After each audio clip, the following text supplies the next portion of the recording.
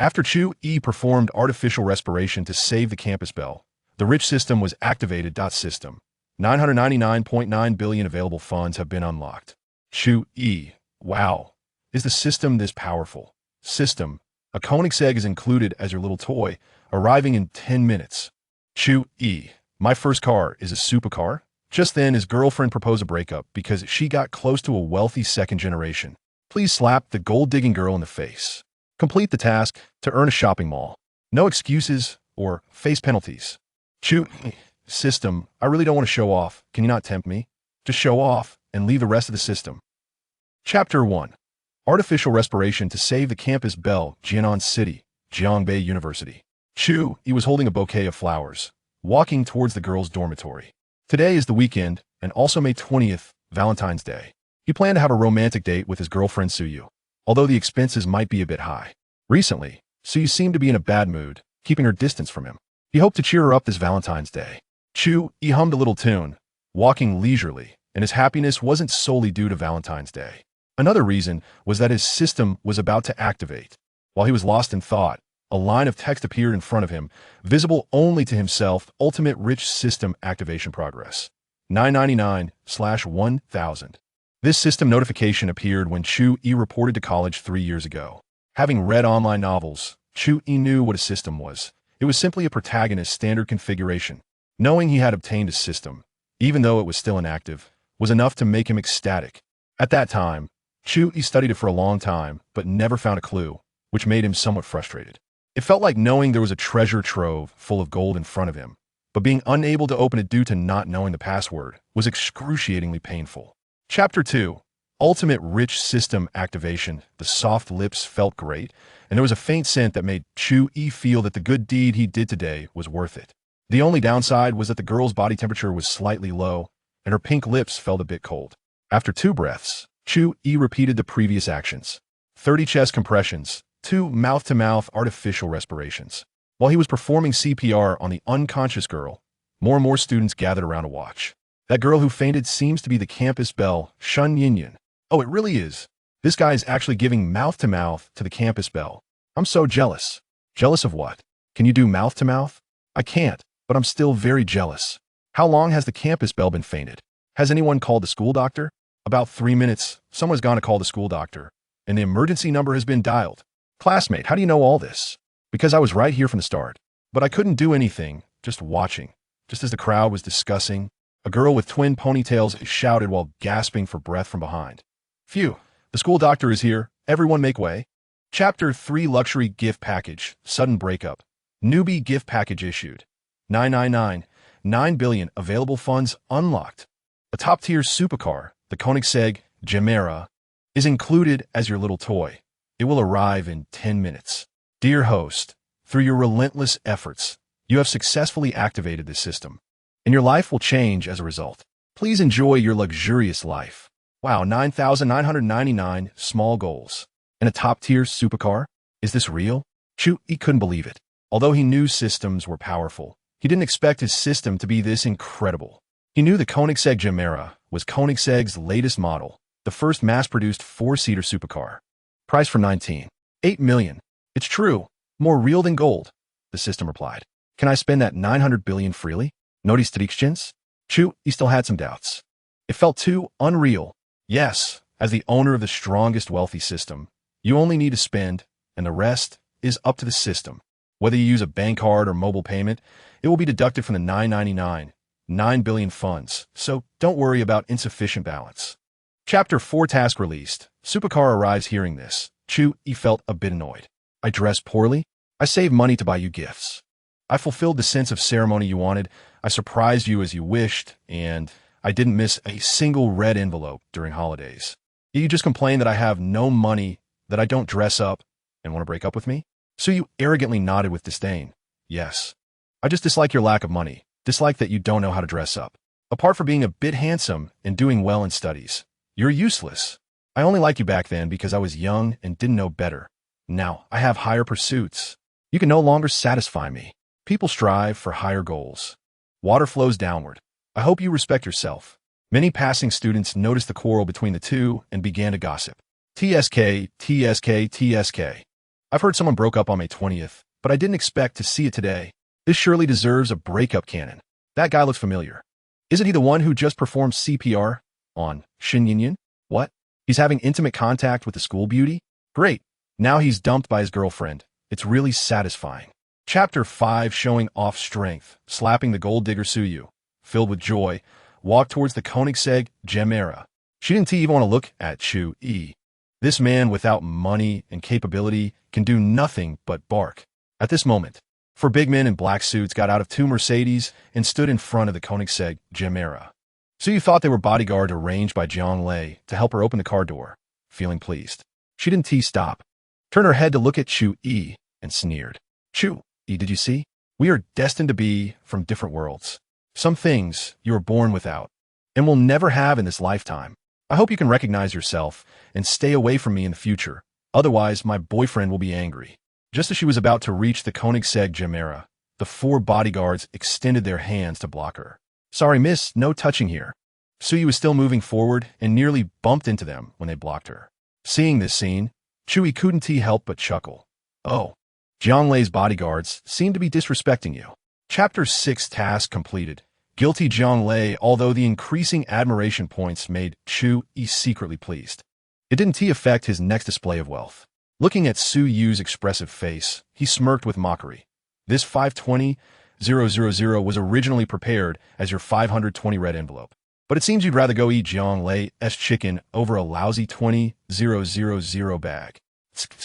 It must say, your operation is really making my scalp tingle. But it's good. It lets me see your true colors. Hearing Chu Yi's cold sarcasm, Chu Yi felt uncomfortable while also undergoing intense inner conflict. The wealth Chu Yi displayed was hard for her to believe. She initially comforted herself, thinking that his luxury car was rented. However, his fearless behavior of slapping the luxury car didn't seem fake. Who would dare to do that if they were renting? It seemed that the payment notification from Alipay was likely real too. She now wanted to lower her head and apologize, reconcile with Chu Yi, but she felt ashamed. Recalling her previous self-righteous attitude made her face flush, wishing she could find a crack in the ground to hide in. Chapter 7 Fake, Rich, Second Generation. Chu Yi's breakdown. Jiang Lei's face changed. Why was Tang Wen bringing up that? With him shouting, everyone would know. Sure enough, upon hearing Tang Wen's words, there was a burst of laughter from the crowd. I know Jiang Lei. He has been flaunting a rich second-generation identity to pick up girls, claiming that the Panamera was a birthday gift from his dad. Haha, so it was rented. No wonder he sometimes doesn't drive and only occasionally takes out on holidays to pick up girls. TSK. Why didn't I think of that? This is hilarious. Jiang Lei just went social death. Ha! Today's gossip is so abundant. I recorded it and will upload it to the campus forum later for everyone to see. Hearing this, Jiang Lei's smile looked forced. Brother Tang, you must be mistaken, right? It should be my cousin who rented it from you, right?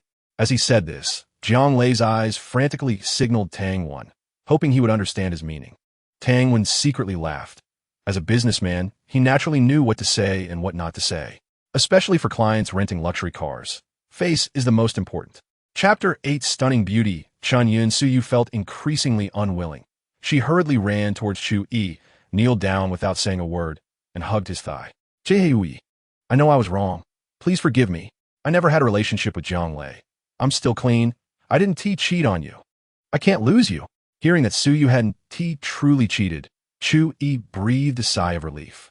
At least his dignity remained intact. Not a bitter green hat. However, although Chu Yi's body hadn't strayed, her mind was already prepared. The more Chu Yi looked at her, the more disgusted he felt. Slightly pushing her away and striding towards the Koenigsegg Gemera. This is where it ends. We have no relationship anymore. After saying this, Chu Yi started the Koenigsegg Gemera and drove away. Tang Wen saw this and hurriedly took his bodyguard and drove his Mercedes to follow. He had just done those things to gain Chu Yi's recognition. Now that the event was over, he wanted to see if he could get a contact number. Although he had Chu Yi's client information and knew his phone number, that was completely different from exchanging contact information. Chapter 9.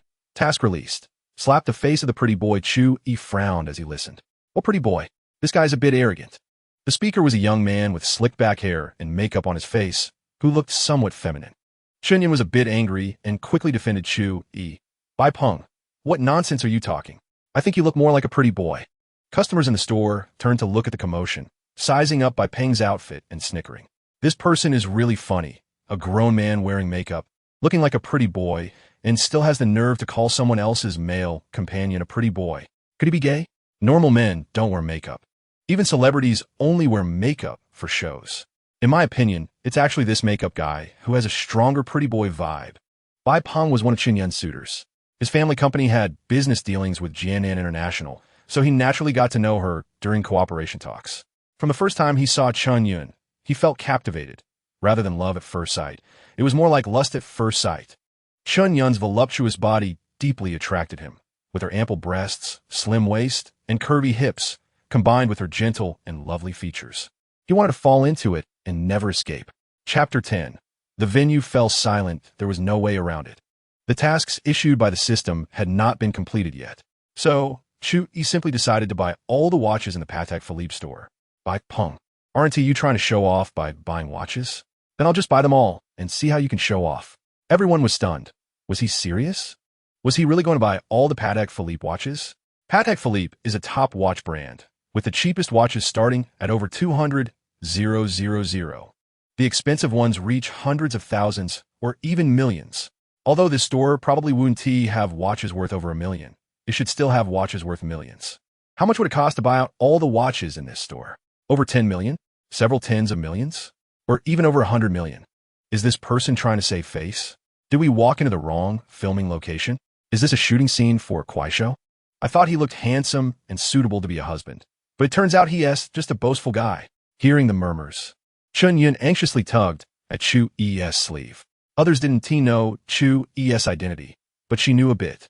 Not to mention, just the identity of the owner of Jianan International was enough to intimidate people, let alone that Chu Yi clearly seemed more than just that. Chapter 11. I don't have a son like you. A wave of admiration points came in, and Chu Yi smiled without speaking. The long receipt from the POS machine slapped all those who doubted Chu Yi right in the face. Just a few minutes ago, they had determined that Chu Yi could not make the payment successfully, yet he actually spent 58 million to buy all the watches from Patek Philippe. What a slap in the face. They now felt their faces burning. They didn't even need to look to know they were blushing. It was too embarrassing. However, the one with the worst expression on his face was definitely Bai Peng. He was staring blankly at the transaction slip, his mouth agape. The words he had just said echoed in his mind like a curse. The more arrogant he was before, the more regretful he felt now. Didn't he expect Chu Yi to be such a big shot? He had been mocking Chu Yi as a pretty boy, looking down on him, thinking he was just putting on a facade. But it turned out that Chu Yi had always been telling the truth. He was genuinely buying, and the money was indeed just pocket change. Meanwhile, he had acted like a monkey, constantly making harsh mockeries, only to end up as the laughingstock. But that was even the most important part. Chapter 12. A woman's heart is like a needle at the bottom of the sea, looking at the increasing admiration points. Chu Yi felt delighted. At this rate, he would soon be able to exchange for more expensive skills. He could already exchange for skills worth 500 admiration points. But Chu Yi wanted to go straight for the mastery skill. Next, Chu Yi and Chen Yun put their purchases in the car and picked a women's watch to wear. Then, under Chen Yun's lead, they walked to the office on the top floor. Jianan International had a total of 6 floors, with the 6th floor being the office area. As Chen Yun walked Chu Yi past the office area for regular employees, it caused quite a stir. Many employees whispered and gossiped quietly. Manager Chen actually brought a handsome guy back today. Could it be that she's dating? Wow, this young man is so handsome. They look great together. Oh, so Manager Chen has this taste. It seems I have no chance now. The goddess has been taken away. I must drink heavily tonight and not stop until I'm drunk. You're treating. Count me in. Count me in. Although the employees misunderstood the situation, Chen Yun didn't seem to mind for some reason. However, to maintain her image as the general manager, she still introduced seriously. This is our new boss of Jianan International Shopping Center, Chu Yi.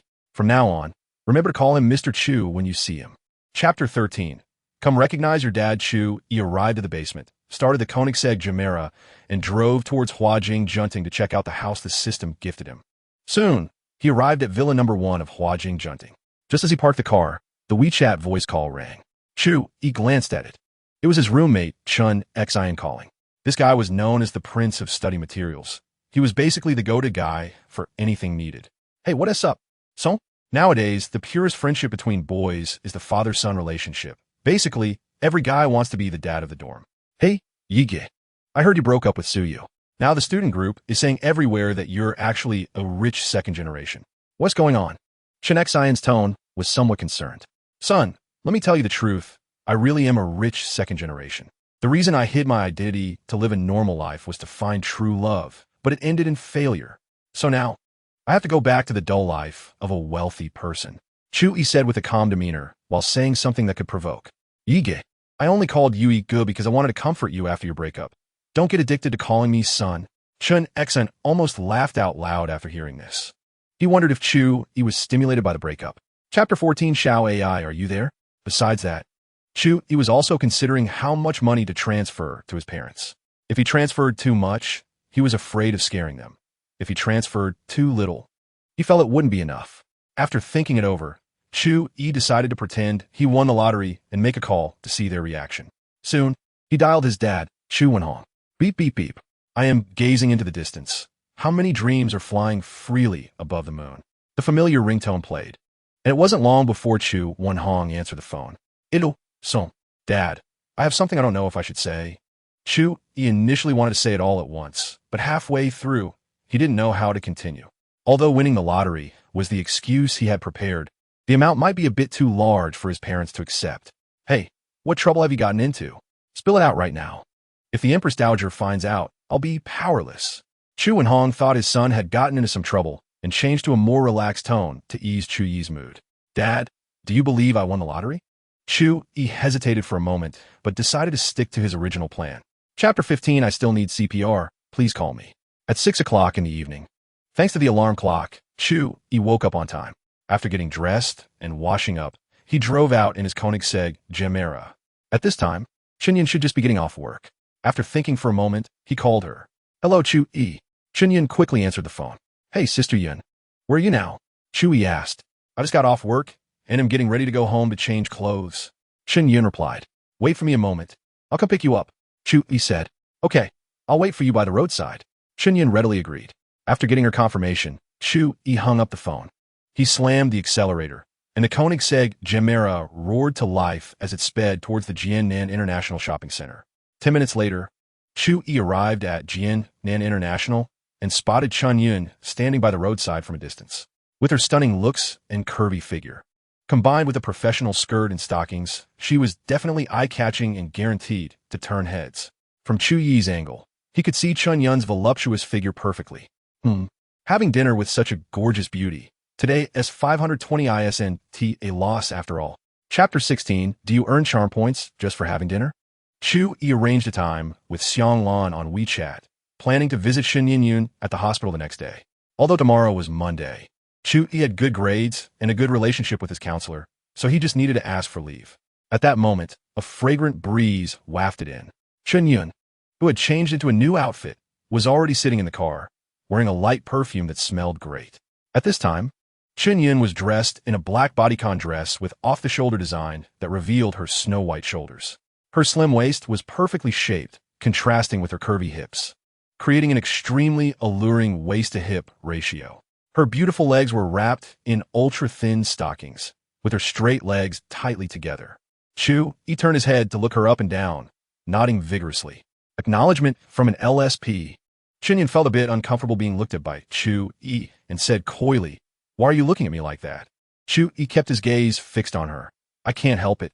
You're just too beautiful. Shameless. Chinyan rolled her eyes playfully. It's almost 7 o'clock. Let's go have dinner. Chu Yi nodded, started the Koenigsegg Gemera, and drove towards the Japanese restaurant he had reserved in advance. Chapter 17, Can Being a Model Make Money? In the morning, Chu Yi slowly woke up under the sunlight, streaming in through the window. That dream from yesterday felt so real. He quickly tossed the sheets and duvet into the washing machine to clean them. Then, Chu Yi went to the bathroom to take a shower and wash up. Glancing at himself in the bathroom mirror, Chu Yi exclaimed, Wow, who is this handsome guy? In the mirror, although his straight eyebrows, starry eyes, and facial features hadn't changed much, he looked significantly more handsome than before. Chu Yi leaned closer to the mirror, pinching his nose and tugging at his face. Did the system really boost my charm by 10 points? Can I rely on my looks to live off someone now? Chu Yi's looks were already quite good, and now he had transformed into a heartthrob everyone loves. After admiring his looks, Chu Yi stopped being narcissistic. There's a saying that a solitary flower does not appreciate itself, being self-absorbed isn't meaningful. When he goes back to school later, his handsome peers will be full of envy. While showering, Chu Yi's mind wandered as he thought about various things. After the battle in the dream, the messy battlefield made him realize that with such a large house, he couldn't team manage the cleaning by himself. Chapter 18 Daily Wage of 2000 What for? After chatting for a while, the three of them gradually became familiar with each other. Chu Yi's occasional jokes could make the two school beauty-level girls laugh uncontrollably. When it seemed like it was time, Chu Yi proposed his idea. Nian, I have a pretty good part-time job. Are you interested? Upon hearing about the part-time job, Shen Yin nodded with interest. What kind of part-time job is it? Am I suitable? Chu Yi smiled and nodded, of course. It's just a matter of whether you want to do it. Xiang Lan looked at him suspiciously and said, Chu Yi, are you trying to pimp? My Yin won't do that kind of thing. Lan, what are you talking about? Shen Yin shyly pinched Xiang Lan's soft flesh at her waist. Ahem, Xiang Lan. Do I look like that kind of person? Chu Yi found it somewhat amusing. What pimping? If anything, he'd be pulling your twin tails. However, he wouldn't say such things in front of the two girls. Well, you don't seem like it. Then tell me what the part-time job is, and I'll help Yin screen it. Xiang Lan squinted her eyes and sized Chu Yi up. It's just that my house is a bit big, and I can't manage the cleaning by myself, so I need to find someone to help with the cleaning. Chapter 19, It's time to reveal. I'm a rich second generation. Wow, Ego, how did you get so handsome? Chun Xen widened her eyes and looked Chu Yi up and down as if she was meeting him for the first time. Admiration value 1, admiration value 1, admiration value 1. The other classmates looked equally surprised. Chu Yi, how did you turn from a regular guy into a heartthrob after a breakup? I suddenly want to break up too. It feels like you haven't changed anywhere, but it feels like you've changed everywhere. Did you get some minor cosmetic surgery? Hey, Chu Yi, introduce me to a plastic surgery hospital. I want to try it too. Come on, with your foundation, even the doctor would cry. Let's wait for the next life. The girls in the class looked at Chu Yi with stars in their eyes. Wow, Chu, you're even more handsome than those idols now. Ah, Chu Yi. The male god is single again, sisters. We have a chance. Chu Yi is so handsome. I've decided. From now on, Chu Yi is my new male god. Admiration value 1. Admiration value 1. Admiration value 1. Chu Yi has a gentle personality, sometimes humorous, and after 3 years of being helpful, he has a good relationship with his classmates. Chapter 20. The bad temper system. I didn't expect you to be this kind of person. Chu Yi. We've been so miserable being deceived by you. Exactly. We've been classmates for 3 years, and you've lied to us for 3 years. Woo. I'm so sad. No, your behavior is too terrible. You must treat us to a meal. Yes, you have to treat us to a meal to heal our wounds.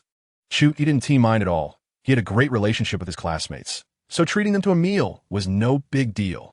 Moreover, it was a great opportunity to earn admiration value. Classmates, treating everyone to a meal is totally fine. How about this?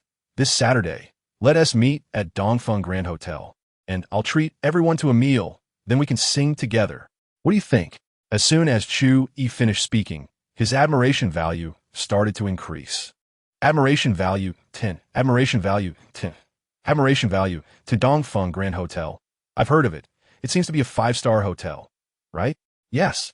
A relative of mine got married there, and I heard that the minimum for a table of dishes is 888 yuan. Our class has nearly 40 people. With 10 people per table, that's 4 tables, which would cost over 30,000 yuan. Brother, E is so generous. Male god E is so generous. Chapter 21.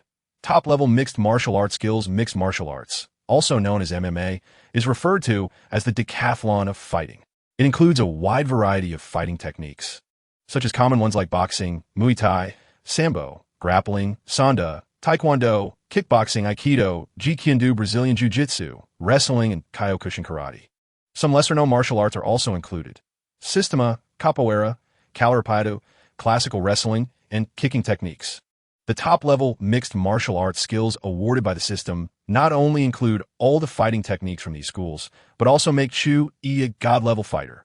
Except for being a bit weak in physical fitness, in terms of technique, experience, and proficiency, he can be said to have reached an extraordinary level. Even though he currently has the physical fitness of an ordinary college student, in a real fight, many provincial champions might not even be his opponent. If his physical fitness catches up, he would be a world-class top fighter. Chu Yi felt a tingling sensation all over his body, wanted to find a place to stretch his muscles. He now felt like an ordinary person who suddenly obtained the profound skills of a legendary hero. Eager to test how impressive his skills had become, I really want to vent something. Chapter 22. Kicking the Fighting Club. It starts with you in the afternoon. Chu Yi set off with his 3 sons, Dog, Exai, and Dan, to the cafeteria in grand style. In this hot summer, he just wanted to grab a quick bite and then go back to the dorm to take a nice nap. After he finished getting his food, he walked towards a seat with his tray. At that moment, someone passed by, and Chu Yi quickly dodged, but the person followed him. Good grief. Are you trying to bump into me on purpose? Chu Yi raised his right foot and stomped down hard on the tip of the person's shoe. You stepped on my AJ. A loud shout attracted the attention of the students eating in the cafeteria.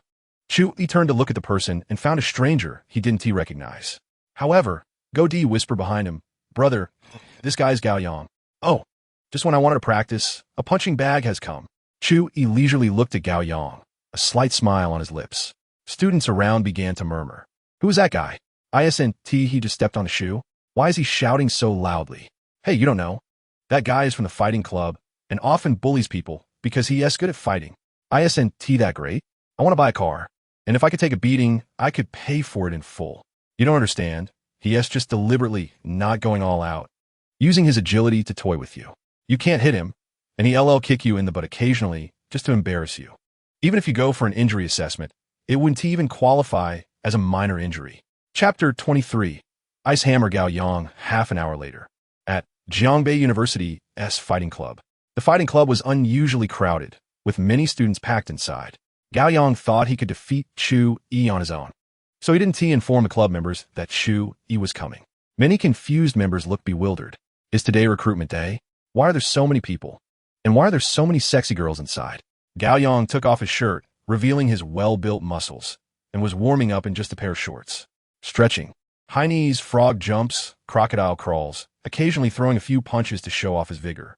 He was just waiting for Chu Yi to enter, and then he would teach him a severe lesson.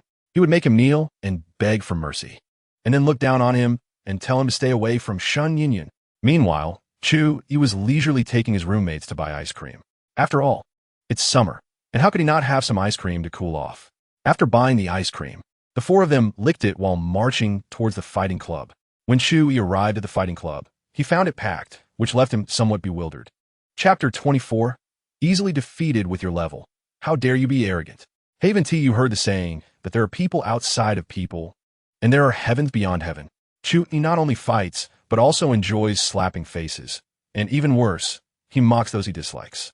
He never holds back against those he hates. His gentle side is reserved only for his own people. Gao Yang shook his head, looking unconvinced. Come again. He didn't think he couldn't defeat Chu Yi. Everything that just happened was just a mistake. However, this time he became more cautious, slowly moving closer to Chu Yi. Then he feigned a punch, but in reality, his right leg swept low with a whip kick. Chu Yi remained calm and directly kicked Gao Yang in the chest with a front kick, easily countering the attack. Gao Yang felt a sharp pain in his chest, accompanied by a wave of tightness, making it hard to breathe. The cheerleaders outside the octagonal cage gasped. Male god, Yi is so handsome. Brother, Yi is so strong.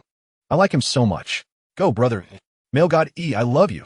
In addition, many students who didn't know Chu Yi but had been bullied by Gao Yang also spontaneously joined the cheering squad. Chu Yi's fan club has grown again. Gao Yang felt embarrassed. As a senior member of the fighting club, he actually couldn't defeat an unknown guy. Chapter 25. Fighting club president Pei Yunxian and Gao Yang walked to the lounge area and took out his phone to call Pei Yunxian. The call was quickly connected, and heavy breathing came from the other end. What's up? Accompanying this were continuous sounds of punches hitting something. Gao Yang was startled. It seemed like this call was not at the right time. On the other end, Pei Yunxian was wearing only shorts, holding boxing gloves, and continuously punching his sandbag. A lot of sweat was pouring down on the training ground, with his phone on speaker nearby. After a moment of silence, Gao Yang cautiously said, Pei Ge, are you busy? Pei Yinxian didn't stop his actions, still hitting the sandbag while responding in a rough voice. Yeah, just say it quickly. Huh. Gao Yang forced a bitter smile. How about we talk after you're done? Pei Yinxian replied. Okay, I'll call you back in 2 minutes. And then ignored him, focusing on the sandbag, listening to the increasingly intense and loud sounds on the phone. Gao Yang's expression became strange. Can the fight really be over in 2 minutes? No. Since Pei Good trusts me so much, I must help him keep this secret. Chapter 26. Are you that weak? Powerful, oppressive, flawless. This was the feeling Pei Yinxian had. He had only experienced this feeling with his father. No, Chu Yi gave him an even greater sense of oppression than his father. A drop of cold sweat rolled into Pei Yunquan's eyes, but he dared not wipe it away. It wasn't that he didn't want to, but that he was afraid. He knew that as soon as he made any move, this guy in front of him would launch a fierce attack. Damn it. Why does Jiangbei University have such an impressive character? Chu Yi saw Pei Yunxian standing like a statue, curious about why he was so stiff. However, since the target was right in front of him, he wouldn't waste time. First, defeat this guy. Chu Yi stepped forward aggressively, quickly approaching Pei Yunxian and throwing a straight punch aimed at his face. Here it comes. Pei Yunquan's tense nerves twitched, and he quickly shifted to dodge. He was waiting for Chu Yi to attack. Only then could he find a flaw. But to his disappointment, Chu Yi didn't show any flaws, or rather, he couldn't find any flaws on Chu Yi. This shocked him. Even during the attack, he wouldn't show any flaws. How could someone at this level possibly be just a university student? Chapter 27. Cheerleaders lining up for signatures. Pei Yunxian. Right? If you want me to teach you, it's not impossible, but you need to show sincerity. There is no such thing as a free lunch. Chu Yi said lightly. Pei Yunquan's eyes lit up, and he hurriedly said, Master, I can pay tuition. Chu Yi waved his hand and said, I'm not bragging. I'm just not interested in money. Pei Yunxian was taken aback. How could that be possible? No one is uninterested in money. Master, I can pay a lot of tuition. How about 10,000 for an hour? Pei Yunxian continued his monetary assault. Chu Yi remained unmoved. He might lack many things now, but he definitely didn't lack money. Money held no appeal for him. I already said I'm not interested in money. If you don't have anything else to attract me, then forget it. Chu Yi said seriously. Seeing that Chu Yi really seemed uninterested in money, Pei Yunquan's mind raced. Could it be that the master was also a rich second generation? But how come there was no mention of such a figure in the Jinan circle? Pei Yunquan's thoughts surged as he pondered what Chu Yi might need. Not being interested in money meant he must be well off. The remaining options were beauty, power, and connections. He had no beauty or power, but he did have a bit of a network. He wondered if the master would be interested. Chapter 28. Master, I'll drop AJ right now, Chu Yi expressed. You're putting me in a tough spot, fat tiger. However, he didn't refuse. Since the girl didn't mind, how could he, a big man, not give face? All right, for your support, I'll go with your idea. Chu Yi smiled helplessly and signed his name quickly. Xie Jiqing looked down at the signature on her chest, appearing a bit excited. That's great. Chu Yi, do you know? You just look so handsome. Chu Yi joked, hey, it's not that I don't want to show off my handsomeness everywhere. Xie Jiqing nodded in agreement. Yeah, if you had shown your handsomeness earlier, you would have definitely had priority in dating at Jiangbei University. That way, so you wouldn't have broken up with you. Chu Yi felt like he was being shot while lying down. How did the conversation turn to Suyu? Cough, cough, let's not talk about that. I'll go sign for the other girls first. As soon as Suyu was mentioned, Chu Yi lost interest in continuing the conversation, letting Xie Jiqing step aside while he signed for the other girls. Chapter 29. Just the master's task after leaving the fighting club. It was almost time for afternoon classes. So, Chu Yi took his roommates to class. What he didn't know was that although the challenge of the fighting club was over, the rumors on the campus forum were getting more and more outrageous. Some students who were present kept embellishing the story, describing Chu Yi as a powerhouse with explosive combat capabilities. The onlookers on the forum went wild with their imaginations. One moment, they said Chu Yi was a hidden master who came down from the mountain. The next, they claimed he was a descendant of a hidden family. And some even said he was a reborn cultivator. Additionally, someone recorded Chu Yi's real combat video in the fighting club, and his handsome and decisive posture attracted many little fans. Now the forum was divided into 3 major factions. Chu Yi's fans, those questioning Chu Yi's identity, and haters. The 3 sides engaged in fierce arguments, with fans supporting Chu Yi, haters typing furiously to criticize him, and the onlookers debating his identity. As a result, Chu Yi gained a lot of admiration points. While attending the last class, a system prompt suddenly popped up in front of Chu Yi. Ding! Detected that the host has gained a large amount of admiration points online, now reaching 3,000 points. Would you like to withdraw? Chapter 30. What's wrong? Are you early? The day's classes quickly came to an end. At 5 in the afternoon, Chu Yi planned to take his 3 good buddies out for a nice meal. The 4 of them arrived at the parking lot and immediately spotted Chu Yi's Koenigsegg Chimera. Its streamlined shape was highly recognizable, standing out like a crane among chickens. It was hard not to notice. Koenigsegg enthusiastically wrapped his arms around Chu Yi's arm, mimicking a girl's manner, and actively rubbed his chest against Chu Yi's arm, saying in a gay tone, "Brother, E, your car is so cool. Can I sit in the passenger seat?" Chu Yi frowned deeply and poked Koenigsegg's waist hard with a finger. Humiliate. Koenigsegg cried out in pain, quickly letting go and looking at Chu Yi with a resentful expression. "Brother, you're being too harsh." Hiss. It's already red. Koenigsegg lifted his shirt to take a look and saw that the spot where Chu Yi poked him was slightly red, taking a sharp breath. "Oomph. If you keep acting so gay, next time it'll be the crushed egg dragon claw." Chu Yi said with a look of disdain. Don't throw away the crushed egg. Wrap it in flour and fry it until golden. The classmates next door will be drooling. Ling Linlin chimed in with a strange laugh. Chapter 31. Arrogant rascals. At this moment, a few customers in tank tops arrived at the next table, their exposed arms covered in bizarre tattoos. The leader was a dark-skinned fat man who immediately took off his tank top, revealing a back full of tattoos. The female server in the shop handed over the menu while politely reminding, "Hello, sir, this is a public place. Please put your shirt back on." A skinny monkey sitting next to the fat man glared and cursed. "Do you have eyes? Can't you see brother who is sweating like crazy? Your air conditioning isn't even cool, and you still want customers to wear clothes?" The server felt a bit wronged, but seeing how fierce this group was, didn't dare to say more. She could only stand by with a grim expression, waiting for them to finish ordering before leaving. As she was leaving, the skinny monkey shouted at the server, "Bring the drinks first, 2 plates of peanuts, and hurry up with the food. Don't keep us waiting too long." The server nodded and walked to the kitchen. Seeing this, Go-D muttered a couple of words under his breath. A bunch of self-important losers. Koenigsegg also whispered in agreement. "I can't stand people like this, acting all high and mighty." Chapter 32. Master. "I'm on my way." Chu Yi sensed the commotion beside him and quickly picked up a can on the table and threw it at the beer bottle the skinny monkey had thrown. Bang! The can hit the flying beer bottle, causing it to veer off its original trajectory and fall to the ground. The group of rascals was momentarily stunned, and the bare-chested brother who frowned, looking at Chu Yi with suspicion. This can throw didn't seem like something a mere kid could pull off. "Xiao Mao, call Longue and tell him we VE encountered tough opponents." Brother who quickly instructed a little brother beside him to call for help, planning to observe the situation further.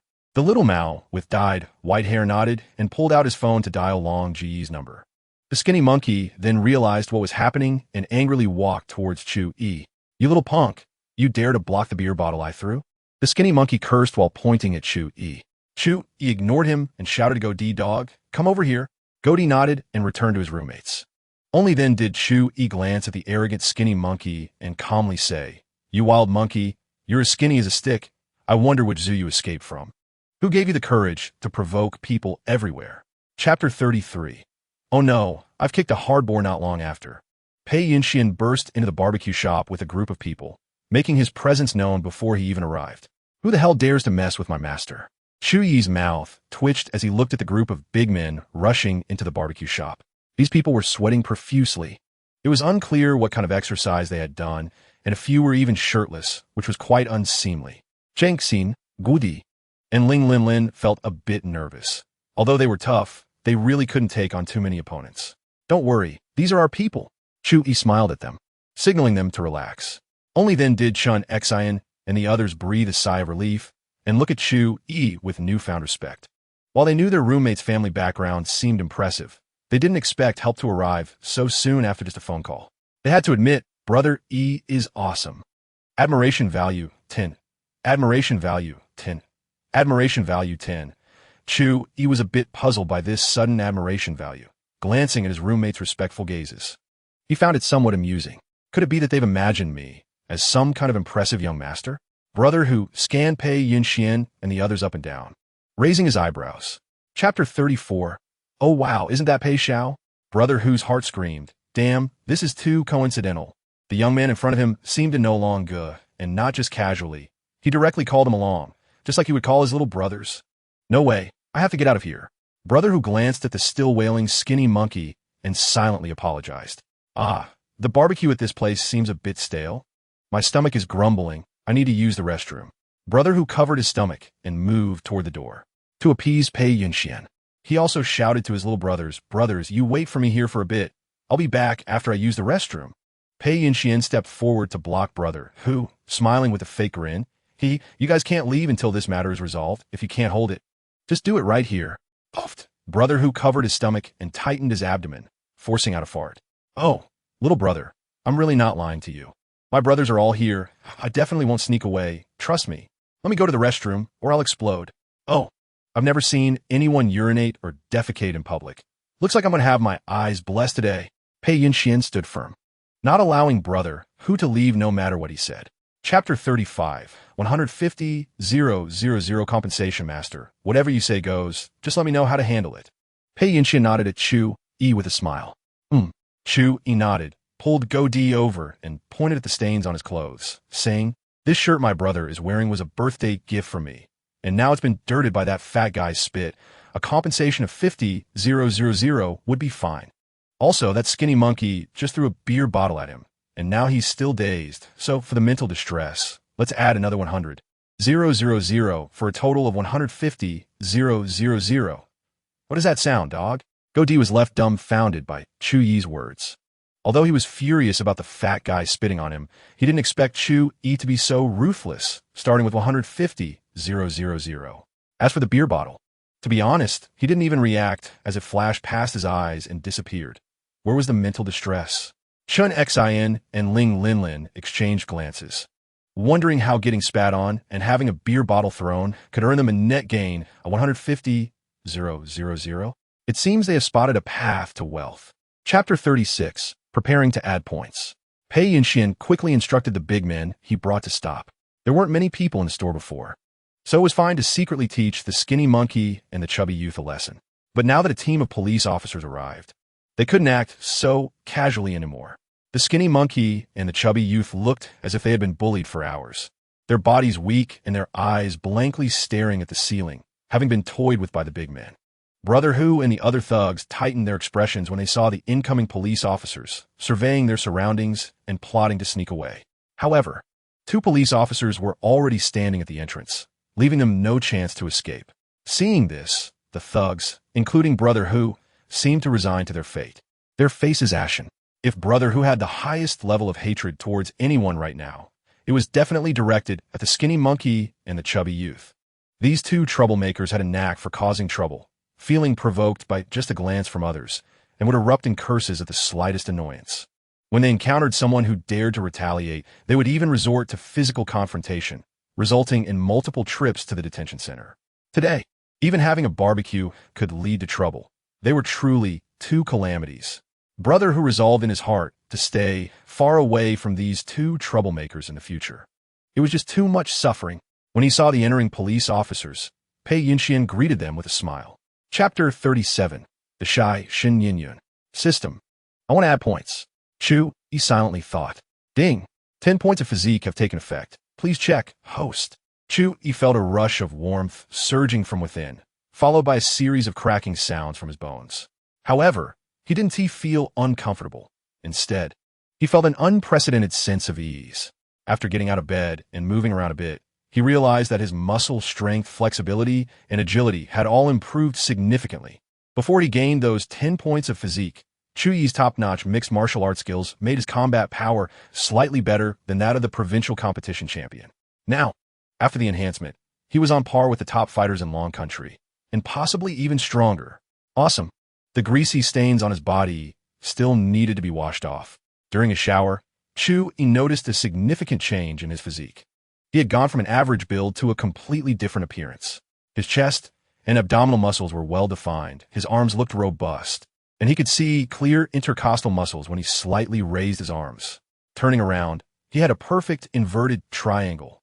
After striking a few poses in self-admiration and admiring his handsome face for a while, Chu Yi finally started to wash himself.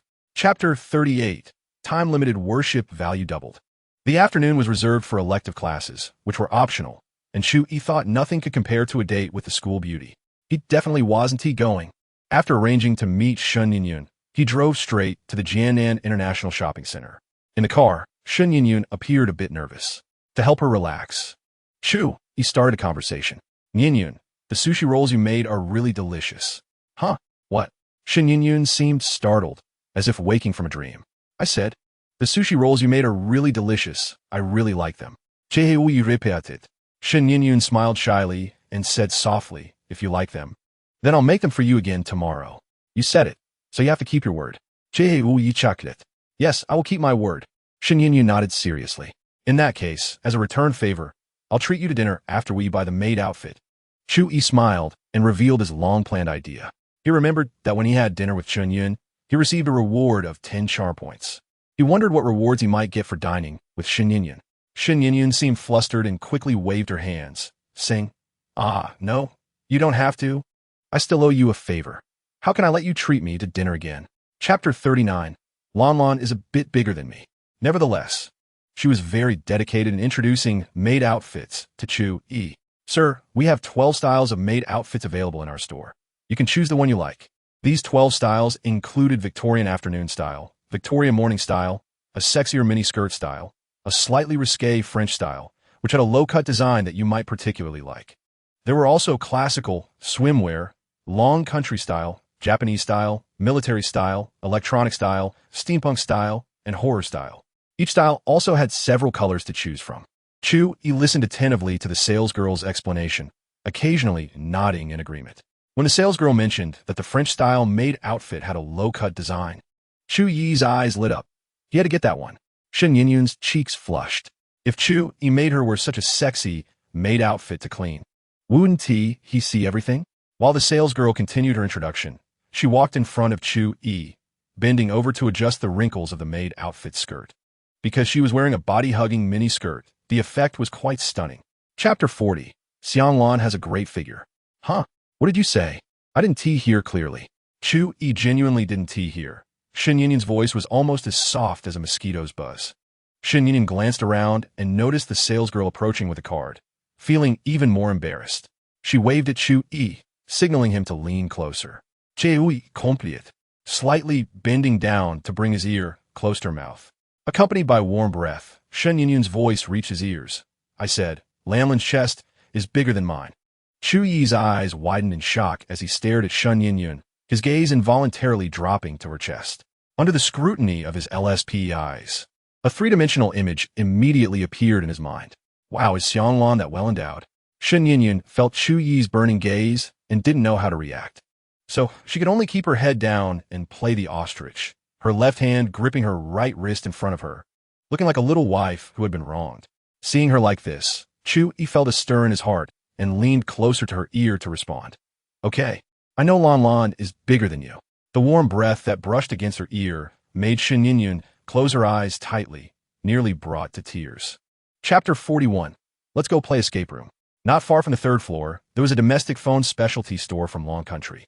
In previous years, Long Country's technological strength was relatively weak, and domestic phones couldn't compare to foreign fruit phones, but now it was different.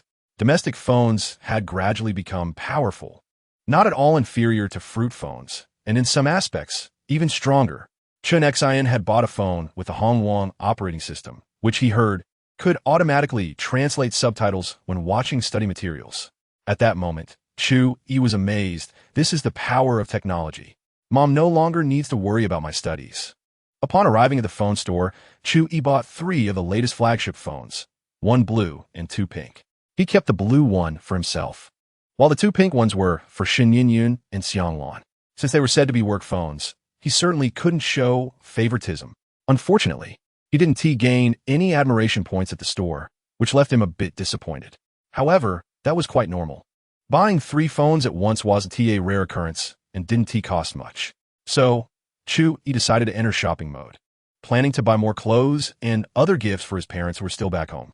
Even though he had transferred 7 million to them, given their nature, they might not be willing to spend it. Chapter 42. Close contact. After Chu Yi's earnest persuasion, Shen Yinyan agreed to play an escape room game, which was essentially a haunted house. Although she was generally afraid of such things, the thought of having Chu Yi accompany her gave her the courage to agree. The reason Chu Yi wanted to play an escape room was that it was still early and not yet mealtime, and he felt that a game with a slightly scary atmosphere could quickly enhance the relationship between them. The same principle applied to taking a girl to see a horror movie. If you go to a horror movie with a girl who has a crush on you, when a scary scene appears, you can naturally put your arm around her. This way, subtle hints of affection will keep appearing in the air. The prerequisite is that you have to be a bit bold. Chu Yi drove Shen Yinyan to an escape room theme store not far from the Jiannan International Shopping Center. Before entering, they read the introduction at the entrance. The horror-themed room was called Six Paths of Reincarnation and included NPCs, which made the gameplay and horror atmosphere a bit better. Upon entering, they could see the specially decorated horror elements, along with eerie music that added to the overall ambience, which was quite good. Chapter 43. Ouch. He touched my bear. The NPC relentlessly circled around the boy with the tinfoil hairstyle and lunged at the girl with short hair.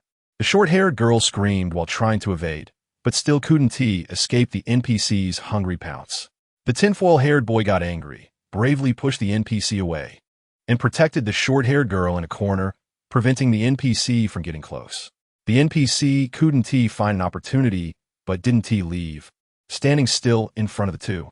To Chu Yi's surprise, he noticed that there was another NPC climbing out of a well, clearly heading in his direction. Shen Yinyan also saw it and was too scared to make a sound, changing her grip to tightly hug Chu Yi's waist from behind. Chu Yi reached out to pat Shen Yinyan's arm, hoping to help her relax a bit, but unexpectedly, this gesture made her even more nervous. She let out a small cry, shutting her eyes tightly and afraid to face the horror. Her childhood psychological trauma stemmed from domestic horror films, and now encountering a similar scene made her heart race. Hearing the girl scream, the NPC quickened its pace and headed straight for Shen Yinyan. Hui, thinking of it as just a game, didn't he intend to make things difficult for the NPC? After all, they were just workers, and it wasn't easy for them. Chapter 44. Exchange. Super hacker, seeing that Manager Jiang was continuously evading responsibility and shielding the employees, Chu Yi smirked and said, "I don't need compensation. Let's stick to the facts. You say they didn't do it on purpose, so let me check the surveillance footage in the monitoring room, and we'll know." He had just seen clearly that the NPC had indeed reached out to Shen Yinyan inappropriately. If he hadn't stepped in front, Shen Yinyan would have been taken advantage of. Additionally, the short-haired girl on the other side had also been harassed by the NPC, so Chu Yi could be 100% certain that these two were doing it on purpose. Manager Jiang frowned at how difficult Chu Yi was being. He discreetly gestured with his left hand behind his back to the front desk. The front desk understood and took out their phone to send a message to a colleague still in the monitoring room to delete the footage. The colleague replied with an OK, and then began deleting the evidence. "Sir, what you're saying is quite serious. While we deeply apologize for what happened to your female companion, we've already expressed our sincere apologies and made compensatory measures. If you still want to check the surveillance." Generally, the surveillance footage in stores cannot be casually shown to customers. On one hand, it protects the privacy of other customers, and on the other hand, the layout design of the escape room is considered a business secret, so I cannot agree to your request. Chapter 45. Manager Jiang panicked. Manager Jiang, appearing calm, gestured invitingly and said lightly, "Since this gentleman doesn't believe us, let us do it your way." Xiao Lin muttered, "I already said the surveillance records were lost. Do you think they can be restored?" "Yes, I can." Chu Yi stepped forward, sat down at the computer, and smiled. With a flurry of sounds, under everyone's watchful eyes, Chu Yi's fingers flew across the keyboard, making it somewhat dizzying. A pop-up filled with code appeared on the computer screen, giving everyone an unexplainable feeling of awe. Manager Jiang began to feel anxious and exchanged a questioning glance with Xiaolin. If the footage really was restored, they would have no way to explain. Xiaolin smiled, his expression steady as a rock. "The surveillance footage has been overwritten more than 3 times. How could it possibly be restored? Even if this guy's typing speed is incredibly fast, it doesn't mean he is impressive.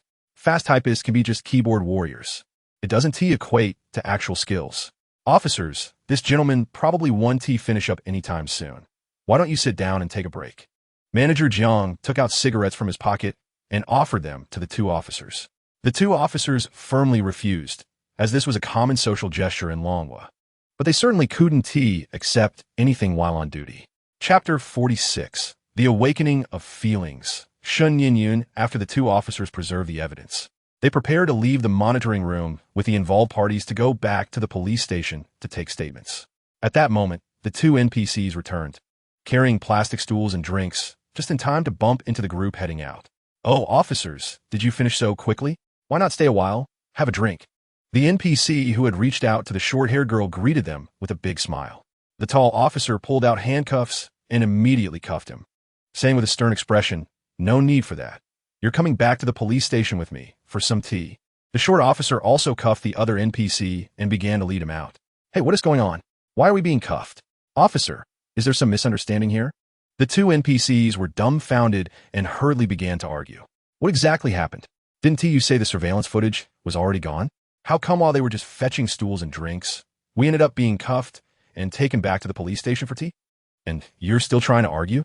You know exactly what you did," the boy with the middle part said angrily. Chapter 47. May the beauty of the world be intertwined with you. Chu Yi brought Shun Yin-yun to the police station and unexpectedly ran into Pei Yunxian, who was just walking out. "Hey, master, what brings you here?" Pei Yunxian asked in surprise, glancing at Shun Yin-yun beside Chu Yi. He continued, "Wow, is this your master's wife? I didn't expect her to be our school's beauty. Shun, you two really are a match made in heaven." As a prominent figure at Jiangbei University, Pei Yunxian naturally recognized the school beauty. Hearing Pei Yunxian's teasing, Shun Yin-yun's face turned red, and she lowered her head to fiddle with the hem of her clothes. Chu Yi gave Pei Yunxian an appreciative look. "You're quite perceptive." Then, with a serious expression, he said, "Watch your words, this is my friend." "Oh, so she is just a friend? Got it, sorry about that. I really need to watch what I say." Pei Yunxian intentionally elongated the O sound and said with a smile. After exchanging greetings, Chu Yi explained the situation. "So, we just came from an escape room, but we encountered an NPC who was harassing girls, and the other group we were with called the police, so we came here to give our statements too." Chapter 48. The spear moves, the white dragon sings. Chu Yi felt his heart race a bit. Was this the goddess? So beautiful. The two chatted and laughed their way to a beef hot pot restaurant, but most of the time, it was Chu Yi doing the talking, while Shun Yin-yun occasionally responded softly. This restaurant was called Nyonyo Hot Pot, famous and well-reviewed in Jiannan City. Their beef was fresh and delicious, and the portion sizes were generous. The average cost per person wasn't too high either. A couple's set meal would only be a bit over 300 yuan. Chu Yi didn't take Shun Yin-yun to an expensive place. For a girl who had never eaten hot pot or barbecue before, a place that was too pricey might be a bit overwhelming. Moreover, although he now had a bit more money, he didn't put much stock in dining out.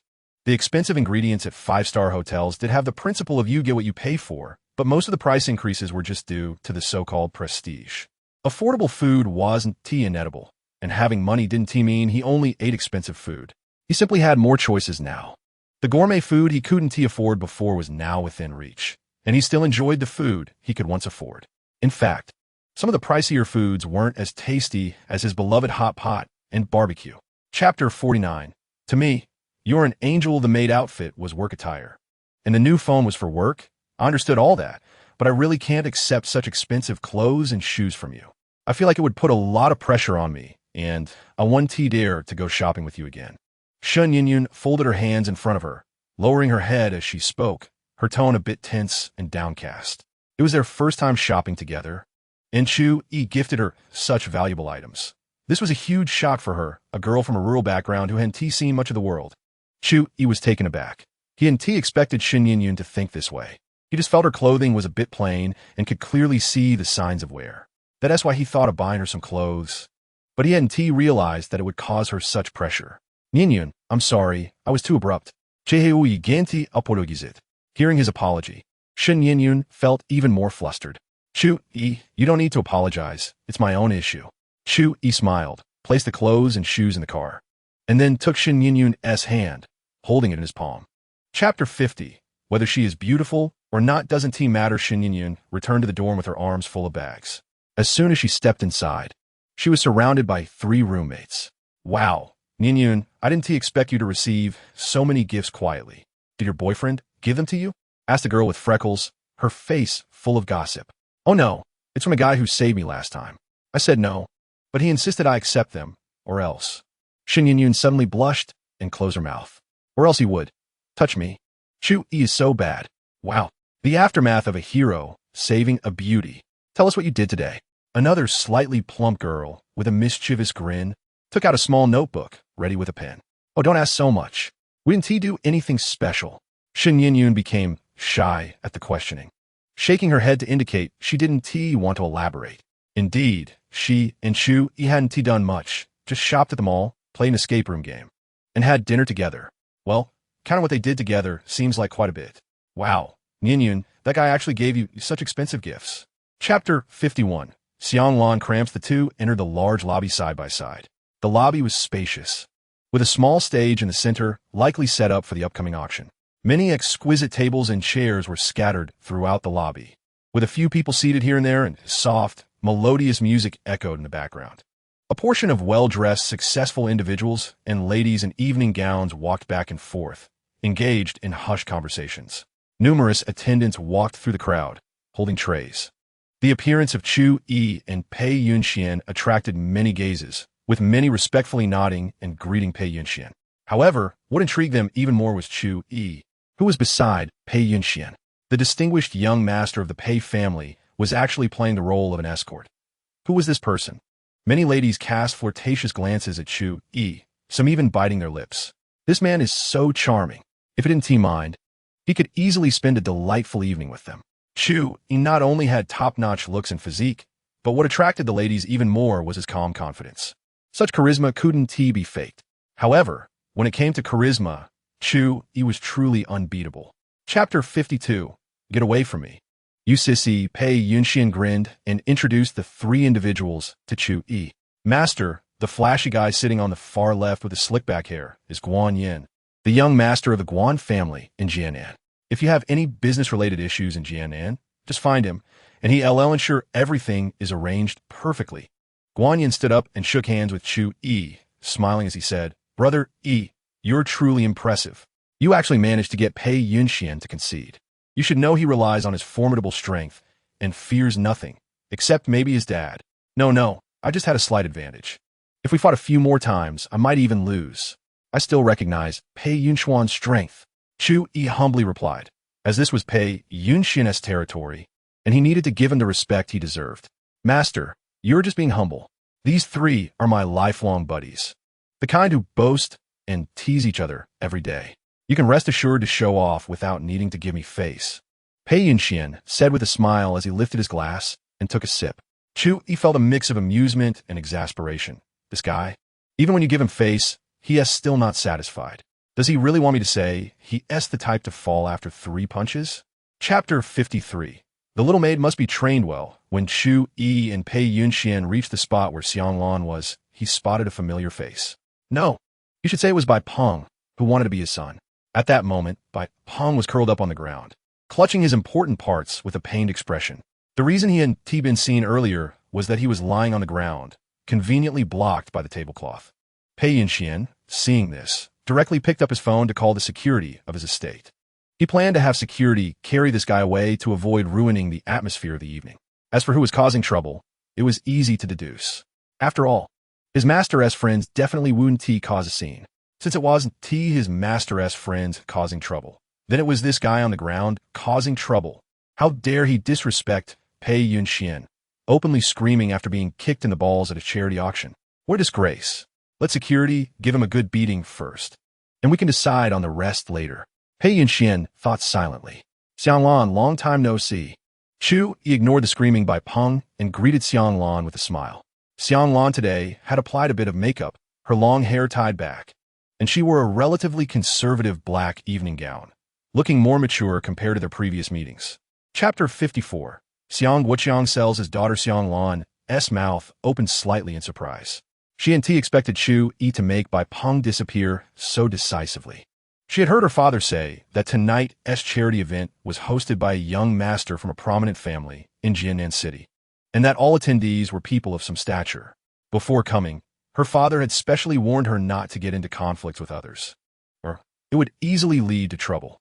Just now, She couldn't stand by Peng's increasing audacity any longer. If she didn't fight back, that sissy would have come too close. Just thinking about it made her nauseous. Xiang Wuqiang stood by, dumbfounded. He attended tonight's charity auction and naturally knew Pei Yunxian. He had only heard that this young master from the Pei family was usually quite arrogant, but he didn't expect him to be so accommodating to Chu Yi. It should be noted that even he found it somewhat difficult to get acquainted with Pei Yunxian. Yet, his daughter's friend seemed to be on the same level as the young master from the Pei family. This made Xiang Wuqiang overjoyed tonight.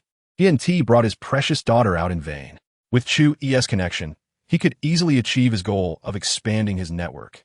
Seeing the surprised expressions on the father and daughter, Chu Yi smiled slightly. "Uncle, I have some private matters to discuss with Lan. So I'd like to take her to our table. Is that all right with you?" Chapter 55. Why is this guy coming over? The four young masters politely toasted, not only making Xiang Wuqiang's face glow with joy, but also causing the guests present to be full of curiosity about Xiang Wuqiang's identity. Many guests began to whisper among themselves. Who is this person referred to as Uncle Xiang by several young masters? Why do they show him such respect? Yeah, I saw several tycoons come over to toast earlier, and those young masters simply raised their glasses in a gesture without even moving their butts. Yet, they are so respectful to this Uncle Xiang. If only I had the chance to get to know him. I don't even know what his background is. But I chatted with Mr. Xiang earlier, and he runs a physical business in Jiannan City. We even exchanged business cards. Buddy, I heard you seem to be in the internet business. I happen to have resources in that area. Why don't we find some time to discuss cooperation? If I can introduce this Mr. Xiang, that would be even better. Haha, sound good. Damn it, Mr. Xiang just toasted me and wanted to chat. But I turned him away. Tonight's biggest gain just slipped away. Last time I went to the temple to pray. The abbot said I would meet a noble person today. It seems Mr. Xiang is my noble person. If I can really get to know Mr. Xiang, I'll donate 1 million in incense money next time I go to the temple. Amiba, may Buddha bless me. Chapter 56. Xiang Lan, the proud little cat with warm, soft jade in his arms. Chu Yi felt quite pleased. After all, a figure like Xiang Lan, reminiscent of a comic book character, is quite rare. Holding her felt just wonderful. Xiang Lan struggled to get up, but Chu Yi didn't stop her, although he thought the soft feeling was great. The relationship wasn't at that level yet, and being too forward might backfire. As a capital-rich hunter, he just needed to lay down traps to lure his prey. Later, he could tame that aggressive prey into a cuddly pet. If he pulled out a shotgun and shot it dead, wouldn't that be boring? Cough, cough, cough, Pei Yunxian. Look at that girl in the low-cut dress over there. She looks nice, and her friend has a big butt too. Let us go get to know them? Qi Junha, seeing that Chu Yi and Xiang Lan had business to attend to, coughed a couple of times and pulled Pei Yunxian to go stroll around. Where? I just like girls with big butts. Pei Yunxian's eyes lit up, instantly turning into radar as his gaze shot towards the direction Qi Junha pointed. So ruthless. Old lord, your gaze is sharp. Let us go. The big butt girl is mine. Her friend is all yours. Okay, I want to compete with you. Qi Junha nodded with a smile. Chapter 57. A comfortable pillow later. To understand Yin Yin better, I pretended to be a part-time temporary worker. And after some back and forth, we got familiar. After saying how she and Shin Yin Yin met, Xiang Lan added dryly. Is that it? Chu Yi looked at Xiang Lan with a puzzled expression. Yeah, that's it. Otherwise, what do you think there could be? It's not like we're filming a TV drama. Xiang Lan put her hands on her hips, speaking with conviction. That's it. If you ask me again, I won't tell you anything else. You're such a jerk, Chu Yi. Okay, fine. You're the one with the big chest. You get to decide. Chehe Wu Yi nodded. You pervert. Xiang Lan's cheeks flushed as she quickly covered her chest with both hands. However, Chu Yi didn't pay her any more attention. Instead, he focused on eating, occasionally giving his opinions on the dishes. This dish is delicious. This one is not bad either. It's sour and spicy. This one is okay too. Xiang Lan stared blankly at Chu Yi, who was leisurely enjoying his food. She was somewhat at a loss. Just a moment ago, he was all about wanting to dig deeper into her story. Why had he stopped asking questions after this one? The sudden change caught her off guard and made her feel a bit uncomfortable. Chapter 58. Top-notch culinary skills. Tenfold rebate card. Xiang Lan felt like crying. This shameless guy was lying in her arms, and he kept moving around. She wanted to push Chu Yi away, but he was too heavy for her to move. Chu Yi, get up quickly. My dad is coming. Suddenly, Xianglan caught sight of her father walking towards their table while chatting with others, and quickly said, Huh? My father-in-law is coming. He hurriedly broke free from the tender embrace and got up from Xianglan's arms. Xianglan was left dumbfounded by his quickness. So you were pretending to be drunk all along? Before Xianglan could question him, Xiang Guoqiang returned, beaming. Haha. Little Chu, thank you so much today. If it weren't for your help, those industry bigwigs wouldn't be so enthusiastic towards me. Come, uncle will toast you. Chu Yi looked at Xianglan, who wore a resentful expression but dared not speak. For some reason, he felt inexplicably happy. It was the most fun to tease such a proud girl. However, with Xiang Guoqiang in front of him, he couldn't be careless, as he was to be his future father-in-law. Chu Yi stood up, filled his glass, and raised it towards Xiang Guoqiang, saying, Uncle Xiang, there's no need to be so polite. Lan Lan and I are good friends, and I'm very happy to be able to help you today. Chapter 59. Let the children strive for the rise of Long Country now. The auction officially begins. The first auction item is a replica of the Mingxi Yunchikiji map. Although it's a replica, it is a work by a famous master of Long Country, with a starting price of 1 million. Each bid must increase by no less than 50,000. Under Liu Ya's hosting, the auction began. However, the 1 million price was still a bit high for some industry elites, so only a small portion of wealthy entrepreneurs participated in the bidding. 1.05 million. 1 million. 2 million. Xiang Guoqiang felt that he had received care from Chu Yi and Pei Yunxian and found it necessary to bid on an item as a gesture.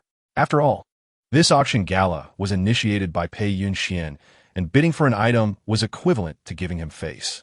Moreover, although this Mingxi Yunchikiji map was just a replica, Feng Lu was a renowned figure in Long Country's painting and calligraphy world, and works from his hand had great collectible value and potential for appreciation. Thus, Xiang Guoqiang raised his paddle and bid 1.3 million. Liu noticed someone at the table of Pei Yunxian raising a paddle and looked over in surprise. Logically speaking, the auction organized by the Pei family should not have anyone from a side bidding. Chapter 60. Bidding more fiercely than a fixed price, Xianglan blinked her big eyes at Chu Yi, not expecting this rogue to have such a grand idea. Brother Yi is awesome. Awesome. Our Long Country gardener, Brother Yi. Brother Yi is magnificent. This is the correct posture of being magnificent. Pei Yunxian and the others laughed. Although Chu Yi's statement about not being interested in money was somewhat exaggerated, casually pulling out so much money for charity was not something just anyone would do. Especially Qi Jun, Guan Yin, and Chen Shuai, who looked at Chu Yi with newfound respect. Tonight was their first meeting with Chu Yi, and before this, Pei Yunxian had already greeted them, stating that Chu Yi was his master, and they should give him some face. As childhood buddies, they certainly had to give that face. Not only did they have to give it, but they also had to make their childhood friend's master feel comfortable and respected. So from the moment they met Chu Yi, they were very polite, but that was only on the surface. They were all second-generation rich kids from Jianan City, with superior family backgrounds, abilities, and vision. And being so polite to someone they just met was already giving him a lot of face. Chapter 61. The system always tempts me to show off. The scene erupted into warm applause again, and some guests were so excited that they cheered inappropriately for the occasion. Although they couldn't do what Chu Yi did and didn't understand it, it didn't stop them from watching the fun. Human nature is to love to watch the excitement and gossip, regardless of status. Chu Yi stood up, glanced around, pressed his hands down slightly, and smiled. Thank you, everyone, but let's continue with the auction. The auction is important. The guests kindly stopped their noise, and many echoed in agreement. Yes, the auction is important. This is only the third item. Although this gentleman had won the first 2 auction items, there would still be opportunities for charity later, and these auction items also had significant collectible value. But this gentleman is truly powerful. Ordinary people can't afford to do such a thing. Although I think this gentleman has a hint of showing off, he doesn't seem to need to. He's just slightly revealing his strength. Anyway, he's impressive. In the midst of laughter, the auction continued. After Chu Yi sat down, he noticed the strange looks from everyone and couldn't help but tease. What's wrong? Did my display of wealth make you all think I'm even more handsome? Chapter 62. The auction gala ends. Admiration value 100. Admiration value 100. Admiration value 100. Everyone at Chu Yi's table was stunned. You can't just throw money around like this. he casually tossed out tens of millions. If it weren't for the close relationship between Chu Yi and Pei Yunxian, someone might have thought he was boasting. This gentleman bid 19.6 million. Is there a higher bid? Ludia spoke evenly. She felt that what she was saying was nonsense. How could there be a higher bid? But it was her duty, so she still asked according to the rules. Undoubtedly, no one would bid again. The price Chu Yi offered was too high, completely exceeding the actual value of the auction item. In that case, congratulations to this gentleman for successfully acquiring the fourth auction item for 19.6 million, Luya said with a professional smile. From that moment on, the atmosphere at the auction became somewhat strange, because all the bidders did not know whether Chu Yi would suddenly bid high again as they neared the end of their bidding. So the speed of bidding became a bit slow. Chapter 63, Black Star Security Head. Longqing. After the gala ended, everyone went home. However, Chu Yi did not leave, but followed Pei Yunxian to the medical room. Bai Peng was still waiting for him in the medical room. Coincidentally, this guy had encountered Chu Yi twice in a row. The first time, he had encountered this guy's provocation while shopping with Chen Yun, and back then, he didn't know anyone and could only let this guy go. Now, he ran into him again at the gala hosted by Pei Yunxian. And this little buddy even wanted Xiang Lan's contact information. Today, he must give him a painful lesson. While walking, Chu Yi's phone rang, and he took it out to answer. A slightly cold yet still pleasant female voice came from the phone. Master, I am the head of Black Star Security Company. Longqing. Chu Yi was taken aback for a moment, but quickly came to his senses, his eyes lighting up. This should be the head of the security company that the system rewarded him with. He didn't expect it to be a girl, and judging by her voice, she should be quite attractive. Longqing, you don't need to call me master, just call me boss from now on. Although being called master by a girl felt oddly satisfying, it certainly wasn't appropriate to call him that all the time. Chapter 64. The cold and elegant long legs. It was only when Chu Yi got into the car that he remembered he had been drinking today. Driving under the influence was absolutely out of the question. As the saying goes, driving without proper conduct leads to tears from loved ones. His wonderful life was just beginning, and he should avoid doing anything harmful to himself or others. All right, he could contact Longqing. Thinking of it, Chu Yi took out his phone and dialed Longqing's number. Besides asking her to be his designated driver, he also needed her to investigate the Bai group, where Bai Peng was, preferably obtaining some dirt or business secrets. That way, Bai Peng would have no way to turn things around. I'm here, boss. What can I do for you? Longqing answered the call. Longqing, come help me drive. I've had some drinks tonight and can't drive. Chu Yi said. Okay, boss, I'll be there in 5 minutes. Longqing said before falling silent, quietly waiting for Chu Yi to hang up. After hanging up, Chu Yi mumbled to himself, her voice is quite nice. 3 minutes later, a woman with a short ponytail and dressed in a sharp black suit arrived beside the Koenigsegg Gemera. Boss, I'm here. Chu Yi looked Longqing up and down. Although she was dressed very professionally, she still exuded feminine charm, giving off a cold and elegant vibe. Chapter 65. The maid arrives, however. Since she had now become his subordinate, he would definitely arrange for a comfortable life for her. Following Yigu means there's meat to eat. During the rest of the drive, Chu Yi temporarily set aside his thoughts of flirting and just chatted casually with Longqing. Thanks to Chu Yi's smooth talk, the atmosphere in the car was very harmonious. Before long, they returned to the luxurious Huafu outing. As they got out of the car, Chu Yi pretended to be a bit dazed and said, Longqing, I just drank a bit too much, and the alcohol is hitting me. Can you hold me back? Longqing bit her lip lightly and nodded in agreement. The two got out of the car, and with Longqing's support, Chu Yi returned home.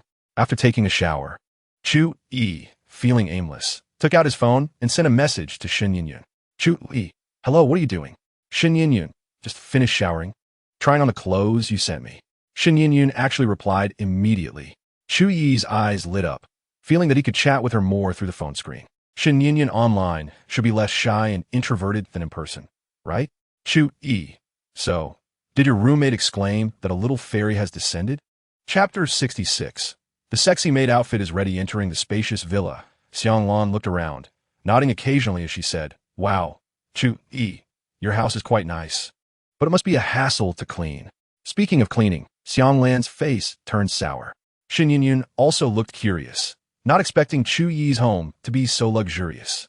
She had never seen such an extravagant villa, having only seen them in film and television dramas. Thinking that she would help Chu Yi clean, Shen Yinyan felt a bit excited. It seemed that as long as she could do something for Chu Yi, she would be very happy. She didn't know why she felt this way. Come on, you two sit down. What do you want to drink? I'll get it for you. Chu Yi simulated, gesturing for them to take a seat on the sofa. Is there orange juice?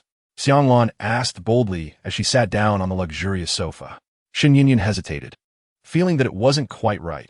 After all, they were there to work. Yinyan, you can sit too. Don't be too polite. Chu Yi simulated, walking over and pressing her shoulder to encourage her to sit on the sofa. Shen Yinyan felt a jolt like an electric shock when Chu Yi's hands touched her, and she obediently sat down on the sofa. This is more like it. What do you want to drink? Chu Yi asked Shen Yinyan.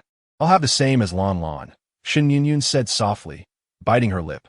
She rarely visited others' homes and didn't have much experience in such situations. Seeing Shen Yinyan feeling a bit tense, Chu Yi shook his head and chuckled.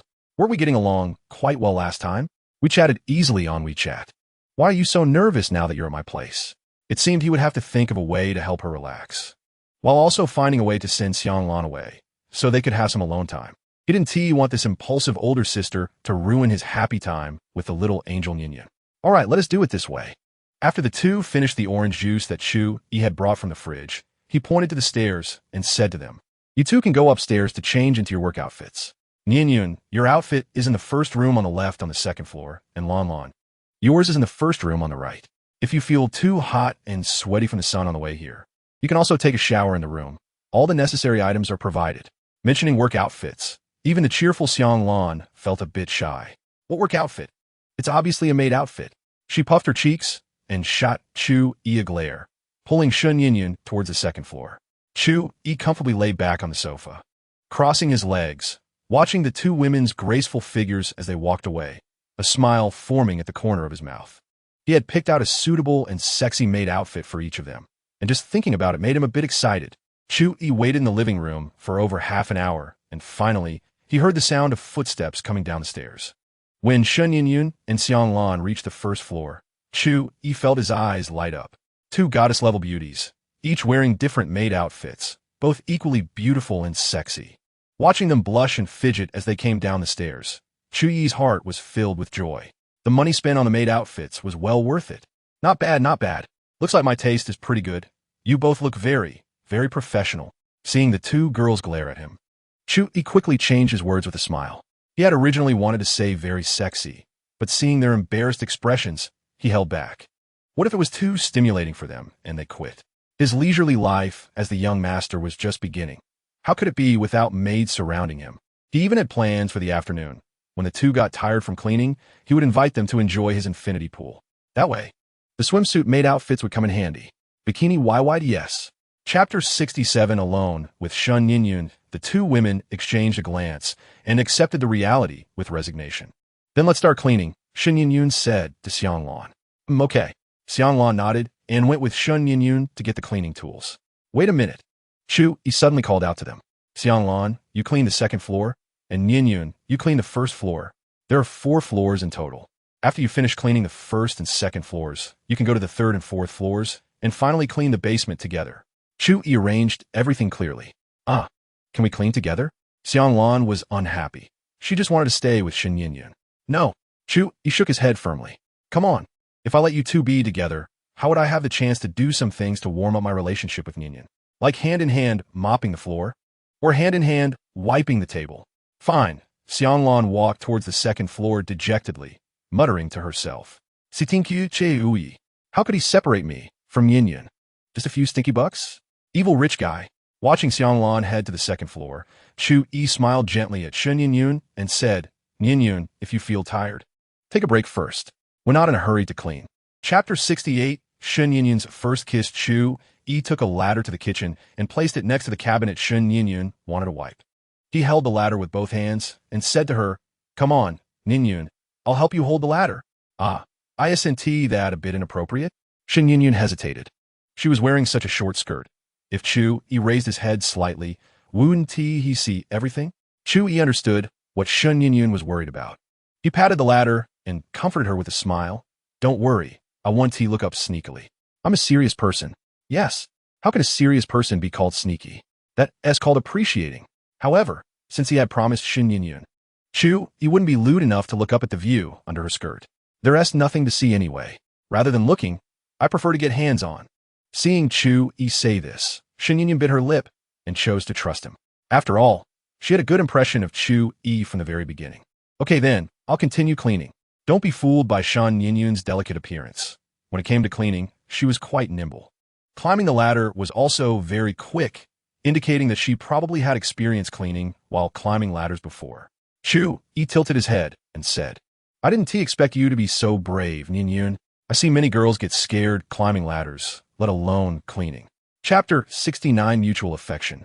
A kiss to confirm feelings, just as Chu Yi was about to take the next step, getting hands-on.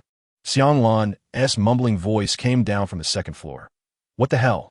Why are there cockroaches on the second floor? As she reached the first floor, Xianglan looked around and noticed some movement in the kitchen. While walking, she said, Chu Yi, your cockroaches are huge. I'm going to duel with the cockroaches. Before she finished her sentence, she saw the two of them kissing and felt her scalp tighten, almost exploding. Speaking very quickly, she rushed back upstairs. However, with her interruption, Chu Yi and Shin Yin also stood apart. Damn it, I was just about to get hands-on, and I got interrupted by Xianglan. Now Chu Yi felt quite resentful towards Xianglan. Shin Yin shyly escaped Chu Yi's embrace, lowered her head, and fidgeted with the hem of her clothes. Oh my god, just now, I actually kissed Chu Yi. This was her first kiss. She didn't expect it to be lost in a daze. And she didn't even know what it felt like. It felt so regrettable. However, her first kiss seemed to be quite good for Chu Yi. He treats me so well, and he looks handsome. Shin Yin peeked up at Chu Yi and quickly lowered her head again. Now she didn't know what to do. Chapter 70 Helping father-in-law with his illness. The sudden assist from the system boosted Chu Yi's confidence. He pondered for a moment and said, Yin, do you believe me? Why do you ask this? Of course I believe you. Shin Yin stopped organizing her clothes, raised her head with big sparkling eyes, and said seriously to Chu Yi. Since she agreed to Chu Yi's confession, she quickly accepted the change in their relationship. The gloom in her heart was swept away, and she felt much brighter. Now Shin Yin looked much more confident. Chu Yi was genuinely happy for her, not expecting the effect of their kiss to be so good. It seemed there would be more opportunities to kiss. Refreshing and energizing, never tiring. By the way, I heard you say your father has difficulty moving. Can you take me to see him? Chu Yi took Shin Yin's hand, covering it with his other hand, and smiled. Maybe I can heal your father's legs. A flash of surprise crossed Shin Yin's face, and she asked incredulously, Chu Yi, is that true? Can he heal illnesses? He knows too much, right? Shin Yin still remembered the last time she went to escape the room with Chu Yi. He showcased his powerful computer skills.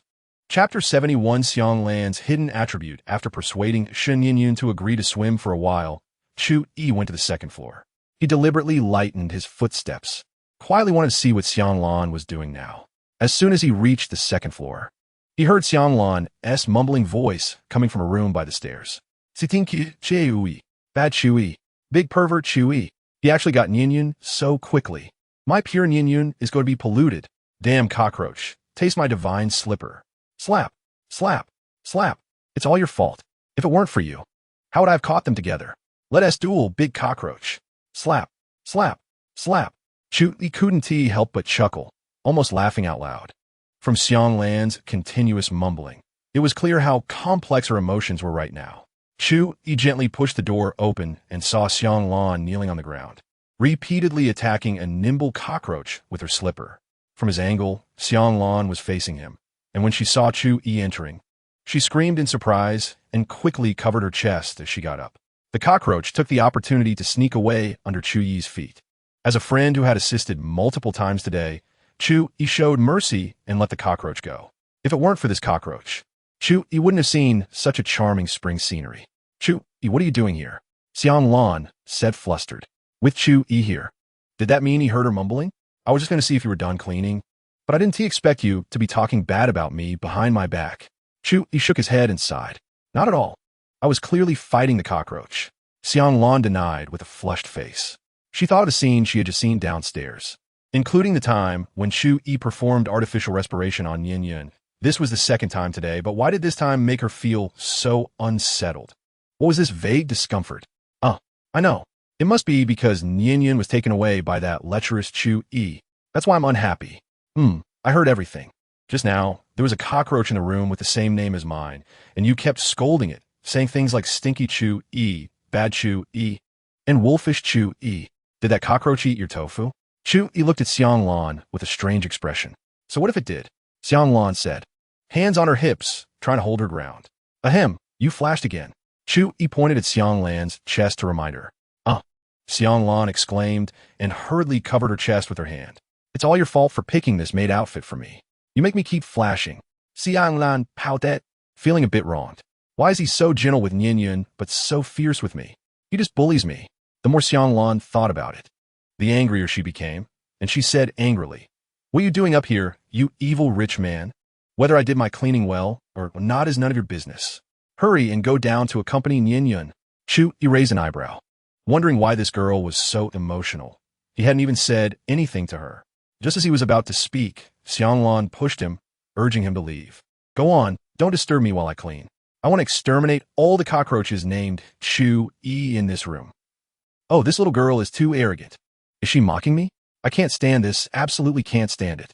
Chu Yi's mind filled with things he had wanted to do before. Content deleted. Chapter 72. Finished. Blood circulation. Content deleted. Seeing Xiang Lan looking at him with her big watery eyes, Chu Yi felt something was off. Just as he was about to speak, Xiang Lan changed her demeanor, no longer strong, but instead speaking in a delicate tone. Chu Yi, can you hit me a couple more times? What? Goodness. Just as I expected. You are indeed that kind of woman. Chu Yi slapped Xiang Lan again, making her cry out in pain. Oof. Do you still dare to threaten me with Nian? Chu Yi said fiercely.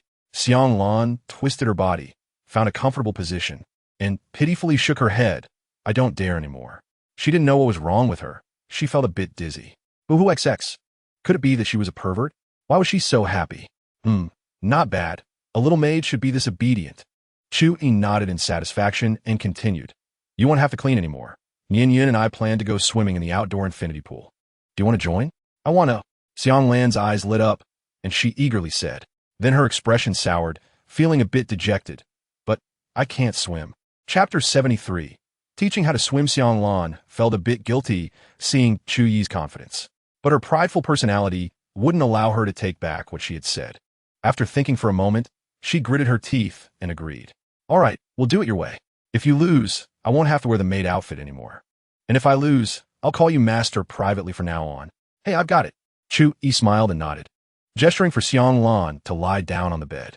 Come on, I'll help you reduce the swelling. Xiang Lan cooperatively laid down on the bed. Chu Yi didn't want to keep teasing her. Arguing with Xiang Lan was always a losing battle, and it wasn't interesting. It was much more fun to take action. Content deleted. She lost. She has to call Chu Yi master from now on. So embarrassing. Chu Yi smiled, seeing through her little thoughts. But he didn't continue to make things difficult for Xiang Lan. He had bullied her enough for today. Pushing her too hard wouldn't be called training. It would only make Xiang Lan uncomfortable. Didn't she just subconsciously soften up because she was afraid to call him master? If it were before, she would have definitely retorted stubbornly. Plus, they had been upstairs for a while. It was time to prepare for swimming. Xiang Lan, go down and call Nian up to change into swimsuits. Chu Yi said with a smile. Chapter 74. Swimming in progress. Click. The sound of a doorknob turning came from the door in front of them. Shen Yin hid behind the door, peeking out with a pitiful look, saying to Chu Yi, this swimsuit exposes too much, right? Chu Yi looked confused and asked, is it? I thought girl swimsuits were all like this. Of course, girl swimsuits are not just limited to bikinis. But Chu Yi just wanted to see Shen Yin in a bikini, so he had to make it seem more believable. Sure enough, when Shen Yin heard Chu Yi say this, she looked a bit confused. Are girl swimsuits really only this style? Shen Yin looked at Chu Yi suspiciously, seeing that he looked genuinely confused. Could it be that Chu Yi doesn't know much about girl swimsuits? Do I really have to wear this to learn how to swim? But this is too revealing, right? Isn't it? But Chu Yi's expectant gaze made it hard for Shen Yin to refuse. In the end, soft-hearted Shen Yin nodded, agreeing to Chu Yi. All right then. Chu Yi was delighted in his heart and smiled at her. Then you go call Xiang Lan. I'll wait for you both at the pool downstairs. How about that? Okay. Shen Yin nodded and boldly opened the door. Chapter 75. Swimming in progress. 2. Both girls were non-swimmers, and the first time in the water made them feel a bit breathless from the slight water pressure. Relax. Breathe in with your abdomen, take a few deep breaths, and slowly get used to the feeling in the water. Seeing that they were a bit uncomfortable, Chu Yi offered some advice. The two girls followed his instructions, and after a few abdominal deep breaths, they indeed felt much more comfortable. Seeing this, Chu Yi nodded and continued. Not bad, you both are great. Next, I'm going to teach you how to do the frog stroke. It's also relatively easy to learn. First, you need to feel the buoyancy of the water and let yourself float on the surface. Who wants to go first? Shen Yin and Xiang Lan exchanged glances and simultaneously said, I'll go first. Seeing that the other had spoken, they both chuckled and gestured for the other to go first. Since you are both being polite, then I'll make the decision. Yin, you go first. Chu Yi said with a smile to Shen Yin. Oh, Shen Yin nodded and then asked, Chu Yi, what should I do now? Come on, I'll demonstrate for you. After saying that, Chu Yi relaxed his body and lay flat on the water's surface. In no time, he was floating on the water. Chapter 76, Swimming in Progress. 3. Xiang Lan, why don't you come down first? Chu Yi said softly to Xiang Lan, while keeping his eyes on Shen Yin's every move, suppressing the urge to gasp. Yin, you must practice seriously. Don't look over here. Otherwise, he won't be able to explain clearly, even if it was really Xiang Lan who took the initiative to cling to him. Xiang Lan's face turned as red as a steamed shrimp, and she remained silent. She wanted to let go, but she was really afraid of water. Just a slight loosening of her grip would bring back memories of her past drowning experience, making it impossible for her to actively release Chu Yi. However, seeing that Xiang Lan was silent, Chu Yi couldn't help but feel overwhelmed. Chu Yi swore to himself that he would never swim with two girls at the same time again. Xiang Lan, listen to me. Yin is still over there. This isn't good for us, Chu Yi said, leaning closer to Xiang Lan's ear, gently patting her back for comfort. Feeling the warmth near her ear, Xiang Lan's cheeks flushed even more, and she whispered, What should we do? Just thinking about Yin being nearby made Xiang Lan even shyer. Along with a bit of guilt, Xiang Lan gritted her teeth, cheering herself on, and gradually loosened her grip, trying to get off Chu Yi. Chapter 77, Scumbag Hatching System. Shen Yin didn't think much of it and smiled at Xiang Lan, saying, I knew you wouldn't overcome your psychological trauma of drowning that quickly. Come on, let's practice catching the handrail together. Looking at Shen Yin's charming smile, Xiang Lan felt even guiltier. Yin was so nice, yet she was over there doing that with Chu Yi. It felt like cheating. No, she needed to distance herself from Chu Yi. She couldn't let this scummy man ruin her relationship with Yin. Xiang Lan made a decision in her heart, but she didn't even know if she could carry through with it. In the following swimming class, considering Xiang Lan's severe fear of water and her fear of any ambiguous actions being seen by Yin, Chu Yi had Longtime send someone to buy flotation boards and snorkeling gear, including diving masks, snorkels, and fins. He planned for Xiang Lan to wear the snorkeling gear, lie on the flotation board, submerge her head in the water, and slowly adapt to the feeling of being in the water. Bit by bit, he aimed to eliminate her psychological trauma from drowning. With the help of the snorkeling gear, Xiang Lan became less tense. After all, she could open her eyes underwater. Her nostrils wouldn't fill with water, and she had a snorkel to breathe, plus she was lying on a flotation board. Chapter 78. As expected of my son Xin, but I think we both really like each other, Xin said, his tone becoming a bit guilty and soft. Chun Mei crossed her arms, looking disdainful, and said, Can you stop being so naive? Look at your own conditions. You're only 7 meters tall, not very handsome, with a hairstyle that looks like it was photoshopped, and you have no money. Being with you would just be wasting my youth. A woman's youth only lasts a few years. It's precious, okay? Moreover, in my opinion, you're just a jack that is even worse than a spare tire. Chun Mei's sharp words made Xian's eyes widen in disbelief. He couldn't believe that this woman in front of him was the Chun Mei he knew. Hadn't she always acted so cute? She would even occasionally act spoiled and cute during conversations. Did she really say those words? Chu Yi, watching the scene, couldn't help but facepalm, sighing, this silly son, daring to confess in public without understanding her thoughts. It seems he's doomed. At that moment, Lung Qing called. Chu Yi observed the situation while answering the phone. Hello, boss. I'm already on the street across from Jiangbei University. Chapter 79.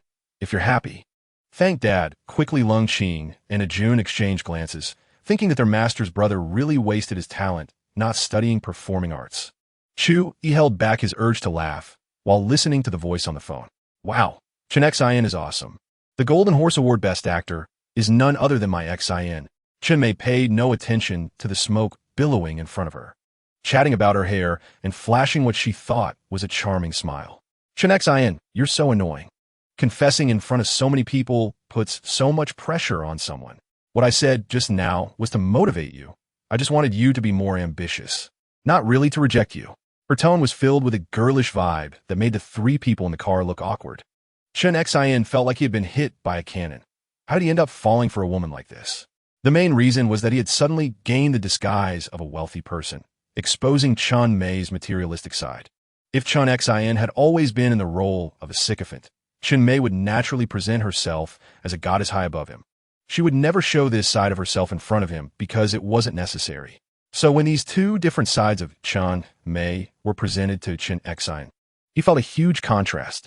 Chapter 80. Brother E. Do you accept sons? Admiration value 100. Admiration value 100.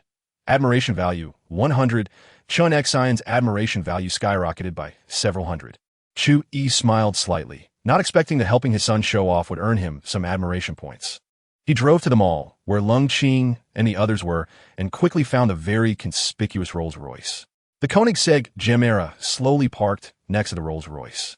Ajun quickly got out of the car, running to the Koenigsegg Gemera, and respectfully opened the car door for Chu Yi. Boss. Chu Yi nodded and smiled at Ajun, saying, Ajun, you performed well just now. You can take an extra 100,000 yuan bonus this month. Ajun nodded happily, replying, Okay, boss. You're so generous. One must say, their master was quite generous, just casually giving out a 100,000 yuan bonus. And the money came in faster than spreading one's legs. Comparing it to their previous mercenary life, it was like heaven and hell. Please drive this sports car to the underground garage of Huafu Houding. Chu Yi pointed to the Koenigsegg Gemera behind him, which still had the key in it, and said to Ajun Chapter 81. Task released. Hero saves beauty. Chu Yi took out his phone and called Dongfeng Grand Hotel to book 4 tables. Then sent a message in the class group. Chu Yi, everyone, as previously agreed, I'm treating you to dinner. Let's meet at Dongfeng Grand Hotel at 6 p.m. I've reserved tables for everyone in the Rui Hall on the 3rd floor. Good day. Wow, brother E is awesome. I would have forgotten if you hadn't mentioned it. Ling Lin Lin. Wow, brother E is awesome. I would have forgotten if you hadn't mentioned it. Wang Xiao Yu. Wow. Brother E is awesome. I would have forgotten if you hadn't mentioned it. Sure enough, the essence of humanity is a parrot. Everyone started a series of replies, flooding the chat, until Xie Ziqing spoke, interrupting the chain of repetitive messages. Xie Ziqing. Chu Yi, you really are too extravagant. Upon seeing Xie Ziqing's message, Chu Yi couldn't help but think back to that day when they kicked the boxing club, and she blushed while asking him for an autograph. The signature isn't important. What's important is signing on the chest. Signing on the chest isn't important. What's important is that some contact is inevitable. This girl usually wears loose clothing, so it's not noticeable. But when Chu Yi touched her that day, she felt that it was quite substantial. Chapter 82. Little chili pepper. Xie Ziqing. Chu Yi walked to Xie Ziqing's side and naturally wrapped his arm around her waist. Xie Ziqing's body stiffened, but upon realizing it was Chu Yi, she suddenly relaxed. Phew, it's just Chu Yi. He came at the right time, and he's so handsome. Xie Ziqing tilted her head to look at Chu Yi, completely mesmerized by his cold profile. She has liked masculine boys since she was young, which is why she joined the cheerleading team. The cheerleading team allows her to interact with many athletic boys, but unfortunately, she had never encountered someone she fancied. Until that day when she saw Chu Yi's impressive performance in the combat club, she was immediately captivated by him. Chu Yi's figure gradually overlapped with the image she had in her mind. She thought, this is her hero. And now, Chu Yi appeared before her like he was stepping on a rainbow, giving her a strong sense of security, even though their relationship wasn't very intimate yet. Xie Ziqing didn't reject Chu Yi's action of holding her waist. In fact, she was a bit intoxicated by it. Women always admire the strong, but in modern society, there are many types of strength. What Xie Ziqing admires is a man full of masculinity. Chu Yi didn't notice Xie Ziqing's reaction. He just coldly looked at Li Mingliang and said, Li Mingliang, you brat, you have the guts to bully Xie Ziqing? Chapter 83. Teaching Li Mingliang a lesson, a string of fierce words came out of Xie Jiqing's mouth, leaving Chu Yi stunned. Wow, Xie Jiqing is quite the feisty little chili pepper. As the one being scolded, Li Mingliang's face turned red with anger. He pointed at Xie Jiqing and angrily said, "You little slut, you dare to scold me? It's your blessing that I even look at you. Brothers, help me get rid of this guy, but leave the girl. There will be a big red envelope afterward." The security guards exchanged glances, playing with their batons as they slowly approached Chu Yi. Chu Yi shielded Xie Jiqing behind him. Facing the 4 security guards alone, Xie Jiqing looked at Chu Yi's back and felt that his figure became taller in her eyes. Chu Yi is so masculine. I like him, I like him, I like him. Xie Jiqing couldn't help but scream internally, her gaze towards Chu Yi deepening. No wonder he's the man she has her eyes on. Kid, let me give you one last piece of advice. If you know what's good for you, get lost quickly. Our boss has connections in both the black and white worlds. It won't help you to find anyone. Captain Zhang squinted his eyes and directly threatened. If you keep being so ignorant, I'll let you taste the power of this big black baton. Chapter 84. Please direct us. Boss arriving at the Rui Hall. Chu Yi called Lung Qing and asked her to bring people over, including Li Mingliang's 2 friends. Lung Qing expressed that she was ready and just waiting for the boss's orders. It turned out she was well aware of everything happening in the hotel lobby. However, without Chu Yi's command, she didn't dare to act on her own. Now that Chu Yi had given the order, Lung Qing responded very quickly. She immediately took 2 bodyguards to the Dongfeng Grand Hotel. She also mobilized all nearby security company members, instructing them to be on standby and immediately protect the boss if needed. Chu Yi was somewhat amused by Lung Qing's actions. It was just to teach Li Mingliang a lesson. Why make such a big fuss? If someone didn't know, they might think he was going to rob a bank. He called Lung Qing just because he forgot 2 minor details. Did she really need to mobilize everyone nearby for this? Soon, Lung Qing arrived at the Rui Hall with 2 brawny men. Chu Yi recognized them as the Scarface guy and the slick-back hair from when they delivered the ladder. They each grabbed one of Li Mingliang's friends and swiftly subdued them with a grappling technique. Chapter 85. 5 cases of beer for each person. Chu Yi had always been calm, but when his subordinates shouted like this, he suddenly felt a little childish and embarrassed. How should I respond when my bodyguards shout like that? I'm waiting online urgent. While Chu Yi felt awkward, everyone else's reactions were completely different. Xie Jiqing felt like she didn't really know Chu Yi at all. He actually had so many bodyguards? That's too exaggerated. 50 bodyguards for 1 person. What kind of identity is that? However, it also felt really cool. Koenigsegg saw Xie Jiqing looking starry-eyed and disdainfully rolled his eyes. Another woman infatuated with my brother Yi. But these bodyguards are really impressive. It would be great if I could also look this cool one day. Koenigsegg couldn't help but picture a bunch of bodyguards shouting at him. Boss, we are late to the rescue. Please punish us. He quickly shook his head. Wow, that's even more childish. Li Mingliang and Zhao Cheng's faces were all exaggeratedly shocked. What the hell is this? Wasn't the script supposed to be that they teach Chu Yi a lesson and then chase him away? Why are there suddenly a bunch of brawny men? And each one looks terrifying? Chapter 86. No feelings. Xie Jiqing when Chu Yi walked to the front desk and requested to change the banquet hall. The former owner of the Dongfeng Grand Hotel arrived. She was a middle-aged woman with short hair named Wu Yu. She quickly signed several contracts with Chu Yi. Then, Wu Yu called all the management staff of the Dongfeng Grand Hotel to the front desk, informing them that Chu Yi would be their boss from now on. Originally, she wanted to go to the conference room, but Chu Yi found it troublesome. It was just to get acquainted with the employees, so it was better to be straightforward. The entire handover process took about 10 minutes. However, Chu Yi's classmates gradually arrived. Under the chatter of the loudmouth Koenigsegg, everyone present learned that Chu Yi had just become the new owner of the Dongfeng Grand Hotel. Many people exclaimed, "Wow, I thought we were just coming to eat. But I didn't expect Brother Yi prepared such a sour appetizer." I want to say, did Brother Yi buy the Dongfeng Grand Hotel because he just had a conflict with the hotel staff? Brother Yi, you dare to scold me? Do you believe I will buy your hotel and kick you out? I'm scared. Today I learned what it means to say that money really is Wanungdat Almighty. Chapter 87. Sending Xie Jiqing home. Xie Jiqing slowed down on the drinking. You don't seem to handle alcohol well. Chu Yi smiled and comforted her. He didn't quite understand Xie Jiqing's thoughts. Her mood was good just a moment ago, but now she seemed gloomy. The change in such a short time was too drastic. The most important thing is, it seems no one provoked her just now. Xie Jiqing blushed and nodded, poured some more red wine, and took small sips. It tastes terrible. So bad. I want to get drunk. I want to escape this awkward reality. Chu Yi picked some food to eat and noticed that Xie Jiqing was still drinking alone. Feeling something was off, he thought for a moment, got up, and sat down next to Xie Jiqing, asking what's wrong. Why are you drinking so much?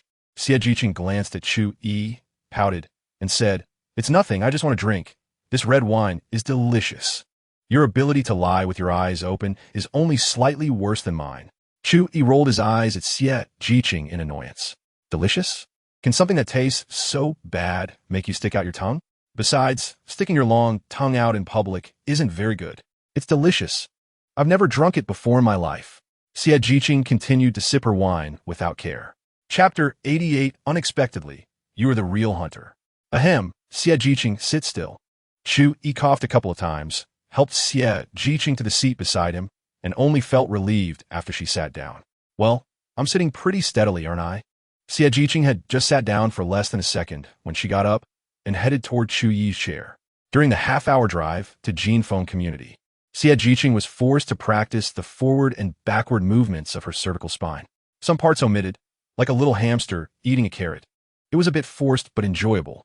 However, her mind was racing, wondering how she had ended up feeling so good all of a sudden. But Xie Jiqing's skill level was too low. She would need more practice in the future.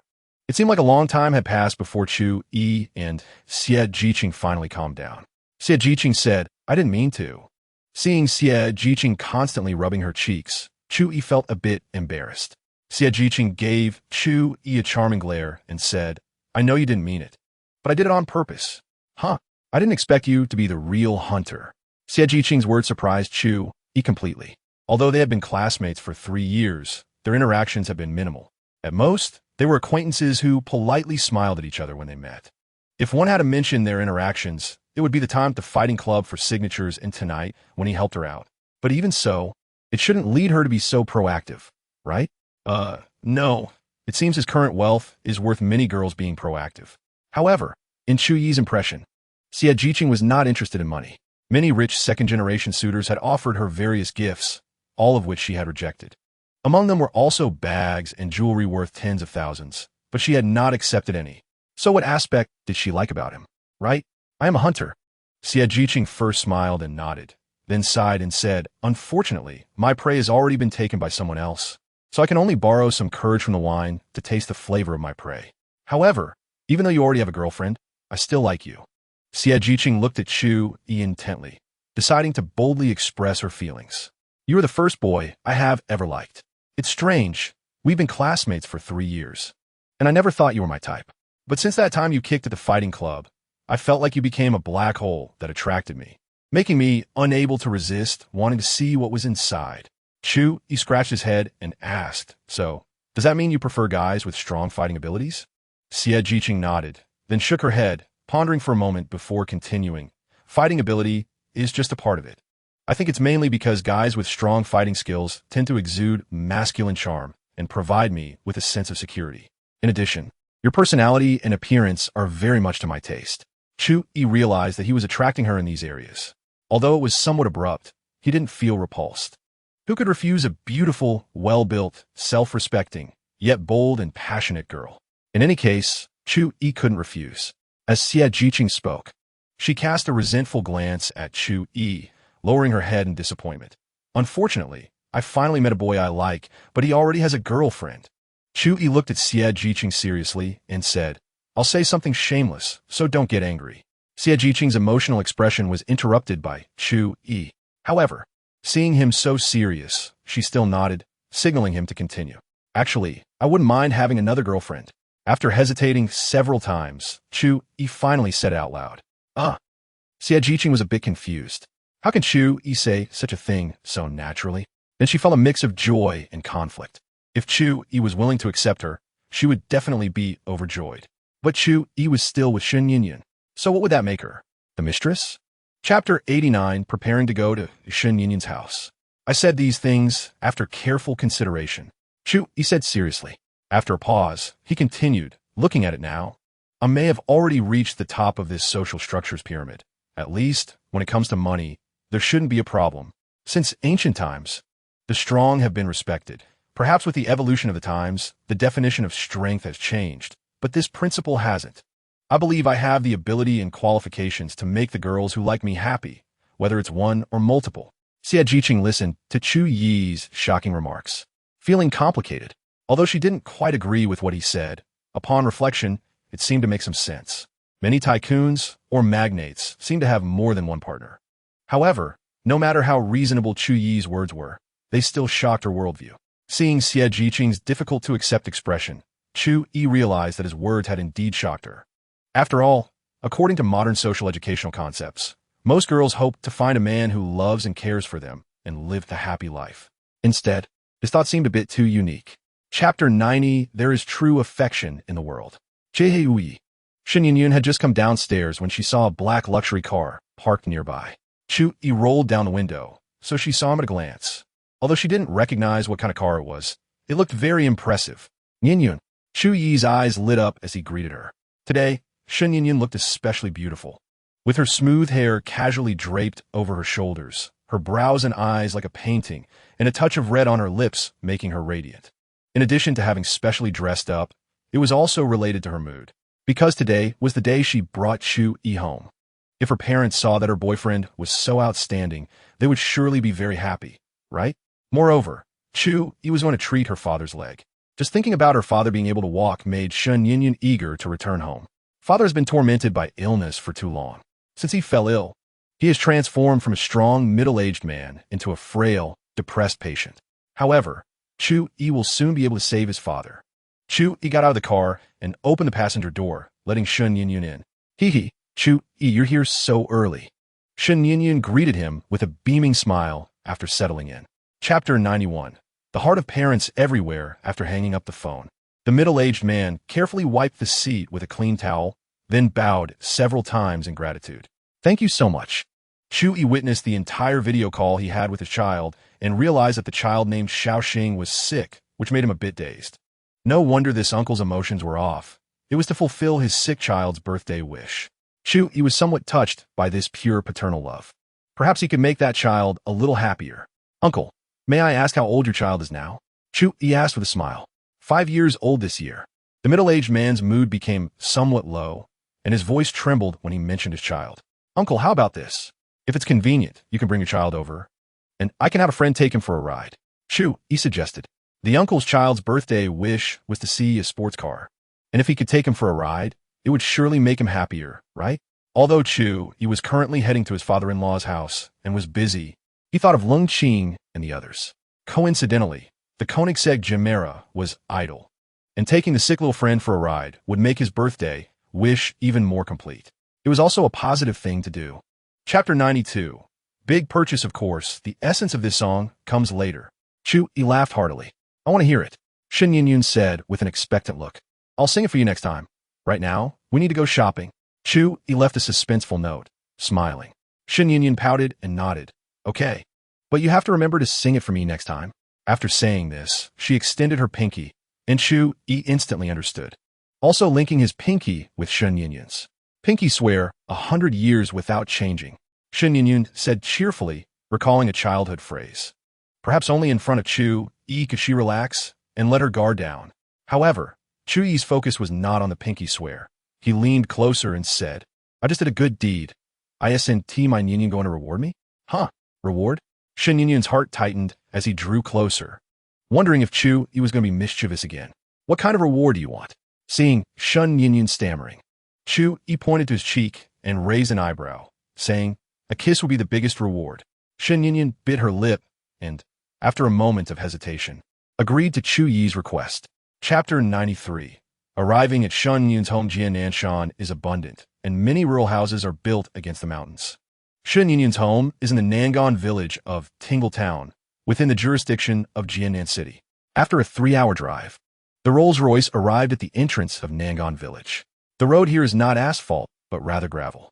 The houses in the village vary from new to old. Some with good conditions have built small Western-style houses, with even the exterior walls tiled. Others are made of red bricks with tiled roofs.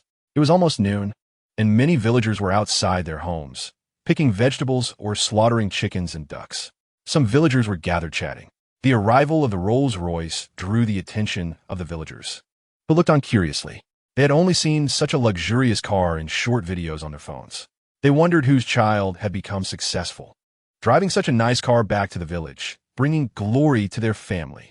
What glory! This is the ancestral, grave, smoking green. I wonder how much this car costs. My little duh is planning to buy a car. Oh, Annie, this car is a Rolls-Royce. One will cost 80,000. Let's just look. Shen Yinyun directed the driver on how to get home and ignored the villagers' discussions outside. Chapter 94. Quirky, Shen Yinshue's sister, you're back. At that moment, a lowly voice came from upstairs. Chu Yi looked up to see a plainly dressed little girl with a ponytail, appearing to be around 14 or 15 years old, with features very similar to Shen Yinyun's, who would grow into a stunning beauty. Yinshu, how have your grades been lately? Shen Yinyun nodded and then asked. He, of course. I'm still ranked first in the whole grade. Don't you know who I am? Shen Yinshu said proudly. By the way, is this my brother-in-law? She glanced at Chu Yi, curiously asking. Chu Yi nodded at her, smiling gently without speaking. Shen Yinyun's cheeks flushed, and she shot a glare at her mischievous younger sister without saying anything. All right, I know you're shy, sister. I won't ask. Shen Yinshu teased, walking down the stairs with her hands behind her back like a little adult. Chu Yi didn't expect that Shen Yinyun and her sister would have such contrasting personalities. Two girls from the same family environment, one shy and reserved, while the other was quirky and lively. Stop messing around. Come eat. Kai Welon called out, and Shen Yinshu quickly put away her smile and sat down in her place. Chapter 95. Have you kissed my sister? Chu Yi picked out an exquisite women's watch for Shen Yinshu as a gift from the car. Wow, brother-in-law. This watch is so beautiful. How much does it cost? In your car. I know it's a Rolls-Royce, right? Shen Yinshu exclaimed excitedly, her eyes sparkling like a little money grubber. This watch isn't worth much. I bought it in a bundle, just tried to get it to you as a gift. Chu Yi smiled and said, as for the car, it really is a Rolls-Royce. Shen Yinshu couldn't wait to open the gift box containing the watch and noticed that the price tag hadn't been removed yet. After counting carefully, she found out that the watch was worth 680,000? Is this too expensive? She was completely stunned. What does a 680,000 watch mean? Her family would have to go 20 years without eating or drinking to afford this watch. And her brother-in-law just casually gave it to her? He even said it was bought in a bundle? Brother-in-law, are you the president of some big company? Shen Yinshue's imagination ran wild, instantly conjuring a series of romantic stories. What a domineering president falling in love with me. Woman, you're playing with fire. As for the exaggerated company scenario, currently, I only have a security company. Chu Yi, seeing the little girl so excited, quickly led her into the house. Chapter 96. Miraculous recovery. Chu Yi carried Shen Haojie to the second floor, and after a thorough examination, found that there was no spinal injury, only a problem with the nerves. Now he has basically determined the treatment plan. First, he needs to use chiropractic techniques to reposition the herniated disc of Shen Haojie. Then, acupuncture will be used to activate the qi and blood supply to the damaged nerves. Finally, various rare Chinese herbal medicines will be used to tonify qi and blood and strengthen muscles and bones. As long as the spine is corrected and the nerves receive the nourishment of qi and blood after a period of gradual conditioning, Shen Haojie's paralyzed lower limbs can regain control from the brain. Combined with modern rehabilitation exercises and the 5 animal frolics, restoring mobility is just a matter of time. The aforementioned treatment methods, such as restoring the herniated lumbar disc and stimulating qi and blood to nourish the nerves, are basically impossible with current medical standards. So it's no wonder that the doctors who treated Shen Haojie initially expressed helplessness. However, these issues are not a problem for Chu Yi. The medical skills rewarded by the system include top-notch traditional Chinese and Western medicine. The Chinese medicine part encompasses all traditional therapies from ancient times to the present, and Chu Yi has mastered those long-forgotten Chinese medical techniques. Chapter 97. Xiao Chu, Nian can have a boy, oh my. These 2 legs Haven tea been used for so long that I can't stand for more than a few seconds, although it was just standing for a short while. Shen Haojie was extremely excited. His legs, which had been paralyzed for many years, now had sensation, and he knew what that meant. Since Chu Yi could help him regain control of his legs, he could definitely cure him. He kept gently tapping his thigh muscles with his hands, tried to relieve the soreness, and then he felt the solid ground beneath his feet again. Chu Yi stood by with a smile, feeling the joy of this family as if they had been reborn, and he sincerely felt happy for them. His character has always had a helpful side. Or perhaps it was because, during the 3 years before the system was activated, Chu Yi, with a purpose, continuously did good deeds and helped others. But these daily actions subtly cultivated his habit of being helpful. Although the world is full of suffering and human hearts are very complex. Aside from the darkness that cannot be faced, there is also bright light that illuminates beauty. Perhaps Chu Yi cannot help everyone, but he will definitely help those who are worthy of help. He may not be able to become the beautiful morning sun that brightens the world, but being a torch that lights the way for others is still within his capability. Chapter 98. Taking the sisters shopping. Chu Yi watched from the side, feeling overjoyed. Why'd he come all this way? To help his future father-in-law treat his legs. And why help his future father-in-law? To increase his favorability. Now the final boss, Shun Haojia, is directly offering the reward, Shen Yinyan. To him, this is simply a favorability explosion. Even a future mother-in-law looks satisfied wherever she looks. How can Chu Yi not be happy? Isn't this already completing the hidden favorability task? This wave is not a loss. Uncle, I have already activated your qi and blood with acupuncture. When I go back, I will prepare 3 months' worth of Chinese medicine for you. At that time, I will write a boiling instruction and send it along with the medicine, and then you just need to drink a bowl every night. After 3 months, I guarantee you can walk freely. Once you regain your mobility, I will come back and teach you the secret 5 animal frolics. Just pay attention to your diet and exercise regularly, and you will definitely be lively and agile within a year. Chu Yi put away the silver needles and instructed Shun Haojia. The 3 women, Kai Yuelon and her daughters, listened very attentively, as this was related to Shun Haojia's condition and could not be taken lightly. Chapter 99. Collecting debts? After strolling around the town and buying some ingredients, Chu Yi prepared to take the 2 sisters back. It was almost time for dinner. So delicious. Brother-in-law, you're so nice. Shen Yinxue followed behind Chu Yi and Shun Yinyun, holding various calorie-laden snacks, enjoying them immensely. Sister has great taste. She actually found such a good brother-in-law. I've decided, in the future, my partner criteria should be like my brother-in-law. Hey, this little girl is quite sweet and knows how to talk. Since you like to eat, I'll buy you more next time, and then you can become a little chubby girl. Chu Yi smiled at Shen Yinxue. Yi, don't spoil her too much.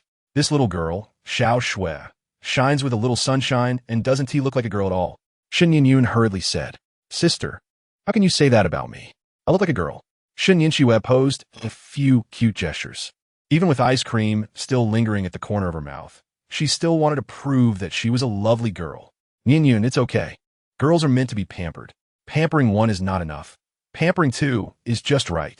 Chu Yi said with a double meaning. Chapter 100. Shun Haojia has passed Chu Yi pushed aside Shen Yinyun and Kai Yuelon, taking a big step forward to shove Shen Jinhua, directly causing her to fall on her backside. This push took quite a bit of effort, and with Shen Jinhua's weight, she fell quite hard. The originally arrogant Shen Jinhua seemed stunned by Chu Yi's push. She sat on the ground for 2 seconds, then screamed in a high-pitched voice. Someone is hitting women. Someone is hitting women. Chu Yi looked at her disdainfully from above. Can you take a look in the mirror? With your attitude, do you even deserve to be called a woman? If I were you, I would just reincarnate on the spot and beg the king of hell not to let me be reborn as a pig. Shen Jinhua lay on the ground, refusing to get up and kept throwing a tantrum. Don't think that being rich makes you impressive. I'm here to collect debts for the villagers. If you refuse to help the Shun family pay off the debts, that's fine, but you dare to hit someone. I tell you, without my permission, you will never leave Nangon village. Chu Yi was furious, yet amused. This fat woman still dared to threaten him. You think I can't leave Nangon village?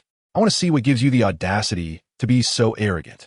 The entire armed force of Haishing Security Company is currently serving Chu Yi. Chapter 101. Human hearts are hard to gauge for the first time holding such a large sum of money. Shen Dongliang was quite excited. His thoughts were very simple. He not only wanted to use this money to win back what he had lost, but also to make some extra, so he could repay the debts. After all, as the saying goes, one should return borrowed money, and borrowing again is not hard. He valued his credibility greatly. However, Things were not as smooth as he imagined. 9 out of 10 gamblers are deceived, and it wasn't too long before Shun Dongliang lost everything.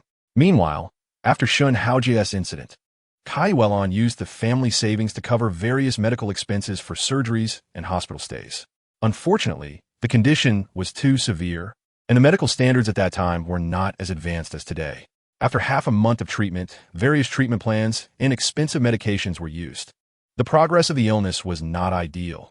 The savings were exhausted, and the person had not fully recovered, only barely controlling the paralysis of the legs rather than the entire lower body.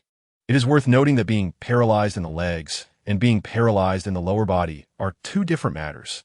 If it is paralysis of the lower body, it will also be accompanied by incontinence, as the muscles that control bowel movements have lost brain control. This can be considered a small mercy in misfortune. The doctor advised them that if their financial situation allows, they could go to a big hospital to see if there is any treatment available. Chapter 102. Why should you ask for debt? Shun Haojie and Kai Welon looked at this scene, exchanged glances, and nodded secretly. Xiao Chu is a person worth trusting. Moreover, it seems that his daughter is also very dependent on Xiao Chu. Shin Yinxue grinned and made a funny face. Sister and brother-in-law, you are throwing dog food. Chu did not respond to her words and asked, by the way, uncle and aunt, what is the story with Shun Jinhua? Shun Yinxue saw that Chu Yi was ignoring her and quickly shouted, I know, let me tell. That Shen Jinhua is Shun Dongliang's daughter. Back then, Shen Dongliang borrowed that sum of money and then jumped into the river to die, and those bad people kept coming to our house to demand repayment. Shen Jinhua's family also often got harassed by debt collectors and had a hard life. But she thinks all the grievances she suffers are caused by our family, and even helps those bad people collect debts. It's clearly her gambling father's fault. Otherwise, our family wouldn't be this miserable. Oof. The first time I ever ate KFC was when you took me, brother-in-law. When she said that last sentence, even Shun Yinxue, such a cheerful and straightforward girl, had a slightly downcast tone. Chapter 103. No one is allowed to run away. Chu Yi told Shin Yinyan's family to stay at home while he would handle the outside matters. Looking at the large group of villagers who came to demand debt, Chu Yi's expression darkened. You all keep saying you want debt. Where's the evidence? The IOU? How many jobs did the Shun family's coal factory provide you? And you heartless scoundrels, because Shun Dongliang deceived you for money and you couldn't find the debtor, you forced the debt onto Shun Haojie's family? Let me tell you, this is called extortion. You better be thankful that your threats, coercion, and intimidation against the Shun family over the past decade or so don't reach the level of establishing a crime. Otherwise, with a minimum of 3 years, not one of you will get away. I will use all my connections to have you scoundrels who are blinded by money arrested. The law doesn't protect the crowd? That doesn't exist with me. Chu Yi always follow through. Chu Yi's words were logical and well-founded, leaving the originally arrogant villagers speechless. They were a group of legal illiterates who relied on local clan relationships to oppress and threaten the Shun family. The police in town wanted to intervene, but were powerless, as the number of people involved was too many and the severity of the situation didn't warrant deploying a large police force. After all, they couldn't possibly arrest everyone in the village. Chapter 104. Rest assured, I am very trustworthy. Everyone surround these scoundrels, and not one of them is allowed to escape. Chu Yi issued another command, and dozens of bodyguards quickly formed a small circle, blocking all possible exits. Although there were nearly 100 villagers coming to demand debt, none of them had any fighting ability. Moreover, the bodyguards looked fierce and were clearly not to be trifled with. So the villagers didn't dare to try to leave the scene or have anyone stick their neck out. After all, that person who smashed the wine bottle is in a terrible situation now. Seeing that Chu Yi seemed to be serious, all the villagers, including Shun Jinhua, fell silent and could only silently observe. This is not a social media celebrity. This is fiercer than the gangsters in Hong Kong movies. Dragged out was a balding middle-aged man, wearing a white tank top and black shorts, who was now holding his forehead and howling. He tried to break free from the bodyguards, but these elite mercenaries who had emerged from blood and fire were not easy to deal with. Seeing him struggle, the bodyguard holding him directly punched him hard in the abdomen a few times, and the middle-aged man's struggling movements instantly stopped. Chu Yi had someone bring over tables and chairs, sat down leisurely, then signaled to the 2 bodyguards holding the middle-aged man and pointed to the table. Chapter 105. Good and evil will eventually be rewarded. The villagers present also heard what Chu Yi said, and they immediately panicked. To make the police take them seriously, they actually promised to donate 10 billion? Who on earth is this person? They actually offended such a formidable character. Moreover, is it really necessary to do this? Even if all of the Shun family's debts combined do not exceed 1 million. But this person would rather spend 10 billion to have them imprisoned than pay such a small amount to resolve the issue. No one questioned the authenticity of Chu Yi's words, because bodyguards can hire extras, but the police cannot. Impersonating a police officer is a crime. Once the police arrive, the truth will be revealed. What the villagers were thinking now was not to verify whether what Chu Yi did was true, but to find a chance to escape the bodyguard's encirclement. They couldn't afford to take that gamble. If a group of police officers came and arrested them all, it would mean that this person's strength and influence are real, not just some social media celebrity, and they would definitely have no way out of prison. The thought of the entire village going to prison was something they had never even considered while bullying the Shun family. And this seemingly impossible thing was about to become a reality under Chu Yi's influence. Chapter 106. All of them are arrested. With Pei Yunxuan's network and Chu Yi's promise of a 10 billion donation, the Dongfu County Police Station, which governs Tingluo Town, urgently dispatched 35 police cars and a large number of officers from various districts to Nangon Village. By the time the police arrived at Nangon Village, they were dumbfounded to see the villagers lying all over the ground. The obviously well-trained black-clothed bodyguards made them secretly alert. Leading the team was a slightly chubby middle-aged police officer, who immediately confirmed that Chu Yi was the leader of this group and warmly extended his hand to Chu Yi. "Hello, sir. I am the director of the Dongfu County Public Security Bureau, Xie Dongren." "Hello. I am Chu Yi." Chu Yi smiled and shook hands with Xie Dongren. Since they were here to help, they were friends, and Chu Yi was always warm towards friends. Xie Dongren glanced at the black-clothed bodyguards and then pointed to the villagers lying on the ground, asking with some confusion, "Mr. Chu, what about these people?"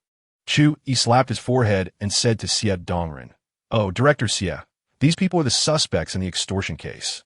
They wanted to escape when they saw me call the police, so to assist the police in handling the case, I had the bodyguards control them." Chapter 107. Giving Away Houses. When Shun Yinxue cried, her parents and Shun Yinyun were also affected. The three women were in tears. And even Shun Haojie felt a sense of clarity, as if the clouds covering his life had finally dispersed. Chu Yi had helped them so much. And Shun Haojie truly didn't know how to repay him. When Chu Yi healed his leg, he highly appreciated the young man. He felt that if there were no accidents, Chu Yi might become his son-in-law in the future. But now it seemed that even marrying his daughter would only make it seem like they were climbing too high, rather than repaying a debt of gratitude. So Shun Haojie felt very complicated. Chu Yi had done so much for their family, yet they had no ability to repay him. This feeling left him somewhat at a loss. "Hey, why are you crying again?" Chu Yi felt that he had made the women of the Shun family cry several times today. Looking at Shun Haojie's reddened eyes, it seemed that the only man in the Shun family was also about to cry. It was one thing for women to be emotional, but why was this big man always crying? Water shouldn't be wasted like this. Cough, cough. Chu Yi glanced at the time. It was almost 6 in the evening. He quickly said, "I also prepared another gift for you, but you have to go to Dongfu County to see it. It's getting late, so let's hurry up and set off." Chapter 108. The girl's ears turned red. Shun Haojie and Kai Welon exchanged a glance, revealing a helpless smile. This young Chu spoke for a long time without stopping, and they couldn't even find the words to refuse. However, what Chu Yi said made a lot of sense. If Shun Haojie had the ability, he wouldn't want to stay in a sad place like Nangon Village for even a moment. Moreover, Chu Yi's words indeed alleviated their psychological burden. But now it seemed that their family owed Chu Yi so much that it was impossible to repay. Looking at the spacious and beautiful house, Shun Haojie and Kai Welon felt as if they were dreaming. So much had happened in just one day. First, Shun Haojie's leg was healed by Chu Yi. Then Chu Yi helped to deal with those who had entangled the Shun family for over a decade, and before leaving, he gifted them a house in the best community in Dongfu County. Together, these events made them feel like they were dreaming. If this were a dream, they would rather never wake up. Shun Yinxue also felt that her worldview had been greatly impacted. Before today, she had always thought that her life was already set in stone, from her current middle school to future high school and university. Chapter 109. The Dispirited Security Guard Yinyun. "Are you okay?" Chu Yi placed the back of his hand on Shun Yinyun's forehead to check her temperature, And it was fine. She didn't have fever. Seeing Shen Yinyan like this, he thought she might be sick, which was causing her to feel down.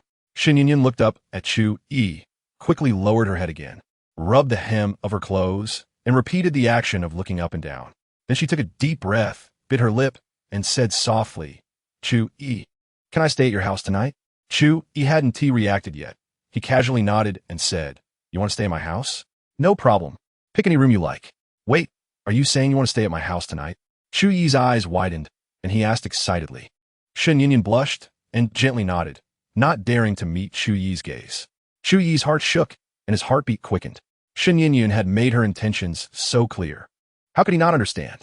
Going to his house at night, wouldn't that lead to some intense high heart rate activities? For Chu Yi, there was no reason to refuse. So he decisively nodded and said, "Okay." Then he actively raised a petition and told the driver, "Speed up and get us back to Jianan as fast as possible." Chapter 110. New Energy Vehicle Technology. In the morning, Chu Yi woke up slowly while holding Shen Yinyan, both of them in a state of honesty with each other. Thinking about the tenderness and passion from last night, Chu Yi even doubted whether Shen Yinyan had a dual personality, except for being very shy at first. Shen Yinyan soon became extremely cooperative with Chu Yi. She agreed to any action and posture, even more challenging ones she gritted her teeth and persevered through. This made Chu Yi feel an unprecedented sensation. Ding! Detected that the host has captured a top-notch beauty. The system grants rewards. Congratulations to the host for obtaining New Energy Vehicle Technology. Finally captured the first top-notch beauty. Please keep up the good work and achieve even greater brilliance. The system was late again, but this time the reward brought to Chu Yi was somewhat different. He knew about new energy vehicles.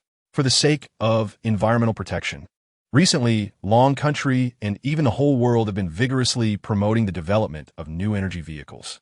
More and more pure electric or hybrid cars have been launched under the research of various auto manufacturers. Upon checking the new energy vehicle technology rewarded by the system, he found that this thing was simply a super weapon that could revolutionize the automotive industry. Chapter 111. I just called you husband. Chu Yi smiled, very happily. After hearing Shen Yinyan's heartfelt confession, he felt that everything he had done was worth it and not in vain. Moreover, Shen Yinyan daring to confess boldly indicated that her personality was gradually becoming more cheerful, at least when she was with Chu Yi. "I got it. You rest well. I'll go make you a big meal." Chu Yi playfully scratched Shen Yinyan's nose, smiling fondly. "Okay." Shen Yinyan sweetly smiled, obediently curling up in the blanket. As Chu Yi walked to the door, he turned back and found that Shen Yinyan was only showing her little head, her gaze fixed on him without looking away. Seeing him turn his head, she smiled playfully and stuck out her tongue. This scene was something many people dreamed of. Chu Yi felt he was incredibly lucky. Whistling cheerfully, he went downstairs and waited for about 10 minutes when a supermarket delivery arrived. The reason it was so fast might be related to the high value of the items Chu Yi purchased. He bought a large number of ingredients, planning to store them in the refrigerator for easier cooking in the future. In addition, he also bought some king crabs, Australian lobsters, and 12 Wagyu beef, and other slightly expensive seafood and meats, not forgetting the green vegetables. Chapter 112. You and I, haha. Okay, my wife. Chu Yi grinned. "Come on, let's eat first. We've exercised too much from yesterday until now, and we've burned a lot of calories. Let's eat some quality protein to replenish our energy." Chu Yi placed a Wagyu beef sandwich in front of Shen Yinyan and added a few pieces of lobster meat to her bowl, smiling at her. "Eat." Okay." Shen Yinyan squinted her eyes and nodded with a smile. It was already noon, and she was quite hungry. Her legs felt a bit weak from hunger. Moreover, the dishes Chu Yi made were truly full of color, fragrance, and taste. She had already smelled the delicious aroma on the stairs. Now, sitting at the dining table, she could hardly resist. Shen Yinyan first picked up a piece of lobster meat, dipped it in the sauce on the small plate, tapped it on the edge of the plate a couple of times, and then put it into her mouth. A burst of freshness spread in her mouth. The tender and juicy lobster meat paired with Chu Yi's exquisite honey-dipping sauce instantly caught Shen Yinyan's attention. It was the first time she had tasted something so delicious. "Chu husband, your lobster is so tasty."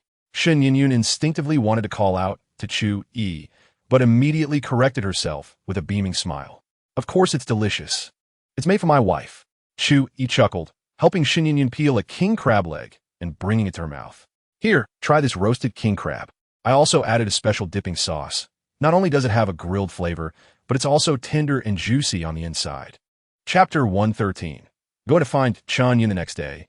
After finishing breakfast, Shin Yin got into a Rolls Royce and, under the escort of her bodyguards, returned to school. Chu Yi, on the other hand, took a leave from his counselor as he planned to talk to Chun Yin about starting a car company. Before obtaining the system, Chu Yi was just an ordinary college student, lacking knowledge in running a business and corporate management. Among the people he knew, only Chen Yun and Lung Qing had management experience. Lung Qing managed a security company and might not be well-versed in business matters. So Chu Yi decided to approach Chen Yun. Holding the trump card of new energy vehicle technology, he needed to get it operational as soon as possible. As the general manager of Jiannan International Shopping Center, Chen Yun's industry was different, but management principles should be quite similar. With the general manager on board, he could then recruit some automotive industry elites, combining them with the new energy vehicle technology he had, thus establishing the framework of the company. The subsequent details could be refined gradually. Chu Yi was not doing this for money. His main goal was to elevate his social status. Did Chu Yi lack money? No. What he lacked was social status, although he didn't place too much importance on it. Chapter 114. I'll use your shampoo when I visit since you're inviting me to dinner. I'll forgive you. Chen Yun gave Chu Yi a way out, and also herself a way out. After all, their relationship was just that of boss and employee, and there was no real reason to be angry. She couldn't just tell Chu Yi, "You flirted with me and then ignore me for days. I'm really upset. Please sit on the sofa for a while. Let me finish today's work, and then we can go eat together," Chen Yun said as she rubbed her slightly sore shoulders. Chu Yi didn't sit on the sofa, but placed his hands on Chen Yun's shoulders, saying, "Sister Yun, if your shoulders are sore, let me give you a massage. I guarantee it will relieve your fatigue." "Oh no, it's so comfortable." Before Chen Yun could finish her refusal, she was conquered by Chu Yi's technique. His strong hands kneaded her shoulders, and the soreness in her shoulder muscles quickly faded away, replaced by a pleasant feeling. "Hey, how does it feel? Is it comfortable?" Chu Yi kept massaging and asked with a smile. "Very comfortable." Chen Yun stopped refusing and closed her eyes, leaning back in her chair to enjoy Chu Yi's massage. Women can be contradictory, complaining verbally while being honest physically. Taking a deep breath, Chu Yi inhaled the fragrance of Chen Yun's hair and said, "Sister Yun, your shampoo smells really nice." Chapter 115. Dad, save me. Dad, save me. Help me, Dad. Ah. A tragic cry from Chun Xin came through the phone. At that moment, Chu Yi had already played several rounds with Chun Xin. After being carried by Chu Yi to victory repeatedly, Chun Xin's attitude began to swell. So in this round, he pulled out his long-sealed hero, Yuan Ge. At the start, he typed confidently to his teammates, "Unless something unexpected happens, I'm going to dominate." However, the opponent had a counter to Yuan Ge Ma Chao. Thus, Chun Xin's Yuan Ge was somewhat timid from the beginning, afraid to push forward. Before even reaching level 4, Chun Xin had already sent out countless requests for assistance. "Ge, Dad, hurry and help. I'm in pain from Ma Chao's poke." Chun Xin cried out. All right. Just wait a bit. I'm almost at level 4. Chu Yi was playing Zhuge Liang, a jungler with recently boosted damage. Ever since the jungle knife added a passive effect, Zhuge Liang in the jungle was simply invincible. As long as the opponent didn't have a shield, it was free kills. After finishing the blue buff, Chu Yi's Zhuge Liang reached level 4, and after using his ultimate, he headed towards the top lane. Son, call him my son. Dad is coming. Quickly lure Ma Chao." Before even reaching the river, Chu Yi sent out an attack signal. Chapter 116. Can we also start a car company? Since Chu Yi led his teammates to support the top lane, Chun Xin changed from his previous timid self to someone brimming with confidence on the public screen. Little Chow, come poke me again. Hey, I managed to get a stylish kill with just a sliver of health. See you next time, GG. After playing a few more rounds with Chun Xin, Chu Yi felt a bit bored due to the continuous victories and slaughters, so he stopped the game. There was no way around it. Once you started dominating in the Game King of Glory, it quickly became dull. Sometimes, being too skilled could also help someone who just wanted to have fun to break away from gaming addiction. Chu Yi glanced at the time. It was already past 11. He guessed that Chen Yun should have finished her work by now. Exiting the break room, he found Chen Yun stretching. From behind, her slim waist and curvy hips formed a perfect silhouette. Adding to that, Chen Yun was wearing a shirt with a body-hugging skirt today, which added a touch of allure. Hearing the door open, Chen Yun turned to look at Chu Yi and smiled. "I've finished. Let's go have lunch." "Okay."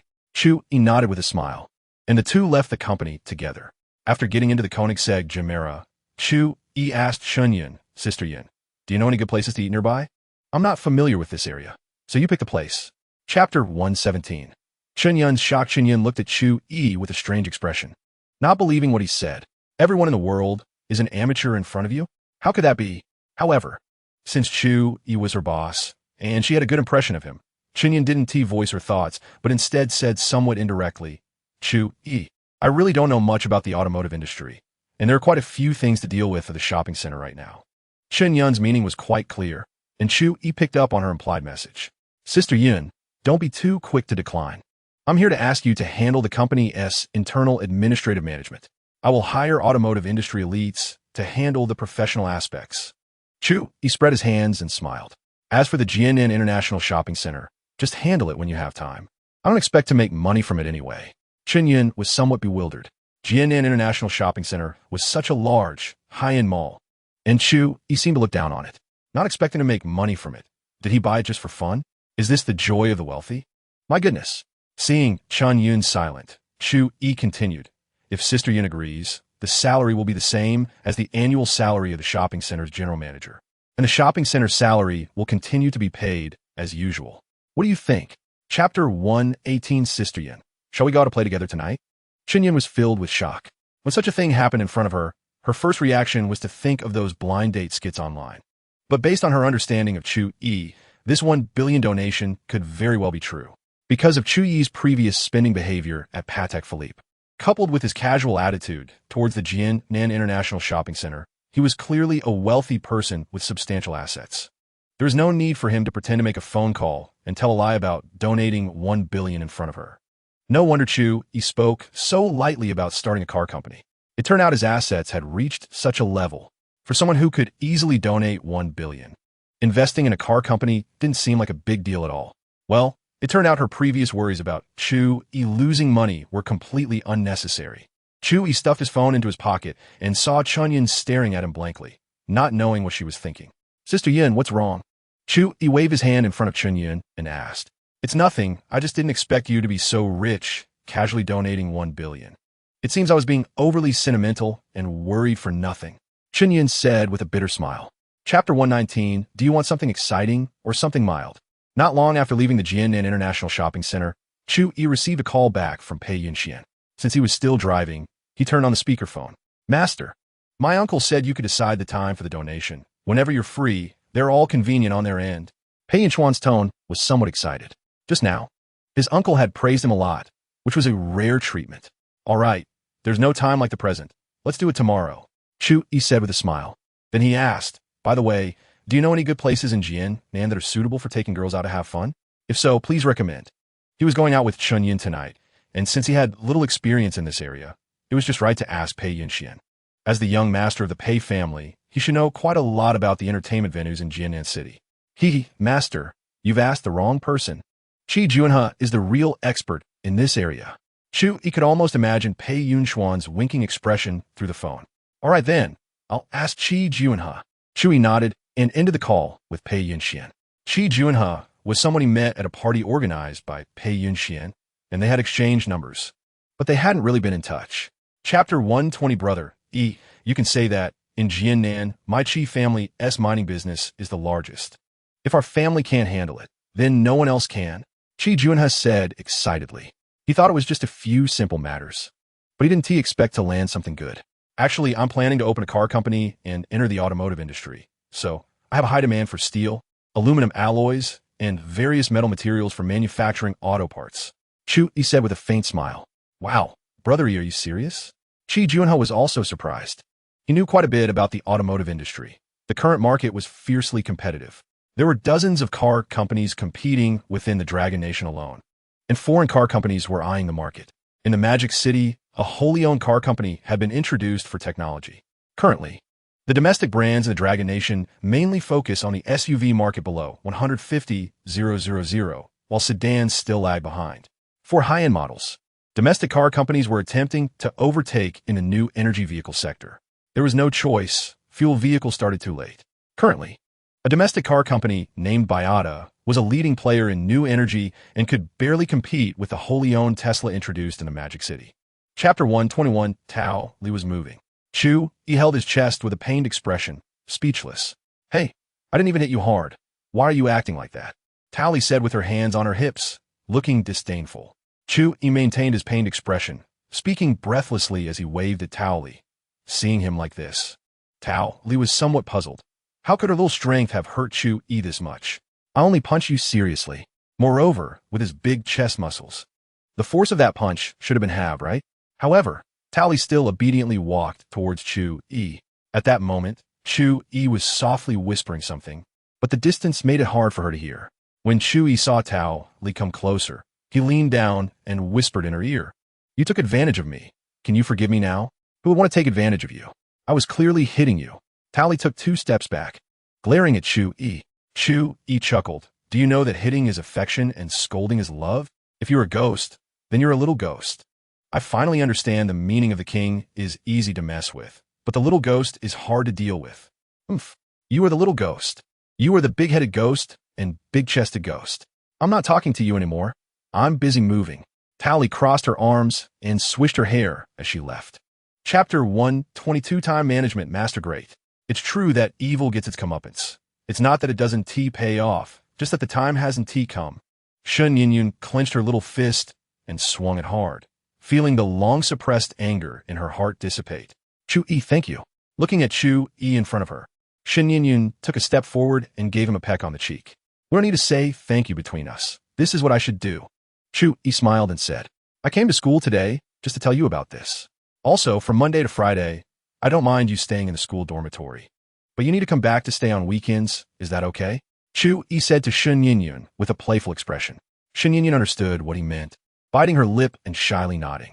Although she really wanted to stick with Chu Yi all week, she was afraid she couldn't handle it if they stayed together for the whole week. If it's just Saturday and Sunday, it should be fine, right? Then you should go to class. After getting her answer, Chu Yi waved his hand and smiled. Okay. Shun Yinyun nodded and walked towards the classroom upstairs. Looking back 3 times, Chu Yi stood in place, smiling as he watched her go upstairs. Chapter 123. Top-notch disguise technique. Chu Yi waved the plastic bag in his hand and smiled. This height is nothing. The main thing is that this plastic bag floats around. So prediction is quite important. What I can't believe is your prediction. Tao Li raised her thumb and praised him. Haha.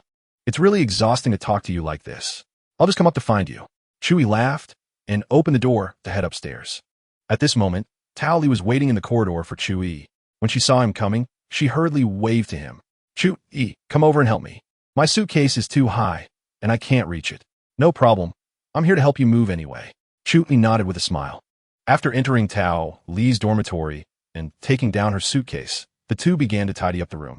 Tao Li didn't have much stuff. Most of it was clothes. And Chu Yi even discovered some cosplay costumes. Tao Li, you play cosplay too? Tao Li was seriously folding clothes and replied without hesitation. Yeah, I love cosplay. What characters do you usually cosplay? Chu Yi asked curiously. When it came to her hobby, Tao Li's demeanor changed, her eyes sparkling as she counted on her fingers. Well, there are quite a few, like Hatsune Miku, Rim, Sakura, and Bloodplate. Chapter 124. Using your towel? Tao Li put her finger in her mouth and quickly thought. Well, looking at the current situation, Chu Yi's success rate in perfectly recreating the characters is extremely low, so I still have the advantage. Moreover, even if the cosplay looked stunning, whether it counted as a perfect recreation was up to her to decide, giving her the upper hand. Plus, the temptation of those 10 cosplay outfits was huge. In this case, the probability of her having to kiss him was very low, so there shouldn't be any problem. For the sake of those 10 outfits, it's worth it. Tao Li gritted her teeth and agreed. All right, I promise you. It's settled then. Chu Yi grinned, briefly browsing through the contents of top-notch disguise techniques in his mind. He was now confident of victory. Disguise techniques involve changing one's appearance, and the so-called disguise art is the art of altering one's looks. Low-level disguise techniques can only achieve a similar appearance. The terrifying aspect of top-level disguise techniques is that they can not only make one's appearance nearly identical, but can also mimic voice, expressions, and behaviors in a lifelike manner, even reaching the point of being indistinguishable from the real thing. With this skill, If Chu Yi were to switch careers to become a killer or engage in other shady activities, it would likely be a piece of cake. Chapter 125, Sister Yun.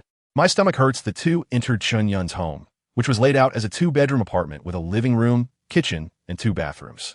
It wasn't large, but it felt cozy. There was a pleasant fragrance in the air, though it was a different scent from the one on Chun Yun. Chun Yun handed Chu Yi a pair of slippers, squatting down to place them by his feet, mumbling, "I feel like you've taken advantage of me. First saying you'd come to my house to change clothes, and now you want to take a shower." Chu Yi looked down to speak, but noticed that two buttons on Chun Yun's shirt were undone. Ahem. Chu Yi cleared his throat a couple of times without speaking, slightly bending over to put on the slippers, and walked into the room. "Hey, Chu Yi, why aren't you talking?" Chun Yun asked, stepping forward to block him. "Sister Yun, it's nothing. I just suddenly have a bit of a stomach ache. I'll be fine after a short rest," Chu Yi said a bit guiltily. He couldn't let Chun Yun notice his awkwardness. Otherwise, his good image would be ruined. If they had this reaction while flirting, it would be normal. But coming to someone's house and being this polite seemed a bit out of place.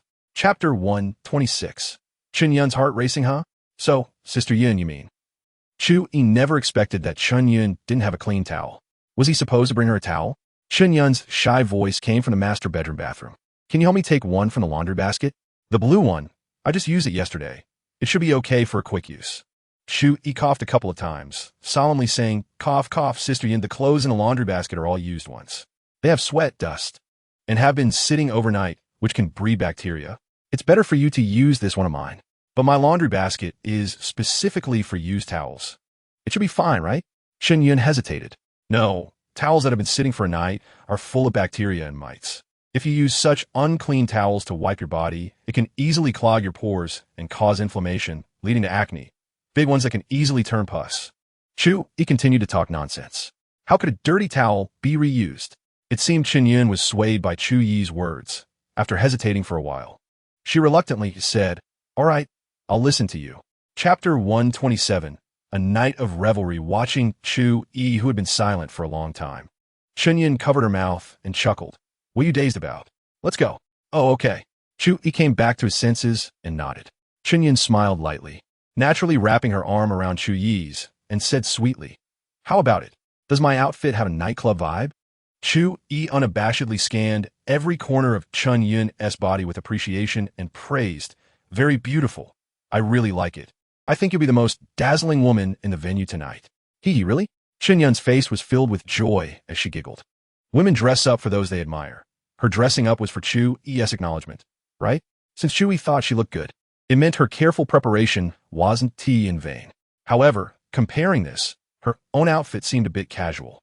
Chu Yi glanced at the loose shirt and shorts he was wearing, chuckling at himself. "Not all. I think you look handsome in this outfit too." Chun Yun looked at Chu Yi's attire and recalled the scene she saw earlier, her cheeks flushing. Besides his abs, that obvious family heirloom left a lasting impression on her. Chapter 128. Tonight's expenses will be covered by young master Chu Yi tightened his grip on Chun Yun's arm slightly, indicating that she didn't need to be too nervous. Then he leaned close to her ear and said loudly, "Sister Yun, do you think it's too noisy?"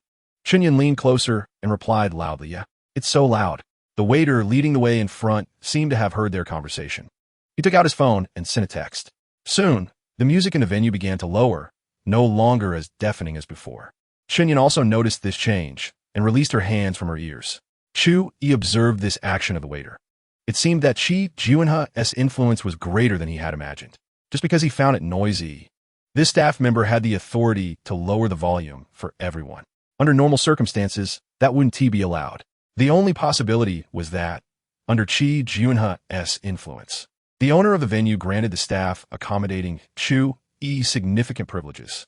This also indicated how much Chi Jiunhe valued Chu Yi. Chu Yi quietly noted this in his heart. Although this was just a small favor, he wouldn't overlook it. Those who treat him well, he would repay them doubly. Under the guidance of the attendant, Chu Yi and Chun Yun arrived at the central booth on the third level of the circular area. Chapter 129. Fairyland Carnival 1. Upon seeing this, Judy quickly spoke up. "I didn't expect to be fortunate enough to witness young Master Chu's presence. Most importantly, young Master Chu's looks are simply too high. I can't help but feel a bit moved. If young Master Chu thinks I'm suitable, please contact me later. I'll come to you myself." Without further ado, let's start the first performance. As Judy's words fell, the people on the largest stage left one after another, replaced by a group of sexy beauties dressed in ancient-style costumes. The ancient outfits they wore were a style that Chu Yi had never seen before. Unlike the loose designs in TV dramas, but rather similar to the extremely sexy female characters in online game advertisements. Their broad chests were exposed to the air by 2/3, and their slender waists and tight, long thighs were fully on display. They wore masks on their faces, but even with just their chins and cherry lips visible, it was enough to prove that every one of these sexy performers was a beauty. Thanks to young Master Chu, we can see the long-awaited performance of the fairies. Let's cheer for young Master Chu together. Judy's enthusiastic guidance led the men and women present to shout out loud. Meanwhile, the beauties standing on the stage began to move their bodies. Inside the booth, the glass gradually transformed into a display screen, showcasing the dance moves of those sexy beauties. There were various angles from front to back to overhead views and even a low-angle perspective. The low-angle view was particularly mischievous, clearly presenting the scenery beneath their skirts right in front of Chu Yi. Chu Yi's curiosity was already piqued by their outfits, and now seeing them dance made his heart race even faster. It wasn't that their dance was particularly stunning. Each of these girls' movements seemed meticulously designed, full of unabashed temptation for men. Most importantly, perhaps it was to give the financial backer some benefits. These sexy beauties weren't wearing much at all. Sitting in the booth, Chu Yi had various perspectives displayed, and all the benefits were right before his eyes. He had to admit, although this approach was vulgar, it was quite effective in stimulating human hormones. Chu Yi already felt his mouth becoming a bit dry, and his body began to radiate heat. Chen Yun, sitting next to him, gasped upon seeing the low-angle screen, covered Chu Yi's eyes with her hands, and exclaimed loudly, "This performance is so dirty. Chu Yi, you can't look."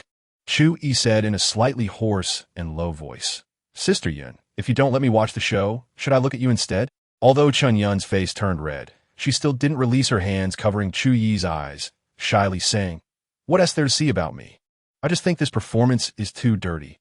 If you watch it, you'll become a rogue." "Sister Yun, aren't we out here to have fun? If you keep this up, I won't have any fun." Chen Yun bit her silver teeth, holding back her urge to breathe heavily, and reproached, "What kind of fun is this? Clearly, you invited me out to play, but now you're so addicted to watching beauties." Chu Yi was silent for a moment, nodded, and calmly said, "What Sister Yun said makes sense. Since I came out to accompany you, I definitely shouldn't be looking at other beauties, but should focus my attention on you." Chapter 130, Fairyland Carnival 2. Chu Yi chuckled mischievously and softly said, "This chapter has been shortened. You can skip it." Chen Yun, holding back her inner sense of shame, responded softly.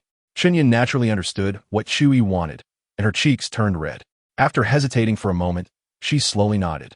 The hot dance performance in the Fairyland Carnival continued, and after the first program ended, the second one came on stage. However, Chu Yi didn't pay much attention to the second program.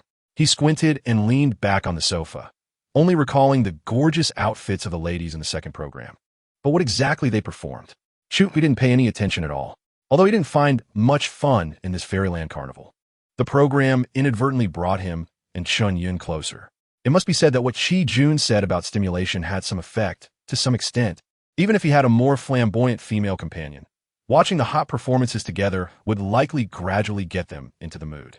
In such a closed, private space, both men and women would have fewer reservations and would engage in some relatively out-of-the-ordinary activities, which was completely normal. It was simply too enjoyable. Having come this far, it would be perfect to go to the luxury cruise ship for dinner afterward. Then, since it would be too late at night to stay outside, wouldn't it be a natural progression? As he contemplated the upcoming activities, Chu Yi felt a bit expectant. Being so close to a top beauty like Chen Yun, he had already felt it from her earlier performance. Although Chen Yun had a mature, elegant appearance, she still needed some guidance. She wasn't quite at the level of knowing what to do just by a tap on the backside. She needed direction. However, she was gentle and obedient, and Chu Yi could also feel her affection for him. In matters like this, mutual affection was the most comfortable. This was also attributed to Chu Yi's good looks and physique. Handsome guys never lack the admiration and pursuit of girls, not at all. They can easily sense the enthusiasm of girls, just like a licking dog. The term licking dog not only describes those boys who have no limits in pursuing girls, But it equally applies to those girls who pursue handsome boys without limits. It's just the same type of being, differing only in gender. However, Chu Yi wouldn't use his advantages to tease girls he wasn't interested in. He found it meaningless. If someone wasn't interested, just reject them directly to save both parties time. He was busy, with so many beautiful girls waiting for him. Why waste time with someone he didn't like? While he was deep in thought, Chinyan walked out of the restroom. She sat a bit shyly next to Chu Yi, raised her eyebrows to glance at him, and bit her lip without speaking. I feel like we've had enough fun at this fairyland carnival. How about we go have dinner on the luxury cruise ship? Since they had done all the fun things. This nightclub no longer held any attraction for Chu Yi. It was impossible to directly engage in a lofty ceremony with Chunyan here, right? Chu Yi preferred to handle things on a comfortable big bed, spacious enough to play however they wanted. He had already planned it out. During dinner, he would order 999 roses and buy a necklace to give to Chunyan together. Although it was cliché, women just love this kind of thing. Moreover, it felt just right, didn't it? The intense battle at night was already about to begin. Chunyan glanced at the crowd below that was still dancing wildly and frowned. She had never really liked such occasions from the beginning, but since Chu Yi had brought her out to have fun, she couldn't disregard his feelings.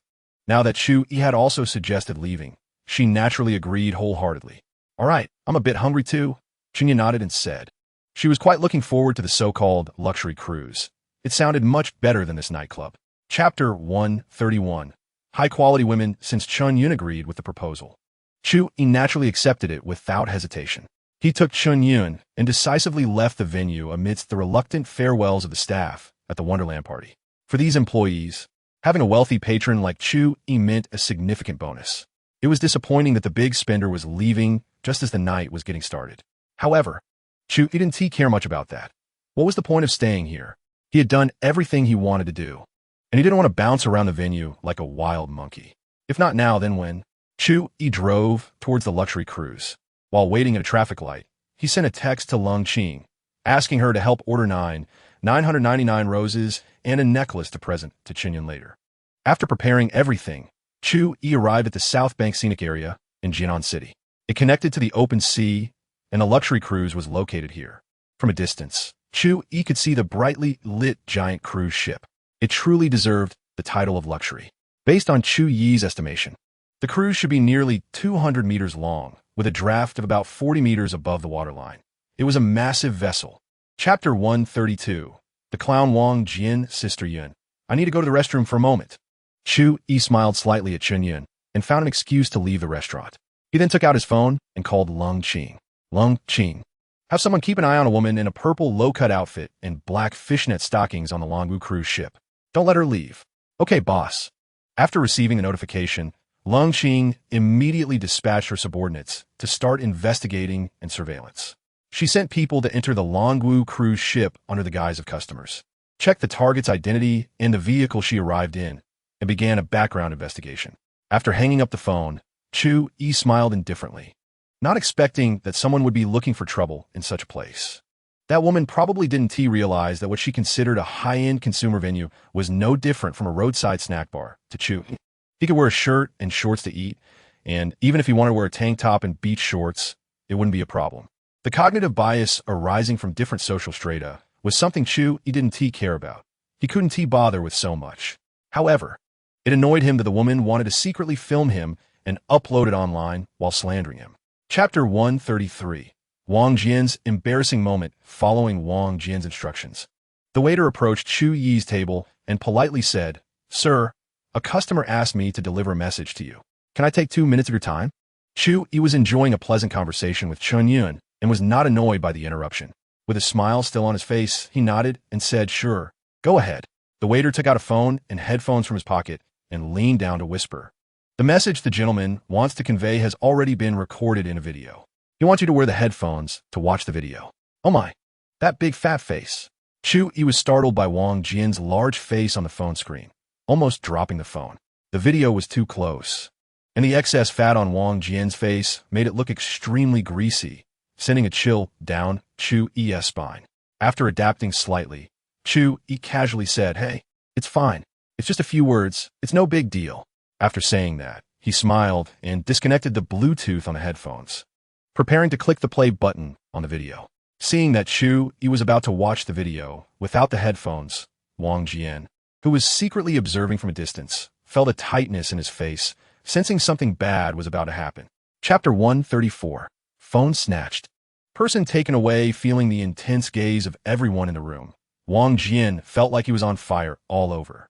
It wasn't he that he was too sensitive. The heat of their stares was just too intense for him to handle. He glanced at the still angry Xia Xian and took out a cigarette from his pocket. Looking around as he muttered to himself, "Wow, it's so hot today.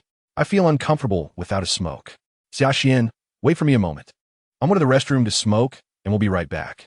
Saying that, Wang Jian got up and walked out of the restaurant, wanting to leave this painful place. What internet celebrity? What kind of service? Nothing compared to his fragile heart. Besides, it looked like that internet celebrity probably wouldn't accompany him tonight. The promised unique dragon diamond, the ice-fire dual heaven, and the dribbling skills were likely off the table too. Wang Jian sighed inwardly and left the restaurant with a sorrowful expression. Before leaving, he cast a resentful glance at Chu Yi but had no thoughts of revenge. It wasn't that he had no grievances against Chu Yi, but he recognized the watches that both he and Chinyan were wearing. The combined value of their watches was nearly 10 million, and they were so young. How could he afford to provoke such people? Chapter 135. Romantic gesture. However, under the influence of his bragging, the effect quickly came. The customers in the restaurant were whispering, discussing Chu Yi's identity and his generous treat. Indeed, one shouldn't judge a book by its cover. Who would have thought that this young man, so young, was already a person of such high status? Who knows which military district big shot son he was? I estimate that what he said is true. I used to be a soldier, and those bodyguards just now used genuine military grappling techniques. I absolutely won't forget that. That little internet celebrity is really brainless. How could she offend such a powerful young master? In this era of traffic, capital can easily manipulate traffic, let alone power.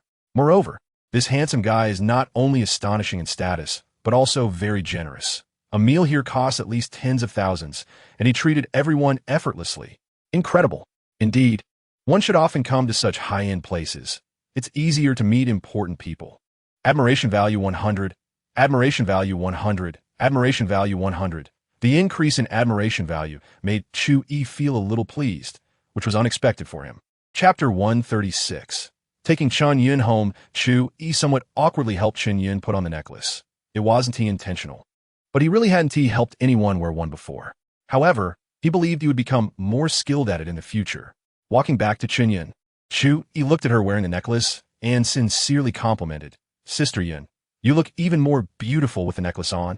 Chen Yun's face turned slightly red as she tossed her hair, confidently showcasing her attractive figure to Chu Yi. Chu Yi smiled and pointed outside, saying, "Sister Yun, look at what's outside the window."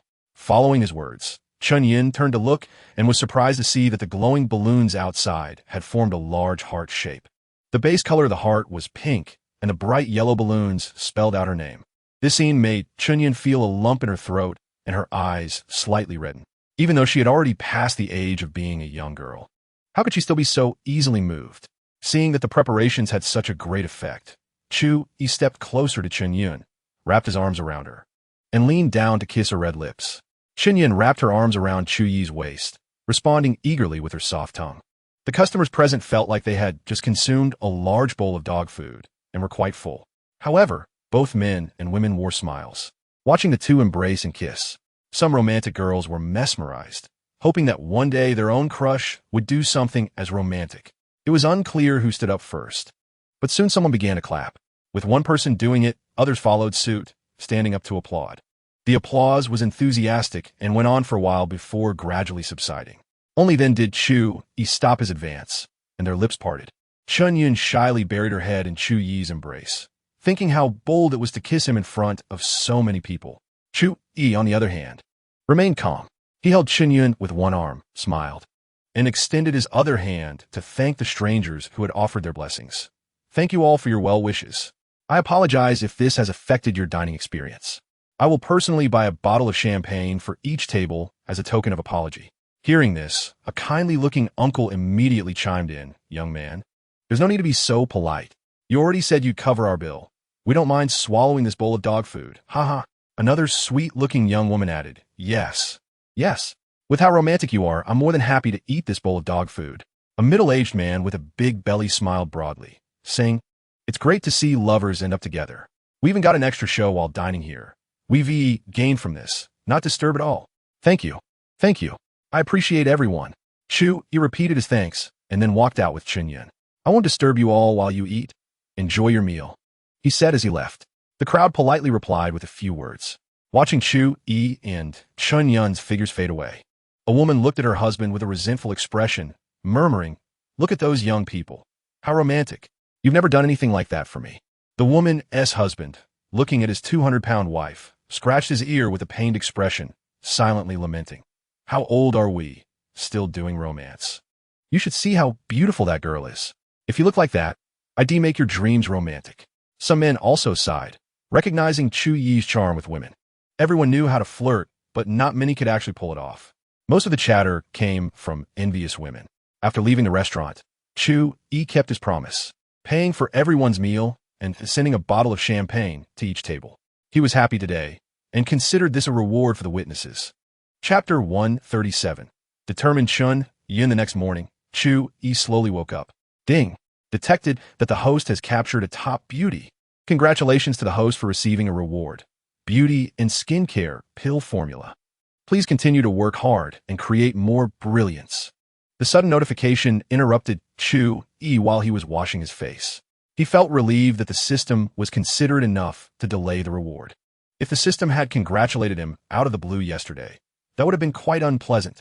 Even with passive skills, being startled like that could lead to psychological issues. System, my host knows me well. Chu Yi, thank you, dear system. Love you. System, you. Seeing Chu Yi suddenly stop talking, Chen Yun turned around and pinched his cheek, asking curiously, "Why did you suddenly stop talking? Do you think I'm too delicate? If you need more, I can handle it." Seemingly recalling something, she added nervously. Chu Yi couldn't help but smile. "I was thinking about something else, not because of what you said." Chen Yun let out a sigh of relief, thinking he was disappointed in her for that reason. "What are you thinking? Tell me," she asked curiously. It seemed strange to her that he could think about other things while being with her. Was he thinking about other girls? Chu Yi mentally reviewed the formula and effects of the beauty and skincare pill, generating a new idea in his mind. He looked into Chen Yun's eyes and said seriously, "Sister Yun, I suddenly want to start a cosmetics company." Huh? Chen Yun was taken aback. "You haven't even started preparing for the car company, and now you want to start a cosmetics one? Are you just having a whimsical idea?" she asked, frowning. She had never seen someone so reckless. First, he wanted to establish a car company and enter the automotive industry, yet he was already talking about a cosmetics company. "Well, not exactly. This has actually been my dream all along." Chu Yi kafud lightly, lying. Chen Yun's reaction reminded him that while he was confident in the technology provided by the system, it didn't mean that Chen Yun understood it as well. A lack of understanding naturally leads to doubts, which is normal. The only way to address this is to impress Chen Yun with the cars he produces, proving that he is not aimlessly pursuing ideas, but has tangible proof of his capabilities. By then, when he presents other ideas, Chen Yun should trust him more. It seemed that the cosmetics company would need someone else to manage it. Chen Yun alone would probably be overwhelmed. Sigh, he needed more capable women. Just thinking about it gave Chu Yi a headache. He knew he couldn't run a company himself. Professional matters should be handled by professionals. He just needed to steer the ship. Right now, he was severely lacking capable subordinates, so he would need to look for opportunities to find some. "Sister Yun, as for the cosmetics company, I plan to put it on hold for now. You help me get the car company sorted first, and we'll take our time with the rest. How's that sound?" Chu Yi smiled as he wrapped his arms around Chen Yun, inhaling her scent, and said, "That's more like it." Chen Yun nodded in agreement. She just felt that Chu Yi was too ambitious. He probably thought that as a newbie, he could dive into any industry without fear. But every industry has its depths. It's not as simple as Chu Yi thinks. Maybe he was just eager to show his family some results? Well, that's not impossible. The troubles of a rich second generation are always different from others. Little did he know, Chu Yi was already thinking about where to find a girl to help him start the cosmetics company. Chapter 138. Beauty and rejuvenation pill formula. Seeing Chu Yi hold her without saying anything for a long time, Chen Yun pinched his muscles and asked, "Why aren't you talking?" "Oh, it's nothing, just a little hungry." Chu Yi smiled and sat up. "Sister Yun, how about I make you something to eat?" Chen Yun was a bit surprised. "You can cook?" Chu Yi grinned proudly and said, "Just kidding, I'm not bragging. If cooking were a competition, I would crush all the chefs in Jiannan." Chunyin covered her mouth and laughed, clearly not believing him. She pointed outside and said, "Look, isn't there a whole herd of animals out there?" Chu Yi turned his head to look and saw nothing, staring blankly at Chunyin and said, "What animals? I don't see anything." Chunyin couldn't hold back her laughter and burst into a fit of giggles. "Didn't you see the herd of cattle you bragged about migrating in the sky outside? Well, fine, if you don't believe me, you even dare to mock me." Chu Yi raised an eyebrow and sat on Chunyin, tickling her. He didn't miss any spots, her armpits, her sides, all were fair game. "Huh, ha ha, it tickles so much. Chu Yi, let me go. I believe you, I believe you. You're a great cook. The #1 chef in Jiannan." Chunyin couldn't withstand Chu Yi's antics and quickly surrendered, begging for mercy. Chapter 139, Hetue. Hypocrisy. Chu Yi understood and directly picked up Chunyin in a princess carry as he walked downstairs. While going down the stairs, he remembered that he had also carried Ninian down like this last time. Goodness, does that mean he'll have to repeat this every time he has a new girl? A repetitive princess carry. How annoying.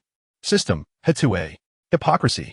Before they even reached the dining room, Chunyun's nose began to twitch. "Wow, it smells so good," she exclaimed in surprise. "Chu Yi, are you really that amazing? I thought you were just bragging about your cooking skills." Chu Yi smiled proudly and said casually, "Just average, maybe third best in the world. TCH, you get so puffed up just from compliment." Chunyun laughed and pinched Chu Yi's cheek. Chu Yi didn't resist, letting her rub his handsome face, and said with a faint smile, "Sister Yun, if you keep rubbing my face like this, my good looks will fade away."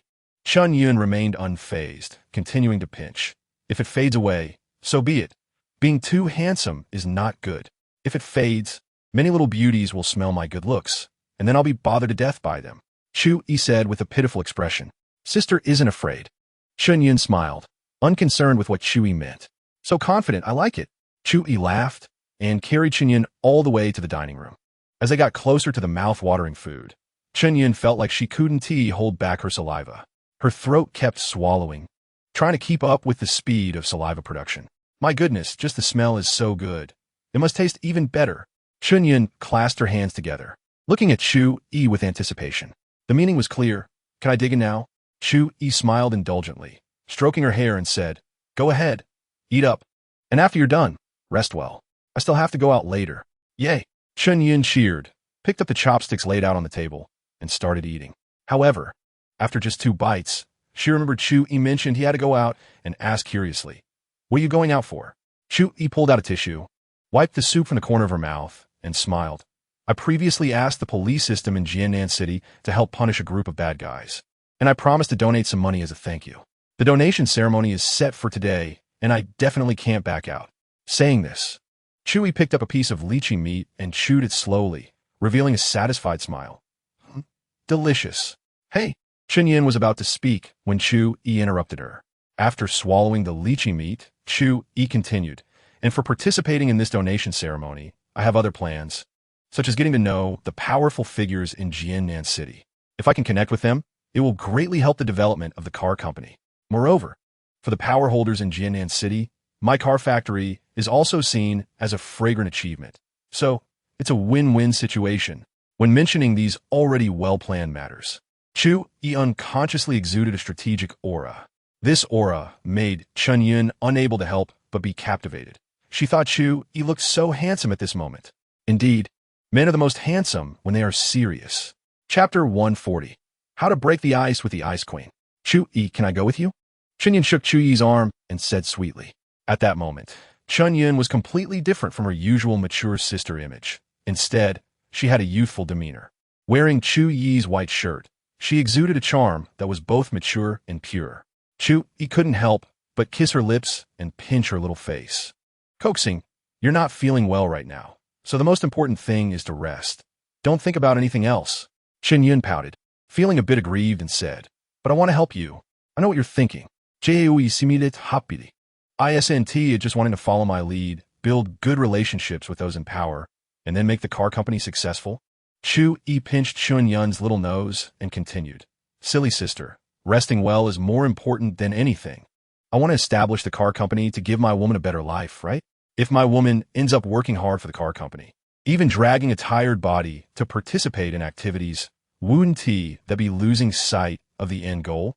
You just rest well. I will handle the necessary connections and then pass them on to you. Chunyun's eyes glistened with emotion as she nodded, saying, I'll listen to you. Ha! Eat quickly. Soon I'll have eaten everything. Chu Yi laughed and picked up another piece of lychee meat. He and T stopped eating during their conversation.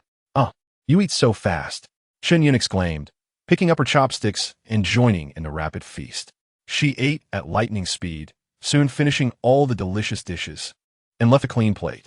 Chunyun leaned back in her chair, gently patting her slightly bulging belly, and exclaimed, Chu Yi, I declare that you are the undisputed boss of the chef community in Jiannan from now on. Even if Jesus came, he would have to acknowledge it. Haha, do you believe it now? Chu Yi felt a bit happy. It was great to have his abilities recognized. Yeah, I believe it. Chunyun nodded vigorously. This is just the beginning. Once the car I have in mind is built, you'll admire me even more. Chu Yi grinned. I'll be waiting for that. Chunyun smiled charmingly, like a blooming flower. Ding dong. The doorbell rang, and Chu Yi knew it was the person sent to help Chunyun buy clothes. Your clothes are here. I'll go open the door. Chu Yi smiled slightly at Chunyun and got up to answer the door. Upon opening it, he found Lung Qing standing outside with 2 shopping bags. Oh, why are you the one running errands today? Chu Yi asked, somewhat surprised. Normally, Lung Qing would send other subordinates for such tasks. She didn't want to run errands either, but when it came to buying intimate clothing for the boss's wife, she couldn't let other men do it. Besides, they wouldn't understand. Look at my head. I'm too busy admiring your long legs. Chu Yi teased as he took the shopping bags. But Lung Qing, with her icy demeanor, remained unmoved by his jest. Seeing this, Chu Yi felt a bit awkward. Ahem, you can go back now. I need to head out soon.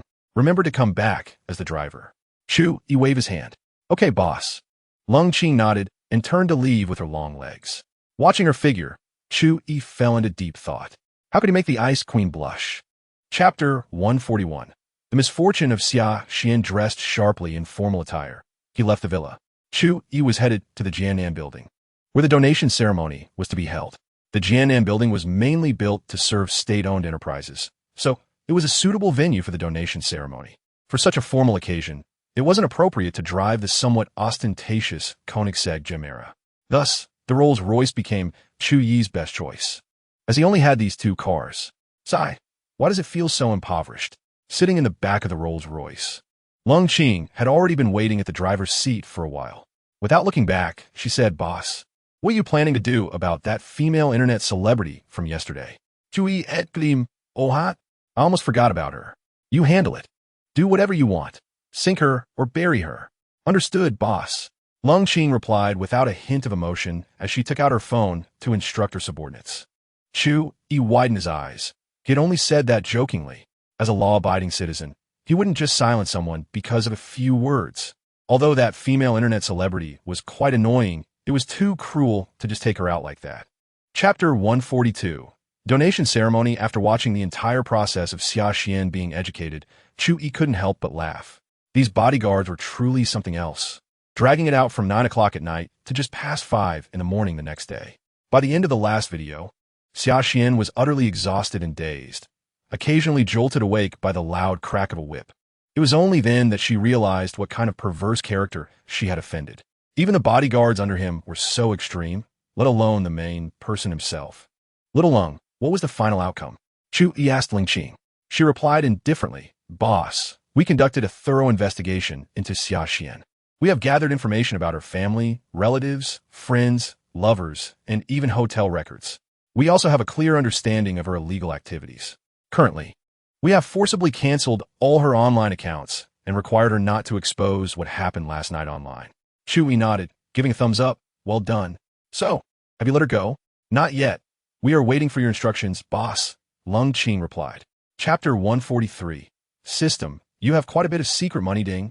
Detected that the host is about to donate to the police system of Jiannan City. This is excellent. The system fully supports it. The donation process will be entirely handled by Black Star Security Company, so there is no need to worry about the reliability of the funding source. And the donated funds will be covered by this system, so the host does not need to pay out of pocket.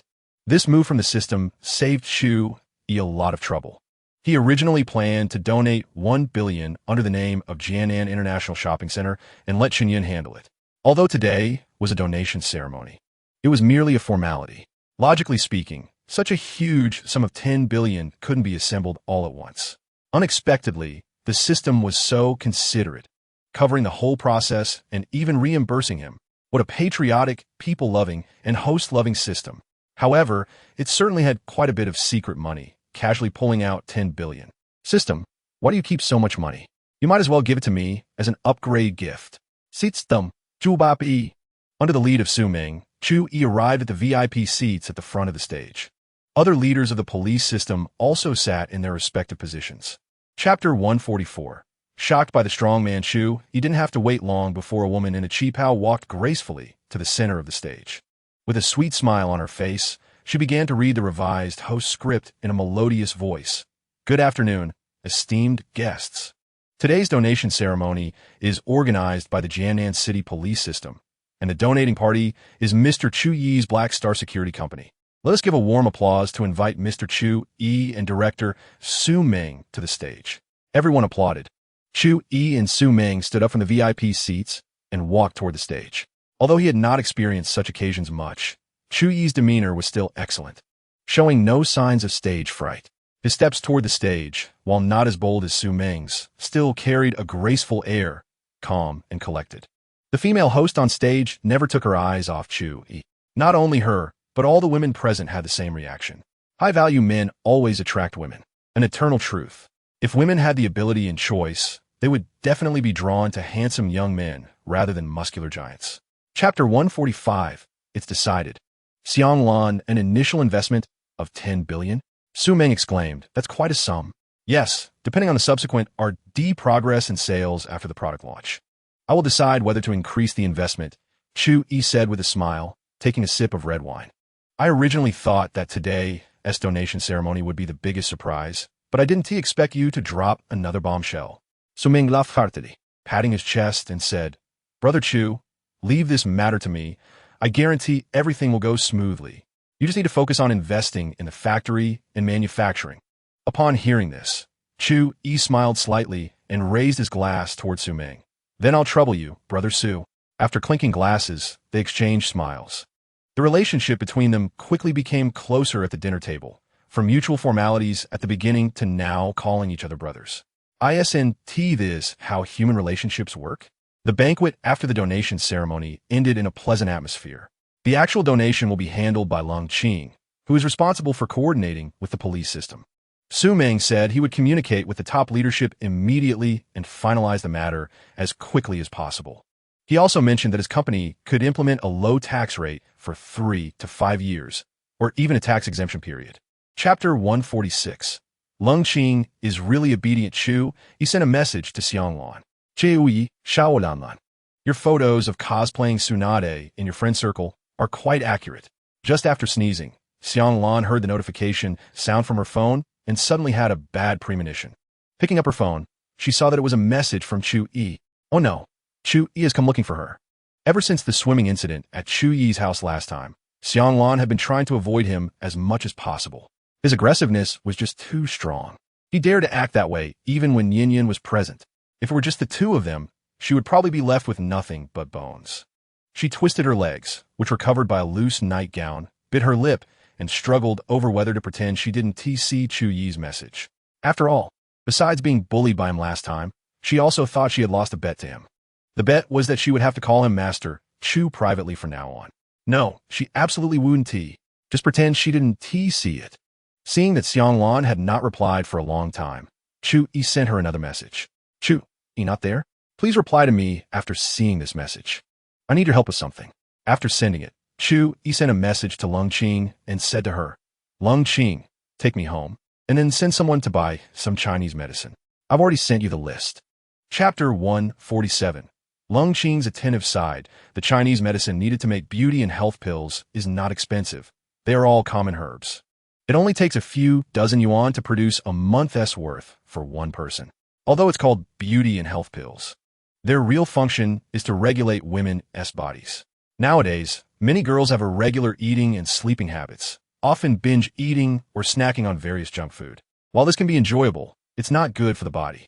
Over time, issues like dull skin, enlarged pores, and excessive oil secretion can slowly appear. The function of the beauty and health pills is to regulate women's endocrine system, helping to normalize hormone levels disrupted by poor lifestyle habits. This way, not only can it make the skin fair and radiant, but also help with issues like irregular menstruation, ultimately leading to a vibrant and healthy body. Unfortunately, beauty and health pills are only suitable for women. They don't help men much. Otherwise, Chu Yi could dominate the health supplement market without any rivals. The production process for different forms of beauty and health pills varies. If you want to make them into pills, you need a stamping machine, which means you have to open a factory. Chapter 148. Successfully tricking Xianglan into going out haha. Don't judge it by its unappealing name. Its effects are amazing. Chu Yi laughed as he got up and boiled a pot of hot water. Then he scooped out 20 grams of the black mixture and dissolved it in hot water.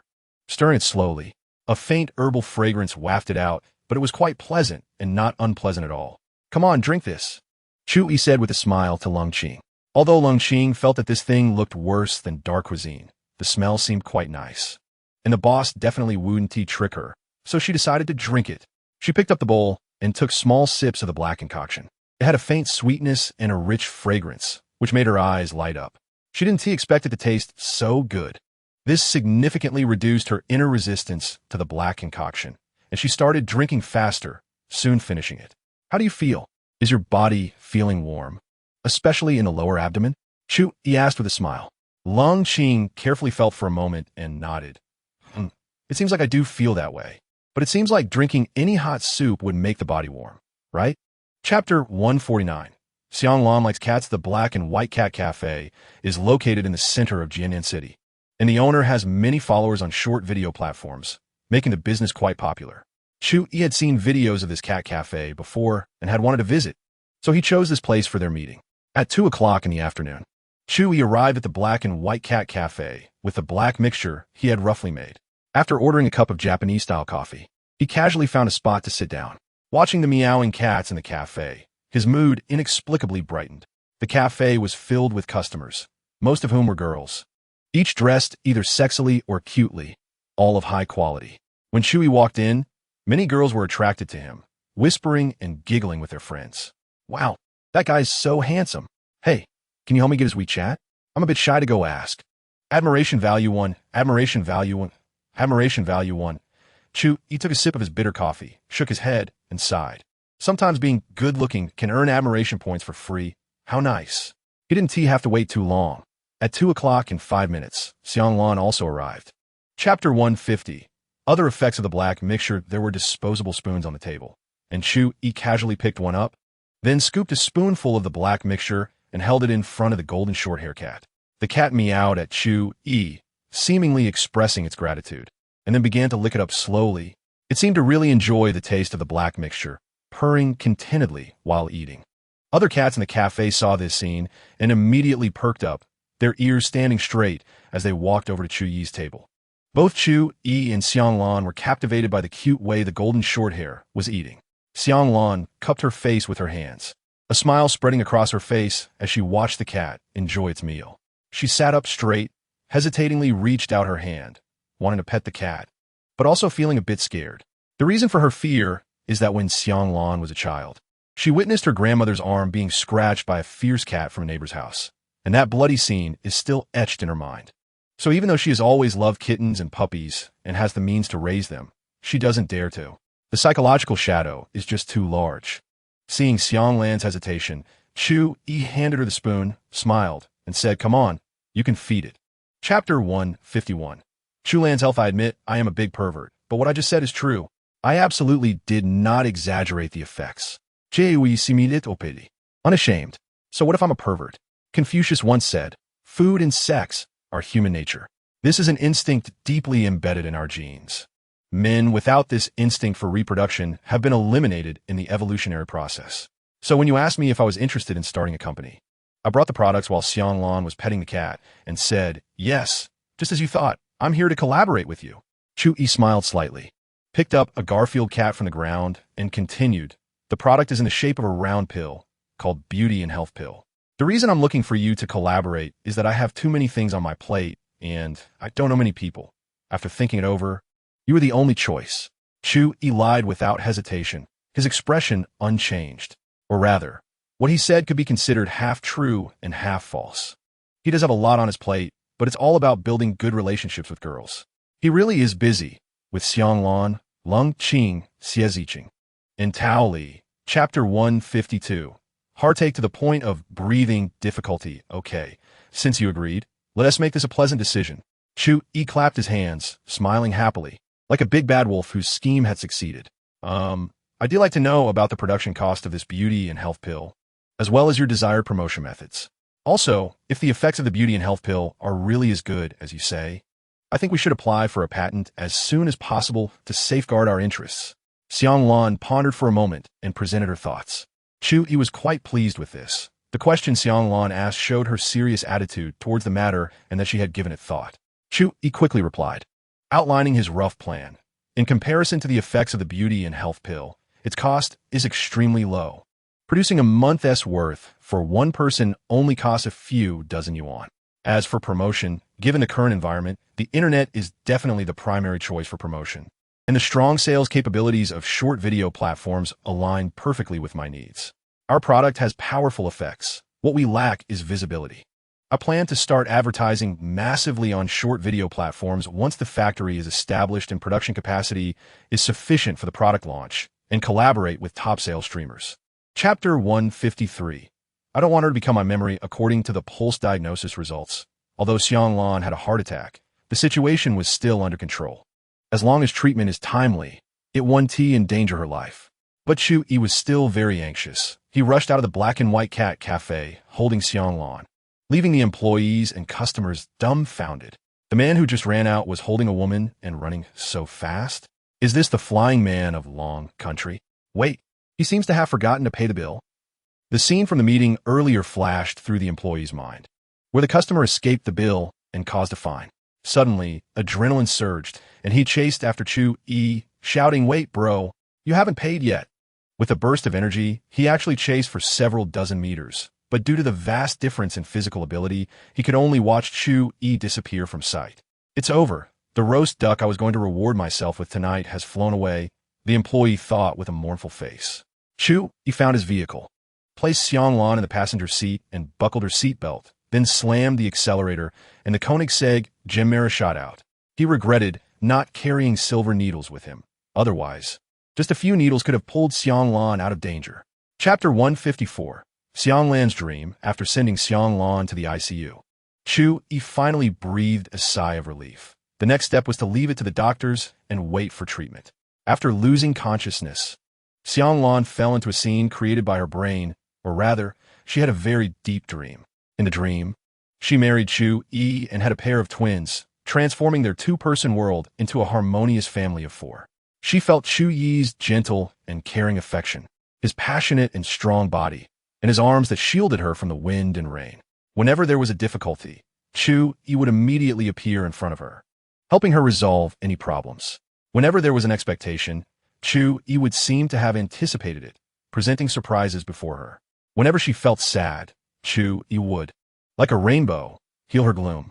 Everything revolved around Chu Yi, forming her entire beautiful world. She was so happy. But one day, Chu Yi suddenly waved to her, holding a son and a daughter, and turned to leave. No matter how hard Xianglan tried, she couldn't catch up. She cried out helplessly, chasing frantically, only able to watch Chu Yi's back grow more distant. The world gradually faded, and she watched helplessly as the entire world turned from color to gray, eventually leaving only endless and profound darkness. Chapter 155. Sending Xianglan back to school because Xianglan was no longer in serious condition. Chu Yi helped her complete the discharge procedures. The two walked side by side, slowly heading toward the parking lot. Chu Yi originally planned to invite Xianglan out under the pretext of discussing business, hoping to see if they could develop further. But unexpectedly, she suddenly had a heart attack, and it seemed that this was not going to happen. What was strange, however, was that after Xianglan woke up from her coma, her personality seemed to have changed quite a bit. Both her way of speaking and her attitude toward him were completely different from before. Not only did she not have the fierce and willful feeling, but she also seemed a bit quiet and even gentle. This left Chu Yi puzzled. Could it be that she had a sudden enlightenment between life and death? Or, as described in novels, had her soul swapped with someone else's? No. He needed to test it out. Gao Gao, Xiang Lang. Do you remember what we did the last time we went swimming? Chu Yi stopped and said with a smile. Xiang Lan was startled. How could she forget what happened that day? If it weren't for her underwear, she would have lost her most precious thing. This big pervert still had the nerve to bring it up. I don't remember, Xiang Lan said expressionlessly. Chapter 156. Teaching Xiang Lan cooking, deleted now. If someone she knows sees her at the school gate, where would she put her face? Although the Koenigsegg gym era has completely black privacy glass, it does not provide Xiang Lan with any sense of security. The grace of saving a life cannot be easily repaid. Today, I'll just take a little interest. Chu Yi's lips curled into a wicked smile as he leaned closer to Xiang Lan. Boom! Xiang Lan's mind instantly went blank, falling into a state of shutdown. She thought Chu Yi would only take advantage of her a little, but unexpectedly. Boo! Xiang Lan looked at Chu Yi with pleading eyes, but could only make stammering sounds. Oof! Since it has already started, there is no way for Chu Yi to stop now. However, since they were still outside, he decided to slow down a bit. Looking at the panting Xiang Lan, Chu Yi smiled slightly. You're so despicable. Xiang Lan, her face flushed, tidied her clothes, and said angrily, the despicable part isn't over yet. Chu Yi grinned and gestured to Xiang Lan with his eyes. Chu Yi didn't want to put Xiang Lan in a difficult position because they were in a car and it was inconvenient with people coming and going outside. But that didn't mean he would let himself suffer. He had to exhaust his magical power to avoid bloodshed. Otherwise, a bloody storm would not be a joke. Xiang Lan pouted, her face full of distress. It's just a little touch. Do you have to be like this? Do you understand what it means to be full of vigor? You should know the car isn't shaking because it's well made, but because my willpower is strong. Chu Yi shot Xiang Lan an annoyed glance. Then what should I do? Xiang Lan looked at Chu Yi pitifully. She was completely clueless about this. She had only watched animated versions of early education films, and I can accept the edits. Chu Yi raised an eyebrow and smiled. He had already been very patient. If it weren't for considering Xiang Lan's recent recovery from illness, how could he have made such loose demands? The edits. Xiang Lan fell into a dilemma. She felt that all these choices were difficult to accept. If you don't choose, then I'll help you with the multiple choice questions. Chu Yi said with a smile. She was really afraid that Chu Yi would throw her another tough question. Fine. Chu Yi squinted and smiled, reclining the driver's seat and lying back comfortably. In fact, she didn't want to cook at all. She was clearly a girl who wouldn't lift a finger to touch water. Chu Yi pinched her face and said, the edits. Xiang Lan blushed, feeling a bit embarrassed from Chu Yi's teasing. But the rebellious feeling inside her was instantly ignited. The edits. Chu Yi smiled and praised her. Who wants to learn from you? Dream on. Xiang Lan crossed her arms and turned her head away from Chu Yi. Hurry up and let me out of the car. I want to rest for a bit. All right, let us leave it at that for now. Chu Yi said with a smile. Although he wanted to teach Xiang Lan more cooking skills, considering her health issues, he could only wait until next time. Xiang Lan opened the car door and got out, turning back to Chu Yi and saying, Big pervert, leave the health product company matters to me. I'll contact you if anything comes up. Okay, I'll wait for your good news. Chu Yi waved goodbye to Xiang Lan with a smile. Oomph. Xiang Lan ignored him and turned to leave. This is too ridiculous. Can she really not escape from Chu Yi? Chapter 157. Picking up two women during Xiang Lan's coma. Yin had already registered a car company according to Chu Yi's suggestion, named Chu Automobile. As for why the company was named this way, it was quite simple. The car company he built with Yun carried both their surnames, and the meaning was self-evident. The health product company established with Xiang Lan was similar, but Chu Xiang or Xiang Chu didn't sound good, so it was named Chu Lan. Chu, he had no other thoughts. He just wanted his women to be successful and not merely decorative. Strong women are great, capable of handling both business and affairs. Isn't that wonderful? If they were just sitting around all day, clinging to him, then Chu Yi wouldn't have the time to work hard for his grand aspirations. There are still numerous rewards waiting for him to unlock from the system. From the rewards he has obtained so far, it can be seen that the technology he received from the system is enough to impact or even change the current world pattern. Whether it's new energy vehicle technology or beauty and health pills, either one is a game-changer in the industry. These two rewards were obtained, one from Yun and the other from Yun. In other words, the more women Chu Yi connects with, the more rewards he can gain. Chapter 158. Top lawyer Luo Yangyu back at home, Chu Yi still carried the two women he picked up, one in each arm, toward the bathroom. They were too dirty and needed a bath first. Moreover, a hot shower would help raise their body temperature, with dehydration symptoms already present. It would be even more troublesome if they caught a cold due to hypothermia. Chu Yi didn't undress them. He simply placed the two women in the bathtub, facing each other with their backs against the tub. Then he started heating water while taking the opportunity to call Lung Qing. Hey, Lung Qing, are you busy right now? Boss, I'm always available. Although Lung Qing's tone was flat, it made Chu Yi very happy. Little Lung is truly dedicated, serving him wholeheartedly. Next time, you should let her take a long vacation to relax. Can you have someone buy me 2 loose-fitting women's bathrobes? It's pouring rain outside, so don't go yourself. Let those rough men do it. Chu Yi said with a smile. It's fine to occasionally boss around this long-legged beauty Lung Qing, but sending her out in such heavy rain is a bit unkind. As for the rough men, that's fine. All right, boss. Okay, let us leave it at that for now. Chapter 159. The Scar Man Who Knows How to Handle Things. Chu Yi spent about 10 minutes washing the heroic woman clean. Since saving lives was a priority, he was very thorough, leaving no dirt behind.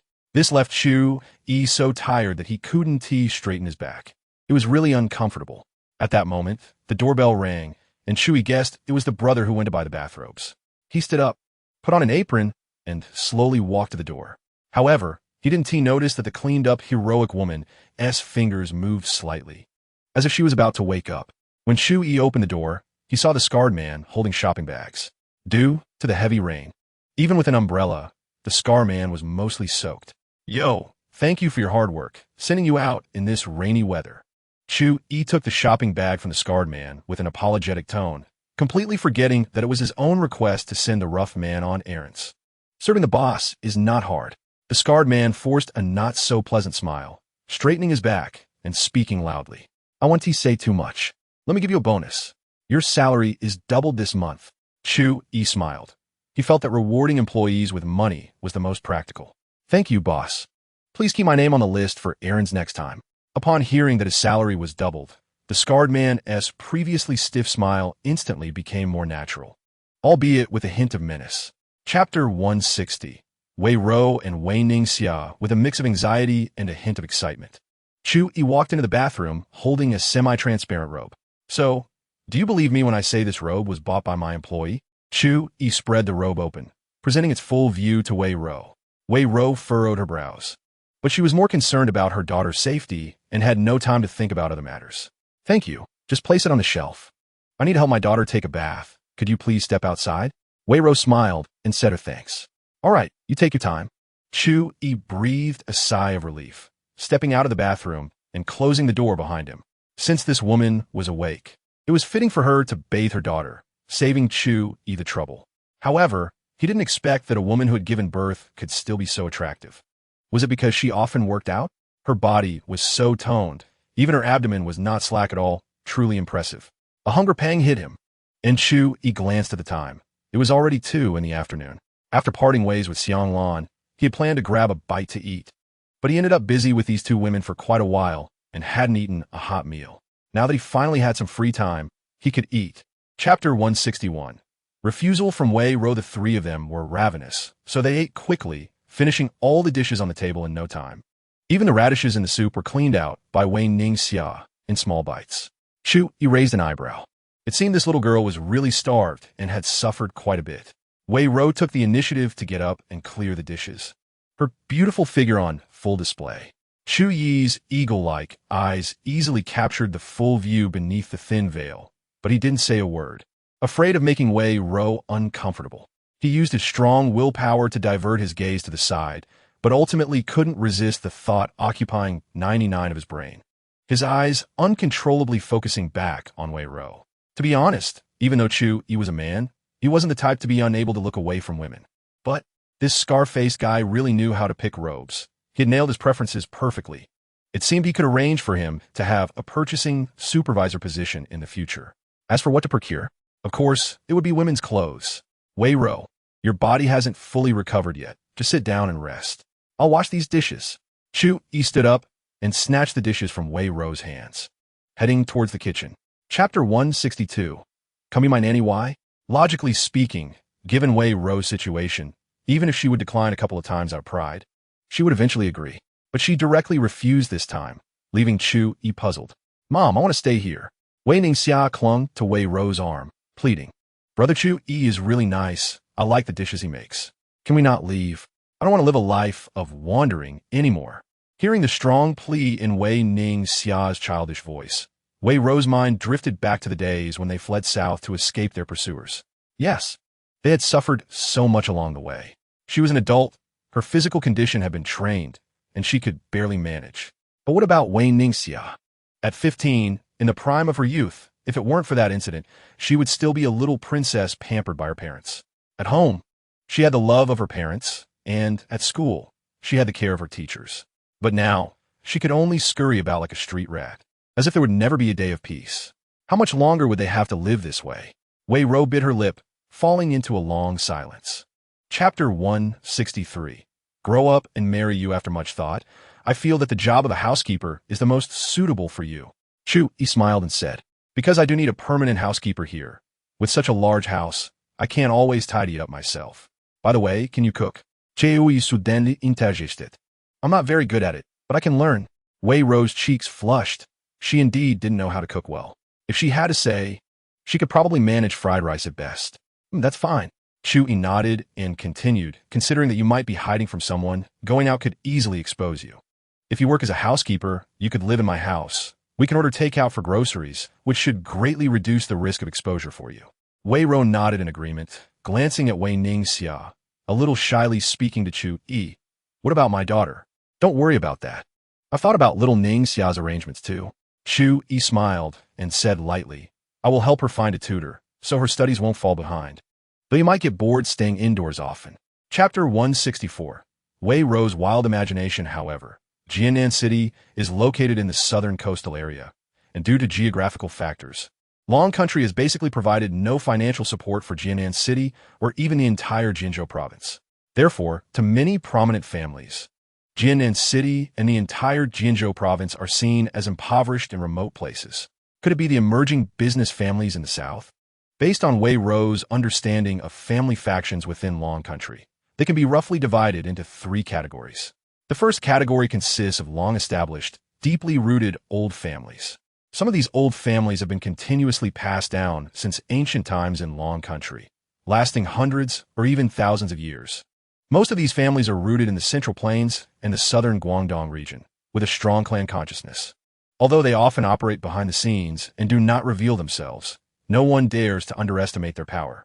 Even after numerous changes up to the present modern society, their family heritage remains extremely profound, often referred to as hidden aristocratic families within the circle.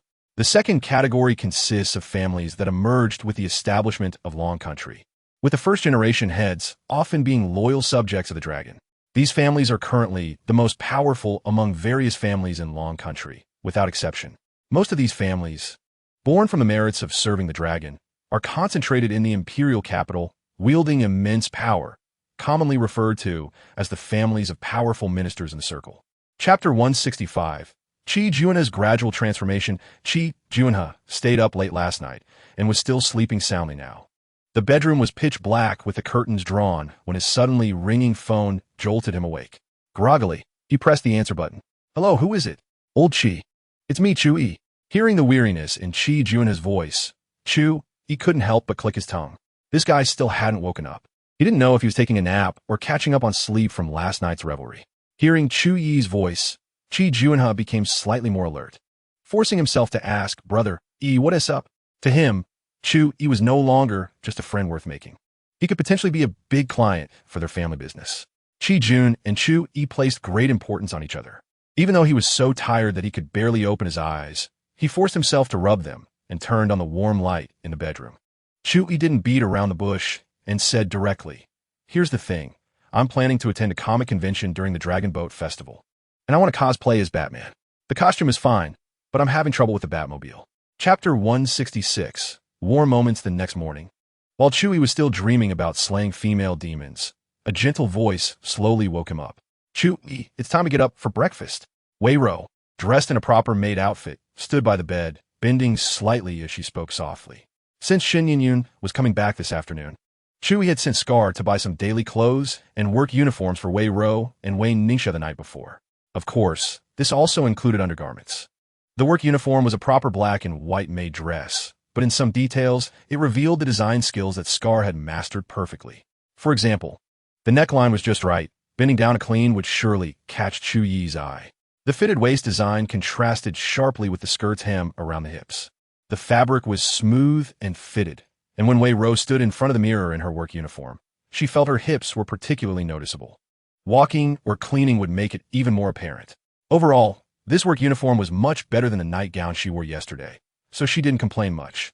This morning marked her first official day of work after being taken in by Chu Yi, so Wei Ro woke up early, cooked porridge, and fried eggs before coming to Chu Yi's room to provide wake-up service. Chapter 167.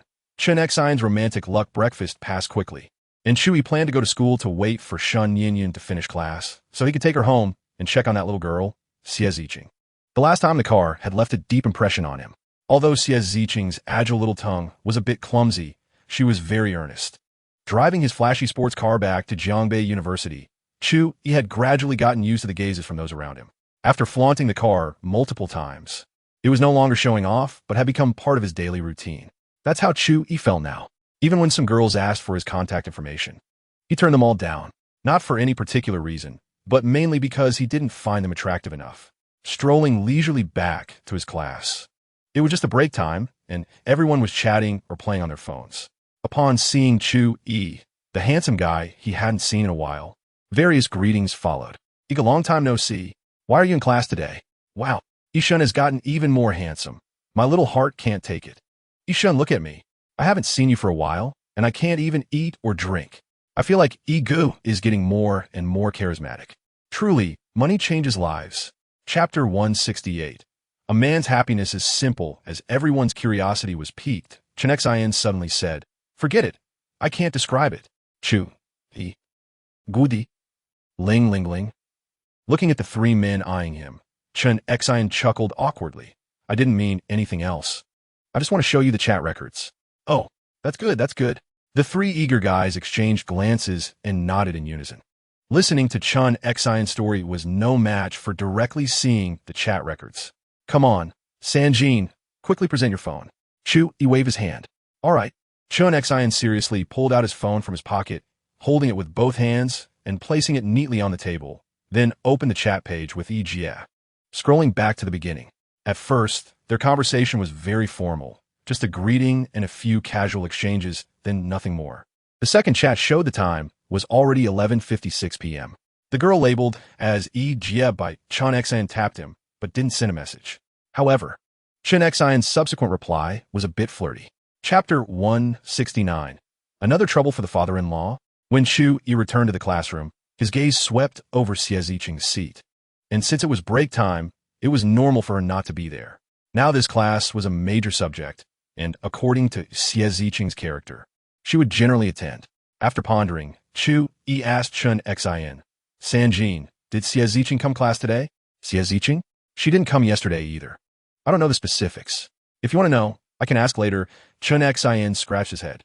Godi frowned, uncertainly saying, "I heard that something happened at her home, so she took 3 days off. An incident?" Chu Yi raised an eyebrow. Incidents that could be classified as such were generally not minor matters. It seemed he should find time to call Xie Ziqing to ask about the situation. If she needed help, he wouldn't hesitate. After all, even though the relationship between him and Xie Ziqing wasn't very clear yet, their connection was closer than it appeared. So, in this matter, Chu Yi couldn't just stand by. With concern in his heart, he lost interest in what the teacher was teaching in class. Chapter 170. Human-shaped tissue and balloons. Because it was on the 9th floor, there was a local saying that the 9th floor represented a life and death situation. Most patients on this floor were half a foot in the grave. Thus, the corridor was very quiet. Even if someone passed by, they would consciously lower their voices to minimize the sound. Chu Yi was the same, following the room number Xie Ziqing had given him. He walked down the hallway and found the intensive care unit where Xie Ziqing was. Gently pushing the door open, he walked in and saw Xie Ziqing sitting by the bed. Lying on the bed was a person wrapped in bandages, relying on a respirator for oxygen. If you didn't know this was Xie Ziqing's father, Chu Yi might have had difficulty distinguishing if the person was male or female. Chu Yi quietly walked over to her, waved without saying a word, just smiling and raising an eyebrow, meaning I'm here. Xie Ziqing looked a bit tired but still smiled and stood up. Noticing her steps were a bit unsteady, Chu Yi supported her arm and leaned in to whisper, "You haven't slept these past 2 days, have you?" Xie Ziqing nodded gently and took Chu Yi's hand as they walked outside. Once outside the ward, Xie Ziqing expressed her gratitude. "Chu Yi, thank you." Chapter 171. Dispute at the hospital entrance after a passionate kiss. Xie Ziqing broke free from Chu Yi's embrace and took a deep breath of air. "I thought you were amazing. I didn't expect it to be like this." Chu Yi licked his lips, teasingly said. Xie Ziqing rolled her eyes and muttered, "I just wanted to kiss a bit. Why did you hold me back? I almost choked on my breath." "Hee, not taking advantage is foolish," Chu Yi said with a smile. The girl's lips came to him. If he remained indifferent, wouldn't he be like Lu Xiaohui? If you take advantage, you're also foolish. Xie Ziqing gently tapped Chu Yi's chest and said shyly, "Hee, what's wrong with being foolish? I've taken all the advantages I could. If I'm a fool, then you will be Mrs. Fool in the future. Then we can have a son named Fool Lamb." Chu Yi said carelessly. If someone else insulted him, that wouldn't be acceptable. But now he was joking with the girl he liked. Hitting is affection, scolding is love. No hitting or scolding means no love. Hearing you say that, I've suddenly lost all hope for the future, Xie Ziqing said a bit angrily. She didn't want to be Mrs. Fool or have a son named Fool Lamb. Chapter 172. The energetic guy cooperates. The scar-faced man easily pushed through the crowd in front of him, shouting loudly, "Make way. Make way. My rabies is acting up. I need to get vaccine. Those who walk late better watch out, or I might bite you." The slick-back guy also squeezed through the onlookers while yelling, "Don't get close to me either. I was tricked by a woman yesterday and later found out she has AIDS. I'm in a hurry to cut off contact, so stay the hell away from me." The two strong men in black exaggerated their lies even more, and Chu Yi, watching from the back, rubbed his forehead, his eyes twitching. Damn, even if they said they were city management enforcing the law, it would be better. One has rabies and the other has AIDS. Afraid that others don't find you scary enough, right? However, their method was indeed effective. Whether it's rabies or AIDS, for most people, it's best not to get close. Even with AIDS, which is mostly bloodborne, people don't want too much contact with patients. The onlookers, whether old or young, quickly dispersed, leaving only the group of parties involved. The young man with yellow hair, who was angrily demanding money, suddenly felt the air around him clear up significantly and turned around to see a shocking sight. Chapter 173. Don't waste the scallions. After the two bodyguards took the group of debt collectors away, the onlookers also dispersed. After all, there was no more gossip to hear, so they had no reason to stay. Chu Yi approached a middle-aged woman and greeted her. "Hello, Annie, are you Xie Ziqing's mother?"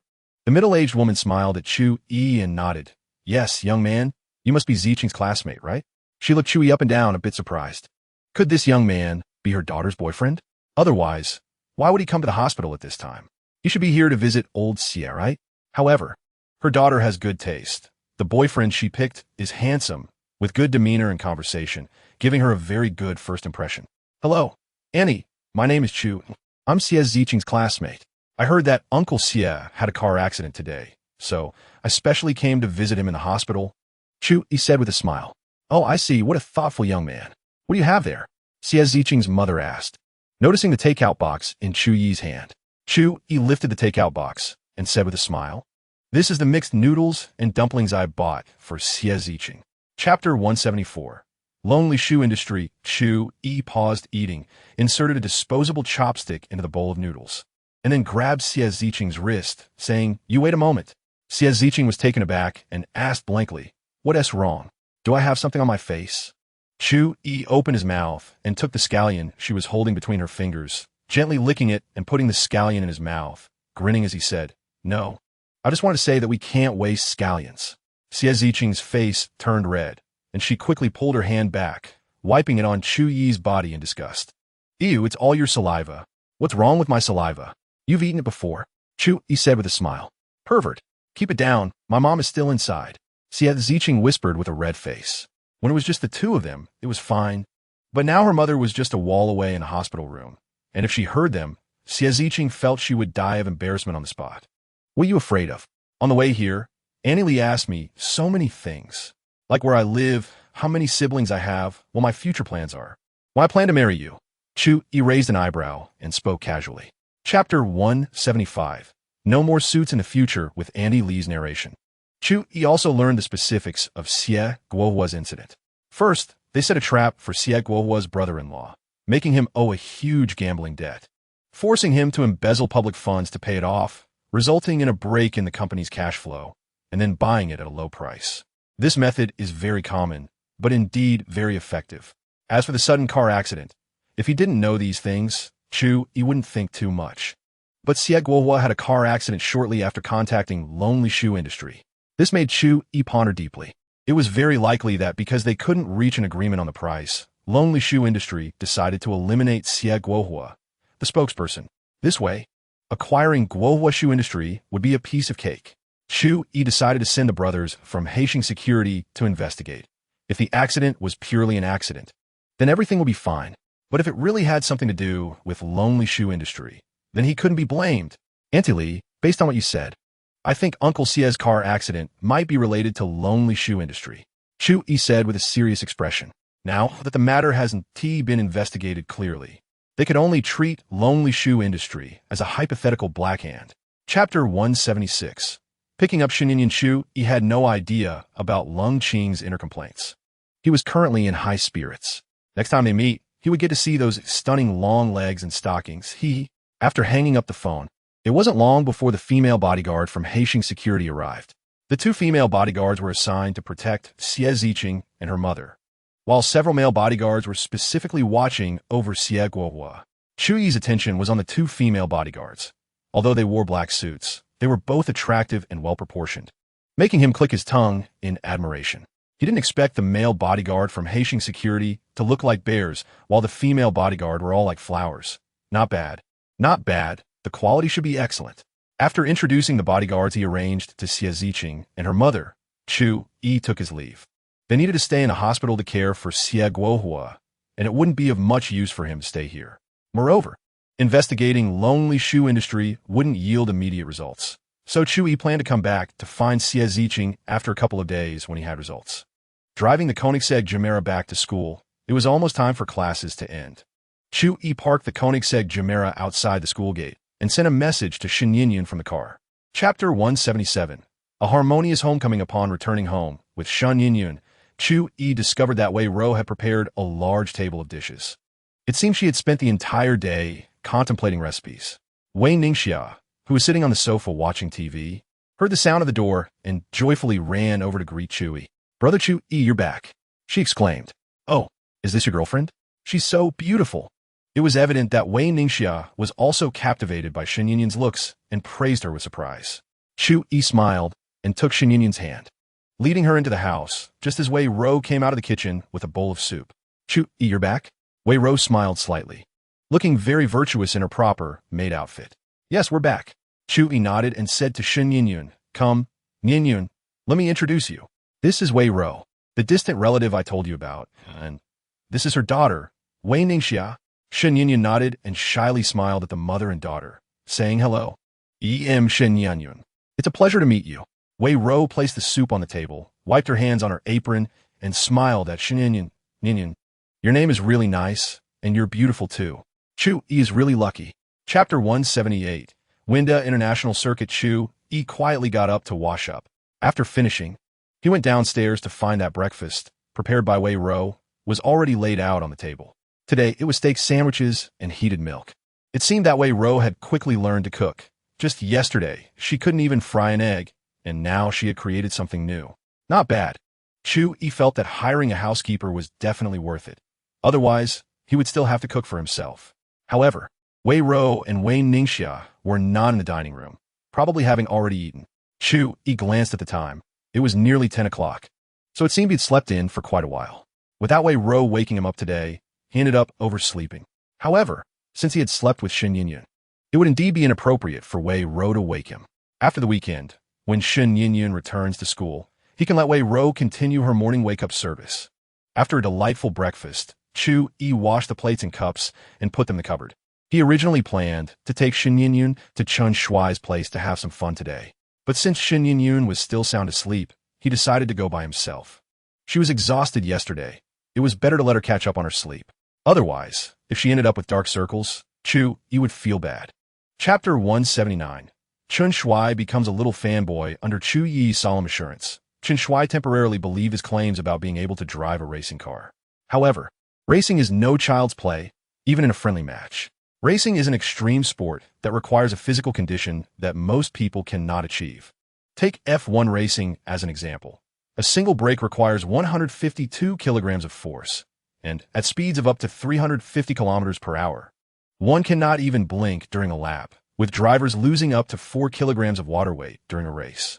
Just the strain on the neck can be considered one of the most critical aspects of F1 racing. An F1 race requires navigating over 200 turns, and each time a driver turns, they experience a centrifugal force equivalent to carrying an additional 40 kilograms. Thus, professional racing drivers have necks that are nearly as thick as their heads.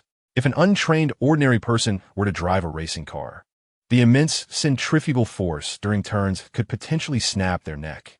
The difficulty is evident. Of course, while Chu Yi's neck may not be that thick, his physical condition is certainly adequate. However, Chen Shui was unaware of this. Chapter 180. Batman-style combat suit. Just as Chu Yi was about to complete a lap, he suddenly slammed on the brakes when he was still several hundred meters from the finish line. The rims of the Batmobile flashed with golden light, clearly visible even under the blazing midday sun. This was due to the temperature suddenly rising above 500 degrees when the brakes were applied. The newly changed soft tires were emitting a faint white smoke as they slowly came to a stop at the finish line. Dressed in a racing suit and wearing a professional helmet, Chu Yi opened the car door and stepped out, raising his fist and shouting, "Awesome!" Although Chu Yi had driven effortlessly, his adrenaline surged as his speed increased. He reached a top speed of 300 kilometers per hour, and the thrill of such extreme speed made him feel exhilarated. Chen Shui ran down from the spectator area and clapped vigorously as he approached, his face filled with amazement. "Brother Yi, you're incredible. I thought you were just bragging, but I didn't expect you to be so talented." After watching Chu Yi complete an entire lap, he exclaimed, "You're just like an F1 driver. My goodness, I feel like you're about to become my idol." Chapter 181. The Wei family's Wei Sheng. After Chu Yi displayed his astonishing driving skills, Chen Shui's attitude towards him underwent a dramatic change. From a previously polite distance, he transformed into a constantly caring little follower. The two had a barbecue feast for lunch, and then it was time for the friendly racing competition. The once quiet Winda International Circuit gradually became lively, with various supercars and luxury vehicles slowly arriving. Inside Chen Shui's office, Chu Yi stood by the floor-to-ceiling window, overlooking the bustling scene below. The thought of the massive amount of admiration points and the Batman suit he was about to gain made him feel secretly delighted. At that moment, his phone rang. It was Scarface calling. Chu Yi raised an eyebrow and answered the phone. "Hello? What is up, boss?" "We made some progress on the lonely footwear investigation you asked us to conduct. I wanted to report the progress to you," Scarface said excitedly. "Having caught a big fish this time." "Oh, tell me about it. From your tone, it sounds like the results are quite promising."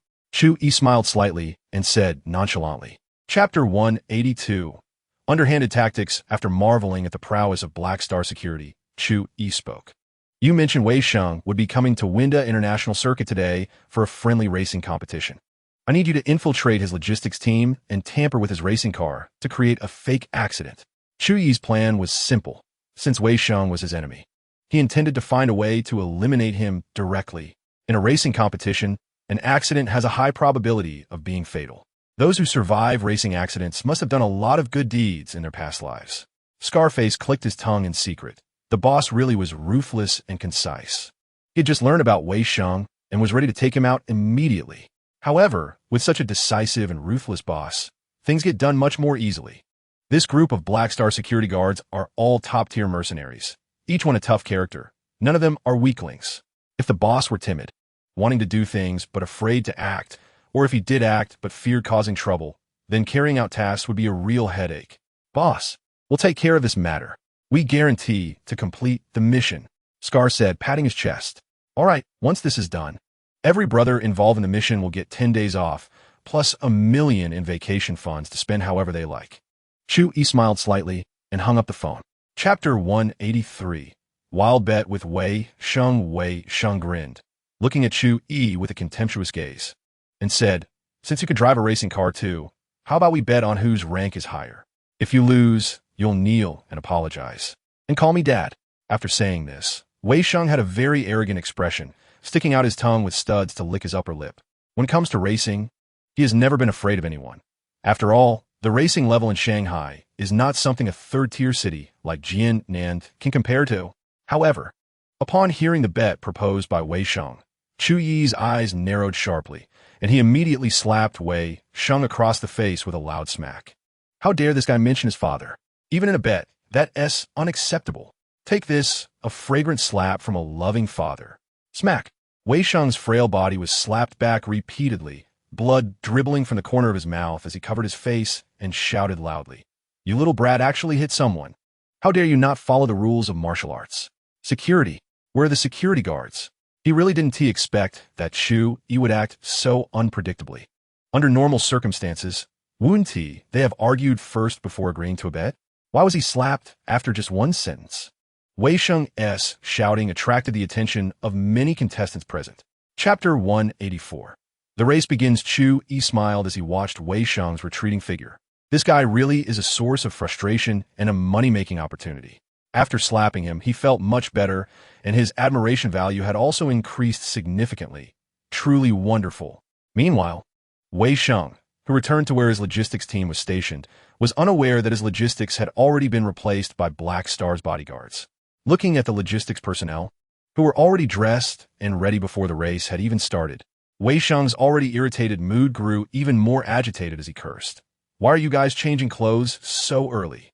Where were you all when I was getting hit just now? Damn, this is so annoying." Originally, just venting his anger, Wei Sheng had not intended for his subordinates to respond to him. He angrily sat down on a nearby chair, fanning himself. However, it was precisely because he was in a fit of anger that he did not notice the flaws of the Black Star bodyguards.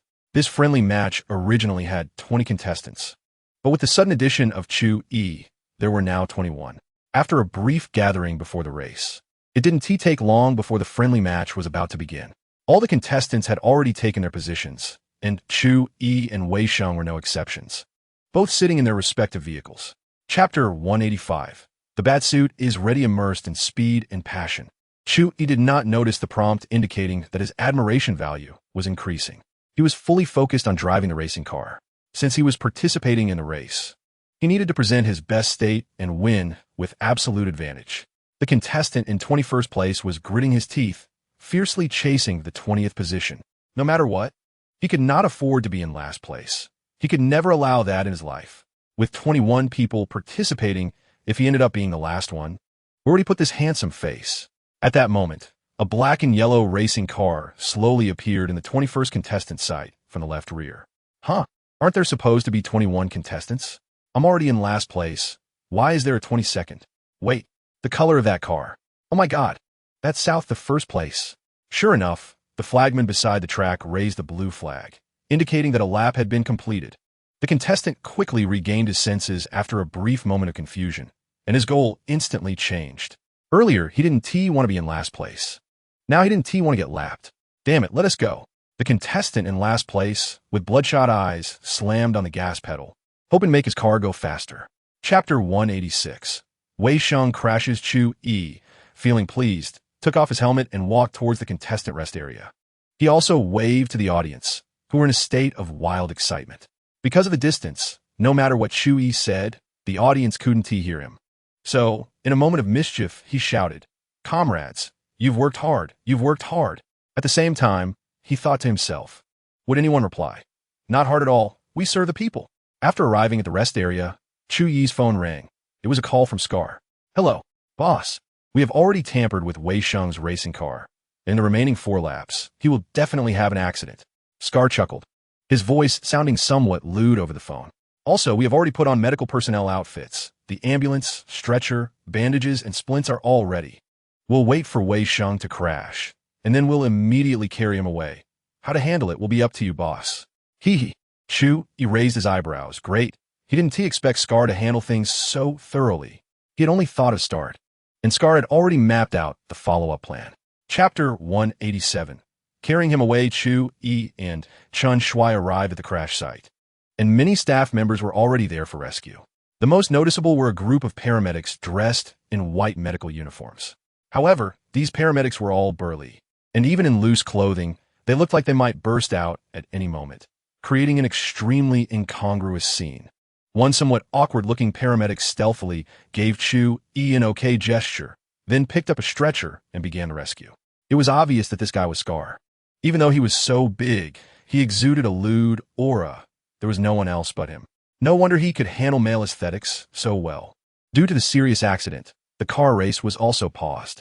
The contestants behind, seeing the red flag indicating a serious accident, all slowed down, stopped their racing cars, and hurriedly got out to run towards the crash site.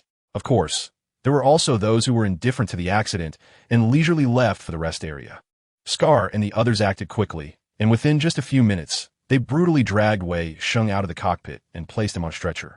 Then, under Scar's command, this group of burly white-clad angels quickly evacuated, leaving faster than fleeing refugees. Chapter 188. Black Star Security's joint progress. Chu Yi and Lung Qing entered the villa one after the other. The first floor of the villa was an enormous space filled with various display screens, and many men and women in black suits were staring at the screens. Chu Yi glanced at the screens and found that they displayed surveillance footage from various locations. The women in the footage were all connected to him. Shen Yunyun, Chun Yun, Xiang Lan, Xie Ziqing, and Tao Li. Additionally, there were Xie Ziqing's parents. Of course, these surveillance cameras did not invade their privacy. The Black Star Security was quite considerate about that. Chu Yi couldn't help but sigh inwardly, realizing that the Black Star Security team was very dedicated to ensuring the safety of him and those around him. After all, just the task of monitoring the cameras required someone to be on duty in shifts, not to mention the protection in other areas or the efficiency of being at their service whenever called upon. It seemed he needed to find an opportunity to learn more about this loyal group of subordinates, to see what their preferences and demands were. Anything that could be done, Chu Yi would definitely satisfy. Boss, Wei Sheng is currently in the basement. We are unsure if he still has any value, so we are administering emergency treatment and are ready for your orders, Lung Qing said with a smile. Chapter 189. Inviting Xiang Lan to the hot spring in Chu Yi's leisurely and content life. 10 days quickly passed. Tomorrow is the Dragon Boat Festival, and Chu Yi had already made ample preparations to attend the comic exhibition. The day after the car race, Chun Shui delivered the Batmobile. The delivery of the bat suit had also arrived, and he couldn't wait to try it on. Mainly, he wanted to test the gliding function of the bat cape.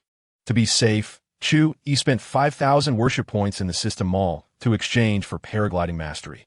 Otherwise, he really wouldn't have dared to jump from a high place. After mastering paragliding, Chu Yi donned the Batman combat suit and his custom-made bat helmet, then jumped off the rooftop of his house.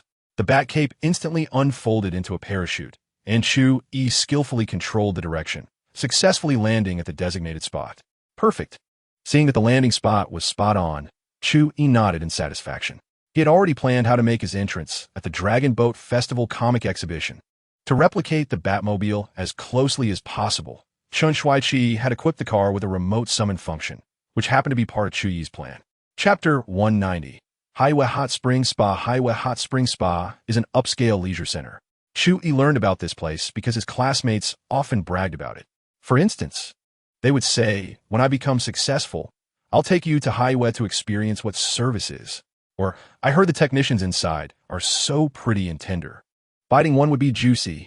Of course, Chu Yi was mainly here to experience the service, not to indulge in anything else. Since today was all about relaxation, Chu Yi drove his Rolls-Royce to Highway Hot Spring Spa. A doorman helped him park the car. Looking at the luxurious building towering over 10 stories, Chu Yi stroked his chin and smiled as he stepped inside. Although Xiang Lan had not arrived yet, it didn't stop Chu Yi from going in to choose the type of service. Entering the lobby, an oval-shaped red carpet with gold edges was laid on the white marble floor, complemented by some golden decorative materials, giving it a luxurious feel. A staff member in a sexy short skirt approached him with a smile, greeting him. "Hello, sir. Do you have a reservation?" "Noto Sebastian. Do you have any services suitable for couples?" Chu Yi smiled and asked. Chapter 191. Starting the massage, Xiang Lan sat at the edge of the bed, put her bag down, stretched, and then stood up to look around the room. "Hey, Chu Yi, there are clothes for us to change into in the bathroom. Xianglan walked into the bathroom and saw two sets of clothes laid out, peeking her head out to call out to Chu Yi. Before long, Xianglan had changed and walked over to Chu Yi with a shy little step. I've changed. You should hurry up too. Chu Yi climbed off the bed, glanced at Xianglan with a smile, and quickly changed in the bathroom. However, he couldn't help but feel a rush of emotions as he walked out. When Chu Yi stepped out of the bathroom, there were already two technicians in sheer, form-fitting dresses in the room. He glanced at them, noting they were Technician No. 7 and Number 8. They looked quite young, around 18 to 20 years old, and their looks and figures were impressive. To describe them with the phrase juicy wouldn't be an exaggeration. Chu Yi, they said we can start the treatment anytime. Shall we begin now? Xianglan asked, her hands modestly covering her chest as she sat at the edge of the bed. Chapter 192. You're good, but not as good as my girlfriend, section omitted. On the other side, Xianglan was enduring the muscle soreness from the massage, afraid that she might accidentally make a sound. With every press from Technician Number 8, she felt a mix of soreness and comfort at the pressure points. But she was worried that any noise would make Chu Yi laugh at her, so she was struggling to hold it in. Miss, I'm going to press on your lower back now. It might be a bit sore. Please bear with it, Technician Number 8 said, and Xianglan responded with an acknowledgement. Falling silent. Seeing this, Technician Number 8 began the long-awaited lower back massage. Just after the first press, Xianglan couldn't help but let out a soft Realizing she had made a sound, she quickly reacted, her face buried in the bed, not showing any expression, but her ears were already tinged with pink. Technician No. 8 smiled slightly and continued with her massage routine. Chu Yi, attracted by Xianglan's soft moans, lifted his head from the bed and, using a small pillow to block the bed hole, turned his face to watch Xianglan. Wow, your muscles are so hard. My hands are sore. Technician No. 7 said with a pitiful expression. Why don't you take a break? Chu Yi was busy watching Technician No. 8 and didn't he have time to respond to Technician Number 7. That's not necessary. Generally, the back muscles are harder than the front. And now that the back is almost done, let us switch to the front, okay? Technician Number 7 smiled, biting her lip. These technicians were quite skilled, pressing in many places accurately. Okay. Chu Yi slightly pushed himself up and turned over. The well-defined abs that Technician No. 7 had been eyeing for a long time were now exposed to the air.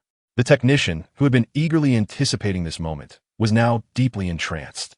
This Haiwa hot spring spa was indeed a great place. Next, it was time to relax and enjoy the professional service. After finishing the upper body massage, it was time for the leg massage.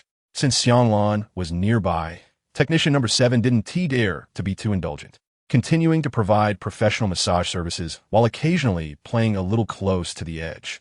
At this point, Xianglan's back massage also ended, and it was now her turn for the front. At this moment, Chu Yi's upper body was already covered in essential oil, his eye-catching muscles glistening as if polished, significantly enhancing his already striking visual effect.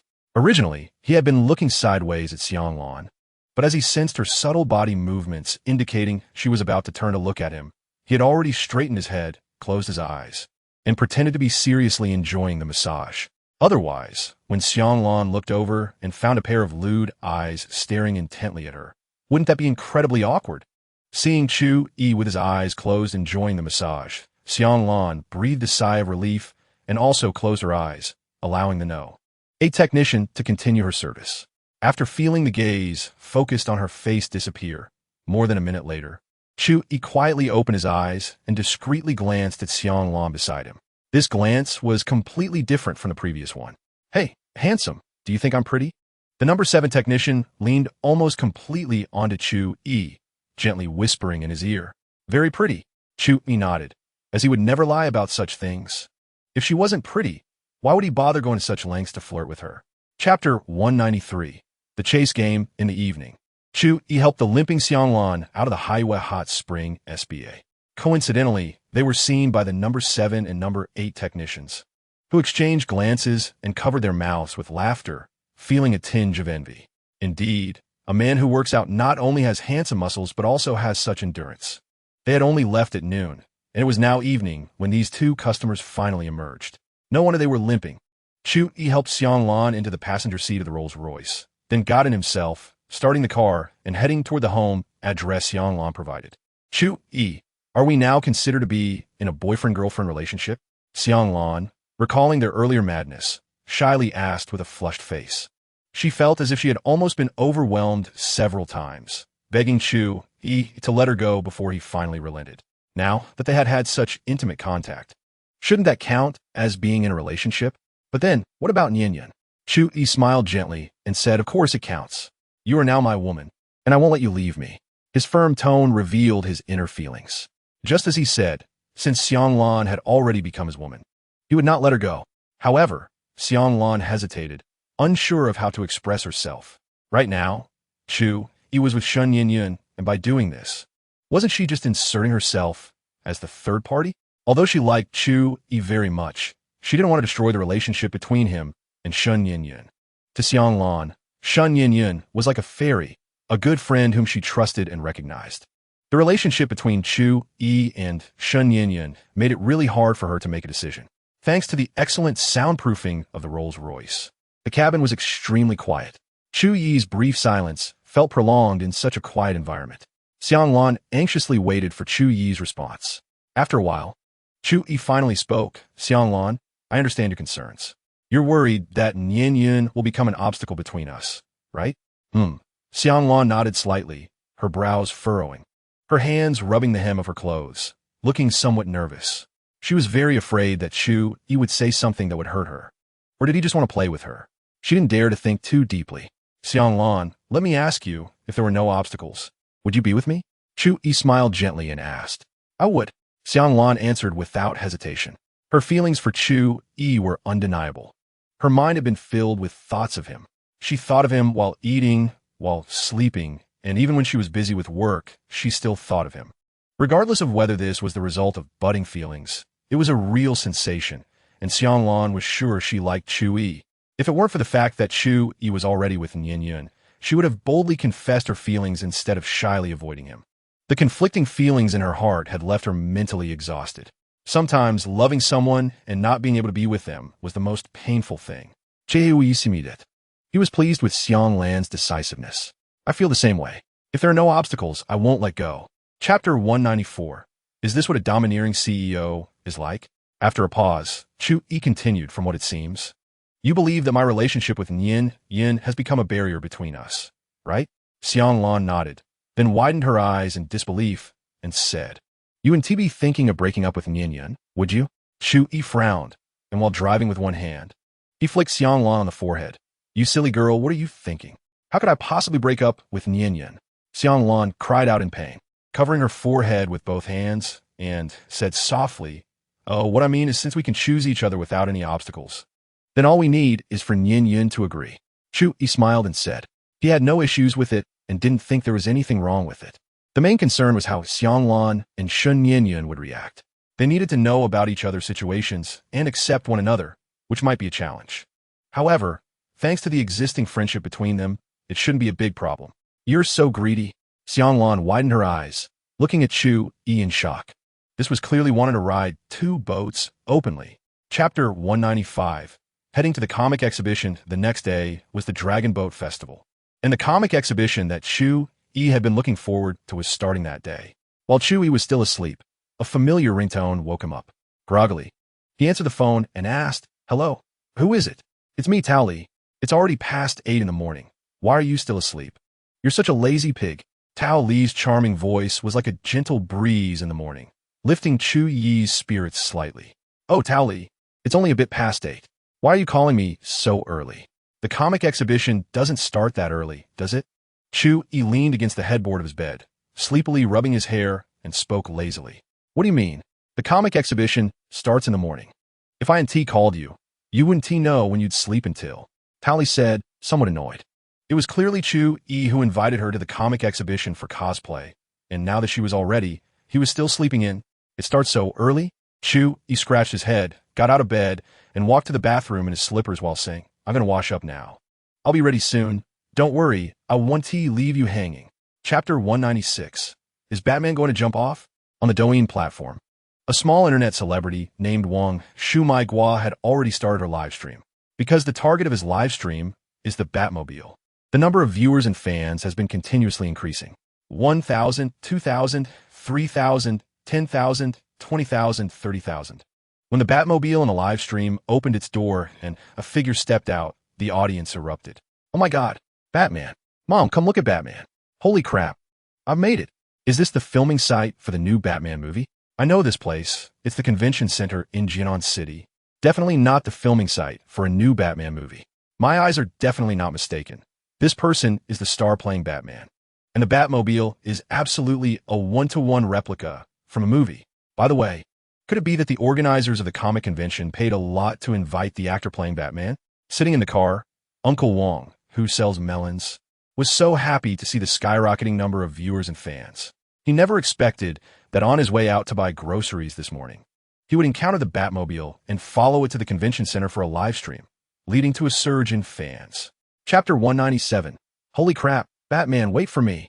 Brother Batman, wait a minute. Please don't jump off the building. Uncle Wong dashed out from the blind spot of Chu Yi's perspective, waving his hands and shouting.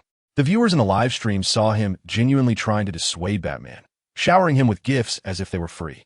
Those with money supported him financially, while those without money supported him in spirit.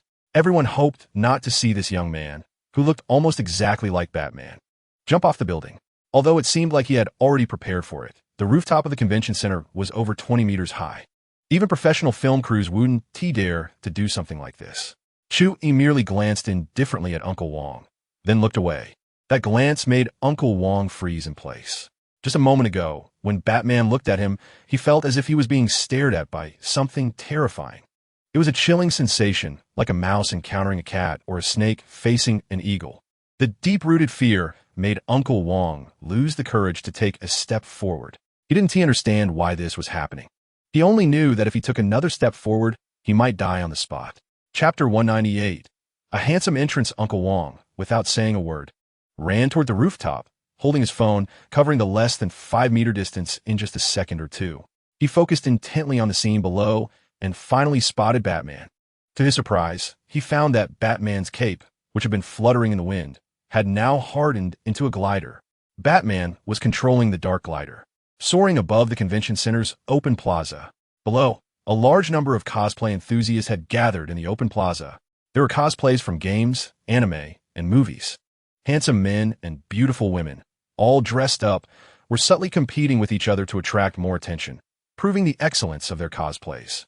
However, just before Batman made his entrance, the Batmobile roared in from a distance, flashing its dazzling headlights and playing the special music that came with the remote summon, capturing everyone's attention, whether they were cosplayers, photographers, visitors to the convention, or even the staff maintaining order.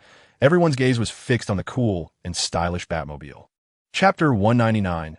A strong kiss with Catwoman. Taylor, meanwhile, ignoring Uncle Wong's live stream, after hovering in the air for about 10 seconds.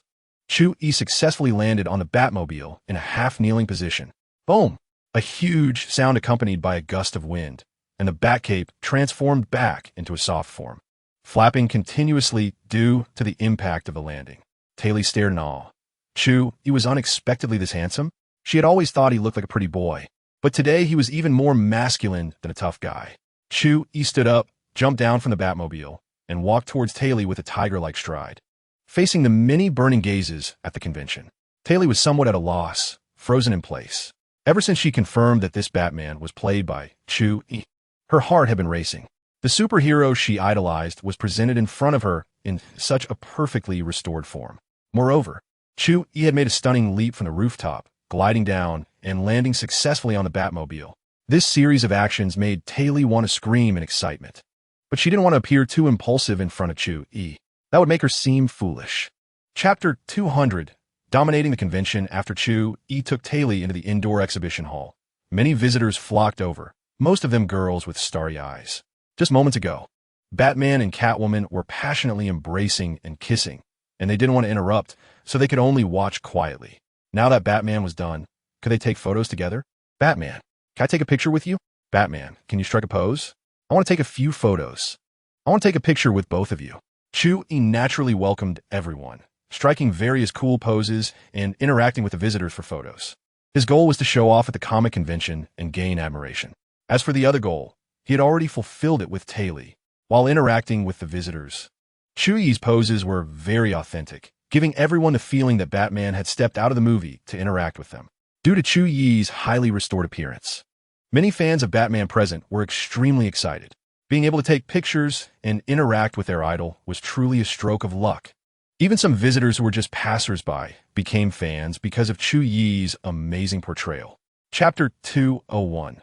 The system's new function when Uncle Wong walked up to him. Chu Yi smiled and asked, "You look like you're live streaming?" Uncle Wong nodded, scratching his head and chuckling. "Yeah, many netizens really like your portrayal of Batman." Hearing this, Chu Yi understood. It seemed that he owed a lot of his admiration points to this person. "How about this? I can interact with the viewers in your live stream. What do you think?" Chu Yi said with a smile. He did this to see if it would bring in even more admiration points. Uncle Wong was overjoyed, nodding repeatedly. Okay. By the way, my name is Wong Shu. What do you go by?" Chu Yi smiled and replied. The viewers in the live stream saw Uncle Wong being so supportive and directly raised the overall quality of the live stream. From initially being only able to watch from a distance to now interacting up close, the improvement in the viewing experience is significant. Another wave of gifts has come in, and Wong Shu's face is beaming with joy. In the following time, Chu Yi, along with Tao Li, interacts with tourists while occasionally engaging with netizens in the live broadcast room. Chapter 202. Changing clothes at the hotel. Tao Li's 3 girlfriends are all quite young and look like students. They are cosplaying characters from a game: Jiao Chan, Gong Sun Li, and Wang Yaojun. When Tao Li mentioned that they could have lunch with the actor playing Batman, the 3 were thrilled and eagerly accepted the invitation. Chu Yi drives the Batmobile, with Tao Li in the passenger seat and the 3 girls dressed in cosplay in the back seat, posing for selfies with their phones. With 4 girls in one car, the chatter is lively and laughter occasionally fills the air. The mixed scents of cosmetics and perfume feel a bit overwhelming to Chu Yi. Initially, the plan was to spend the whole day at the comic convention and then go home to change clothes, so they all came without casual wear. However, for these seasoned cosplayers, eating in cosplay outfits isn't an issue. Yet, Chu Yi feels it's quite strange to go to a restaurant dressed this way. Only someone with social confidence could pull it off. Tao Li also expressed her desire to change clothes first, saying that Catwoman's outfit is too tight and uncomfortable, and she is not used to wearing high heels. Chapter 203. Task triggered by watching the live stream upon entering the room. Chu Yi said that ladies first, allowing the girls to change first. Tao Li, having been constrained by the tight Catwoman suit for a long time, eagerly picked up her casual clothes and headed to the bathroom. "I need to take a shower." "Just wait a moment," she said before entering the bathroom, leaving Chu Yi with the 3 girls who had mysterious smiles on their faces in the bedroom. Feeling a bit awkward under their gaze, Chu Yi stood up to turn on the air conditioning and then sat on the bed to play on his phone. Thinking about the upcoming live stream, he decided to open Douyin live broadcast to see what the trending streams look like. At that moment, the girl cosplaying as Jiao Chan moved closer to Chu Yi and asked in a sweet voice, "Batman, what's your name?" Smelling the overwhelming perfume, Chu Yi glanced at the unobstructed view of Ron by beside him, sniffed, and replied, "I'm Chu Yi." However, he continued to scroll through Douyin live streams, which included everything from product promotion to English teaching, singing lessons, and even humorous streams. After hearing his name, the Jiaochan girl fell silent and started scrolling through her phone, leaning in closer. Chapter 204. Batmobile armament system. Not wanting to chat too much with the girl next to him, Chu Yi quickly typed in a live stream, "Big brother, I don't like that. Just call me Gun General." The female streamer had just finished speaking and was waiting for Chu Yi's reply. When he finally responded, she let out a sigh of relief and cheerfully said, "Okay, Gun General, what kind of dance do you like? I'll dance for you right now." Other regular viewers of the live stream felt uncomfortable seeing their goddess being so proactive. But since the one interacting was a big spender, they could only watch helplessly. "Do a special one," Chu Yi typed with a smile. Since he had spent money, it was only natural to make the female streamer work a bit harder. The streamer nodded repeatedly, set her drink aside, and started dancing to a new song as the intro played. Chu Yi honestly enjoyed the sexy dance, and when she finished, he opened the gift bar and began showering her with gifts. He had no time to waste. Calculating based on the need to tip 10 female streamers within 30 minutes meant he could only stay in each room for 3 minutes. So he was on a tight schedule. Chapter 205. Eavesdropping on the girls' conversation. Chu Yi was eager to experience the Batmobile's functions. Unfortunately, the Batmobile's armament system is considered illegal in Long Country and cannot be casually exposed. If you want to try it out, you would need to find a private place to do so quietly. Click. Tally finished changing and opened the bathroom door. Hearing the sound, the three girls quickly stepped back. Tally was wearing a simple white, oversized t-shirt and denim shorts, drying her wet hair with a towel. The long t-shirt covered her shorts, making it look like she was only wearing a top, her long legs exposed, and her feet in flip-flops. I'm ready. Who's next? Tally asked with a smile, wrapping up her hair. The three girls exchanged glances but didn't speak. Rather than changing clothes now, they wanted to spend more time with Chu Yi and leave a good impression. Even if they didn't get a chance today, they could still hang out together another time. Seeing no one speaking, Chu Yi stood up and headed to the bathroom. I'll change first then. This bat suit is quite uncomfortable. Chapter 206. I don't like used items. Tally noticed the disappointment on the faces of the three girls and sneered inwardly. Oof. With you three little flirts, how could you possibly compete with the powerful Queen Lily? Mixing truth and lies would leave you all dumbfounded. You want to steal my Chu Yi? No way. Inside the bathroom, Chu Yi listened to the conversation outside and found it quite entertaining. Today's girls really know how to play. Judging by what the Diao-chan girl was saying, she was clearly experienced in the dating scene. He didn't find such women appealing, as he imagined that if he caught something, Koenigsegg would undoubtedly tease him. Ah, it's fine. It's just a little relationship. The probability is low. As long as it's not something serious, you don't have to worry. Just take care of yourself and avoid going to places too often. Find a spot on the side, and you'll be fine. Thinking of that scene made Chu Yi shiver. No way, that would be too terrible. He had read anonymous descriptions of patients on a certain forum, and it was simply a tragedy. Just a mention of a commonly known condition was already frightening enough. Those little things would keep multiplying and recurring. Even creeping into the drainage channels, terrifying. Chapter 207. Reward Talent. Musical prodigy. After changing their clothes, the group left the hotel directly. When checking out, the receptionist gave the four a meaningful glance. She had specifically noted the time when they checked in, and it had only been about an hour since then. They went up in cosplay outfits and came down in casual clothes. There must be a story. It seems that this guy playing Batman, if he shares his time equally, would only have about 15 minutes with each of the four girls. If we deduct the time for showering and changing clothes, we can conclude that it averages to about 10 minutes. What a waste of that muscular body. Watching the four girls walk further away, the front desk girl, who had never tasted forbidden fruit, came to this conclusion with her own logic. If Chu Yi knew, he would definitely want her to know how the white dragon sings. He first took the four girls to buy ice cream, and then they found a Chinese restaurant for dinner. After Chu Yi expressed his stance at the hotel, Diao-chan had been lackluster. The other two girls usually followed her lead, but now seeing her like this, they lost the interest to flirt with Chu Yi. Instead, Chu Yi and Tally appeared quite close during the meal, serving each other food and pouring drinks, occasionally sharing smiles. And the scene of kissing at the comic convention would unconsciously flash in their minds. Chapter 208. Let Xiao Qingqing by a guitar singing? That's fine. Are you in a mood to sing? Tally paused for a moment before replying. Yeah. After dinner, we should do something to relax. And I think singing is very suitable. Chu Yi nodded and then said mysteriously. And I can tell you, I actually sing really well. I usually don't tell others. Really? Tally stretched her tone, filled with disbelief in her eyes. Who can have so many advantages all at once? Good-looking, fit, wealthy, and nice personality. If he sings well too, he could just debut, right? Coincidentally, I am that high-quality man with all those advantages. Chu, he said with a grin. Ha ha. Although that term is derogatory, I think you are indeed quite high quality. Tally laughed, agreeing with Chu Yi's point. Although Chu Yi's claim of being high quality seemed a bit narcissistic, it was just that. Narcissism without arrogance or exaggeration. He really was high quality. At least, Tally had unconsciously started to enjoy spending time with Chu Yi. After the comic convention, his appeal to her had increased significantly. Chapter 209. What is wrong with that?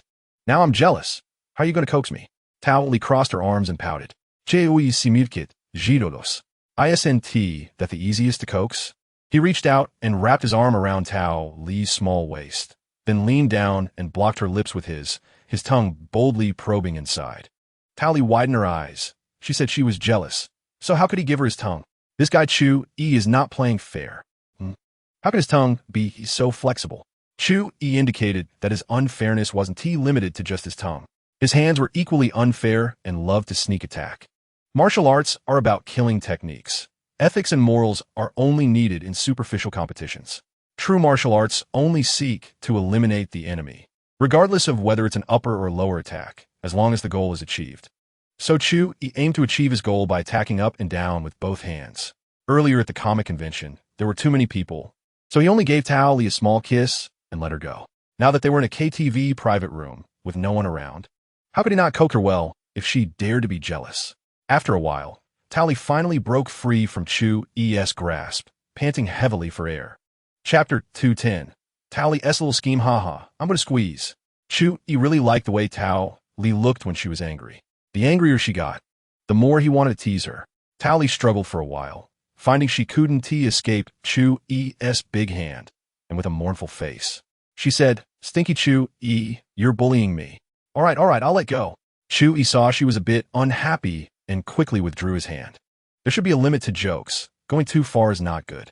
However, as soon as he retracted his hand, Tao Li instantly brightened up, no longer looking pitiful. That is more like it. Chu Yi pinched her little nose and commented, full of spirit. Tao Li made a face at him. At that moment, Chu Yi's phone rang. It was a call from longtime. Boss, I bought the guitar, and I'm now at your private room door. Fast efficiency. Chu Yi complimented, waving his hand for Tao Li to sit on the sofa and wait while he got up to walk outside. Since the guitar had arrived, Chu Yi could play and sing. Although singing a cappella is nice, adding accompaniment would make it even better. Tao Li wanted to see who this little ching-ching was that Chu Yi mentioned, so she followed closely behind. Chapter 211. The Overthinking Tao Li. Just as Tao Li thought. When Lung Qing was present, it was not easy for Chu Yi to make a move, so he could only obediently start karaoke. However, as a clever young man, how could Chu Yi be stumped by such a small obstacle? After finishing a song, he took the opportunity to send Lung Qing a message while going to the bathroom. Lung Qing, pretend to take a phone call later and leave. After sending the message, Chu Yi returned to the private room with a smile. He glanced at Tao Li, who was singing, and smiled slightly. Tao Li, oh Tao Li, when faced with challenges, you just have to adapt. Even if you want Lung Qing to be a third wheel, it's just a matter of sending a message to move her away. When Tao Li's song hadn't finished yet, Lung Qing pretended to receive a phone call, then hurriedly walked out of the private room, not even saying a word to Tao Li. Hey, Lung Qing, did something urgent come up? Tao Li stopped singing and spoke into the microphone. Lung Qing nodded anxiously and said, yes, my uncle had a stroke. I need to rush to the hospital. I'll excuse myself today. You all have fun. Seeing this, Tao Li couldn't say anything to keep her. Chapter 212. Shen Yinyan's worries the next day. Shen Yinyan returned home, but her brows were always slightly furrowed. Chu Yi noticed this and, after lunch, took her hand and sat down on the sofa, gently asking, Yinyan, do you have something on your mind? Talk to your husband. Shen Yinyan's cheeks flushed. Although she had called Chu Yi husband in various situations, like in the bedroom, kitchen, and bathroom, now in the living room, where Wei Ro and Wayne Ningxia might overhear, she felt a bit shy. Husband, Shen Yinyan called softly. Then with a troubled expression, she said, recently, our school is going to hold a campus singer competition, and our broadcasting club is responsible for the preparations, but the president has to go for an internship. So the task of organizing the campus singer competition has fallen on my shoulders. Chu Yi nodded and smiled. Isn't that great? Organizing such activities is a good exercise for your abilities. Although my Ninyun is quite cute with her introverted personality, it's also great to get some practice to become more outgoing. Shen Yinyan nodded and then shook her head. I know that preparing for this kind of event is a kind of training for myself, but there are several difficult problems that need to be solved one by one. Chapter 213. Curious Wei Ningxia. You finally contacted me. I've been waiting for you for a long time. Chu Yi said with bright eyes excitedly. After his admiration value broke 100,000 yesterday, Chu Yi chose the right to use the supernatural construction team once from 3 options. According to the system's description, this supernatural construction team's capabilities are quite strong. Not only can it build any structure overnight, but it can also ensure that no one will have doubts. And all electronic data and paper documents regarding this building will quietly appear. This way, Chu Yi's car manufacturing factory can be directly constructed. Boss, I'm sorry. I was delayed a bit because someone occupied my transit passage on the way here. I was so angry that I gathered my brothers and had a fight with him. The foreman of the supernatural construction team said apologetically. Huh, someone occupied your transit passage, and then you called your little brothers to fight with him? Is he okay? Chu Yi was a bit shocked. This sounded like technology from a different world. No problem, my little brothers might have been beaten. That guy got his nose broken and one of his eggs kicked. Then I pushed him out of the passage, and now he's probably drifting in the time-space turbulence. He. The foreman of the supernatural construction team said with a smile. Chapter 214 Lee Godin and his construction team at 8 in the evening. Chu Yi drove his Koenigsegg Gemera to the industrial park. There was a snack street near the industrial park, and Chu Yi temporarily changed the location to here. This way, he and the foreman of the supernatural construction team could eat and chat while discussing his ideas. There were many parking spaces near the snack street, and as soon as Chu Yi parked the car, the foreman's phone rang. Boss, I see you. Are you the one driving that silver gray retro sports car? My kid loves playing with this kind of thing. The foreman of the supernatural construction team said excitedly. Chu Yi was taken aback. Silver gray was correct. But what did he mean by retro sports car? He was clearly driving the latest model of Koenigsegg. Could it be that this foreman came from the future? So the latest model of sports car in his eyes is a retro thing? Before Chu Yi could speak, he suddenly saw a figure appear at the edge of his left field of vision. He turned his head and found a middle-aged man with a big beard, wearing work clothes and sunglasses. Chu Yi slowly rolled down the car window and asked in confusion, "Are you the foreman?" The bearded middle-aged man grinned, showing his white teeth, and nodded, "Yes, boss, I'm the foreman of the supernatural construction team, Lee Godin." Chapter 215 Chu Yi's ambition for the universe as time went by. The speed of the supernatural construction team became faster and faster, almost transforming into a series of rapid and blurred figures in Chu Yi's eyes. The prototype of the car manufacturing factory was being built up rapidly, like stacking blocks. Chu Yi could only marvel. According to his observations, it seemed that this supernatural construction team used that colorful dome to alter the flow of time at the construction site. Thus, they could achieve a faster construction speed. Otherwise, if they all possessed such ghostly speed, they might as well change their name to the Rapid Special Forces. Combined with the information revealed in Lee Godin's words and the high-tech tools he carried, it could be determined that he definitely came from a time-space where technology far surpasses that of Blue Star. And this was something that could be accomplished with 100,000 admiration points. What if his admiration points increased? The first time he had such an option was at 100,000. What about the second, third time?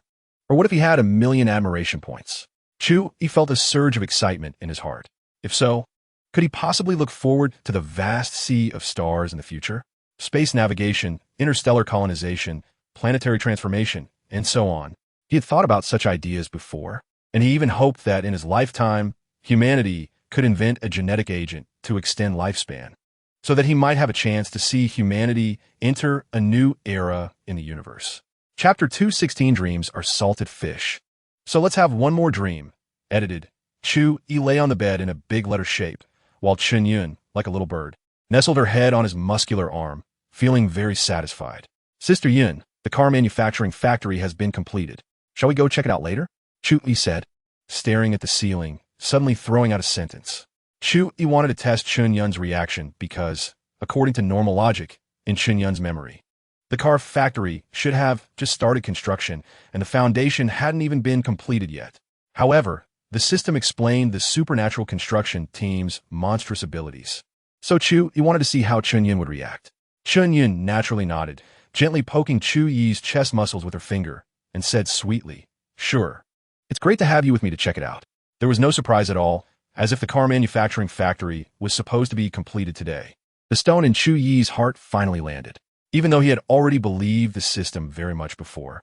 Only after truly experiencing this supernatural power did Chu Yi understand how terrifying the systems might really was. Even something like the supernatural construction team, which might not even exist in movies, could be summoned at will by the system. Chapter 217 Hengxing Wei Hui, Planet Series Models After Lunch. Chu Yi took Chen Yun and the construction engineer team from Chuchun Automobile Company to the car manufacturing factory to inspect the results. Although it was called an inspection, it was mainly to let these professionals do their professional work. If there were any real problems, even if they were right in front of them, Chu Yi and Chen Yun might not be able to spot them. After all, they were outsiders in this field. Once inside the car manufacturing factory, the construction engineers divided into several small groups to begin inspecting various areas. Chu Yi and Chen Yin walked around the factory, sightseeing. Although Li Godin had restored it 100 according to the design drawings provided by Chu Yi, the building scheme used was a more high-tech one. And the factory's interior always exuded a touch of futurism. Whether it was the color tones of the walls inside the factory, the materials, or the various production lines in the workshop, they all gave Chu Yi an inexplicable feeling of awe. Chu Yi felt this way, and Chen Yin didn't need to say much.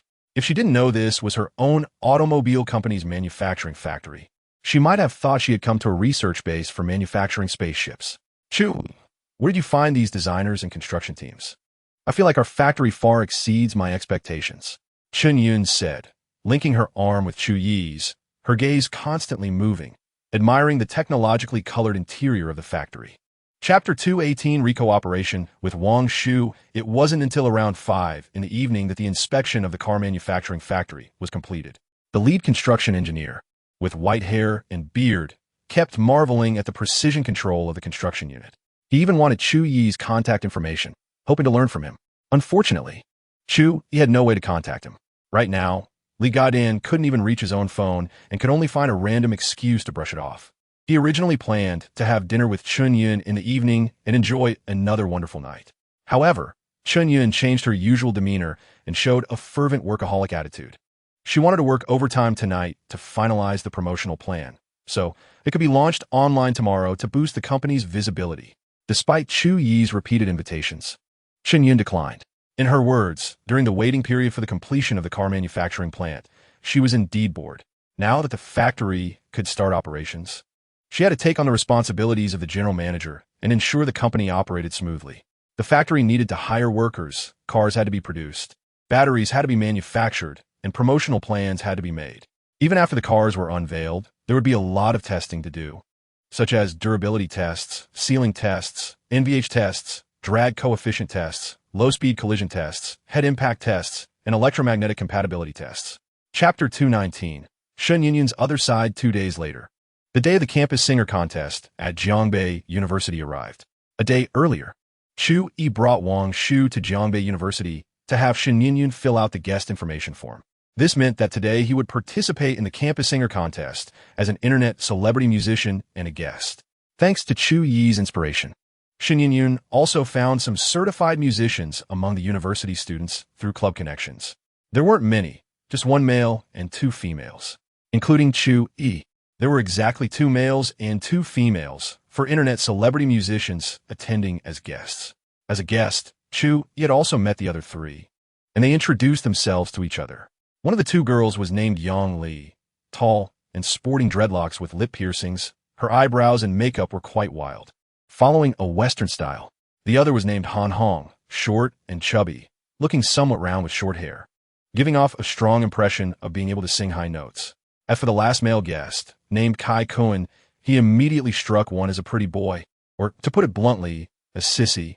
A grown man actually wore makeup, and judging by the intricacy of the makeup, it was no less than Yang Li's. Chapter 220. New Task Reward. Metaverse game. The campus singer contest had not yet started, and Shen Yunyun, as the head of the preparation, had many things to attend to. The brief interaction with Chu Yi was just a quick break from her busy schedule. After chatting for a while, she went off to prepare for the contest. Feeling bored sitting in the broadcasting club, Chu Yi sent a message to his dorm brothers. He opened a group chat nicknamed 4 Generations Under One Roof and sent a message. Chu Yi, brothers, are you coming to the campus singer contest tonight? Go D, of course. I heard there will be many girls at the contest, and we single dogs can't miss this opportunity. Who knows? Maybe a romantic encounter will come our way. What do you say, Aidan? Ling Lin Lin. Right, go. We're different from you, someone who's already found love. I've been accumulating my energy for over 20 years, and I still haven't used it. Koenigsegg. Sigh, too busy with work, no time for flirting. Go D, that's just bragging. With $1 million salary, why would you need to flirt? Don't they just come to you? Ling Lin Lin. Exactly. If I had even 1/10 of your salary after graduation, I would be satisfied. Chapter 221. The campus singer contest begins. No problem. I accept your challenge. Chu Yi smiled and nodded. Great. Then let us see who comes out on top tonight. Kai Cohen said emphatically. He would let Chu Yi know what high-level singing skills were and would show Shen Yunyun that the man she chose was not as good as him. Chu Yi held back a laugh and said, Do we really need to compete? It's obvious at a glance who is who. Indeed, Kai Koen had nice features, but the traces of makeup on his face were very obvious. With Chu Yi's keen eye, he could spot several makeup flaws: drawn eyebrows, foundation, black contact lenses, lip balm, nose contouring, etc. How could this person compete with him? What a joke. Shin Yun was also amused by Chu Yi, but felt it would be impolite to laugh out loud, so she shook her body, trying to suppress her laughter. You, Kai Koenigsegg et Chu Yi. Many people called him a sissy, but he didn't care about the views and criticisms of those irrelevant people. He was himself, a different kind of firework. But this time was different. Being mocked by a rival in front of the goddess was a tremendous humiliation. Chapter 222. Water Army? Haters? Chu Yi's counterattack, the heat in the live broadcast room instantly surged, with the bullet comments all turning into Gun Family Army. Salute to Gun General. Wang Shu was also extremely excited, frantically signaling to Chu Yi. The implication was, Gun General, brother, with a Gun General here, there will be meat to eat. You must perform well tonight. Chu Yi smiled helplessly and nodded in agreement. He himself was the Gun General. Who else could he perform for? However, putting on a show was still necessary. The guest performances were placed at the end as the finale. Moreover, Chu Yi was arranged by Shin Yun to be the last to appear, so he had to wait nearly 2 hours before it was his turn to go on stage. During this time, Chu Yi interacted with the viewers in the live broadcast room, occasionally dropping gifts to boost the room's popularity. However, this time's live stream did not attract attention like the last time he played Batman, so the number of viewers dropped quickly, even with occasional gifts. The viewership was only maintained at around tens of thousands, and the admiration points were not much, barely reaching 10,000. After Shin Yun finished her excessive lines, she would return to Chu Yi's side, shyly enjoying his massage. Between shyness and comfort, she ultimately chose comfort. Chapter 223. The disgraced Kai Koen Chu Yi got up and walked aside, dialing Lung Qing's number and stating his request. Lung Qing, have your brothers skilled in hacking investigate Kai Koen from the music department's third year at Jiangbei University. He is an internet celebrity with 1 million followers. I want you to dig up his dark history, the more the better, and then send a large number of Water Army members to his live broadcast room to expose the dirt. Understood, boss. Lung Qing nodded. It seemed another unlucky person had kicked the boss's titanium alloy steel plate. After hanging up the phone, Lung Qing quickly mobilized all members stationed in the monitoring room of the Black Star Security Headquarters. These brothers and sisters, after a period of learning, had all mastered hacking skills. As for those who couldn't master the skills, they were dispatched to secretly protect Chu Yi and those related to him.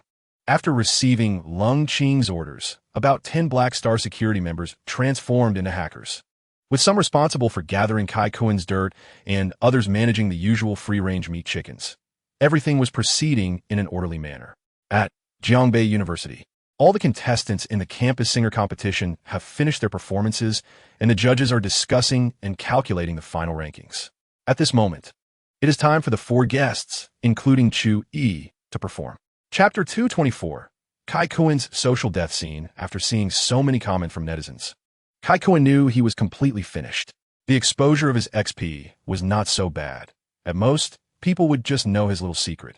But the photos he had uploaded online over the years, once the police system starts investigating, he would definitely face prison time. No, he is still young, with a bright future ahead. If he goes to prison at this time, his life would be ruined. He hasn't even finished university. And even if he gets out in the future, no school would accept someone with a criminal record and stains on their reputation. Moreover, his development on Douyin is at its peak. Although tonight's live broadcast was disrupted, the internet has no memory. If he could escape this disaster, he could use other means to clear his name and reappear in the limelight for netizens. Kai Koen weighed the pros and cons and immediately called his father. Dad, I've gotten into trouble. Kai Koen's father, Kai Ji, is the owner of several companies, wealthy and unscrupulous in his career.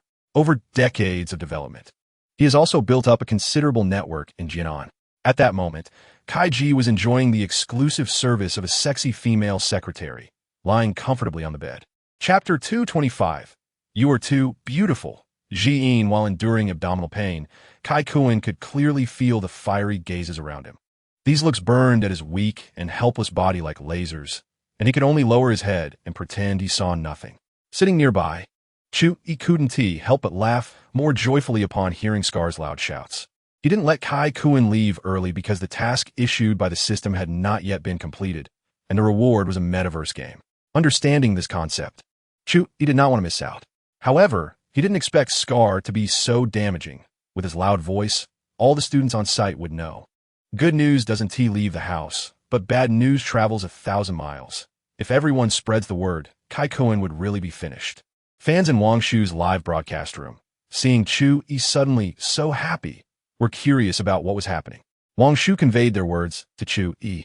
Chu Yi had a sudden inspiration, took the phone used for the live broadcast from Wang Shu, pointed the camera at Kai Kuan, and, holding back laughter, said, "Actually, I didn't want to talk about this, but since everyone is asking sincerely, I'll generously tell you." Chapter 226, Task Automatically Completed. Seeing such an outstanding Kai Kuan, Chu Yi decided to lend him a hand and took out his phone to call Su Ming, the head of the Jinan police system. At that moment, Su Ming was working overtime at the bureau, overwhelmed with tasks. The sudden ringing of the phone irritated him, but when he saw it was Chu Yi, he calmed down instantly. Although it was because of Chu Yi's donations that he was so busy, it was a bittersweet kind of busy. Su Ming rubbed his face and answered the call with a smile. "Hello, Chu Yi. How come this busy person has time to call me?" Chu Yi smiled, and after a brief greeting, got straight to the point. "Director Su, I want to report someone who secretly took photos of women and spread them online. I remember this kind of behavior should violate criminal law, right?" Su Ming's expression hardened. He has always been averse to evil, especially to such lowly scum who take photos of women. He asked in a serious tone, "Do you have evidence?" "Yes, a netizen already reported it. But just to be safe, I specifically contacted you, Director Su," Chu Yi said with a faint smile. Since he and Kai Kuan had conflicts, he definitely needed to resolve this issue. Chapter 227. Chu Yi takes the stage. Chu Yi did not expect that even before he took the stage to sing, Kai Kuan had already lost all face and had nowhere to hide. This should be the easiest first task for him, right? Chu Yi thought for a moment, and the concept of the metaverse game appeared in his mind, and he marveled at the brilliance of it. The metaverse is essentially a virtual world, and a true metaverse must meet 8 conditions: identity, friends, immersion, low latency, diversity, ubiquity, an economic system, and civilization. When players enter the metaverse, it is like entering another world that exists only virtually, restarting their lives. The system's reward is called a metaverse concept game because it does not yet fulfill all 8 conditions, so it can only be referred to as a metaverse concept game. This is the conclusion Chu Yi reached after understanding the true concept of the metaverse.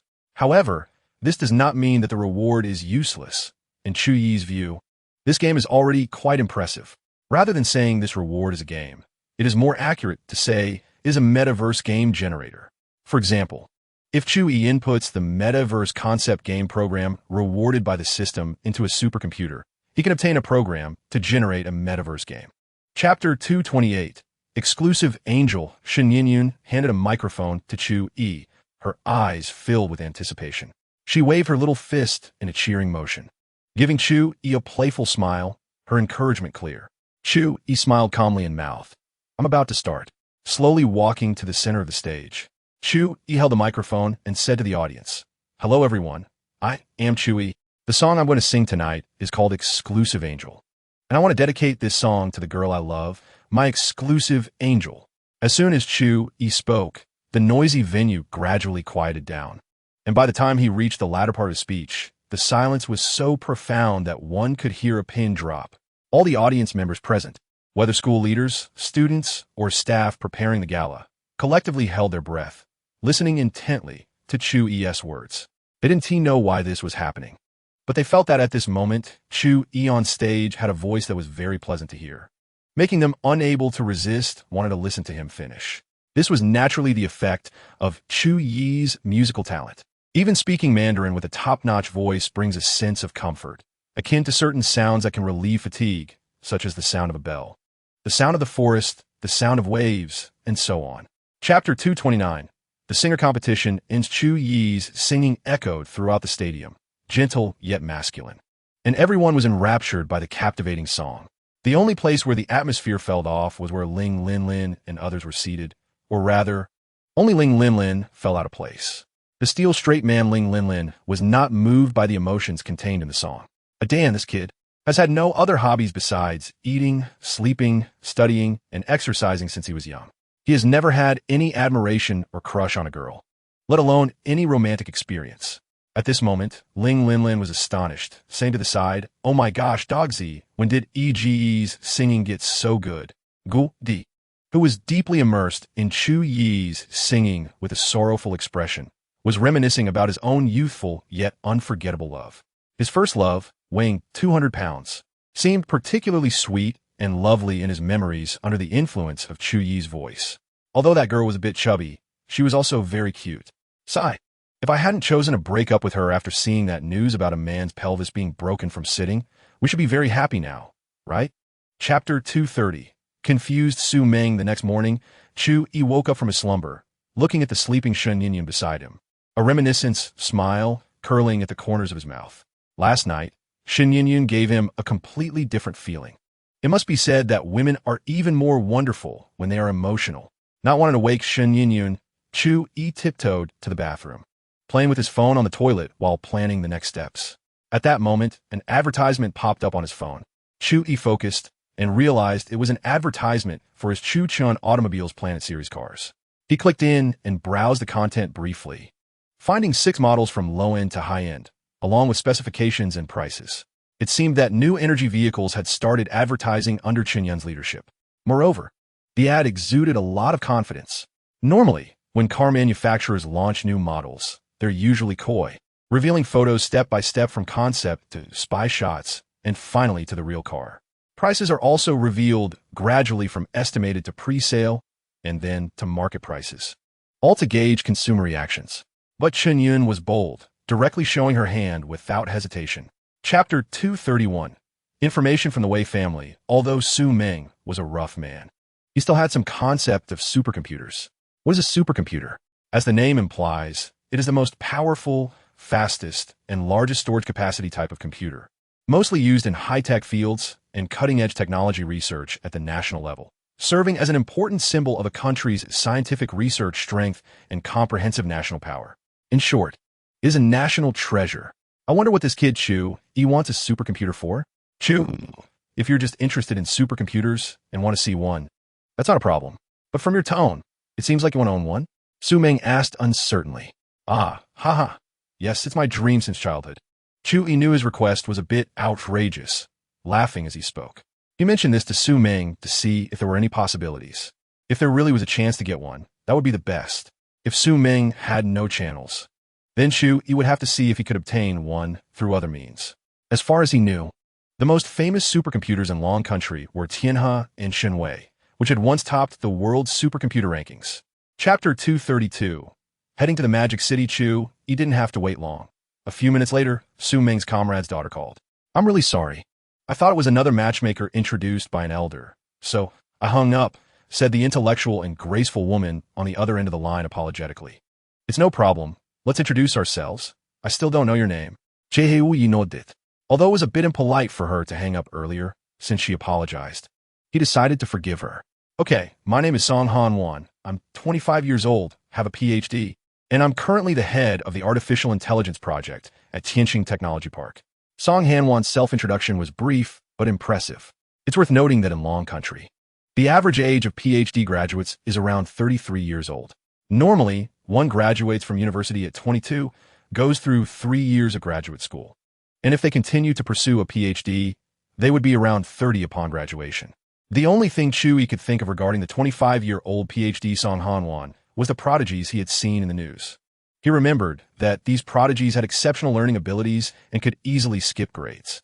He just wondered if Song Han Wan was good-looking. Usually, high IQ individuals tend to be immersed in knowledge and might not pay much attention to their appearance. Chapter 233. The intellectual beauty Song Han Wan in less than 2 hours. The plane successfully landed at Rainbow Airport in the Magic City. Song Han Wan was anxiously waiting at the arrival hall, holding a sign that read Tianqing Technology Park. Passers-by, regardless of gender, were dazzled by her beauty, unable to look away for a while. Then their gaze shifted to the sign, and they were once again amazed. Tianqing Technology Park had a significant reputation in the Magic City. It was a genuine tech giant. It was involved in many high-tech fields, primarily focusing on one of the branches of artificial intelligence, autonomous driving chips. Many new energy vehicle manufacturers had deep collaborations with Tianqing Technology Park, and their intelligent driving features were provided by them. The woman before him, filled with intellectual beauty, was not only stunning but seemed to be an employee of Tianqing Technology Park, truly a combination of beauty and talent. Song Han-wan was already used to the gazes of others and didn't think much of it. Since childhood, she had always been under such scrutiny. She occasionally glanced at her watch, waiting for Chu Yi to disembark. The two originally planned to choose a place to discuss investment matters. But thinking about how Chu Yi was going to invest in her artificial intelligence project, Song Han-wan was eager to meet him immediately and persuade him with all her might. Chapter 234. Chu Yi's conditions under Song Han-wan's lead. The three of them arrived at a stylish little cafe. After sitting down, Lung Qing took out a notebook he carried and began typing. It seemed like he was working, but in reality, he was using special means to hack into the Magic City surveillance network and copy it to the monitoring room of the corrupt security headquarters in Jianan City. This way, the Black Star Security, far away in Jianan City, could remotely monitor Chu Yi's personal safety through the surveillance. Song Han-wan glanced at Lung Qing, thinking that this secretary was helping Chu Yi handle documents, and she didn't say anything. She turned to Chu Yi, eager to ask, "Can we talk business now? I'm ready anytime." Chu Yi nodded with a faint smile. "Then I'll be straightforward. The artificial intelligence project I want to develop falls under the concept of strong artificial intelligence, which is still in its theoretical stage. Once developed successfully, it will be a product that leads the era, with returns so significant that it could make you the richest person in the world, but the amount of investment required is not small. It could even be considered a bottomless pit." Song Han-wan seemed to have found an outlet, pouring out the words she had been holding in for a long time.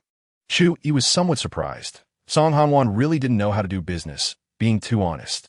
Chapter 235. Song Tianqing's concerned. Song Han-wan's eyes narrowed. She didn't expect that Chu Yi needed the rights to use a supercomputer, and for a whole year at that. Was he going to conduct some high-precision computational experiments? Seeing that Song Han-wan wasn't speaking, Chu Yi pressed on. "So, do you have a say in this matter?" After pondering for a moment, Song Han-wan nodded. "I'll discuss it with my dad. Although I don't fully agree with his research direction, he should agree when it comes to investing in my personal project." "Your dad?" Chu Yi was a bit surprised. From her tone, it seemed that Song Han-wan's father held a high position in Tianqing Technology Park and could decide the rights to use the supercomputer with a single word. "Oh, I forgot to mention, my dad's name is Song Tianqing, and Tianqing Technology Park is his enterprise," Song Han-wan said with a smile. "I see. Jehui nodded happily.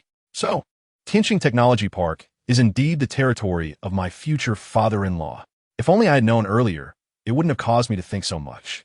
It seems this deal is secure. Well, without further ado, why don't you come with me to the technology park?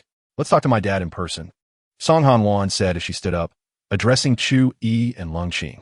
She wanted to finalize the investment matters immediately to avoid any prolonged delays. Chapter 236. A narrow path for enemies. Song Tianqing pondered for a moment before asking, "Mr. Chu, do you have any understanding of artificial intelligence?" Although Song Tianqing suspected that Chu Yi had ulterior motives, with his daughter present, he couldn't ask too directly and could only test Chu Yi's intentions indirectly. "To be honest, I only have a basic understanding of artificial intelligence. I'm just interested in this area, which is why I want to invest in Dr. Song's research project." Chu Yi replied with a faint smile. Song Han-wan chimed in, "Dad, I've talked to Chu Yi. He has some knowledge in all three tiers of artificial intelligence, and he plans to initially invest 10 billion. Song Tianqing's eyes narrowed. 10 billion? What a big deal. It seemed that Chu Yi's intentions were not as simple as he had imagined. After all, no one would spend 10 billion to pursue a woman. Even though his daughter was indeed stunning, he was quite proud of that aspect. "Well, Mr. Chu is willing to invest such a large sum in a project with such high risks. That's quite generous," Song Tianqing said with a smile. Chu Yi wanted to be straightforward and said directly, "Chairman Song, actually my visit to Modu is not just for investing in artificial intelligence. I have another purpose, and this purpose is one of the conditions for my investment in the artificial intelligence project. I hope you can agree." Chapter 237. Reaching an agreement. Song Tianqing noticed the coldness in Chu Yi's eyes and, seeing him so confident, couldn't help but be curious about Chu Yi's background. It seemed he had overlooked something. If Chu Yi could easily take out 10 billion to invest, he must be quite wealthy and likely a core member of some prominent family, so he wouldn't be afraid of the Wei family. Moreover, from what he said, it seemed he had some unpleasant experiences with the Wei family. What a narrow path for enemies. However, if Chu Yi dared to take on the supercomputer, it could help Tianxing's partner company avoid a disaster. Song Tianxing had started from scratch, building his company on a foundation of technology, and it held a leading position among tech companies in Longhua. Many tech companies in Modu needed to cooperate with Tianxing, so there was no need to give face to the Wei family. But that partner company couldn't afford to offend the Wei family. The Wei family was pressuring the partner company because Song Tianxing refused to lease the supercomputer's usage rights. If things continued like this, when the partner company couldn't hold out any longer, they would also request Song Tianxing to lease the supercomputer to the Wei family.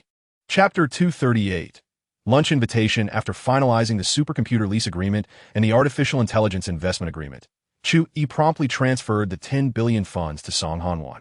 Such a decisive style of action made Song Tianxing regard Chu Yi with higher esteem. To casually mobilize 10 billion, one couldn't help but wonder which prominent family he was from.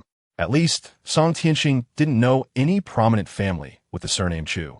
Secretary Xiao Wei, after the contracts were signed, took the documents and left the chairman's office, but instead of heading to her usual office, she quickly entered the women's restroom. After ensuring no one was around, Xiao Wei took out her phone and dialed a number from her contacts. A frivolous male voice came through, sounding quite lewd. Xiao Wei, you're calling me so soon. You want something again? TSK, looks like my skills are improving. Wei Xiao, this is a serious matter. Tianxing's supercomputer has been leased out. Xiao Wei's face flushed, and she spoke quickly. As a spy sent by the Wei family to Tianxing, she often reported important news. This time, the Wei family was very concerned about Tianxing's supercomputer, so this was a top priority for her. Chapter 239. A luxurious mansion in Modu in a 5-star hotel. Lung Qing was remotely monitoring all locations around Chu Yi with a laptop. About 10 surveillance screens displaying different areas were presented on the screen. When Chu Yi and Song Hanwan took a taxi away from Tianxing Technology Park, Lung Qing keenly noticed several screens showing what appeared to be sentinels signaling at the same time. She decisively took out her phone and sent instructions to the other 9 Black Star security personnel who had come to Modu with her. Several sentinels have been spotted near the boss. Please be alert and eliminate any sentinels or other threats at any time.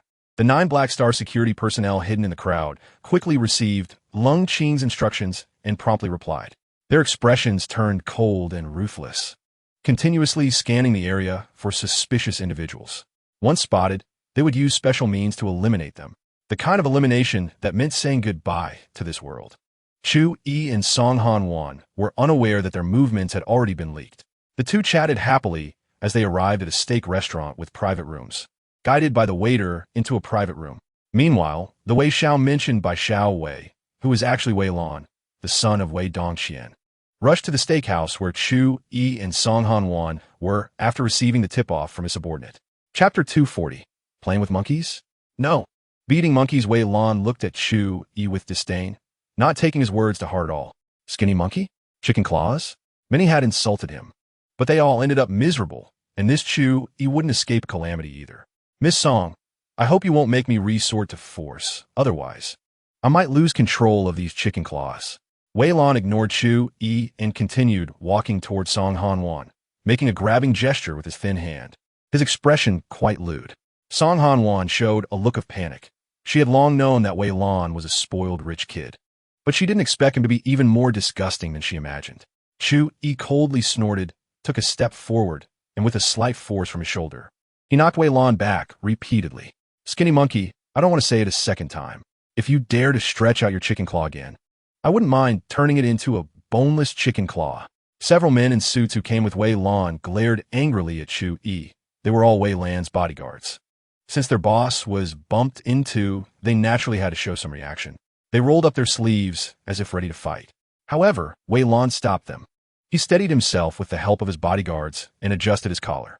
Although Wei Lan was furious about losing face in front of his subordinates and the beautiful woman, he knew the main priority was still to deal with the situation. Chapter 241. The methods of civilized people. Just you? Brothers, go. First, control him. Wei Lan stood up, picked up the chair beneath him, and smashed it down hard towards Chu Yi. The several bodyguards behind him spread out and marched towards Chu Yi from different directions. Song Hanwan let out a scream, unable to resist closing her eyes as images of Chu Yi being hit by the chair flashed through her mind. Feeling the strong gust of wind, Chu Yi remained calm. His powerful dynamic vision captured the trajectory of the chair. He reached out and grabbed it mid-flight. Aiming at Wei Lan, he forcefully threw it back, sending the wooden chair hurtling towards him even faster. Damn! Wei Lan had never encountered such a situation before. Usually, when he grabbed a weapon, his brothers would rush in and quickly subdue the target. How could this guy today catch a chair with his bare hands and even return it with a counterattack? Perhaps due to his slim figure. Wei Lan's reaction speed was quite fast. Seeing the wooden chair flying towards him, he quickly ducked down and covered his head, narrowly avoiding disaster. A gust of wind swept over his head, and Wei Lan felt a surge of fear. If he had been hit, he might have lost half a tube of blood. Or rather, half his life. Chapter 242. A recording and return song. Tianxing carefully observed the environment in the private room and quickly drew a conclusion. It seemed that Wei Lan had come to trouble Chu Yi, but was instead taken down by Chu Yi's counterattack. Song Tianxing had once had a military career, so he had a discerning eye. The several fierce-looking Black Star security guards standing in the room made him feel secretly alarmed. This feeling was something he had only experienced during the military's combat competitions, where he felt the presence of the most elite soldiers. The ruthless characters in front of him seemed to be Chu Yi's bodyguards, making Chu Yi appear even more mysterious and towering in Song Tianxing's eyes, elevating his status infinitely. What kind of existence were these elite soldiers? Even as bodyguards, they could only serve high-ranking officials. Yet, Chu Yi was surrounded by nearly 10 bodyguard-level fighters, and there might even be hidden scouts lurking in the shadows. It was hard to imagine the kind of power his family held behind him. In just a few seconds, various thoughts flashed through Song Tianxing's mind, finally forming a concerned smile as he inquired of Chu Yi. Mr. Chu, I rushed over with the company's security after receiving my daughter's call for help. What happened just now? Are you injured? Chapter 243. The Wei family's attack plan. Following the address provided by the system, Chu Yi found the apartment in Modu Pin, which turned out to be a spacious flat, making him feel quite comfortable. When it came to living comfort, a flat undoubtedly ranked first. Next, he needed to launch an attack plan against the Wei family. Chu Yi's original plan for this trip to Modu had two parts. The first was to secure the rights to use the supercomputer, which he had already obtained. The second was to cultivate feelings with Longqing and see if they could take it a step further. Otherwise, he wouldn't have brought her along. The Wei family was an unexpected variable outside of the plan. Now that they had come knocking, he would let them experience what a dimensionality reduction attack was. The information archives from Black Star Security included various details obtained from Wei Sheng, including the structure of the Wei family's industries. The Wei family's main business was in the shared economy, encompassing shared cars, shared bicycles, and shared electric scooters. This industry attracted a lot of investment due to its quick returns and ease of replication. Therefore, after Wei Dongqian rose to power, he quickly increased the total share of the shared economy within the industry structure. It could be said that 70% of the Wei family's economic income came from the shared economy. Chapter 244. Longqing was bullied after hanging up. Longqing followed Chu Yi's instructions and notified the headquarters of Black Star Security in Jiannan City to have a hacking team start breaching the Wei family's shared economy database. Then she opened her suitcase and looked at the many sexy outfits and stockings inside, feeling conflicted about which one to wear. She picked out various outfits, including a super short skirt, a pleated skirt, and a qipao. The stockings were also diverse: black silk, white silk, fishnet, flesh-colored, etc. After much consideration and trying on several sets in front of the mirror, she ultimately chose the qipao. The tall figure paired with the form-fitting qipao created a perfect S-shaped silhouette. Longqing couldn't help but admire her reflection in the mirror. After changing clothes, Longqing picked up her suitcase and went to the hotel front desk to check out. Then she bought Okamoto and Durex at a pharmacy near the hotel. During the process of buying the small umbrellas, the pharmacy staff couldn't help but glance over repeatedly. A goddess with such a sexy figure actually came to the pharmacy to buy small umbrellas. Shouldn't this be something men prepare first? Longqing felt a bit embarrassed, but maintained her cold demeanor. After checking out, she hailed a taxi at the pharmacy entrance and headed towards Modu Pin, where Chu Yi was. Chapter 245. Games aren't as important as girls' boss. Can you not press on my waist? Longqing twisted her body, feeling uncomfortable with Chu Yi's arm pressing against her. Chu Yi nodded, took her phone from her hand, and calmly said, "All right, let's switch. I'll play the game. And you hold my waist." Without further ado, he started controlling Yuan Gu towards the enemy's mid-lane second tower. Lung Qing fell into a daze. Her boss wanted her to hold his waist? Glancing at Chu Yi's clearly defined upper body muscles, she bit her lip and slowly reached out to wrap her arms around his waist, her body stiff as she watched him play the game. The two of them lay on the bed, very close together. While Chu Yi was busy taking down Ma Chao, his hands and feet were not very honest, causing Lung Qing's face to flush red, unsure of what to do. After killing Ma Chao again, Chu Yi suddenly sat up, startling Lung Qing. "Boss, what are you doing?"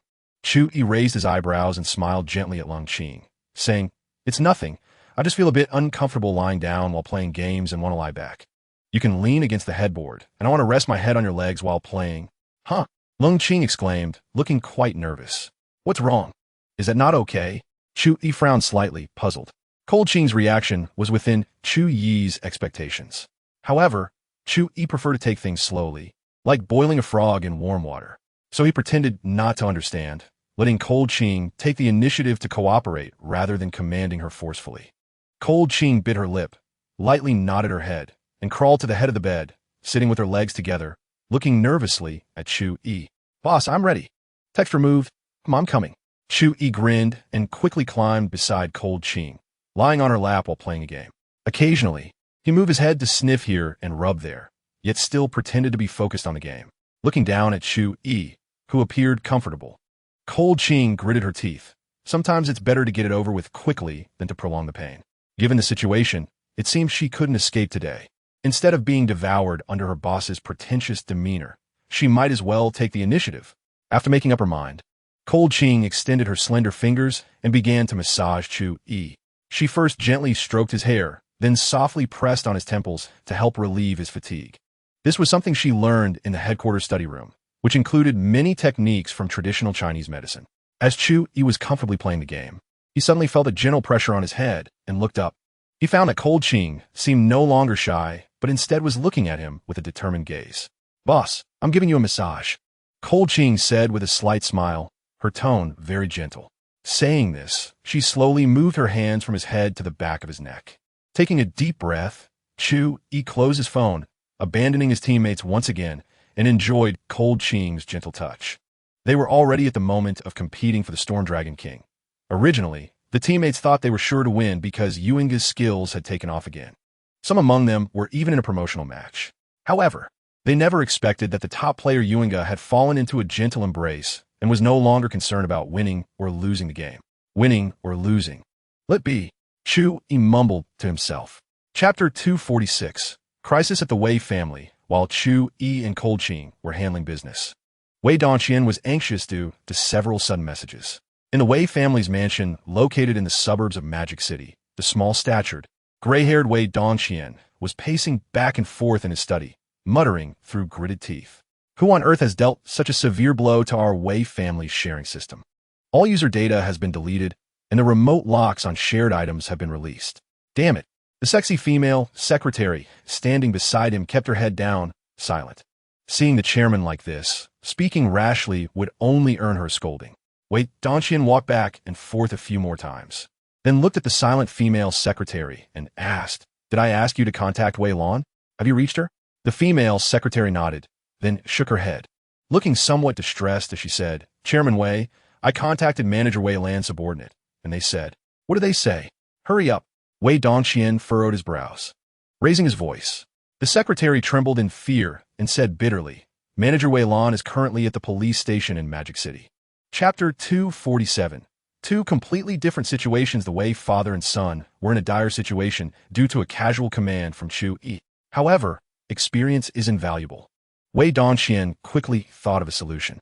To untie the bell, one must find the bell ringer. As long as he found the Chu Yi mentioned by Wei Lan and lowered his posture to apologize in person, he could win his understanding, and the issue would naturally be resolved. As for the losses that had already occurred, the Wei family would have to swallow their bitter pill, treating it as a lesson learned. Wei Dongqian looked at Wei Lan with disappointment, thinking to himself, "It seems that the position of heir to the Wei family cannot be concluded too early compared to the major crisis brought by the eldest." The second seems more stable. Since you were able to find Chu Yi before, you should be able to do it now, right? Wei Dongqian glared at Wei Lan and asked. Let me call and ask. Wei Lan showed hesitation. After receiving the news about the supercomputer being rented, he had sent someone to investigate Chu Yi. Unfortunately, the once powerful informants failed this time and could not find any information on Chu Yi. So Wei Lan could only use the simplest method, sending someone to stake out outside the Tianqing Technology Park, and eventually spotted Chu Yi. Following that, he trailed him to Long Yi Steakhouse, where the later events occurred. Now that his father asked him to find Chu Yi's whereabouts, he genuinely had no confidence. But seeing his father's stern expression, Wei Lan could only brace himself and agree. After stepping aside to make a call, Wei Lan looked at Wei Dongqian with a bitter expression and cautiously said, Dad, we can't locate Chu Yi's whereabouts. We don't know where he is now. What? Even our Wei family's informants can't find him? Wei Dongqian raised his head, furrowing his brows in surprise. Wei Lan nodded bitterly, remaining silent. This is bad. Wei Dongqian realized again that Chu Yi's background was likely more formidable than he had imagined. A newcomer to Magic City could erase all traces of his whereabouts and information, leaving the Wei family's local informants clueless. This felt like something only a higher-level family could accomplish. What kind of enemies has this kid Wei Lan attracted to the Wei family? Damn it, because of your rashness, our Wei family has fallen into an undeserved disaster. Just wait until I deal with you today. The angrier Wei Dongqian became, the more he unbuckled his belt and prepared to hit Wei Lan. Crack! The flexible crocodile leather belt came down hard, and Wei Lan hurriedly raised his hands to block, shouting loudly, Dad, don't hit my face. If you hit my face, people will see that our family is not harmonious. Not harmonious? Wei Dongqian glared angrily, his temples throbbing, and said sternly, I want everyone to see how much of a waste this son of mine is. As he spoke, he swung the belt, repeatedly hitting Wei Lan. Dad, don't hit. It hurts. I'm already an adult, not a child anymore. Don't punish me like when I was little. Wei Lan dared not resist, and could only extend his arms to shield himself from his father's loving blows. Wei Dongqian, furious yet laughing, said, You know you're not a child anymore. When you made mistakes as a kid, using the belt to discipline you helped you remember. Now that you're grown, hitting you is just to vent my anger. This disaster for the Wei family is all you're doing. I tell you, today, I'm not only going to hit you. I'm going to hang you up and hit you. You must understand that there are always people better than you and skies beyond the skies. Wei Dongqian put away the belt, grabbing Wei Lan's ear and dragging him outside. Wei Lan cried out in pain while begging for mercy, but it was of no use, and he could only bend over, being pulled along by his father. Countless onlookers in the police station watched this farcical scene and began to discuss among themselves. When it was discovered that the elderly man and the young boy were actually the head of the Wei family and the eldest son from the Magic City, everyone exchanged glances and covered their mouths with light laughter. It seems that whether from a big family or commoners, disciplining children is done with a belt. Chapter 248. Lung Qing's thoughts at this moment. Lung Qing resembled a lazy cat, resting her head on Chu Yi's chest, rubbing against him. This chapter has been edited. Lung Qing said, From now on, whenever you need me, I will be at your beck and call. At other times, I will still be the general manager of Haitian security, still the cold and indifferent Lung Qing. Regarding your pursuit of other women, I will also do my best to assist you. That's all I want to say. Chu Yi took a deep breath and slowly said, You really are a foolish woman. Since we are no longer in a superior-subordinate relationship, I naturally cannot view your identity as I did before. Our attitudes towards each other should change. From now on, you are still the general manager of Haitian security, but more importantly, you are my woman. Is it strange for my woman to manage the security company I own? This is normal. From Lung Qing's words, Chu Yi could understand her meaning. She would be at his service whenever he needed, which is nothing but a purely physical relationship. And that is not what Chu Yi wanted. He not only desired the body of the woman he liked, but more importantly, their hearts. Lung Qing didn't want to open her heart to get close to him, perhaps fearing emotional hurt or claiming not to be jealous while actually feeling upset.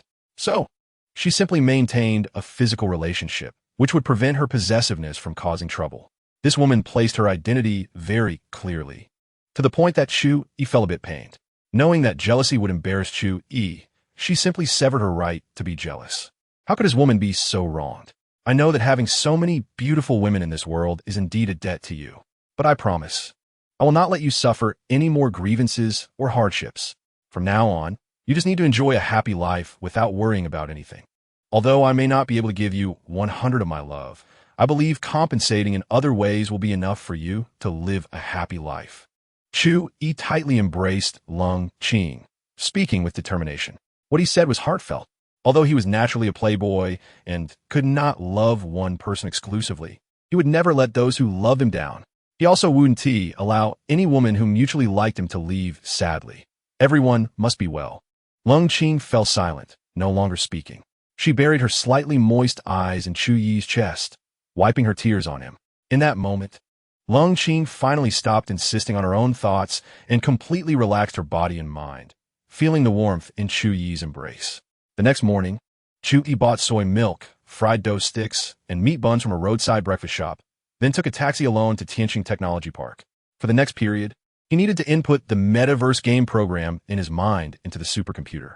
When the first metaverse conceptual game was born, the entire gaming industry in the world would be at Chu Yi's feet, bowing down in submission. However, just as he arrived at the entrance of the technology park, a group of people rushed out, startling Chu Yi, who was biting into a fried dough stick, holding a meat bun in one hand and soy milk in the other. Striking à breakfast combat pose. What do you want? Do you want to fight? Chu Yi said warily, chewing on the fried dough stick, speaking indistinctly.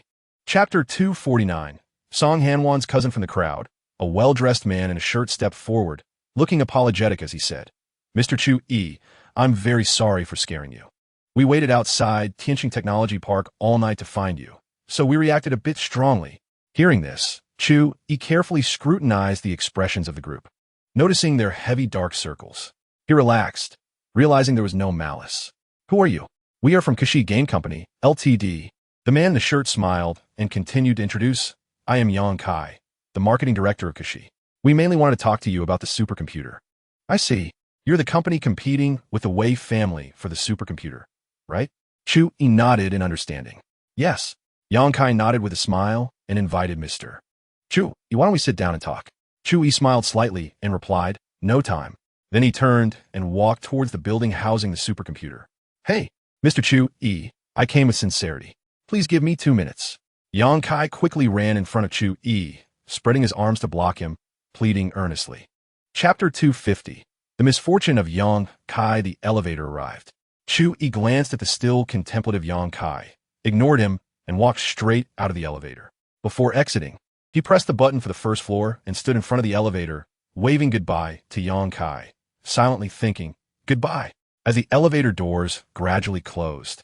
Yang Kai was startled awake, looking at Chu Yi outside the elevator with a sly smile. He widened his eyes and shouted, Mr. Chu Yi, we haven't finished our discussion yet. Leaving behind that one sentence, Yang Kai was sent away by the elevator. Watching the floor numbers decrease, Chu Yi couldn't help but smile. Finishing his breakfast quickly, Chu Yi walked to the supercomputer's operating station and began inputting the generation program for the metaverse conceptual game. Based on the complex memories in his mind, he estimated it would take at least a week to complete. Of course, this was under the premise that he would input for 2 hours each day. There was no way around it. Aside from working on the metaverse game in the Magic City, he had other serious matters to attend to. He needed to chat with Song Han-wan from time to time and flirt a bit, right? The Wei family had to be brought down step by step. And when the time was right, he would conveniently acquire the Wei family and arrest those who sought to usurp power. Chapter 251. The Wei family's conspiracy in the Magic City at the Wei family manor. Wei Dongxian summoned his eldest son Wei Lan and his youngest son Wei Qing. The three of them gathered in the conference hall to discuss how to navigate through this crisis. Wei Dongxian sat in the main seat, lightly tapping the table with his fingers, speaking in a heavy tone. In just one day, our Wei family's publicly listed company stock price has plummeted, with a market value reduction of 5, resulting in a direct loss of over 500 million. Wei Dongxian looked at the awkward-faced Wei Lan and called out, Wei Lan, Dad, I'm here. Wei Lan quickly responded, I asked you to find Chu Yi's whereabouts. Did you find him? Dad, I have already sent someone to stake out at the entrance of Tianqing Technology Park. As soon as Chu Yi goes to Tianqing, we will get news immediately. Wei Lan said uneasily. Well, right now the most important thing is to contact Chu Yi as soon as possible and apologize to him in person. As long as he is willing to let it go, the loss won't be too great. Wei Dongqian's expression eased slightly. He had considered other ways to solve the problem. However, the hackers' attacks were utterly unpredictable, and there was insufficient evidence to prove that this matter was indeed caused by Chu Yi. He had no way to leverage the power of the legal system. Chapter 252. The thriving car scene on Planet 2. They took a taxi to a restaurant recommended by Song Han-won. Chu Yi and Song Han-won sat in the back seat. Noticing the pleasant fragrance coming from beside him, Chu Yi subtly shifted closer to Song Han-won. It was obvious that she stiffened, but she didn't show any signs of disgust or rejection and silently accepted it. Seeing this, Chu Yi felt a surge of joy. It seemed that Song Han-won had some feelings for him, so he spoke up. Han-won, I might be staying in Magic City for a while. It's inconvenient to keep taking taxis, so I want to buy a car. Do you know much about cars? Clearly, Chu Yi's intentions weren't solely about buying a car. If he wanted to, he would naturally choose from luxury brands, so there was no need for Song Han-won to recommend. Besides, Song Tianxing had mentioned that Song Han-won was a complete novice when it came to cars, having not even obtained her driver's license. It would be surprising if she understood, but it didn't matter whether she understood or not. As long as Chu Yi did, that was enough. He just needed a reason to invite Song Han-won along, making it seem less deliberate. However, Song Han-won's focus was elsewhere. She glanced at Chu Yi and said with a strange expression, "You change how you address me every day. First, you call me Dr. Song, then my full name, and now you've even dropped my surname." Chapter 253. Dispatching Black Star Security after the taxi driver dropped them off at their destination. He waved goodbye with a smile and drove away. Chu Yi and Song Han-won entered a hot pot restaurant named Longtime, specializing in lamb spine. As soon as they stepped in, they were greeted by a rich aroma. At this point, several customers were already seated, enjoying their lamb spine hot pot. "Welcome," a server greeted them enthusiastically. Chu Yi quickly spotted an empty table and smiled at Song Han-won, saying, "Look, there's a vacant spot over there. It's really lucky we came at the right time." "Yes, let's eat over there." Song Han-won nodded with a smile. "This way, please." The server gestured for them to follow. "It smells so good. Every time I catch a whiff of this restaurant's lamb spine hot pot, I can't help but salivate." Song Han-won said to Chu Yi, swallowing. "Yes, it really does smell great. Make sure to eat more later." Song Han-won should have a good appetite, otherwise she wouldn't have developed so well. They took their seats, and shortly after ordering, the hot pot was served. Song Han-won used a ladle to scoop several pieces of lamb spine for Chu Yi, saying with a smile, "Chu Yi, give it a try. It will definitely satisfy you." Chapter 254. The foodie Song Han-won at the table. Song Han-won had already devoured quite a bit of lamb spine, and lamb bones were piled up like a small mountain. There was a bit of red oil accidentally smeared on the corner of her mouth. It seemed this girl was really enjoying her food. Chu Yi pulled out a napkin and handed it to Song Han-won, smiling as he said, "You should wipe the red oil from the corner of your mouth. If someone didn't know better, they might think you applied lipstick incorrectly." "Huh? Really?" Song Han-won exclaimed in surprise, quickly taking the napkin from Chu Yi, folding it twice, and meticulously wiping the red oil clean from her mouth. "I didn't realize I turned into a raccoon while eating." Song Han-won looked at Chu Yi and smiled shyly. "Yeah, I thought a refined girl like you would eat more elegantly. I didn't expect you to be just as unrestrained when it comes to gnawing on bones." Chu Yi smiled slightly and teased. "Haha, you want to talk? Comparing with you, aren't we just as bad?" Song Han-won covered her mouth and laughed, the awkwardness fading significantly. "There is nothing to be embarrassed about. Food is heaven, and the reason for our messy eating is surely the food being too delicious to resist." Chapter 255. Chu Yi's idea. Chu Yi strolled through the bustling streets, pondering what to do. Since Lung Qing was jealous, he definitely needed to coax her. Girls generally like romance, but regrettably, Chu Yi didn't know much about Lung Qing's preferences. As he passed a costume shop, a spark of inspiration struck him, and he came up with an idea. He then called Lung Qing. "Hey, Xiao Qing, have my brothers nearby come find me. I have something for them to do." "Okay, I'll notify them right away," Lung Qing replied. "By the way, I might be staying out overnight tonight and want to be coming back. Remember to sleep early, okay?" Chu Yi said with a smile. "Not coming back?" Lung Qing paused, sounding a bit disappointed, then replied in a neutral tone. "All right then. Don't tire yourself out too much tonight. Go to bed early." Beep, beep, beep. The call ended, and Chu Yi couldn't help but smile. Step 1 complete. Since he wanted to create a surprise and romance for Lung Qing, he couldn't let her know his plans in advance. Chu Yi understood that as the head of Black Star Security, Lung Qing would constantly receive feedback from the brothers protecting him. Chapter 256. The plan succeeds at that moment. Lung Qing was unhappily soaking in the bath. She didn't know why she felt this way. She clearly understood Chu Yi's personality and knew he would not only have her as a woman. But when she looked forward to Chu Yi coming back to spend the night, and then heard him say he wouldn't be coming back, her heart felt like it suddenly dropped several degrees. A bitter expression appeared on her already cold face as she muttered to herself, "Sigh, Lung Qing, you're really being petty. Since you knew Chu Yi would be like this, why do you still have these unnecessary feelings?" But just yesterday, they were sweet with each other, and today he was going to stay out overnight. Song Han-wan had already gone home. She didn't know if he had found some other girl. Jealousy is making me lose my mind. After bathing, Lung Qing wrapped herself in a towel and walked out of the bathroom, sitting in front of the vanity in her bedroom to dry her hair. Chu Yi had just slept with her yesterday, and today he wouldn't be coming back. Was her charm too low? Lung Qing glanced at herself in the mirror. Her skin was fair and rosy after the bath, her wet hair cascading over her shoulders, and although her delicate features seemed a bit aloof, there was a cold beauty to her. Chapter 257. The dark thoughts of Azure Blue. Over the next week, Chu Yi's life in Magic City revolved around a simple routine. During the day, he immersed himself in the supercomputing center, writing code, and after finishing work in the evening, he went out to eat and drink with Song Han-wan, and their relationship progressed rapidly. Although neither of them explicitly stated it, there was always an ambiguous atmosphere between them when they were alone, and occasional accidental glances would lead to unintentional smiles. Every night, after saying goodbye to Song Han-wan, Chu Yi would return home to Magic City No. 1, playing daily games with Lung Qing, which could be said to be full of variety. Enjoying the fun, Lung Qing didn't idle during the day either, buying a bunch of enticing outfits online, and every time Chu Yi returned home, he would see Lung Qing in a new style. But the same was true. Lung Qing could always awaken his white dragon in an instant, even though every night consisted of the same mechanical actions repeated thousands of times. Chu Yi never felt bored. In the gaps of life, he always found time to chat with girls like Shin Yin and Jiannan, alleviating their feelings of longing. As the number of women he interacted with gradually increased, Chu Yi felt a hint of guilt for the first time.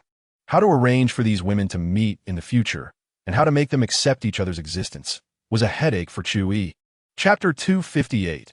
Ancient warrior Wu Lin. After leaving the conference room, Wei Dongxian rode in a Rolls-Royce within the estate, heading toward a standalone villa deep in the manor. Just as he arrived at the villa entrance, he heard continuous striking sound from inside, as if someone were hitting an iron block with an iron rod, loud and ear-piercing. Wei Dongxian instructed the driver to wait in the car, straightened his clothes, and walked towards the villa. Ancient warriors are a power inheritance that has existed in Longwa since ancient times. In Wei Dongxian's impression, those powerful families competed based on the strength of their ancient warriors. Modern society is a peaceful era, and Longwa is a model among peaceful nations. Guns are banned, cold weapons are prohibited, public security is good, and the people's happiness and sense of security are very high. For the large families in Longwa, there are also rules specifically designed to restrain them. The prohibition of firearms is a strict order that no family is allowed to cross. 4 ancient warriors with extraordinary combat power.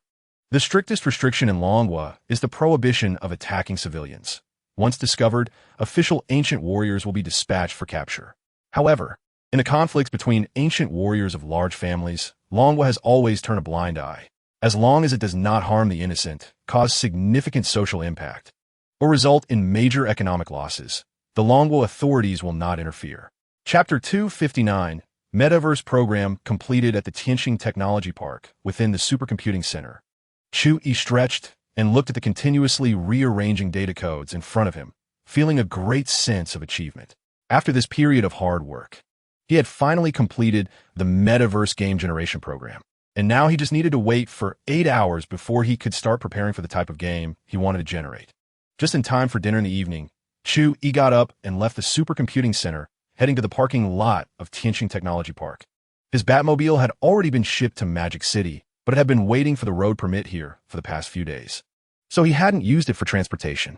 After the permit was issued yesterday, Song Han-wan had insisted that Chu Yi take her for a ride in the Batmobile.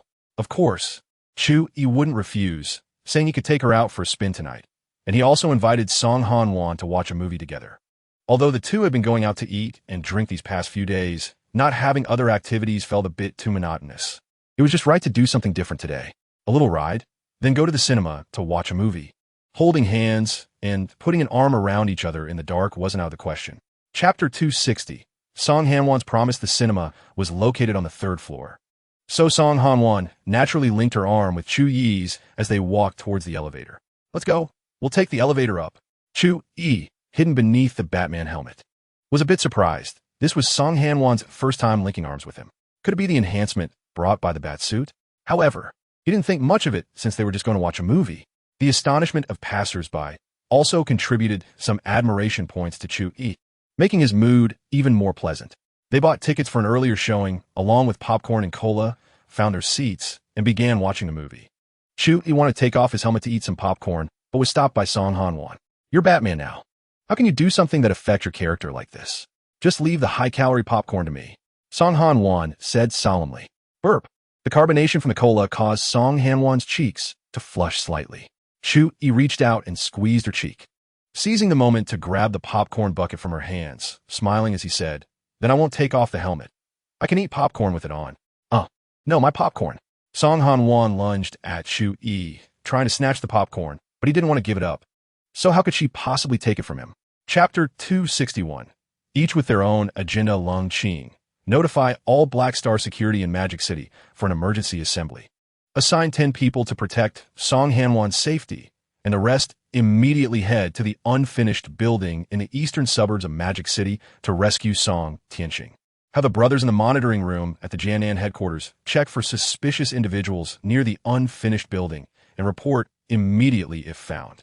The hacker group responsible for suppressing the Wei family should immediately acquire the Wei family's shared assets and monitor the Wei family at all levels. Report any unusual activity immediately. On the rapidly speeding Batmobile, Chu Yi calmly issued orders. Song Tianqing had been kidnapped, and the Wei family was absolutely involved. This rescue mission for Song Tianqing was necessary, and it was also time to corner the Wei family. He had initially thought he could gradually eat away at the Wei family without shedding blood, but unexpectedly, the Wei family had used such a trick to counter him. If nothing had happened to Song Tianqing, it would have been fine, but if anything went wrong, the Wei family would be ready to pay the price. Ding! Friendly reminder, the host will face an ancient warrior this time. Close combat is risky, so please use your wits. The system suddenly popped up with a reminder, making Chu Yi's heart skip a beat. Ancient warrior? Do such people really exist in Longhua? Chu Yi quickly inquired. Chapter 262. Ancient warrior? I'll wash your face with a machine gun not long after entering the unfinished building with Wu Lin. The hidden Black Star security personnel nearby quietly revealed themselves. Song Tianqing was taken aback. He hadn't expected the Wei family's ancient warriors to be so meticulous in their operations. After tricking Chu Yi upstairs, they were now going to take his life. Leading the group, Longtime stepped forward and said to Song Tianqing, Mr. Song, you are safe now. We are from Chu Yi Security Company, and we will untie you right away. Song Tianqing was overjoyed. He hadn't expected it to be Chu Yi's subordinates. It seemed he was finally safe, and tonight had been quite the roller coaster. First, he was kidnapped by the Wei family's ancient warriors, and shortly after, Chu Yi came to rescue him, but left him alone in this empty space of the unfinished building. Now a group of men in black had come, and he originally thought his life was over, but unexpectedly, they were here to save him. That's great. I've been sitting with this rope for several hours. I feel like my back is about to break. Please help me untie it. With a wave of her hand, Longtime immediately had 2 Black Star security members step forward to untie him. After a brief activity, upon thinking of Chu Yi's current predicament, Song Tianqing's expression changed, and he quickly said, Chu Yi and that ancient martial artist from the Wei family are still upstairs. You all hurry and help him. Chapter 263. Powerful nano-armored Chu Yi arrived at the driver's seat of the Bat War vehicle, revealing a sinister smile as he actively controlled the machine gun and aimed at Wu Lin. A large number of bullets rushed towards Wu Lin. At this time, Black Star security quickly gathered around the Bat War vehicle, watching Wu Lin continuously dodge the machine gun fire, feeling greatly shocked. Even though they had seen a lot and even fought against ancient martial artists, they had never encountered someone so outrageous who could dodge direct machine gun fire. Under the leadership of Longtime, the Black Star security personnel immediately drew their sidearms and began shooting at Wu Lin. Numerous Black Star security members formed multi-angle shooting with a machine gun. Their superb marksmanship put a lot of pressure on Wu Lin. Several bullets almost hit him, but he still managed to evade them one by one. Seeing that Wu Lin was about to climb down the unfinished building, Chu Yi felt he had no confidence in engaging in close combat with someone who could dodge machine gun fire and the aimed shots of many people. In a rush, Chu Yi caught a glimpse of a nuclear reactor similar to Iron Man's placed in the passenger seat. Suddenly remembering that he had just received the nano armor as a system reward, he thought this must be it. System, how do I use this nano armor?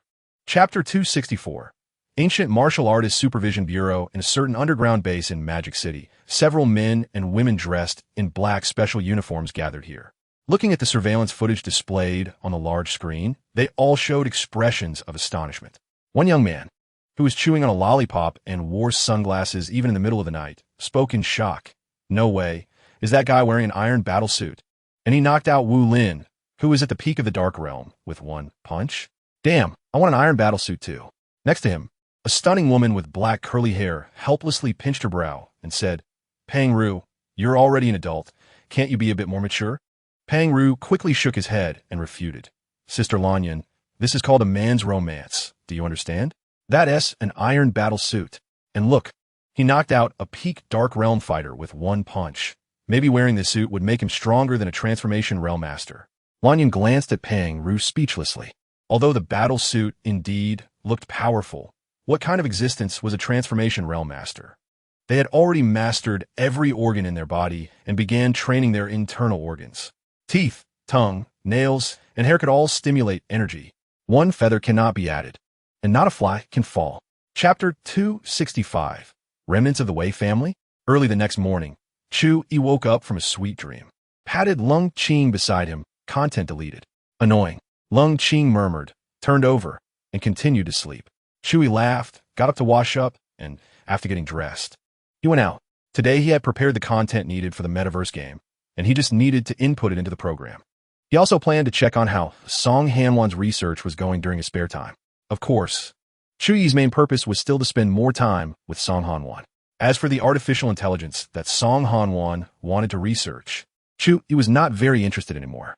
After all, Jarvis was a real super artificial intelligence. If there was an opportunity, he could let Jarvis help Song Hanwan research the artificial intelligence that modern technology could create, which would also fulfill Song Hanwan's research aspirations. Since Chu Yi learned that his whereabouts were exposed under satellite surveillance, he decided not to drive the Bat war vehicle today. After all, that would be too conspicuous. He first stopped by a roadside breakfast shop to buy 2 buns, scanned a shared bicycle, and leisurely rode towards Tianqing Technology Park. However, when passing a corner of a small alley, he noticed that there seemed to be someone fighting inside the alley. Chapter 266. Indeed, one should believe in science. As Chu Yi rode his bike past a row of unused shared bicycles, he dropped off Peng Ru. Rent one. Peng Ru was taken aback. I told you to rent one. Do you want me to carry you the whole time? You're not a pretty girl. Chu Yi said irritably. Oh, okay. Peng Ru nodded, took out his phone, and scanned to rent a shared bicycle. Seeing this, Chu Yi pedaled the shared bicycle towards Tianqing Technology Park. He glanced at Peng Ru, who was following him with a silly smile. Chu Yi shook his head in his heart. This guy looked silly, but managed to get into the Ancient Martial Artist Supervision Bureau. Now let us talk about your purpose for finding me. Chu Yi said as he rode with one hand and took a bite of a bun. Upon mentioning serious matters, Peng Ru became energetic, also riding with one hand. Took out a lollipop from his pocket, unwrapped it, and put it in his mouth, saying seriously, our Ancient Martial Artist Supervision Bureau is responsible for supervising ancient martial artists within the borders of the Dragon Kingdom, as well as those extraordinary beings from outside who have ulterior motives towards the Dragon Kingdom. Since we're the Magic City branch, we only oversee this area of Magic City. According to our investigation, ancient martial artist Wu Lin has intricate ties with the Saito family from Sakura Country. Chapter 267. Preparing to return to Jiannan after bidding farewell to Peng Ru, Chu Yi arrived at the supercomputing center with the worldview data he had already prepared. The metaverse game he was preparing to generate was essentially a one-to-one replica of the current world of Blue Star. However, the timeline was set 100 years later. In the established background, humanity had already achieved interstellar travel and interstellar immigration. The Moon, Mars, and other planets were already covered with human footprints. When players entered the game, They initially started as 18-year-old high school graduates. Faced with the important moment of choosing a major, this would determine the professions players could choose in the future. This game did not have the traditional monster fighting and leveling up settings. Its main selling points were high freedom, high realism, and a vast future worldview. Players could experience advanced future technology in the game, enjoy a luxurious life, and undergo experiences completely different from the real world. However, how well they ultimately fared would still depend on the player's own abilities. After all, in Chu Yi's setting, this game was almost like the real world. In the real world, anything could happen, and bad luck could even lead to becoming disabled or dying in the game. Chapter 268. Song Hanwan's decision after a fierce battle. Evening quickly approached. Under Lung Qing's resentful gaze, Chu Yi got dressed and set off for the next event. He was going to find Song Hanwan. At this time, Song Hanwan had not yet finished work, so Chu Yi planned to wait for her at Tianqing Technology Park. After Pang Ru had looked for Chu Yi, he felt free to continue driving the Bat war vehicle. Arriving at the Tianqing Technology Park, Chu Yi sent a message to Song Hanwan, indicating that he would wait for her in the parking space. Not receiving a reply, he assumed she was busy at work. However, it was close to the end of the workday. Not keeping Chu Yi waiting for long, Song Hanwan, dressed in a black tight-fitting top and a gray sexy pencil skirt, arrived next to the Batmobile. Chu Yi opened the car door and invited her in. Seeing that Song Hanwan still had a frown on her face after getting in, Chu Yi asked, "What's wrong? Did you encounter a tough problem?" Song Hanwan sighed and nodded, saying, "Yes, I've run into a rather tricky issue." Then her expression changed as she perked up and said, "Forget it. Since it's after work, let's not discuss work. What should we eat today?" Talking about food instantly ignited Song Hanwan's spirit, her face full of life, completely shedding the earlier gloom. The next morning, Chu Yi woke up slowly. The person beside him had already left, leaving only a note. "Chu Yi, I've gone back to the lab. You have to miss me while you're in Jiannan." There was also a playful, smiley face drawn at the bottom. Chu Yi shook his head and chuckled. To be honest, he hadn't expected such a move from Song Hanwan. Just then, a notification sound appeared in his mind. "Ding! Host has successfully captured a top beauty. Reward: weak version of the nano armor production line blueprints." After using the blueprints, you can summon a supernatural construction team to quickly set up the production line. Hope the host continues to work hard and achieve more brilliance. Wow! Chu Yi was overjoyed. According to his original plan, returning to Jiannan was to hold a press conference for the star car.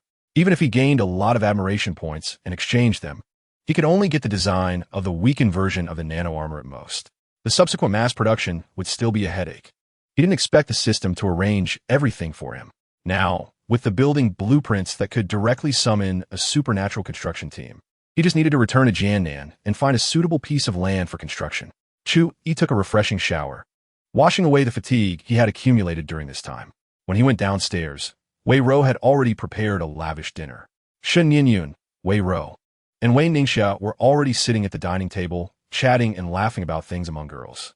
It seemed that Wei Rou and Wei Ningxia had gradually adapted to their current life.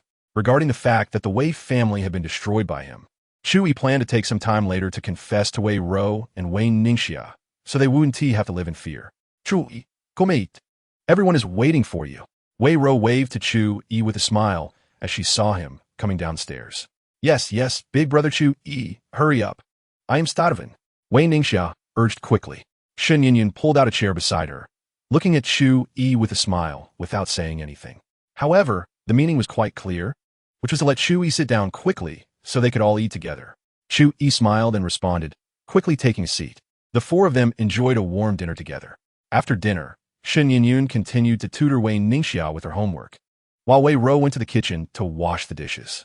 Chu Yi quietly walked into the kitchen, looking at Wei Rou's voluptuous figure, and suddenly thought of playing a prank.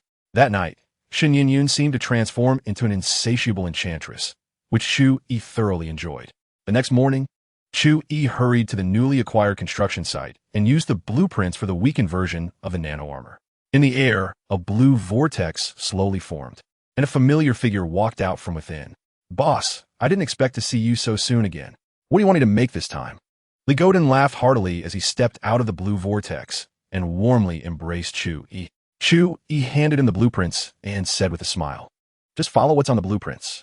Li Godin lit a cigarette, examined the blueprints carefully, and frowned, saying, "Boss Chu, Are you planning to sell toys?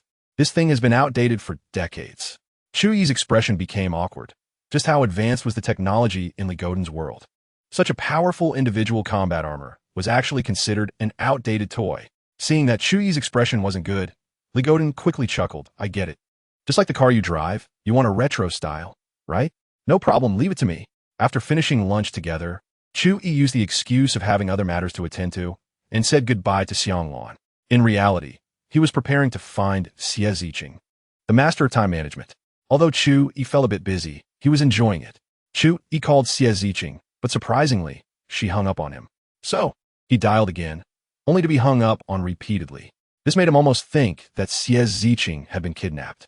However, after inquiring with Black Star Security, Chu Yi learned that Xie Ziqing was not in any danger, and it was she who had hung up the phone herself. This left Chu Yi somewhat puzzled. Why did it seem like she was angry? He then changed his approach and sent Xie Ziqing a message, asking, Xie Ziqing, why aren't you answering my calls? After a while, Xie Ziqing's reply finally came through. You guy, it took you so long to come find me. Chu Yi then realized that she was indeed sulking. So he typed back, I've been quite busy lately, but as soon as I had time, I came to find you.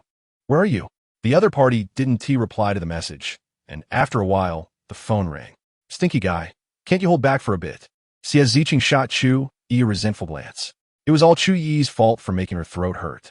Chu Yi scratched his head, feeling a bit awkward as he said, I'm sorry, I'll definitely hold back next time. There won't be a next time. Xie Ziqing snorted and sat back in the passenger seat. All right, take me home. Chu Yi nodded, started the car, and drove Xie Ziqing home. The next morning, Chu Yi hurriedly went to the nano-armor production line. Xie Ziqing's agile tongue had left a deep impression on him. If properly guided, she would definitely achieve great things. However, now that the nano-armor production line was completed, Chu Yi needed to arm Black Star Security. This way, the safety of the people he cares about is guaranteed. Arriving in front of the factory that produces nano-battle armor, Chu Yi looked up at this sci-fi giant, feeling a bit shocked. Even though he had already collaborated with the supernatural construction team once, he still thought that the speed of construction was truly formidable. In just one night, such a huge factory was established. Under normal circumstances, a construction team would need at least a year or more. Chapter 274, Black Star Security's combat power soars. Chu Yi clapped his hands and slowly said with a smile, I called everyone here today to prepare a gift for you all. I believe that whether it's the brothers who went to Magic City with me or those stationed in the monitoring room at the Jianan headquarters, everyone should have a deep impression of the ancient martial artist we encountered that night at the East River unfinished building. Climbing down from more than 20 floors with bare hands while dodging machine gun fire and the barrage of firepower from many brothers, the horror of his strength is evident. That night, I used a high-tech battle armor and knocked that terrifying ancient martial artist down with one punch. At this point, the Black Star Security personnel present had already guessed something. Although the storm in their hearts was surging, their good qualities still kept them in formation, not changing their expressions or saying a word. Chu Yi smiled and continued, I believe some brothers have already guessed it. Yes. The reason I called everyone here today is to enhance everyone's overall strength. We at Black Star Security will provide each of you with a set of nano battle armor. Although it is a weaker version compared to mine, everyone's arm strength will still achieve a qualitative leap. Chapter 275, Chu Yi pretending to be sick, then Chu Yi drove away, heading to Tao Li's clinic. Today was his last free time. He would soon be busy with the planetary car launch and the promotion of the metaverse game. Chu Yi bought a pair of sunglasses and a flat brim cap, and also wore a mask to conceal his appearance. This way, it would be easier to pretend to be a patient and not be easily recognized by Tao Li. Since Chu Yi was skilled in top-level disguise techniques and could also adjust his voice well, Tao Li would definitely not recognize him. What kind of illness should he pretend to have? Chu Yi pondered for a while, but couldn't come up with anything. Should he say he accidentally bumped into something, then let Tao Li check him out? No, that's a bit sleazy, right? He could pretend to be a patient with a sprained neck. This way, he could also enjoy Tao Li's delicate hands giving him a shoulder and neck massage. Having made his plan, Chu Yi drove to Tao Li's clinic.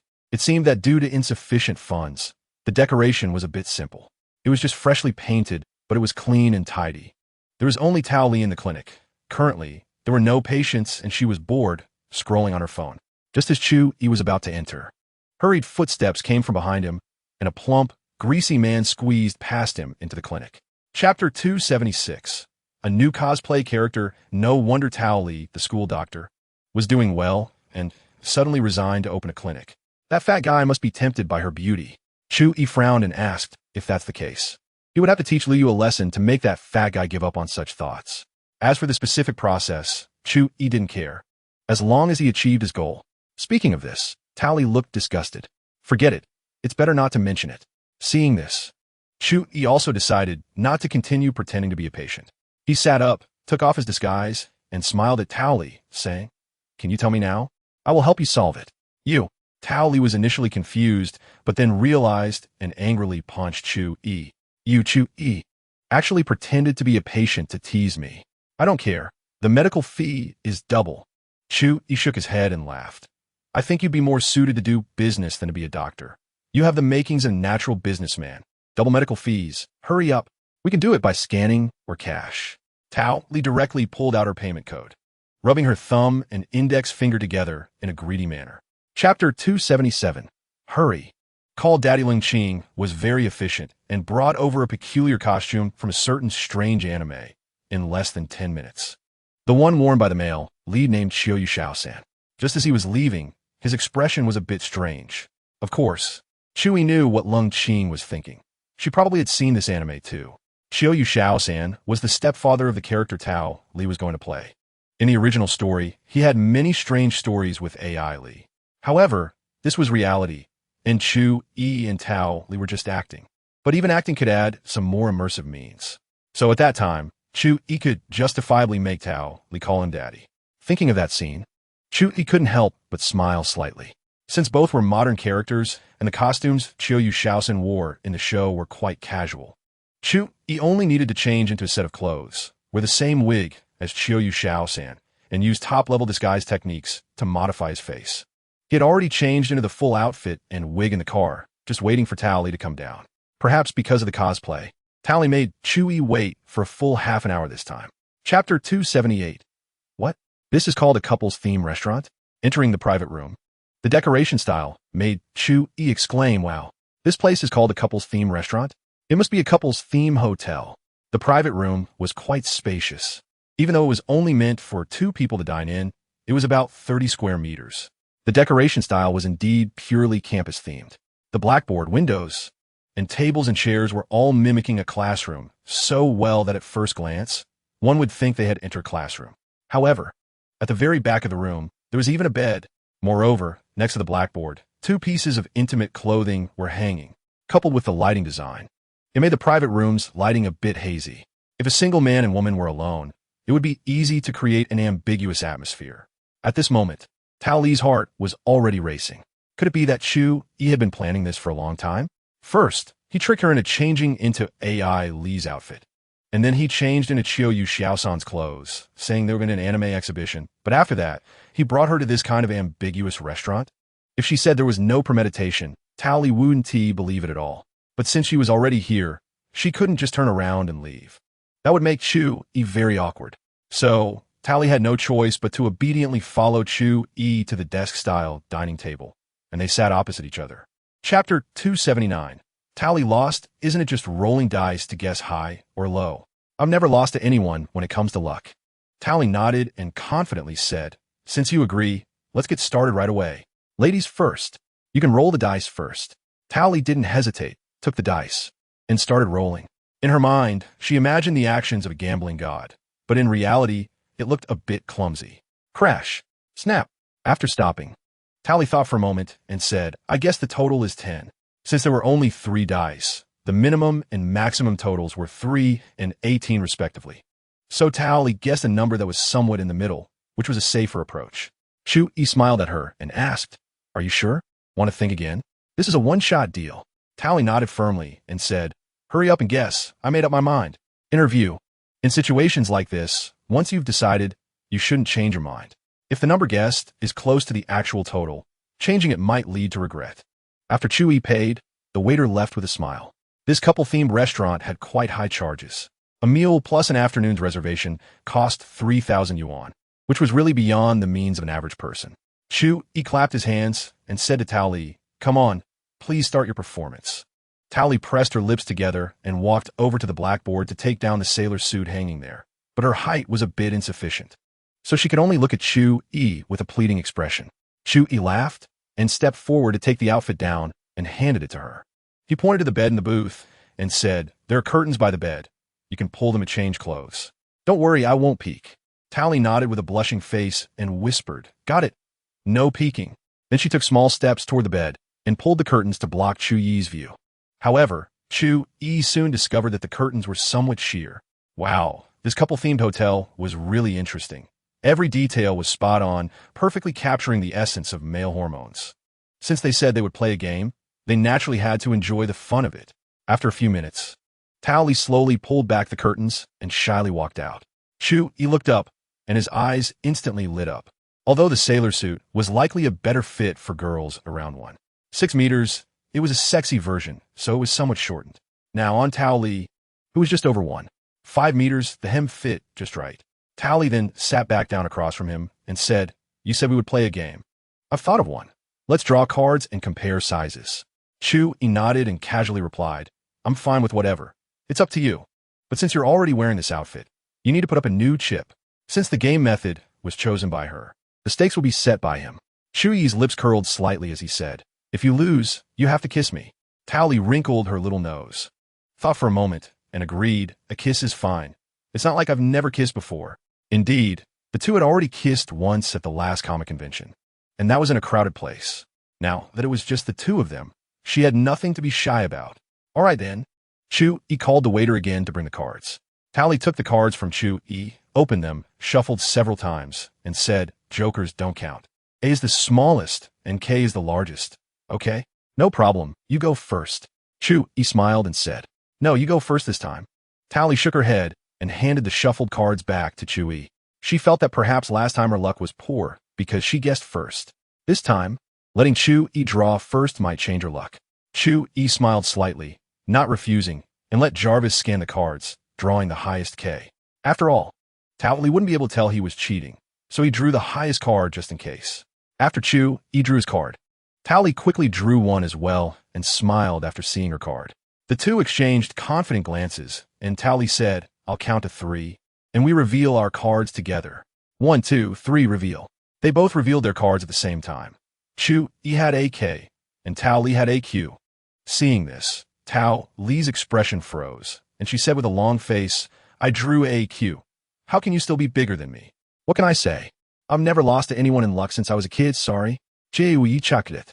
He then found a comfortable position, leaned back in his chair, spread his arms, and smiled at Tao Li. She felt that she was gradually falling into the trap that Chu Yi had set. Chapter 281. Taking Tao Li home. Chu Yi and Tao Li stayed in the booth for a whole afternoon. After they got back in the car, Tao Li shyly said, "Chu Yi, please take me back to the clinic. There's a bedroom there. If I go home like this, my parents will definitely notice something's off." At this point, Tao Li couldn't help but glare at Chu Yi. "You jerk." After a moment of thought, Chu Yi said, "Why don't you stay at my house tonight? The weekend is over, and Shin Yin Yun has gone to class. Only Wei Ro and Wayne Ningxia are at home, so it won't be inconvenient to bring you back. I'll prepare some herbal medicine for you tonight and help you with your blood circulation. You'll feel better soon." He thought to himself that he was really a genius. "Stay at your house. Isn't that a bit inconvenient?" Tally bit her lip and said, "It's not inconvenient at all. I only have 2 distant relatives at home, and they're both girls.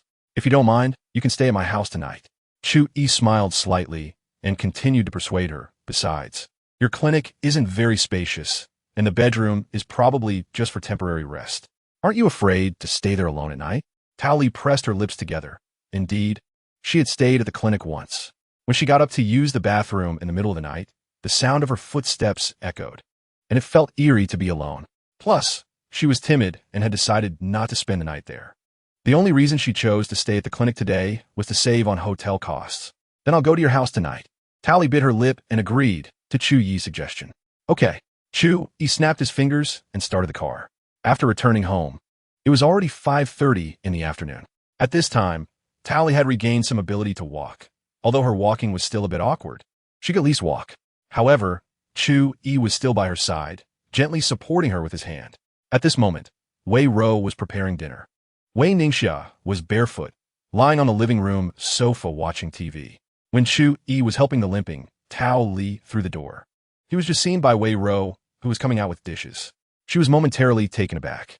This guy Chu Yi really is impressive, bringing different girls home every few days. Then she recalled what Chu Yi had said to her that day and quickly diverted her gaze, not daring to meet his eyes. She turned back to the kitchen to continue making dinner. Wei Ningxia, lying on the sofa, also heard the noise at the entrance and looked up to find Chu Yi with a strange girl.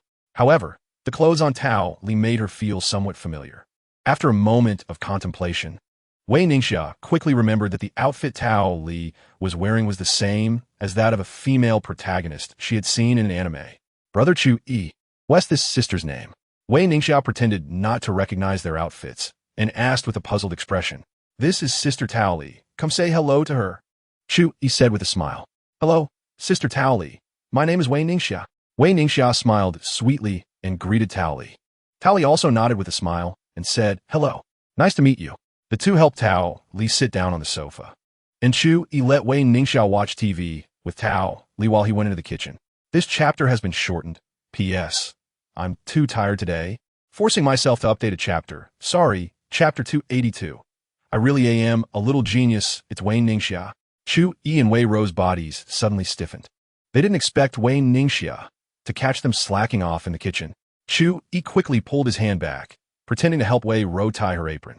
With a confused expression, he turned to Wei Ningxia and asked, What's wrong? I'm helping your mom tie her apron. The strings are loose. Wei Ro also quickly smiled and said, Yes.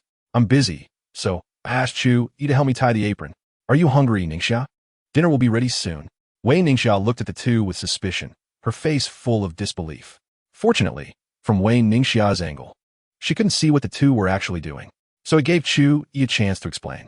Seeing how they explained, Wei Ningxia didn't say anything else and walked over to help Wei Ro carry the dishes. Sister Tao Li said she was hungry, so I came to help in the kitchen, so we can eat dinner faster.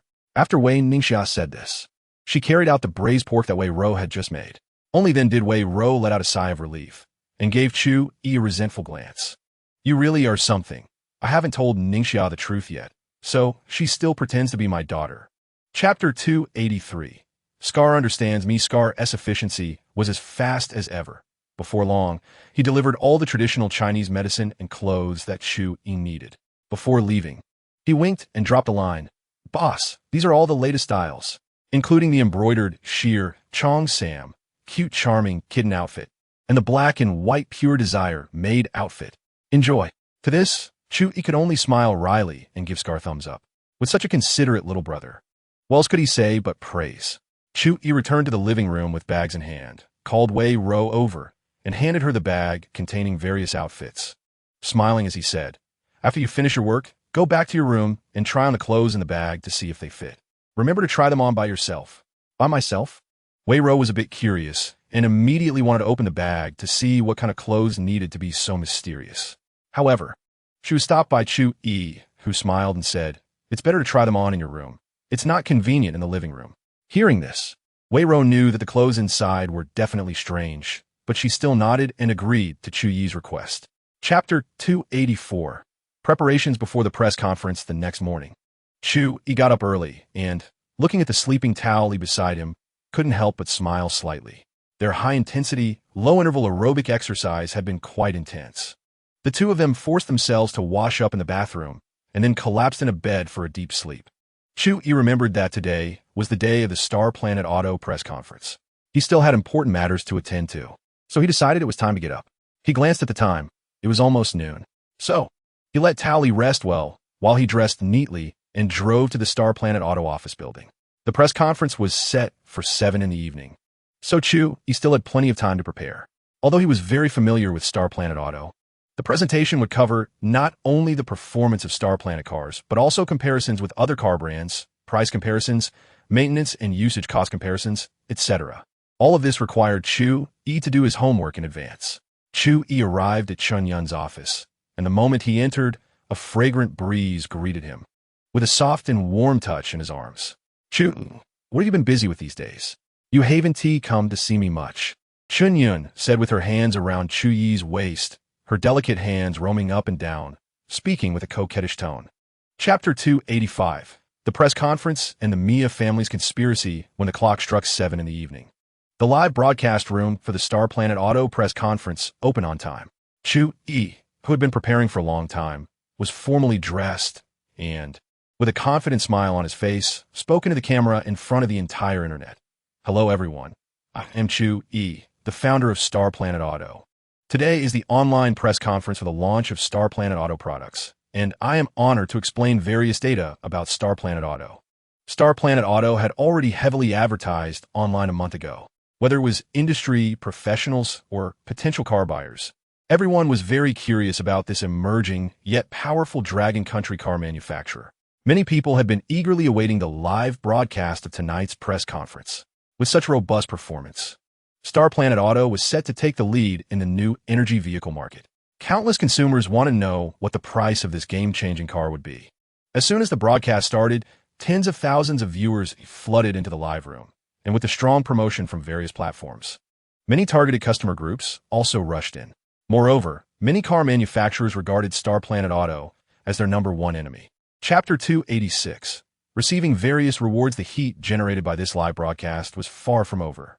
The concept of planet cars and the metaverse games has instantly exploded across the internet, topping the trending charts of major apps. Countless netizens are discussing these too. And what makes them prouder is that both planet cars and the metaverse games are products of technology companies from the Dragon Country. This has somewhat invigorated the netizens.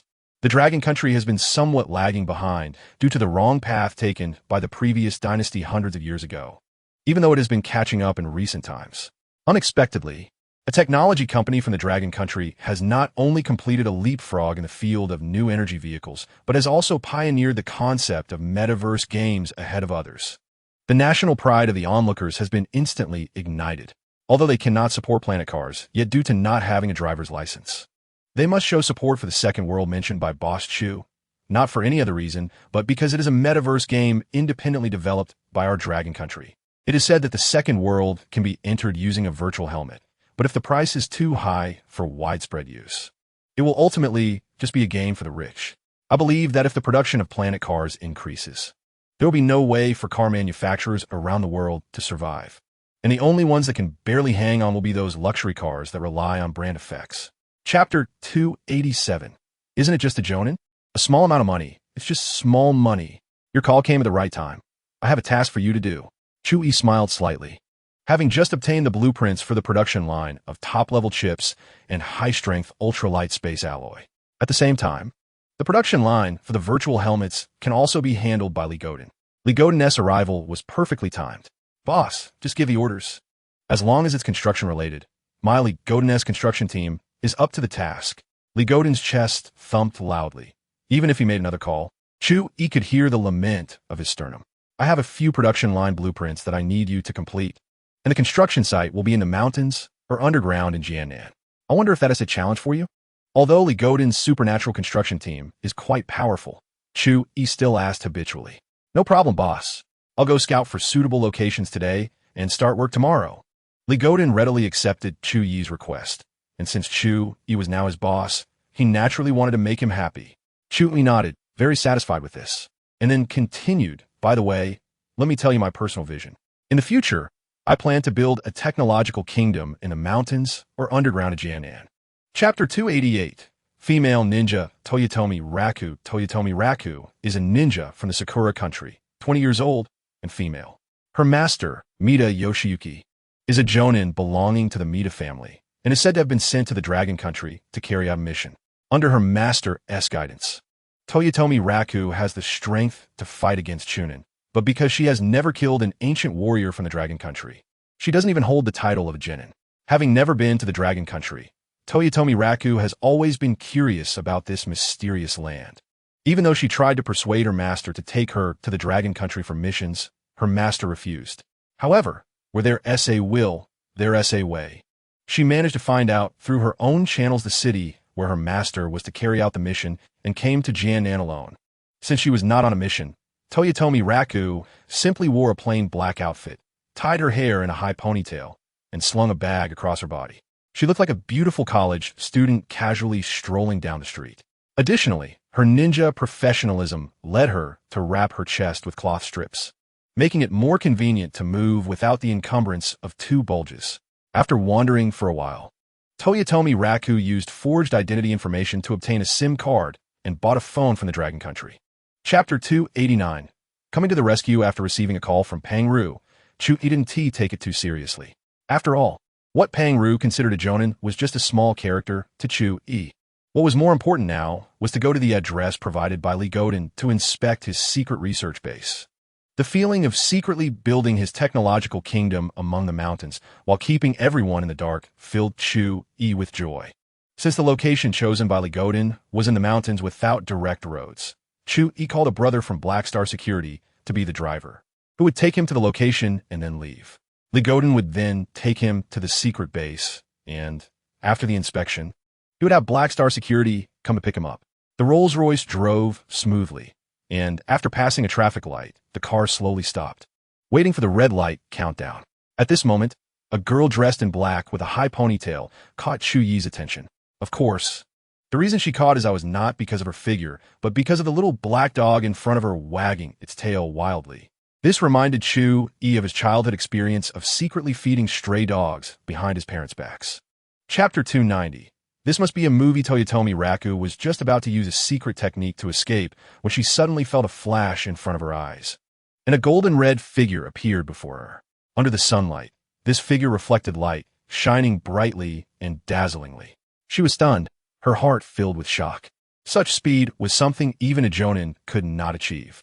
In the moment she was pondering, a large truck charged toward Chu Yi with terrifying momentum.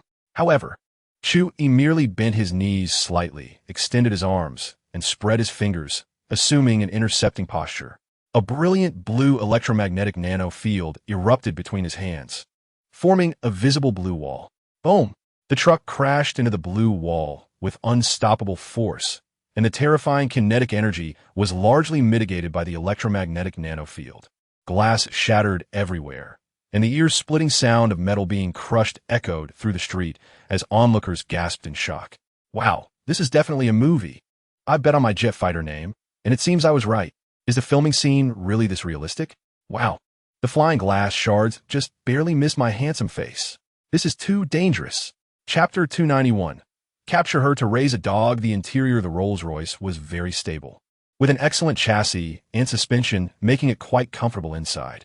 Toyotomi Raku curled up in the back seat with the little black dog, not allowing it to move around for fear of damaging the interior and being asked for compensation by Chu Yi.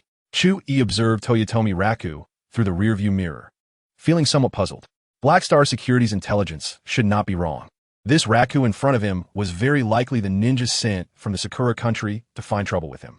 As for whether she was the jonin mentioned by Pang-ru, Chu Yi was still unsure. He himself did not know how to distinguish between the power levels of ancient warriors and ninjas. After all, he was not a practitioner of such arts. He is just a wealthy player who cheats with technology and money. However, Lele's behavior is a bit strange. It seems like she has no purpose, just wholeheartedly teasing the little black dog. After driving through another street, Toyotomi Lu suddenly spoke up. Hello, can you let me get out of the car? I still need to go find its puppies. Toyotomi Lu felt a bit anxious. She hadn't thought much about it earlier when she left the accident scene. Now she had somewhat calmed down. The young man looked very handsome, somewhat resembling a gigolo. Chapter 292. Please enter the trap. Chu Yi invited Toyotomi Lu to visit his secret base, intending to play a little trick on her. Toyotomi Lu didn't think too much about it and nodded in agreement. To be honest, she was quite curious about a secret base built into a mountain. Generally, buildings built into mountains are military-grade bases. The man from the Dragon Country, dressed in mysterious golden-red armor that could withstand a collision with a large truck, had built a secret base in a mountain. Could he be some hidden tech mobile? Toyotomi Lu felt a surge of excitement in her heart. If she could also have that terrifying armor, hissing, what upper ninja, what master, all would be destroyed, even that family. Thinking of this, a glimmer of cold light flashed in Toyotomi Lee's eyes, and she suddenly found hope for revenge. Chu Yi noticed her occasionally lost in thought and couldn't help scratching his head. Does this girl come with a daydreaming attribute? This won't help in raising the dog. Ahem, I forgot to introduce myself. Hello, Lele, my name is Chu Yi. Chu Yi cleared his throat, interrupting Toyotomi Lee's reverie, and smiled as he extended his hand to her. Oh, hello, Chehui. Nice to meet you. Toyotomi Lu was pulled back to reality by Chu Yi and quickly reached out to shake his hand. Chapter 293. Impressive production line today. Toyotomi Lu experienced too many shocks. Chu Yi, wearing golden red armor, withstood a large truck. Li Gooden set up a toolbox to remotely teleport clones. The spider-style off-road device assembling clones on the spot. All these signs made Toyotomi Lu feel that this world seemed somewhat unreal. In the end, it was still Chu Yi who pulled Toyotomi Lu onto the spider-style off-road device. Compared to the cold and terrifying exterior that could scare the elderly at night, the interior of the spider-style off-road device seemed relatively normal. It resembled a car cockpit with a total of 4 seats. There was also a bed in the back that could accommodate one person for sleeping. Of course, if squeezed, it could fit 2. Once everyone boarded, a gentle female voice sounded in the cabin. "Hello, Mr. Gooden, please set the destination." A virtual blue light screen appeared in front of Li Gooden, and he quickly operated it to select the destination. Destination confirmed, starting automatic navigation. As soon as the female voice finished speaking, Chu Yi felt the cabin begin to slowly rise in height, and the scenery outside confirmed it was not an illusion. If one stood outside, they would see the spider-style off-road device quickly moving on its 8 long legs, climbing continuously among the mountains. Chapter 294. Lele. Do you know Mita Yoshiyuki? When Chu Yi took Toyotomi Lu away from the secret base deep in the mountains, she still felt a bit dazed. Thinking everything that happened today was too unreal. The Rolls-Royce drove on a flat road, and the scorching sun had no effect on the people inside the car. Compared to when they went to the secret base, there were now 3 curious little puppies in the car. Chu Yi sat in the passenger seat and planned to lay his cards on the table with Toyotomi Lu. However, instead of directly revealing everything, he intended to take her to the headquarters of Black Star Security. After Mita Yoshiyuki was captured by Black Star Security, she was sent to the basement of the headquarters for confinement. Chu Yi planned to take Toyotomi Lu to see her. When the 2 ninjas met, they would naturally know they had been exposed. "Lele, I'm going to take you to another secret base. I guarantee it will surprise you." Toyotomi Lu was currently playing with a few little puppies and was slightly taken aback upon hearing Chu Yi's words, but she still nodded. Since Chu Yi was adopting the puppies, she wanted to ensure they had a safe and comfortable living environment before leaving. Although she didn't know why Chu Yi liked to show her various secret bases, it was a good opportunity to broaden her horizons. Chapter 295. Rising anger. Less than half a minute later, Mita Yoshiyuki slowly regained consciousness from her coma. However, her gaze seemed a bit vacant, not appearing to be clear-headed. No matter how Toyotomi Lu called out to her, Mita Yoshiyuki did not respond at all. Chu Yi glanced at Toyotomi Lu, ignored her, and began questioning Mita Yoshiyuki. "Mita Yoshiyuki, this is your name, right?" Mita Yoshiyuki slowly nodded and said blankly, "This is the name given to me by the Mita family. I do not know my real name." Chu Yi silently nodded. It seemed Mita Yoshiyuki was similar to a death warrior raised from a young age. "What is your purpose in coming to the Dragon Country?" "My family sent me to the Dragon Country to steal the core data of Planet Automotive, if possible. Also to eliminate the founder of Planet Automotive, Chu Yi." Chu Yi raised an eyebrow. Good heavens, he had been targeted without even realizing it. He continued to ask, "Your family is the Mita family, right? Tell me about the specific information of the Mita family and why they want to do this." Upon hearing Chu Yi's words, Mita Yoshiyuki immediately replied, "The Mita family is a top family in the Cherry Blossom Country. Depending on the top family, the Oda family." Chapter 296. Discussion with Pang Ru. Mita Yoshiyuki was handed over to Black Star Security for further interrogation. And Toyotomi Lu was also left there, while Chu Yi left the headquarters of Black Star Security. Although he was feeling angry, he did not lose his rationality. It was better to be well prepared when dealing with the Mita family and the Oda family behind them. After all, to put it bluntly, the only thing he had in hand was the armed nano-armor from Black Star Security.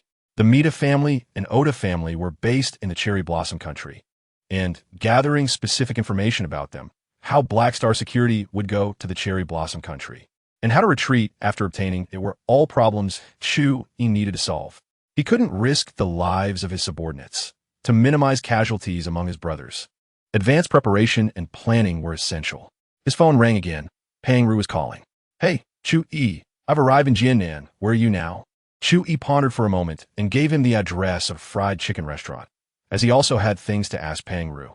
Half an hour later, at the Kentucky Fried Chicken restaurant, Pang Ru looked at Chu Yi, who was casually eating a chicken leg, with a wry smile. He hurriedly rushed from the Magic City to Jiannan to protect this guy, even borrowing a military aircraft. Chapter 297. Chu Yi was indeed daydreaming. Since the main objective of this mission had already been resolved by Chu Yi, Pang Ru no longer felt the urgency. Although Chu Yi insisted on discussing this topic, he couldn't refuse him. Moreover, he had also indulged in such daydreams in his youth, so he felt a bit excited to talk about it. First of all, according to my previous thoughts, I'll provide you with an idea. The first step is to cross the vast ocean to reach Sakura country. Taking a plane is definitely not an option because we need to carry a large amount of weapons, so we can only pretend to be trading merchants and take a ship. Pang Ru began to speak enthusiastically, sharing his past ideas with Chu Yi. Chu Yi listened very attentively and even took out a small notebook to start recording. However, he was not writing down what Pang Ru said, but instead jotting down the key points in his own understanding. To cross the ocean, we need a means of long-distance navigation, either a submarine or a ship. If we want to sneak in, the technology level must be able to evade military radar. Seeing that Chu Yi was taking notes seriously, Pang Ru felt a surge of excitement, sensing he had found a kindred spirit. Chapter 298. Let Mita Yoshiyuki dance? After an in-depth exchange with Pang Ru, Chu Yi had a rough idea of a feasible plan in his mind. However, to truly complete the plan of destroying the Mita family or even the Oda family, Chu Yi still lacked several necessary conditions. First, a submarine capable of crossing the ocean without being detected by the military radar of Sakura country. Second, weapons with tremendous lethality. And to avoid leaving any evidence, these two items could only be obtained through the system. Ding! Detected that the host currently needs help, triggering a random task now. Let Mita Yoshiyuki learn an erotic dance at a certain platform and perform in a matching sexy outfit. Means are not limited. Completion reward. Ghost Submarine Tiger Shark. Goodness, the system suddenly became unserious. Letting Mita Yoshiyuki learn an erotic dance and then perform in sexy clothing? ISNT that just for him to watch? Ahem. Although this task is quite to Chu Yi's liking, but forget it, no, but who cares about that erotic dance for a serious person? The main thing is for the Ghost Submarine Tiger Shark, alright. No more talking, I'm taking this task. Pang Ru watched Chu Yi's changing expressions, sometimes conflicted and sometimes raising his eyebrows, not knowing what he was thinking. He coughed twice and said, Chu, what we discussed just now is just thinking out loud. Don't take it too seriously. Chapter 299. Cooperation Matters. Guanhan's eyes lit up, but he didn't rush to agree. You want to cooperate with Dragon Country? But I'm just a small old man from Jiannan City. How do you know I can represent Dragon Country? Chu Yi smirked slightly, looking at Guanhan with a half-smile. If old Master Guan doesn't have any say in this matter, I might as well offer this stepping stone to someone else. Saying that, he waved his hand, signaling Black Star Security to exit. Guanhan hurriedly called out, Hey, why are you so impatient, kid? I was just joking with you. Chu Yi smiled without saying a word. After all, Guanhan was a master-level figure. Even though he had come into contact with the top leader of Jiannan due to donations, he hadn't heard anything about ancient martial artists. This is enough to indicate that ancient martial artists, especially high-level ones, actually hold a high status. Moreover, since old Master Guan represents the Jiannan Ancient Martial Arts Supervision Bureau, he must be in a high position or have extensive connections. What Chu Yi needed to do was to send out a signal that he was inclined towards Dragon Country while also showcasing his value. He believed that the high-level officials of Dragon Country would understand. After all, sending the nano battle armor to them was for their research. Chapter 300. Beside your master, you also need to dance. At the headquarters of Black Star Security, Mita Yoshiyuki was still being held in the interrogation room. Toyotomi Raku, being Chu Yi's appointed pet, had a better treatment, with a comfortable bedroom and the opportunity to take the dog out. Of course, her activities were all monitored by Black Star Security, and there were dedicated personnel watching her when she went out. Although the system's tasks did not limit means, and any form of coercion or temptation was allowed, Chu Yi considered that Mita Yoshiyuki was a high-level ninja and not as naive as Toyotomi Raku, making the task quite difficult to accomplish. Using coercion might not succeed and could even backfire. However, since Mita Yoshiyuki and Toyotomi Raku had a master-student relationship, he could have Toyotomi Raku help persuade her. Therefore, after arriving at the Black Star Security headquarters, Chu Yi first went to Toyotomi Raku's room to find her. Ding dong. After pressing the doorbell, Chu Yi quietly waited at the door. At that moment, Toyotomi Raku was lying on the big bed in her bedroom, talking to the small black dog in the doghouse beside her, or perhaps talking to herself. Little Black. I feel that although my personal freedom is restricted this time in Dragon Country, it doesn't seem so bad. The living conditions arranged for me here are so good, with free meals and accommodation, and I can take you guys out shopping, and most importantly, I don't have to train hard. Chapter 301, The Fish Bites. In the interrogation room, Mida Yoshiyuki was no longer bound to the chair and could move around freely. She looked at the narrow ventilation opening, pondering escape strategies, but ultimately sighed. These people were just too strong. As soon as she infiltrated the planetary car manufacturing plant, she was knocked out with a palm strike. Unable to react at all, the only information she could recall before losing consciousness was the sound of wind rushing by. Even with her ninja strength, she couldn't react. What kind of monster was this? Moreover, the interrogation room was built entirely of special steel, and now her weapons and tools had been confiscated. Without suitable cutting tools, she simply couldn't escape. Even if she managed to get out, whether she could evade the enemy's pursuit was still uncertain. And then there's Raku, that idiot, who actually found out about the area where she was carrying out the mission and followed her here. It was one thing for her to be captured while infiltrating the enemy's factory, but how did that idiot Raku get caught too? Both master and disciple ended up as prisoners in one day. It really was a shared hardship. At this moment, the sound of the door opening echoed in the interrogation room, the crisp and cold sound of the steel door lock. Chapter 302, Under the Eaves. Chu Yi smiled and glanced at Mida Yoshiyuki, nodding slightly. She was dressed in a black tight long-sleeve shirt, with similarly tight pants that looked like yoga pants, and a pair of shorts over them. She had a tall figure, slender arms, long legs, and a cold demeanor that gave her an air of a mature woman. Most importantly, she had a great figure. Although she had been detained in the interrogation room after being captured by Black Star security and looked somewhat disheveled, her beauty could not be concealed. The faction she belonged to, Chu Yi, didn't particularly like her, but he certainly appreciated her figure. Chu Yi pointed to the bathroom beside him and said to Mida Yoshiyuki, "Why don't you go take a shower first?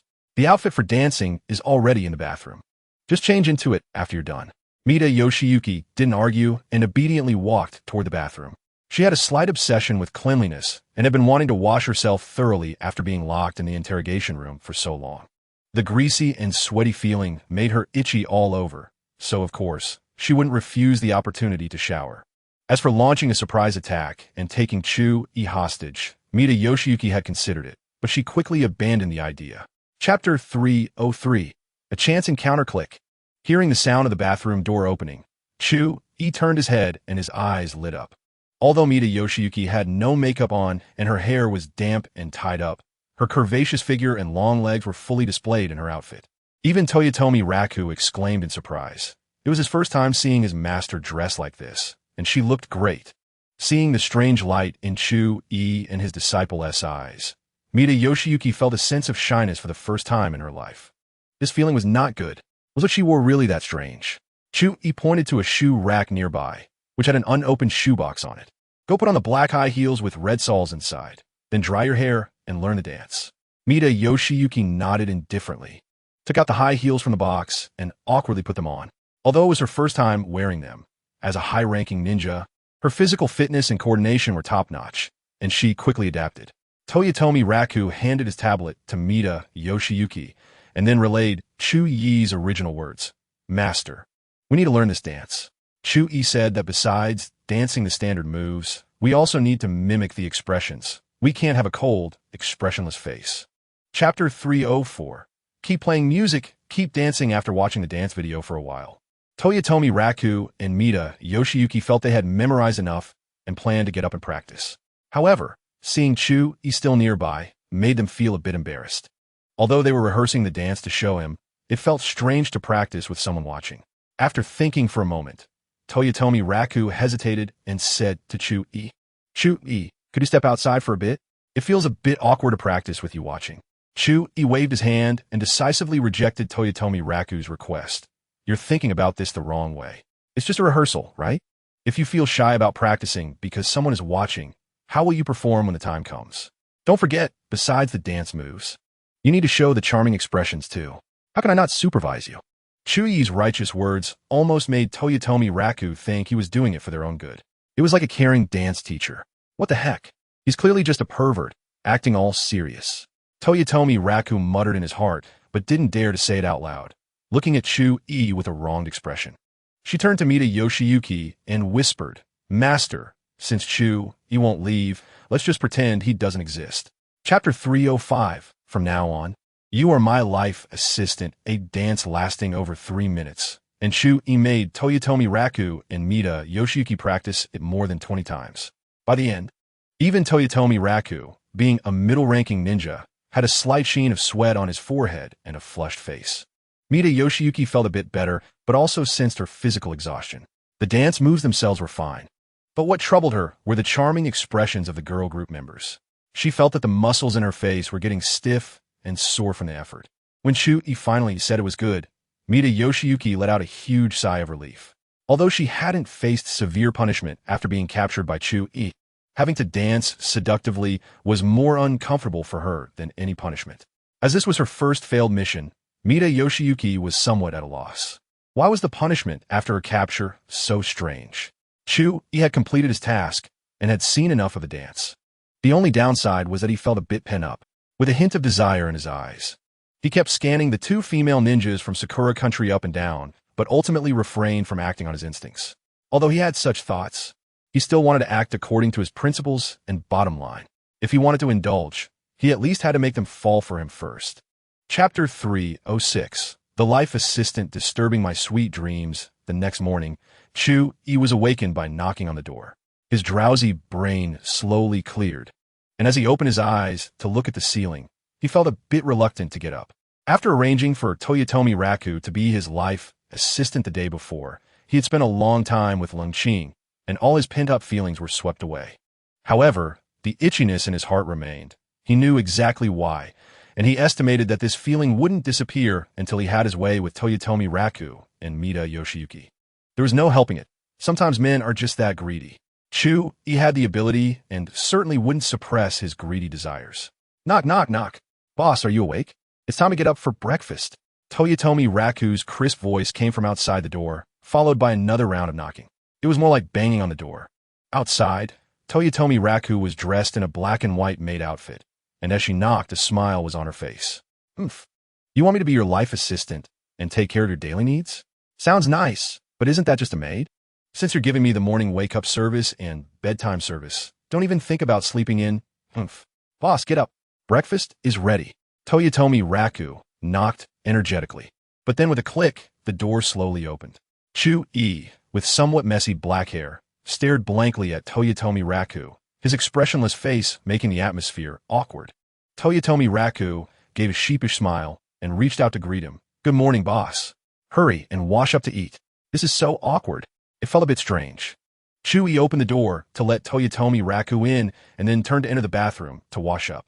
Seeing Toyotomi Raku made some inexplicable feelings surge within him again.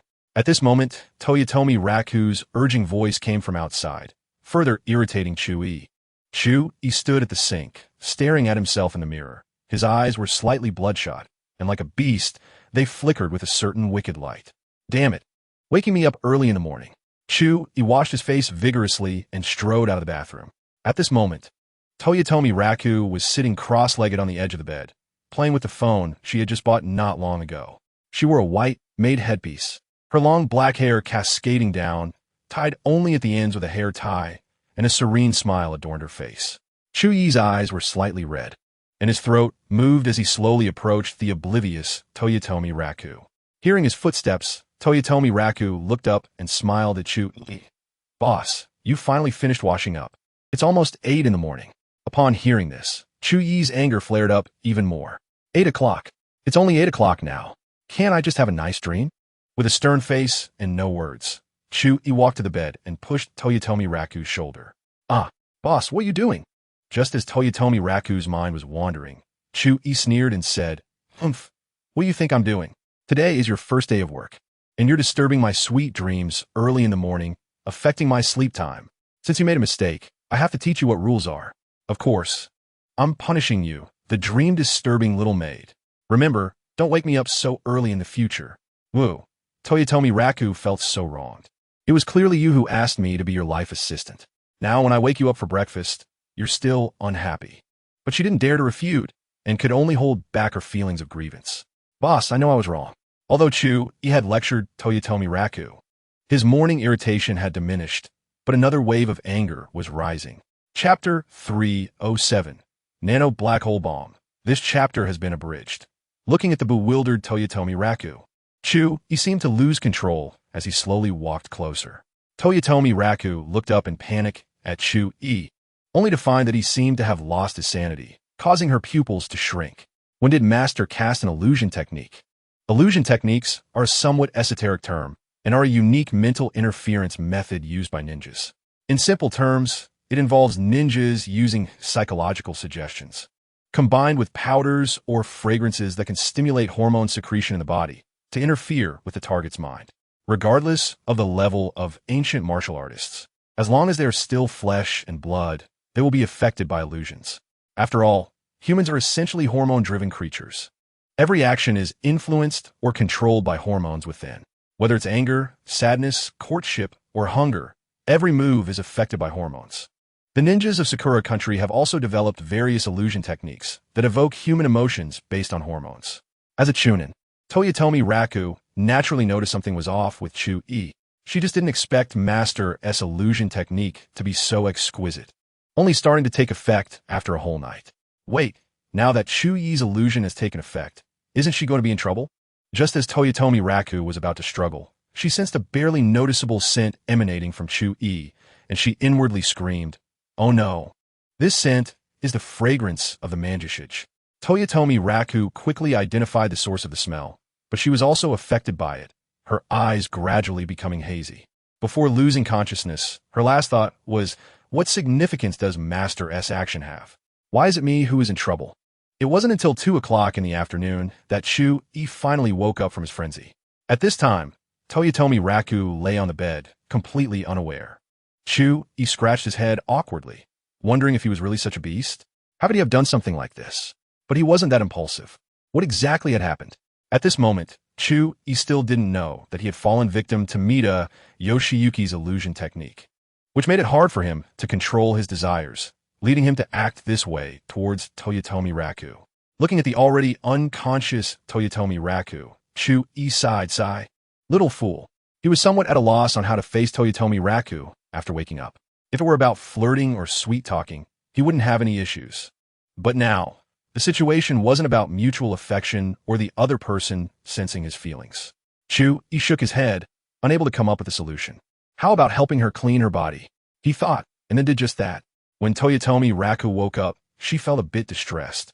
And with Chu Yi continuously helping her wash her body, her embarrassment spread, and her mind was filled with various chaotic thoughts. After about 6 hours of intense activity, Chu Yi had entered a supreme sage mode, allowing him to seriously clean Toyotomi Raku's body without a hint of impure thoughts. Of course, some surprising emotions would occasionally surface from his heart. Although he had lost some reason during those 6 hours, the memories didn't disappear. They flashed through his mind like slides. It felt as if he was watching a movie through a thin veil, without the immersive experience. Chu Yi felt a bit regretful, thinking he should repeat it next time. Although he didn't know how to handle his relationship with Toyotomi Raku, the situation had already been set. Toyotomi Raku was now his woman. Therefore, Chu Yi also defaulted to her identity, treating her as half a comrade rather than an enemy. The reason it was half was that it would still take some time for her to truly feel at home. After all, he had only obtained her body, not her heart. Ding! Congratulations to the host for capturing the first exquisite beauty from a foreign country. Although this system finds the process quite disgraceful, it is very satisfied with the result. Since it was not the exquisite beauty's sincere submission, this time only a one-time consumable item is rewarded. Congratulations to the host for receiving the reward. Nano Black Hole Bomb. Chapter 308. Communication with Toyotomi Raku. Because the process of conquering Toyotomi Raku was not mutual, the system only awarded a one-time consumable item. This was the first time Chu Yi encountered such a situation. However, the Nano Black Hole Bomb just solved his urgent problem. Indeed, every reward from the system had been helpful for the issues he was currently facing. He wanted to blow up the Mida family stronghold, and here was a Nano Black Hole Bomb. System, what functions does this Nano Black Hole Bomb have? How do I use it? nano-black hole bomb, a technological weapon from a parallel world that mimics the collapse of a black hole to create a powerful gravitational field, with a curvature of space-time comparable to that of a real black hole. It can pre-construct the detonation area using a 3D visualization device, and once detonated, no matter what material, it cannot escape. While giving Toyotomi Raku a bath, Chu Yi understood the system's explanation. He roughly grasped the meaning. This thing was a major weapon, a black hole capable of constructing a collapse range. Such a method was simply terrifying. Fortunately, it had a corresponding range. Otherwise, if the black hole expanded unchecked, the entire planet would be engulfed. However, with this, the large-scale lethal weapon issue was also resolved. Chapter 309. Toyotomi Raku's Little Thoughts. Chu Yi nodded slowly. He could see that Toyotomi Raku seemed to only have a master-apprentice relationship with Mida Yoshiyuki. However, she did not seem to have any sense of belonging to the Mida family, as Mida Yoshiyuki still harbored thoughts of escape after being captured by him. Toyotomi Raku appeared to breathe a sigh of relief, as if she had arrived at a safe house. The stark contrast in the behavior of the two female ninjas allowed for an analysis of their mindsets and thoughts. Now that Toyotomi Raku revealed that several families in Sakura country were pursuing her, Chu Yi understood and further confirmed his suspicions. Toyotomi Raku was not aligned with the Mida family. That's why he casually mentioned his intention to annihilate the Mida family. Even if he told Mida Yoshiyuki about this, it would still be inconsequential, because under the strict surveillance of Black Star security, they could not possibly escape from Jianan. Toyotomi Raku incredulously continued to ask, "Do you know what kind of power the Mida family possesses? They are a top family in Sakura country, with at least 30 upper ninjas stationed to qualify as a top family. Moreover, they hold a significant position in certain commercial fields, contributing greatly to the country's tax revenue and employment issues." Chapter 310. Toyotomi Raku's family inherited illusion techniques. Sure. Chu Yi nodded in agreement with Toyotomi Raku's suggestion. Although Raku could not be considered someone he fully trusted at this point, she would eventually become one of his own. Therefore, Chu Yi didn't mind giving her more opportunities and freedom. Since she wanted to try to persuade Mida Yoshiyuki, let her do so. Even if it didn't succeed, it didn't matter. After all, Chu Yi would ultimately find a way to control her, ensuring safety for Mida Yoshiyuki. Coming back to the conversation, Toyotomi Raku became a bit shy, lowering her head and softly asking, "Can you help me find some clothes? I want to get dressed first." Chu Yi smacked his forehead. He had completely forgotten about this while focusing on giving Toyotomi Raku a bath. "All right, I'll call someone to bring you some." After Toyotomi Raku and Mida Yoshiyuki's living permissions were slightly elevated yesterday, Chu Yi had already sent someone to buy a lot of clothes for them, and now he just needed to retrieve them. Chu Yi used the intercom in the room to notify Black Star security in the monitoring room, and soon someone brought over the clothes. He received a set of black and red maid outfits, black stockings, and a set of black lace lingerie from a short-haired girl in a suit, who looked quite spirited. Chapter 311. Mida Yoshiyuki falls for the trap. Toyotomi Raku squatted down to play with the puppies, giving each one affectionate strokes. Seeing that they were getting a bit dirty, she said, "Master, it's time to give the puppies a bath." She then stood up and looked at Mida Yoshiyuki's outfit, curiously asking, "Master, that guy Chu Yi wouldn't have only provided you with this kind of sexy clothing, right?" Mida Yoshiyuki cast a knowing glance at Toyotomi Raku's walking posture and sighed with a wry smile. "Isn't that the case? All they provide me with are various short skirts, stockings, high heels, and even the lingerie is lace and hollow." The illusion technique on Chu Yi was indeed cast by her, but it was more sophisticated than Toyotomi Raku imagined. She first used the scent of the spider lily to attach to Chu Yi, and then after he left, she secretly applied the powder made from the roots of the spider lily on Toyotomi Raku. Under normal circumstances, the illusion would not trigger, but it would activate when the two met again, affecting both parties. She did this because, as Toyotomi Raku suspected, she wanted to use Raku's connection to gain more freedom of movement and seek an opportunity to escape Jianan. The reason she didn't offer herself was that she could see the different looks and attitudes Chu Yi had towards her compared to Toyotomi Raku when they danced yesterday. Chapter 312. The indifferent Mida Yoshiyuki. Chu Yi nodded, agreeing to Toyotomi Raku's suggestion. "Well, with you as a negotiator, your master should be more amenable." From their surnames, It was clear that Toyotomi Raku had no blood relation to the Mita family, while Mita Yoshiyuki was a direct descendant of the Mita family. Chu Yi did not believe that mere words could convince Mita Yoshiyuki to serve him and eventually take over the broken Mita family. Even if she appeared to agree, it was highly likely just a facade for her to endure. Therefore, Chu Yi had no intention of persuading Mita Yoshiyuki from the start. Instead, he planned to take an alternative route and control her through other means. However, since this was proposed by Toyotomi Raku, Chu Yi still needed to consider her feelings. This little fool, although also a ninja, was pure-hearted, and if he rejected her, it would likely make her sad. Moreover, from the snippets of information Toyotomi Raku revealed, Chu Yi could somewhat deduce her identity. Sakura Country once had not just two top families, but three: Toyotomi, Oda, and Tokugawa. Years ago, during the economic crisis, it was rumored that the Toyotomi family's financial chain had broken, leading to their decline. Chapter 313. The Strange Mita Yoshiyuki. Chu Yi smiled slightly, not minding her attitude, and pointed to the room, saying, "I came to talk business with you. Aren't you going to invite me in to sit?" At this moment, everything Chu Yi did appeared somewhat blurry in Mita Yoshiyuki's eyes, as if shrouded in a faint halo. It was like looking through fog or glass. She shook her head, and when she looked at Chu Yi again, it seemed as if nothing had changed. It seemed she hadn't rested well lately and was a bit dazed. Mita Yoshiyuki comforted herself and then turned to walk into the room. "Cool. Chu Yi watched her in a gray short skirt, which was quite eye-catching. Her slender waist swayed as she walked, and her long, straight legs, along with her fair and bright skin, glowed like a bright source of light in the dim room. Damn, sometimes the charm of a mature woman should not be underestimated. Chu Yi steadied his mind and followed Mita Yoshiyuki into the room. The puppies were sleeping in their dog bed. Upon hearing the sound of the door opening, the little black puppy opened its eyes, looked at him, and upon recognizing the familiar person and scent, it comfortably continued sleeping. Mita Yoshiyuki brought a chair for Chu Yi, and just as they sat down, there was a knock at the door. Chapter 314. Mita Yoshiyuki's transformation. Unlike the previous encounter with Toyotomi Raku, this time, Chu Yi was fully aware. Although he did not know why Mita Yoshiyuki was like this, thinking of Toyotomi Raku's strange behavior gave him an answer. It must be that this little fool had secretly done something. However, was it really good for her to trick her own master like this? Chu Yi felt it was quite inappropriate, and even wanted to experience something even worse.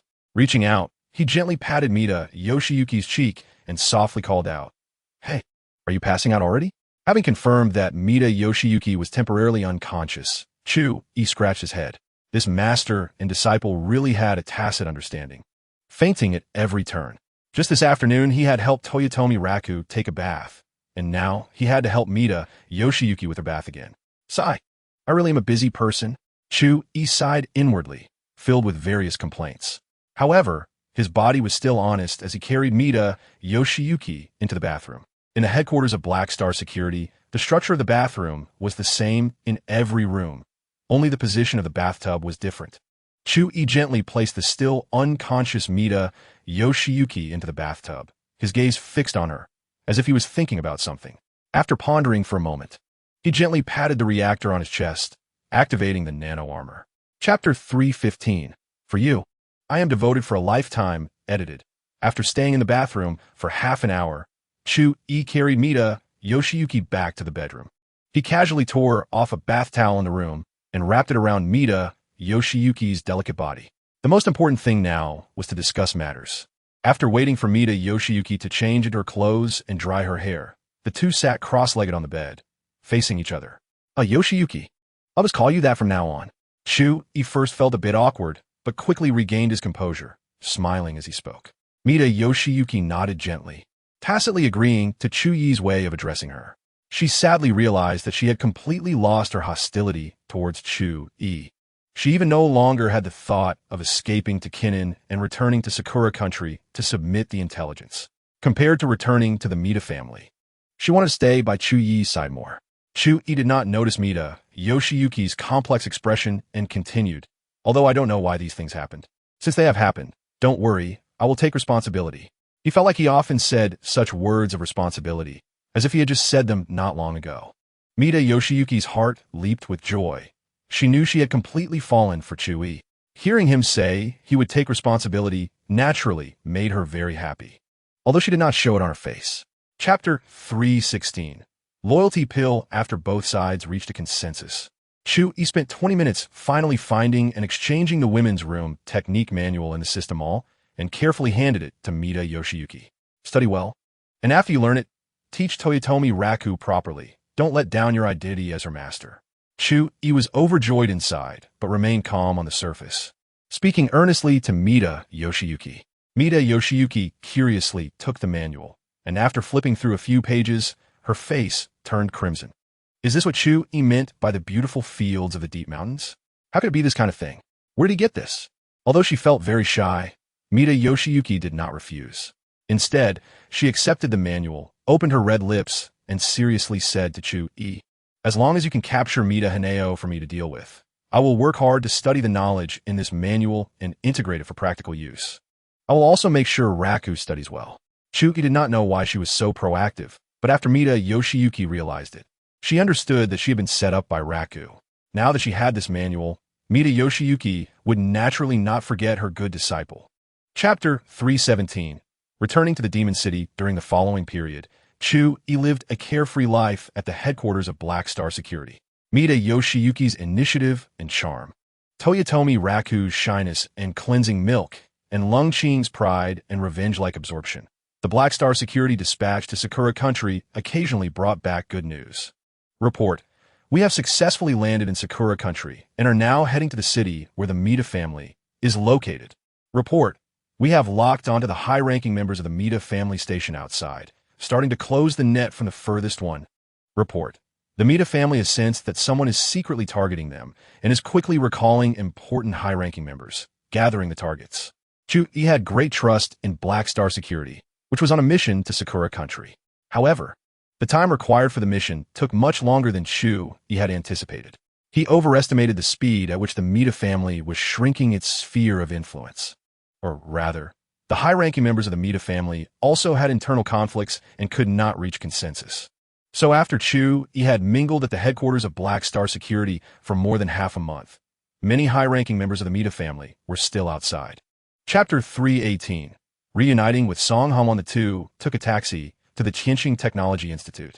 Chu Yi took Song Hanwan to the supercomputing center to check on the situation of the second world. After confirming everything was correct, he began to operate and started migrating the data. In order to bring back the server data of the second world to Kinnan, he had specially brought a toolbox for reading data. However, because the main body was too large, it would take a day to complete the migration. This amount of time was something Chu Yi could afford to wait for. Not to mention, just eating, shopping, and playing with Song Hanwan would take at least 2 or 3 days. Song Hanwan had also been paying attention to the online press conference of Planet Car, and had naturally seen the information about the Second World game. It could be said that she had been watching Chu Yi develop the Second World, and the total time was less than 2 months. What kind of game could be made in 2 months? Let alone a metaverse game played with a virtual helmet. Of course, Song Hanwan was not questioning Chu Yi. She was just worried that the expectations he set were too high, and the final product might not meet the user's expectations, which would in turn affect the reputation of Planet Car. Chu Yi, is this metaverse game really as real as you say? Chapter 319. I'm really handsome at 7 o'clock in the evening. Chu Yi took Song Hanwan to a classic-style Western restaurant. The entrance of the restaurant featured 2 statues in the style of ancient Greece, and the interior was adorned with many paintings full of ancient charm. Guided by the waiter, the two arrived at their pre-booked seats.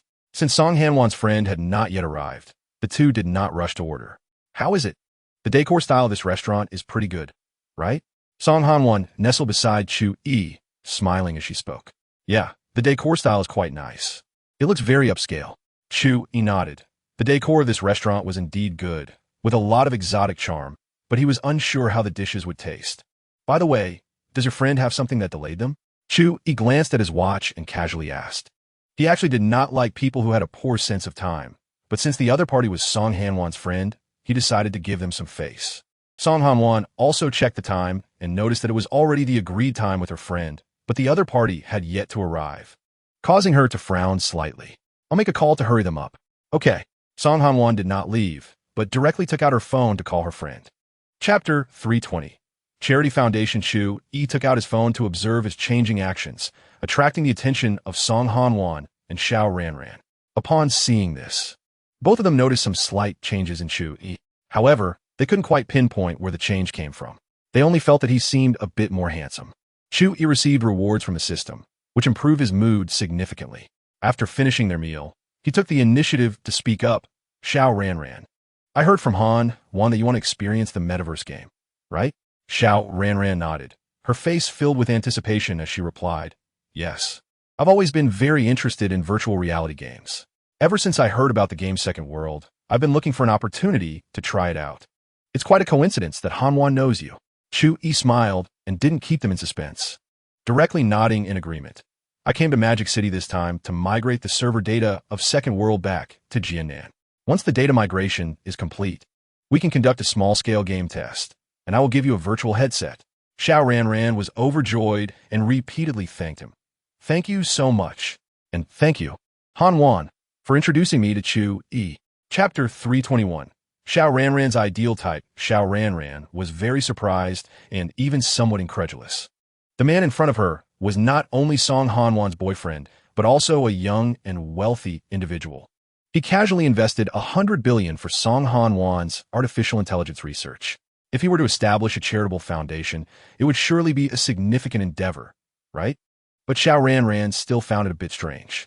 If it were for investment, she could understand, but a charitable foundation clearly has little to no profit, or at least not much. Did Chu Yi become interested just because he heard her mention it on the phone? Chu Yi smiled and nodded. Of course it's true. I never lie. You can start preparing for the charitable foundation's various matters. Once it's set up, contact me, and I will provide the funding. But I have one requirement. Every penny must be allocated properly to those in need.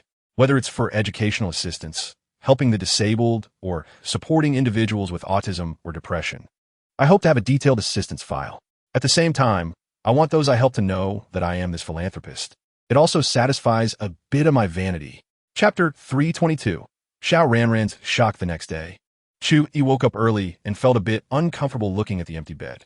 Since Song Han1 lived with her parents, he didn't let her stay over last night. Otherwise, how would Song Tianqing think? His daughter had not known Chu Yi for long and spent the night out. Although that was the case, Chu Yi still wanted to consider his future father-in-law's feelings. After all, if his own daughter were easily deceived by a young man, he would probably feel upset for a while. After getting up, washing up, and having a simple breakfast, Chu Yi received a call from Xiao Ranran. Hello, Chu Yi. I'm currently handling the paperwork for the charitable foundation. Thanks to my connections, it should be done by this afternoon. Xiao Ranran's tone was a bit excited. Normally, establishing a charitable foundation is quite troublesome. One must first submit an application to the local responsible department and then go through a series of communications to confirm the business scope, legal person, investors, secretary general, etc. It usually takes at least 2 to 3 months. However, Xiao Ranran managed to get it done in just one day using her connections. So her background must be quite strong. Chapter 323.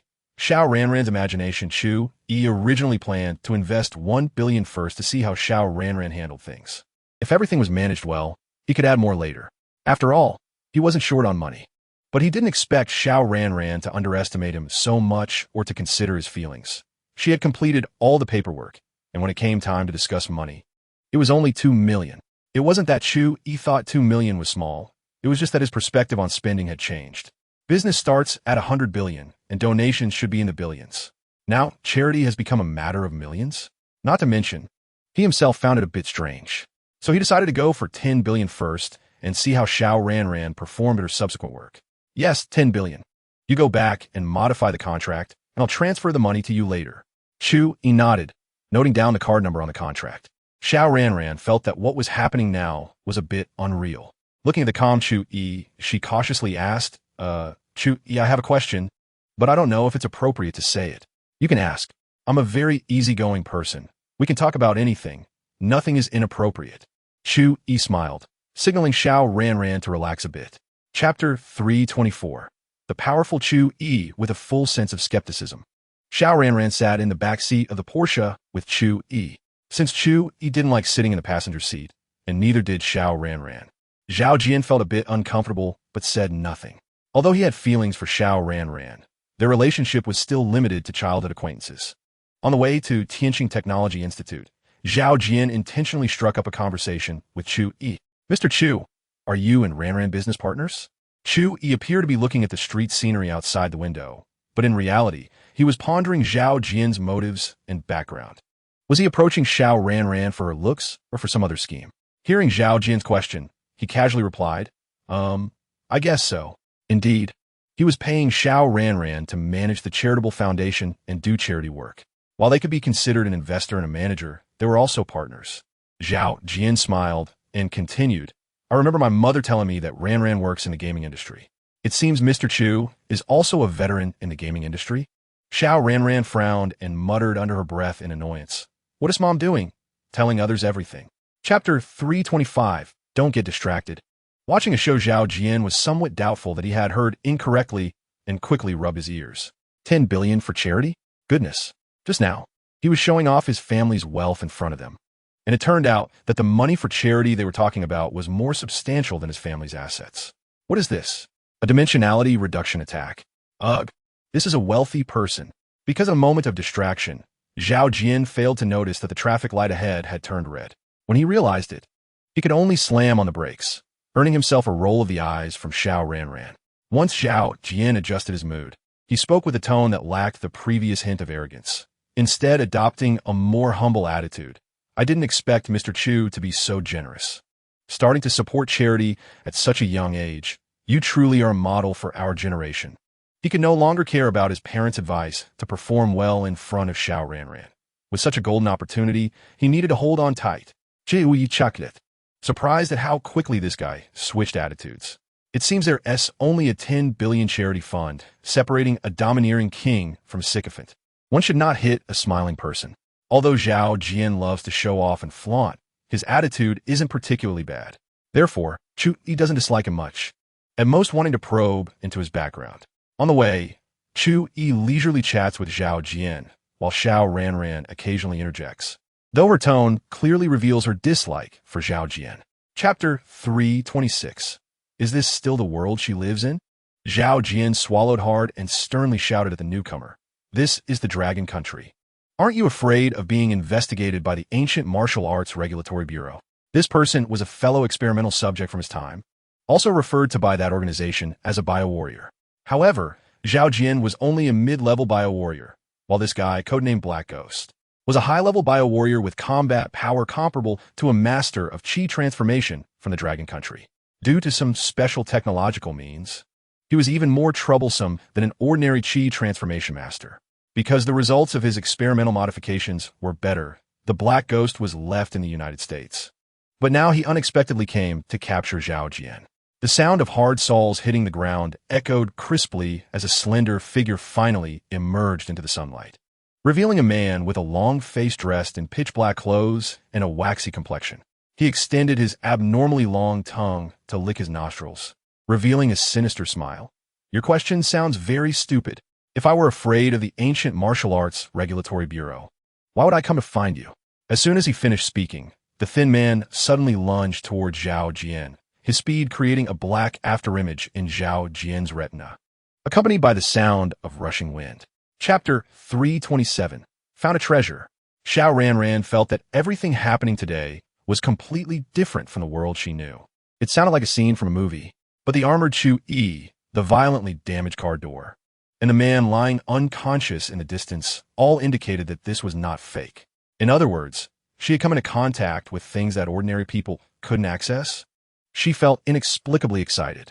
Upon hearing Zhao Jian's description, Chu Yi nodded thoughtfully and then dialed Pang Ru's number. The day after he encountered the ancient martial artist Wu Lin, Pang Ru had come to him on behalf of the Ancient Martial Arts Regulatory Bureau in Magic City. Although he seemed a bit naive, it was definitely a good idea to seek him out in such situations. Hey Pang Ru, I knocked out a high-level biowarrior sent by the United States. Do you want him? As soon as the call connected, Chu Yi got straight to the point.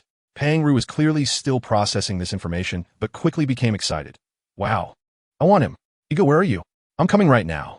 I'll send you a location address in a bit, and then you can bring more cars over. I accidentally kicked my car and broke it, Chu Yi said.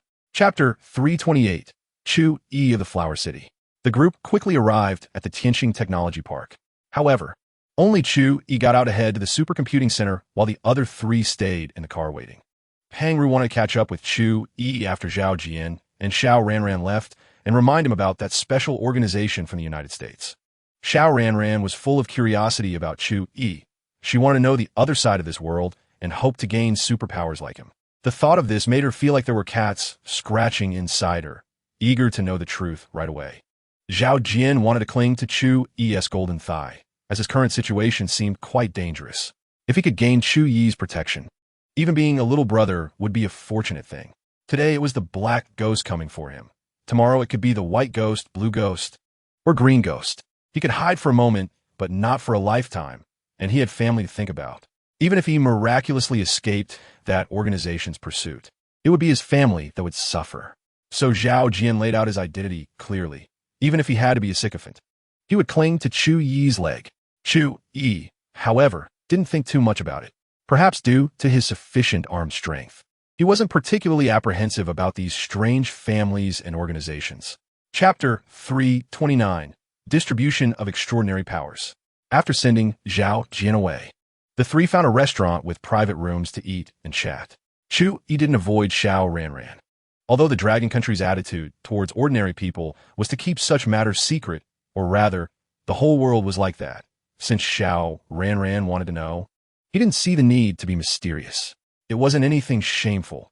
As long as she didn't spread it around, it would be fine.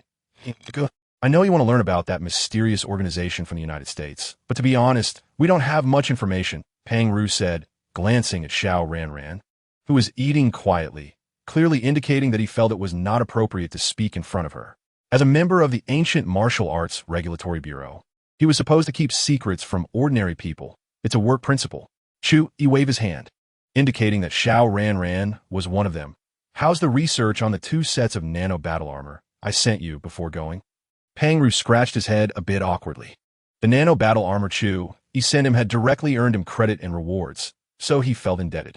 Now that Chu Yi had spoken, he naturally couldn't hint for Xiao Ranran to leave.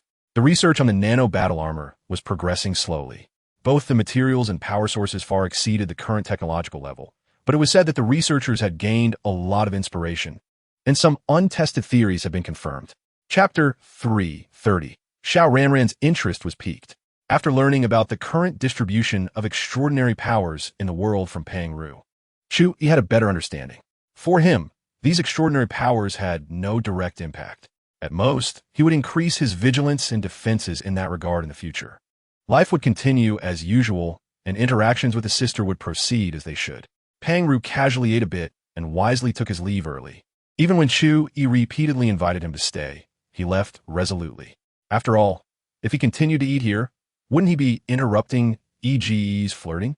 As an observant and considerate young man, he could never become a third wheel. Following the attack by the Black Ghost today, the Ancient Martial Arts Regulatory Bureau in Magic City would quickly synchronize information across the entire Dragon Country and strengthen the monitoring and cleaning of the infiltration forces of the X organization. After all, in terms of extraordinary powers, the number of ancient martial artists in the Dragon Country was the highest in the world, and the number of top combatants far surpassed that of other countries. Coupled with the economic boom in recent years, there was no room for those outsiders to cause trouble. Once Pang Ru left, Xiao Ranran, who had been eating quietly, finally relaxed and said to Chu Yi in surprise, "Chu Yi, I didn't expect you to be so amazing." Chapter 331. Song Hanwan's Little Emotions. Dinner was quickly finished, although Xiao Ranran was a bit reluctant. She wisely chose to part ways with Chu Yi. She knew that she didn't have any substantial relationship with Chu Yi at the moment, so she couldn't continue to cling to him. Chu Yi, on the other hand, packed up some dishes and returned to his home in Magic City, waiting for Song Hanwan to get off work, because in the next few days, Song Hanwan will be busy with personnel arrangements and the migration of some research data. She won't be able to go to and from work on time or go out on dates with Chu Yi like before. However, this was already within Chu Yi's expectations. The reason he planned to stay in the Magic City for a few more days was to wait for Song Hanwan to go back to Jianan together, and to get closer in the process. Around 10 o'clock in the evening, Song Hanwan finally finished her day's work and arrived at Chu Yi's home. As soon as she walked in, she was greeted by a strong aroma of food. It was the dishes that Chu Yi had reheated in advance. "Wow, it smells so good. Having been busy all day without dinner, the enticing scent made Song Han-won feel her mouth watering. Chu Yi had already served her rice and was sitting at the dining table, resting his chin on his hands and looking at her with a smile. Upon seeing this scene, Song Han-won felt the fatigue from her long day instantly dissipate. Chapter 332. Inviting Xiao Ranran to lunch the next day. When Chu Yi woke up from his dream, the bed beside him was already empty, leaving only a faint fragrance. Song Han-won still had a lot of things to deal with, which meant Chu Yi had less morning exercise. After washing up, Chu Yi had a simple breakfast and saw a message from longtime on his phone. The brothers have arrived in the Magic City. Contact me when you wake up. So, Chu Yi immediately got in touch with the Black Star security team that had come to escort the data for the Second World. Their efficiency was as fast as ever. Within 20 minutes, there was a knock on the door. Chu Yi opened it to find two suit-clad bodyguards he had seen before but didn't quite recognize standing at the door, wearing stiff smiles. "Good morning, boss. We are here to collect the data. Here, take it. Where's the virtual helmet I asked for?" "It's here." Chu Yi handed over the briefcase containing the data from the Second World server to the Black Star security team and casually took the virtual helmet they handed him, reminding them, "Take it easy on the way back, and remember to get Lee Goddard to set up the server when you return. I need to prepare for the internal testing of the game in the next few days." "Okay, boss. We guarantee safe delivery, and the server will be set up as soon as possible." Chapter 333. Everything is unspoken as soon as Xiao Ranran entered the door. She was greeted by a rich aroma of food. Already hungry, the smell made her swallow hard. "It smells so good. Chu Yi, I didn't expect you to be so good at cooking." Chu Yi smiled, took off his apron, and hung it on a hook in the kitchen, then began to serve rice. "You sit down, I'll get you some rice." Xiao Ranran obediently complied, sitting at the dining table and watching the busy figure in the kitchen, feeling a warm sensation in her heart. This scene gave her an illusion of married life. If she were to marry Chu Yi, would her future life be like this? Xiao Ranran quickly snapped back to reality. She and Chu Yi hadn't even started dating yet, and she was already thinking about marriage. Touching her slightly flushed cheeks, she bit her lip, not daring to continue her wild thoughts, and could only stare blankly at the dishes in front of her. "Dinner is ready. You must be hungry too, right?" Chu Yi came out of the kitchen with 2 bowls of rice, handed one to Xiao Ranran, and then brought over bowls, chopsticks, and a ladle to serve chicken soup. "Come on, let's eat. If you get to taste the dishes I made, consider yourself lucky. I don't cook often." Chapter 334. Reaching a consensus, Xiao Ranran caught on to what Chu Yi was trying to express. After all, his bold gaze had already revealed his thoughts. "Oh my, has Chu Yi seen through my thoughts? And he doesn't mind having one more girlfriend?" This was something Xiao Ranran had been worried about, but she didn't expect Chu Yi to accept it so easily. Could this be the worldview of the wealthy? Xiao Ranran thought carefully. Historically, wealthy and powerful men have always been like this. Even in this society, the stories of gambling kings marrying multiple concubines are well known, right? "What's wrong, don't you want to?" Seeing that Xiao Ranran had not responded for a while, Chu Yi asked again. "I do." Xiao Ranran gritted her teeth and nodded firmly. She realized that her thoughts were different from those of other women. She has always been picky about marriage, which is why she hadn't found the right person until now. Now, wasn't Chu Yi the right man? Although he was Han-won's boyfriend, Xiao Ranran felt that for such an excellent man, she could accept being a concubine, even if it meant feeling a bit sorry for Han-won. "Okay, then I'll wait and see." Chapter 335. A free virtuous helper during lunch. The two reached a consensus and accepted each other's thoughts and views. As a result, Xiao Ranran appeared much more relaxed, no longer feeling the initial anxiety and tension she had.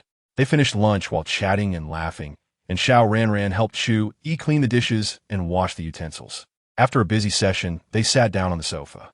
Chu Yi was about to say something when he suddenly remembered the virtual helmet was still in the bedroom.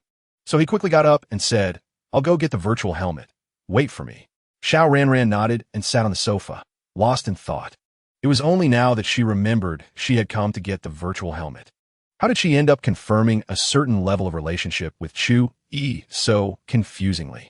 Although there hadn't been further progress between them yet, Xiao Ranran felt everything was moving too fast. After one lunch, she had essentially sold herself to become Chu Yi's girlfriend, and she was even expected to help persuade his other girlfriends to accept each other's existence. By the way, she seemed to have forgotten to ask Chu Yi how many other girlfriends he had. while Xiao Ranran was lost in thought. Chu Yi came over holding a frosted cardboard box that looked about the size of an 8-inch cake box.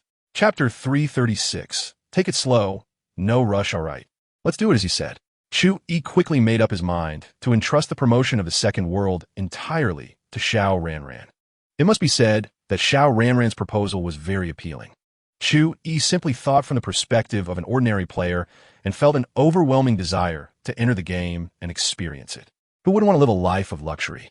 Even if the game helmet was priced at 5,000 or 10,000. Any user who wanted to play the game would definitely be willing to spend that money if their financial situation allowed. Who wouldn't want to spend 10,000 to experience 12 hours of being a billionaire?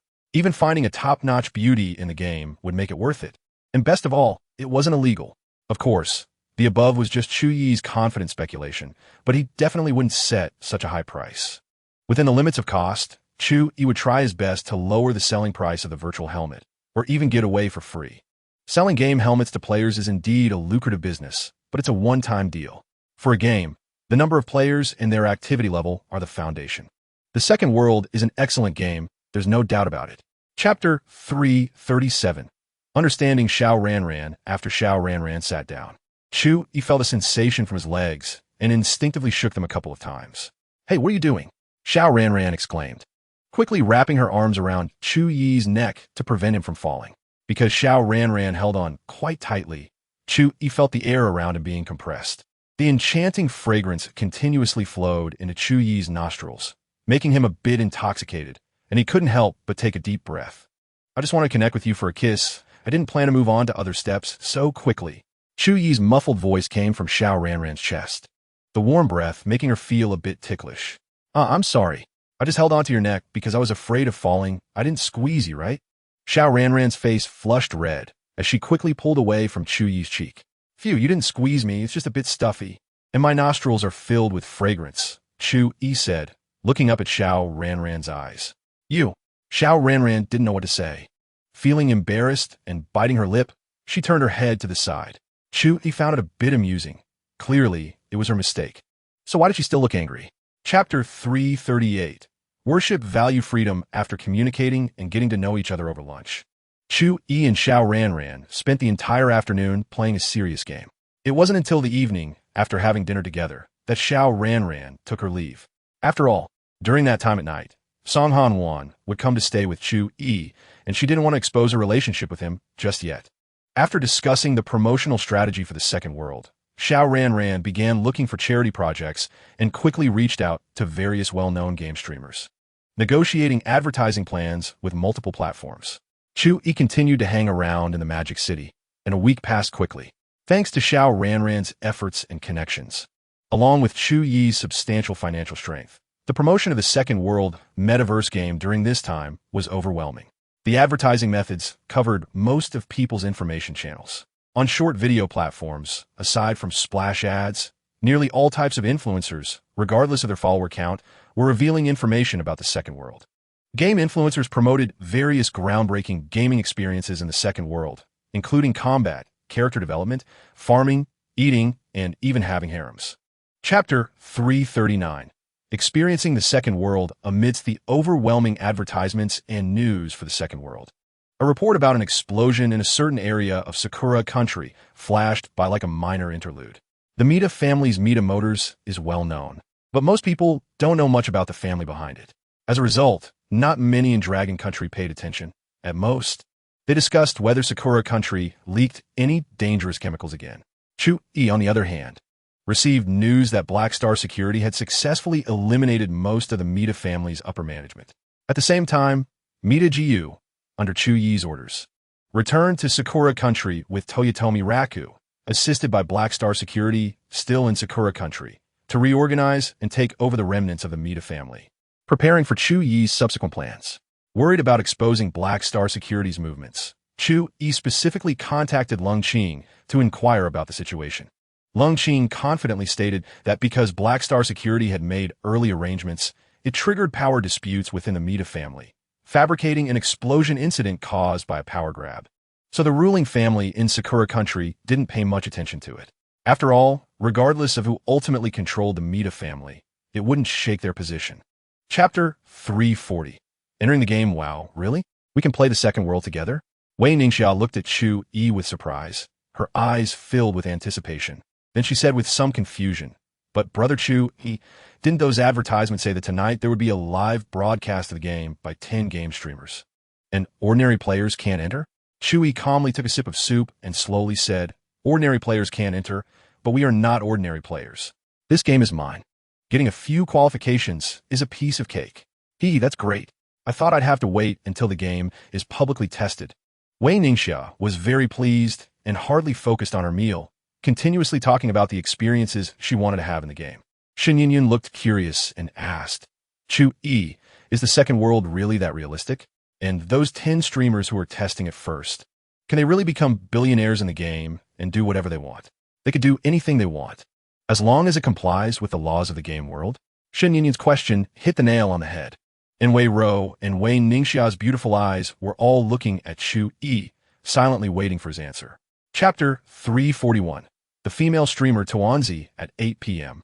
Chu Yi had the 3 girls put on their helmets and enter the game together. Because special permissions were used, there were no registration or guidance processes for beginners. And their character models were replicated to look exactly like their real selves, wearing the same clothes as well. After Chu Yi's simple operation, the 4 arrived at a luxurious mansion filled with a sci-fi feel. Chu Yi opened his arms and smiled, introducing, "Welcome to the second world."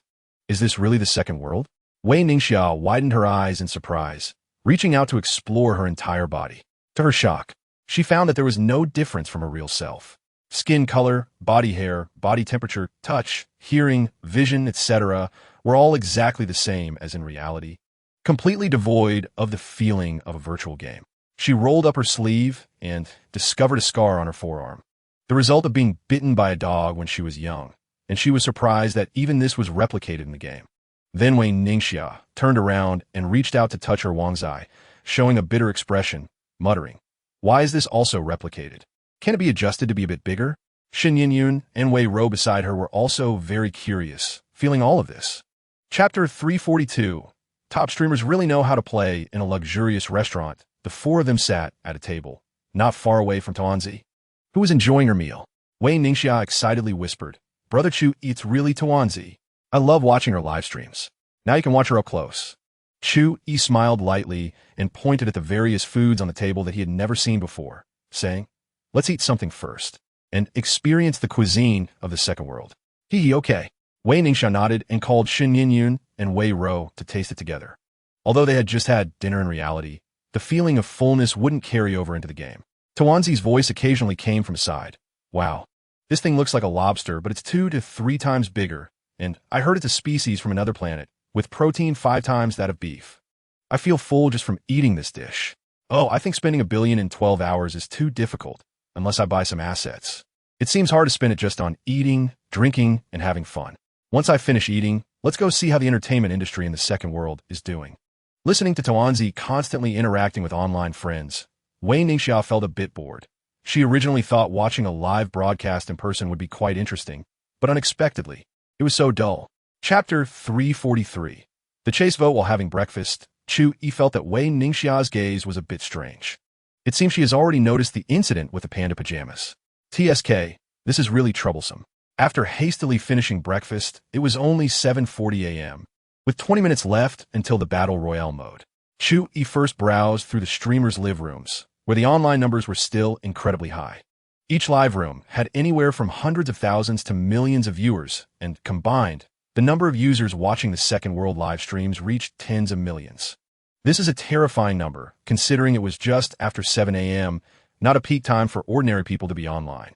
The ones watching live at this time are either die-hard fans of the streamers or loyal followers of the Second World.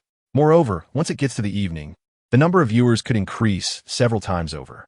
At this moment, many major streamers were getting a bit tired of the game, with 2 even starting to sleep while streaming, and the viewing angle switched to a third-person perspective. Chu Yi secretly smiled. They are already sleeping? Just in time for the Battle Royale mode to wake them up. Chapter 344. The first fallen streamer. At this point, many netizens had already warned their favorite streamers. For instance, in Tuanzi's popular stream, there were many bullet comments reminding her. After nearly 12 hours of a lavish life, Tuanzi felt like she was floating. Although she was a big streamer making a fortune in reality, she was still just a worker and couldn't bear to indulge so freely. After experiencing the highly realistic life of a wealthy person in the game, she had fallen in love with it. She kept praising the playability and benefits of the game to her viewers. Brothers and sisters, I swear to heaven, this game is truly a classic masterpiece that you'll regret not playing for a lifetime. It's revolutionary. Just like Boss Chu said, it will become the future traffic hotspot. Although she was very tired, as a streamer, Tuanzi, while admiring, also paid attention to the bullet comments scrolling by and interacted with her viewers. Soon, many similar bullet comments caught Tuanzi's attention. Tuanzi, you're done for. Boss Chu has started a live stream, saying that for the next 12 hours, he'll be hunting down you streamers participating in the beta test. Hurry and pack up to escape. Chapter 345. If you're a brother, come cut me. After Chu Yi shot Tuanzi down with a cannon, she logged off in reality. In a villa somewhere, Tuanzi took off her virtual helmet, shivering with a pale face. Boss Chu doesn't play fair. He actually shot me dead with one cannon. However, this game seemed far more realistic and interesting than she had imagined. Individuals could wield such terrifying weapons. Although Tuanzi felt a bit scared, her eyes sparkled with excitement as she saw new markets and business opportunities. Compared to the Battle Royale game she was currently streaming, the second world was clearly a broader realm. With this beta livestream, she had already gotten a preliminary taste of the game and had shared its fun and realism with her online friends. Once the game goes public, she would definitely transition immediately to the second world. No, she would start preparing now. Tuanzi made up her mind and immediately picked up her phone to make a call. When Chu Yi launched a terrifying energy cannon attack, the viewers watching the live stream of Chu Yi and Tuanzi went wild. A massive number of bullet comments appeared in front of Chu Yi, forming a wall of white text. Wow, I saw the future world's means of war. Chapter 346. The bet with Wayne Ningxia, the reversal of the Second World S beta mode, was unexpected for the netizens, but it attracted even more attention. Chu Yi, along with Wayne Ningxia, showcased the spectacular battle scenes of the Second World. One cannon flattened the guard bureau, and one sword killed numerous exoskeleton armor guards. These dazzling live stream scenes made the viewers shout in excitement, and their anticipation for the Second World skyrocketed. For the remaining other streamers, Chu Yi systematically killed them one by one, logging them off. The hunting team, composed of interstellar mercenaries, encountered no surprises and successfully completed their hunting mission. And all of this was accomplished in less than an hour.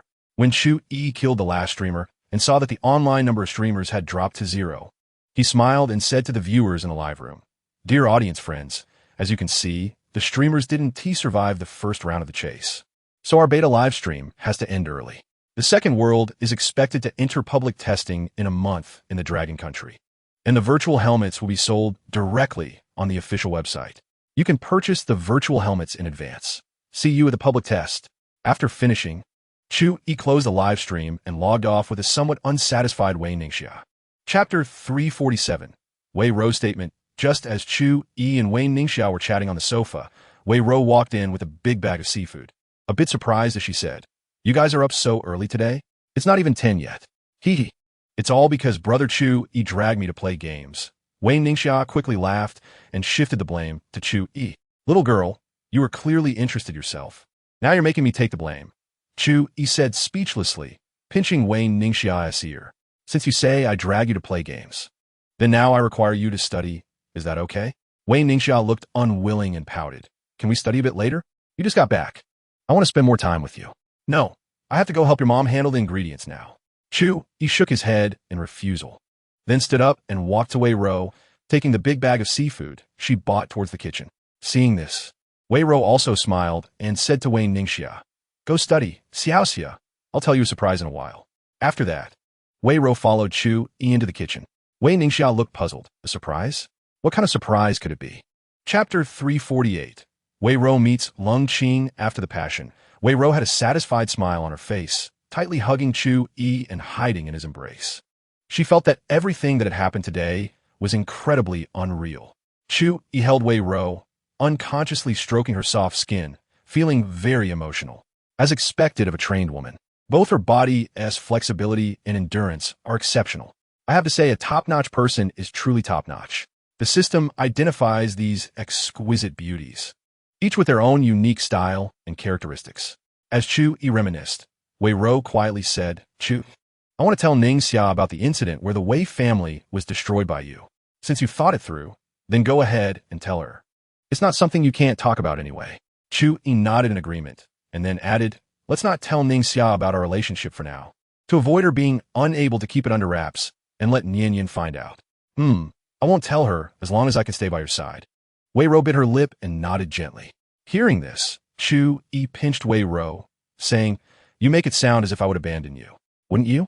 With so many women around you, if everyone knows about each other in the future, how would you choose? Wei Ro asked softly. Chapter 349. Mature women must recognize their sisters. There was a long silence, and then Lung Qing was the first to chuckle softly and said, I knew this day would come sooner or later, so I have no objections. I have no objections either. Wei Ro also expressed her stance. Well, since that's the case, let me introduce in more detail. Chu Yi nodded. Since both women had no objections, that was the best outcome. Lung Qing is the head of my Black Star security, controlling my strongest armed forces. It's not an exaggeration to say that with her group of brothers, they could easily take down a small country. Chu Yi said with a faint smile while introducing Wei Ro. Is that true? How many people does that take? Wei Ro looked astonished. A country, no matter how small, has a certain level of firepower. To take it down, you need not only enough manpower, but also sufficient firepower reserves. Chu Yi's words seemed a bit exaggerated. Not more, not less. With Lung Qing, it's a total of 50, Chu Yi grinned. He knew Wei Ro wouldn't find it easy to believe this. Or rather, any normal person, without knowing about the nano-armor, would just think Chu Yi was boasting. Wei Ro hesitated for a moment, and then said softly, Chapter 350, preparing to guest star as a live stream host. The receptionist looked at Chu Yi with excitement, took out her phone, and after repeatedly comparing, finally confirmed that the person in front of her was indeed the internet sensation. Boss Chu. Boss Chu, it's really you. Do you know our manager, Xiang? Can you give me an autograph? When is the public beta for the second world? The receptionist bombarded Chu Yi with a series of questions, leaving him with a wry smile. I still have things to discuss with Xiang Lan. How about this? I'll give you an autograph, and we can chat more next time if there's a chance. Although the receptionist was quite attractive, she was only above average. And Chu Yi wasn't in the mood to flirt. At the very least, he needed to sort out the messy relationships he had on hand first. Okay. The receptionist nodded repeatedly, handing Chu Yi a notebook and a pen, and then added, Boss Chu, can I film a short video of you signing? I'm afraid others won't believe it, and it can serve as evidence. Sure, go ahead. Chu Yi nodded, took the paper and pen, and signed his name flamboyantly. As the receptionist filmed the video, she smiled brightly and muttered to herself, Today, I ran into the live streamer hunter Boss Chu and got him to sign my name. I'm so lucky. Chapter 351. Convincing Xiang Lan. Other women? Xiang Lan's beautiful eyes flickered as she held Chu Yi's head with both hands, quietly waiting for the next part. Actually, besides you and Nian Yin, I have other women too, Chu Yi said slowly. As soon as these words were out, he could clearly feel Xiang Lan's body stiffen, her grip around him tightening slightly. The facial cleanser squeezed into a shape, and he felt like he was about to suffocate. But soon she relaxed, her tone low as she said, I already knew. The general manager of Planet Auto, Chun Yun, who has been very popular lately, should be one of your women, right? The company is registered under Chu Chun. Although the second world didn't find the specific person in charge, there must be a woman helping you manage these trivial matters. Chu Yi was taken aback. He didn't expect Xiang Lan to have guessed a lot. But thinking back, it made sense. He had let Xiang Lan manage Chu Lan Health as a good reasoning. And Xiang Lan could naturally check his other enterprises to see if there were other women helping him. Moreover, Xiang Lan already knew he was a flirt, so it was normal for her to secretly investigate. However, what Xiang Lan found out was only part of the story. Chapter 352. Finding Tao Li. After a round of intimacy, Chu Yi left the Chu Lan Health Company. After being honest with Xiang Lan, he felt a bit lighter. He still had to deal with Shun Yin Yun, Chun Yun, Tao Li, Song Han Wan, and the yet-to-be-consumed Xie Ziqing. These women all needed to be addressed one by one. If ranked by difficulty, Shun Yin Yun was undoubtedly the highest level of difficulty. Chu Yi was very afraid that after revealing the truth to Shun Yin Yun, her once slightly open personality would fall back into a self-enclosed, introverted state. Song Han Wan could be considered the next level of difficulty, based on her previous thoughts. She had only reluctantly decided to give herself to Chu Yi on the night he first left Modu. She did this to tie Chu Yi's heart, but she probably didn't even realize that Chu Yi had already had many intimate friends before meeting her. Next was Chun Yun. In Chu Yi's view, she probably didn't know about the existence of other beauties. It was uncertain how she would react to suddenly being told the truth. As for Tao Li and Xie Ziqing, they were easier to convince because they actually knew Chu Yi was a romantic. Whether there is one sister or multiple sisters, it's just a matter of more or less. Chu Yi planned to start with Xie Ziqing or Tao Li. Today wasn't a weekend, so Xie Ziqing should be at school. After thinking for a moment, Chu Yi decided to find Tao Li first. After being with Tao Li, he had also given her some money as an investment for her clinic. He just didn't know how her small clinic was doing now. Chu Yi drove to Tao Li's clinic, but upon arrival, he found that the original small clinic had moved, leaving only an empty storefront. He simply called Tao Li, and after clarifying her address, he discovered that she had actually opened her clinic in the city center. Following the address Tao Li gave him, he arrived at a bustling commercial area with offices, dining, entertainment, and retail, all kinds of industries present. This girl really knows how to pick a location. The newly opened clinic was beautifully decorated and quite spacious. Upon entering, Chu Yi saw several doctors and nurses attending to patients. It seemed that Tao Li had hired quite a few staff. A nurse who was free glanced at Chu Yi, walked over, and politely smiled, saying, "Hello, are you Mr. Yi?" Chu Yi nodded yes. "The boss told me that if you see you coming, just go upstairs to find her." The little nurse reached out and led Chu Yi towards the stairs that led to the second floor of the clinic.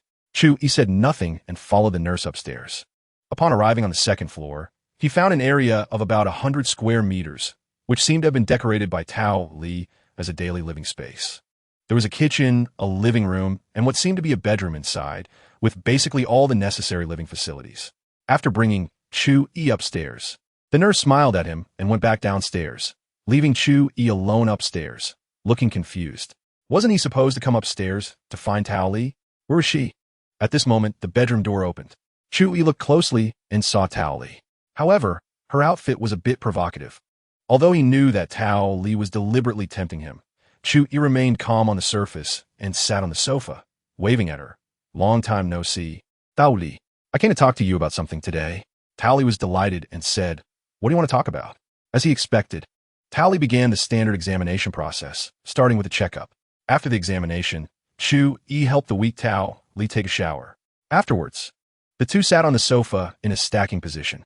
Tao Li's body was very light, and sitting on him caused no pressure at all. Moreover, she was soft and comfortable to hold. "You bad guy, have you been fooling around everywhere since we haven't seen each other for so long?" Tao Li said, hugging Chu Yi's neck with a smile. "Yeah, I've been wandering through the flowers during this time," Chu Yi replied with a smile. "Tao Li, I was just joking, are you serious?" Tao Li asked, not quite believing it. Chu Yi sighed. "Actually, I came this time to tell you my last words." Tao Li became anxious, grabbing Chu Yi's shoulders and looking at him urgently. "Last words? Don't scare me." Chu Yi's expression turned somber. Sigh. "My identity as an alien has been discovered by my kin in space, and they want to take me back to inherit the position of the Lord of the Andromeda Nebula. If I go, it might take dozens or hundreds of years to return, which is no different from dying." Tao Li looked confused, reaching out to touch Chu Yi's forehead. "You're not running a fever. Why are you talking nonsense in broad daylight?" After confessing to Tao Li, Chu Yi stayed in her clinic for a day and a night. The two of them played through everything they could have played during this time.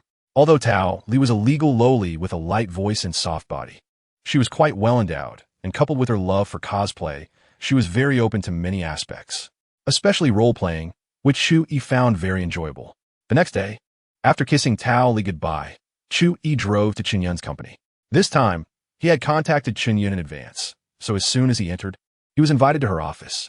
The familiar black silk professional outfit, the familiar charming tone. "Chu Yi, it's been over a month since we last met. Did you miss me?" Chen Yun sat in her office chair with her legs crossed, sticking out her pink tongue to lick her lips. Her meaning was obvious. "Of course. I came straight to find you as soon as I returned." Chu Yi sat opposite Chen Yun, poured himself a cup of tea, smiled, and lied without a draft. After all, women love to hear good words. Just flattering them would do. "Sigh. The heating in this office is too warm. I'm starting to sweat." Chen Yun fanned herself and, saying this, unbuttoned 2 buttons on her shirt. Then she stood up, placed her hands on the desk, leaned slightly forward, and looked intently at Chu Yi. Okay, I'm starting to get curious. How many sisters did you actually find for me? Chunyin blinked her big eyes and asked. Well, besides you, there are 10 more. Currently, including you, there are already 6 who know, Chu Yi said with a smile. So many, Chunyin exclaimed, covering her small mouth in surprise. Then she chuckled. That's good. With more sisters, I can share some pressure. I just don't know if you can handle it. If you can handle it, what do I have to be afraid of? Chu Yi scoffed. Anyway, he could still manage for now. If he ever felt some pressure, he would check the system mall for any potions to enhance his body. So when do you plan to let us live together? Chunyin asked, reaching out to touch Chu Yi's abdominal muscles, posing another question. In the next few days, I'll persuade one more, and then the ones who know can move in first. There are still 2 who are harder to convince, so I have to take it slow. Chu Yi pondered for a moment and said, the ones who currently don't know include Shen Yinyun, Song Hanwan, Xie Ziqing, and the 2 far away in Sakura country, Mida Yoshiyuki and Toyotomi Raku. Ui, how can you still come? If this goes on, I'm going to die. In the dark room, Chunyun protested tiredly. She had already fallen asleep, but unexpectedly, Chu Yi woke her up again. Moreover, the way he woke her up was quite special. After waking up, Chu Yi seemed like a different person, launching one move after another that he had never used before, leaving Chunyun completely unable to cope. She had originally felt pleased that she could tire Chu Yi out, but now it was her turn to suffer. Yinjia, you don't know this, but men's recovery speed is very fast, and I'm a battle machine among men, with infinite blue bars. Chu Yi raised his head and said with a grin, then buried his head again, like a wild boar digging for food, constantly rooting around. Chu Yi, please spare me.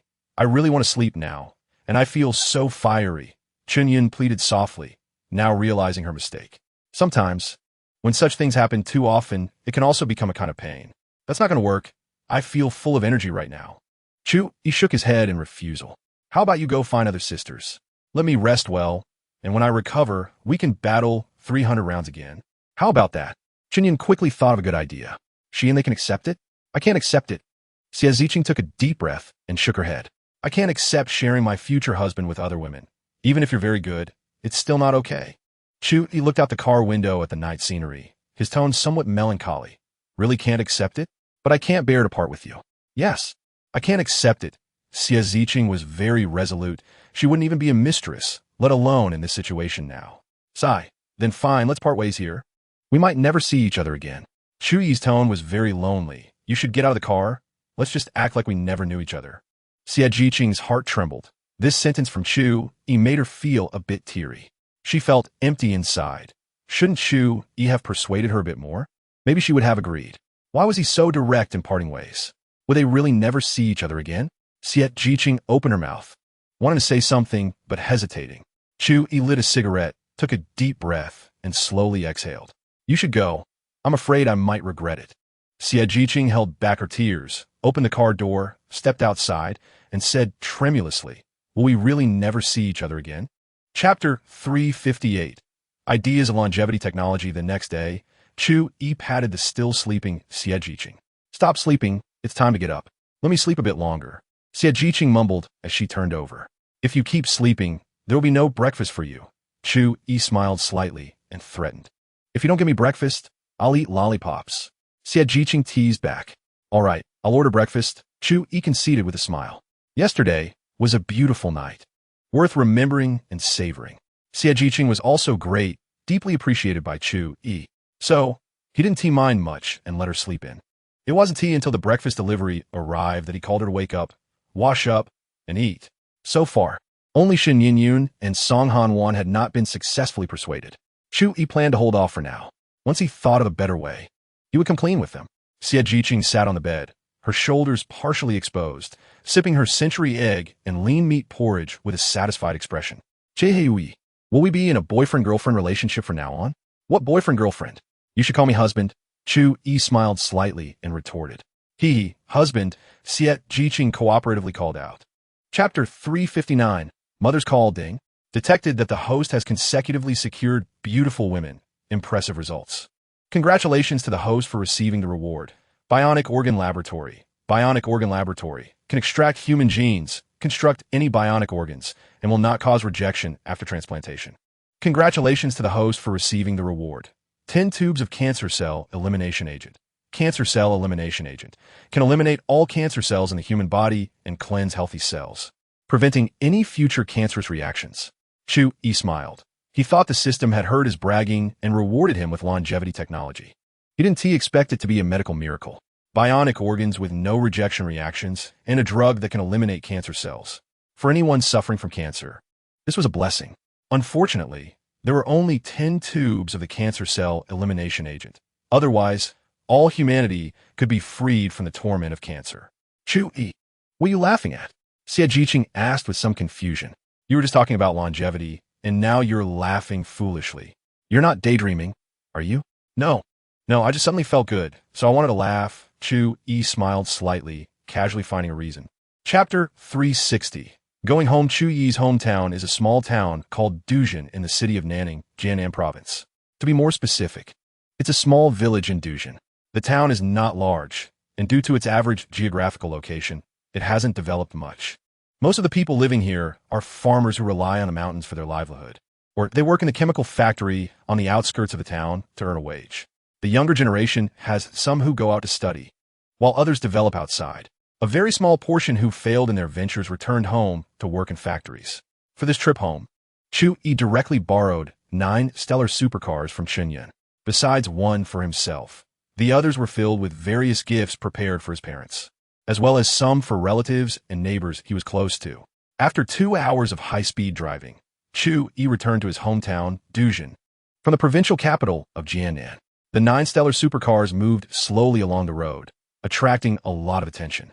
Many passers-by stopped to watch, whispering enviously to their companions. 9 sport cars. They wondered whose family had struck it rich. This is truly a matter of family honor, isn't it? We hardly even see BBA cars around here, let alone sports cars. Chapter 361. Dad, Mom, I've made something of myself that's great. Yi Xiaoping sighed in relief. In their village, which consisted mostly of simple farmers, it was rare for them to know how to effectively resolve such matters. Even if they knew they should hire a lawyer and file a lawsuit, they worried about the high costs and feared the opposing party's strong background, fearing they wouldn't win. Chu Wenhong sighed, speaking earnestly, son. Just do what you can regarding this matter. The owner of that chemical factory has always had a bad reputation and employs underhanded tactics. Moreover, he has many connections, so whenever something happens, he has support. Huzi's father isn't the first to get cancer in his factory, nor will he be the last. Although our family is somewhat related to them through your aunt, hiring a lawyer to help with a lawsuit is still a show of effort. Just make sure you don't get targeted by them. Chu Yi raised an eyebrow from his father's words. It seemed that the owner of the chemical factory was not a good person.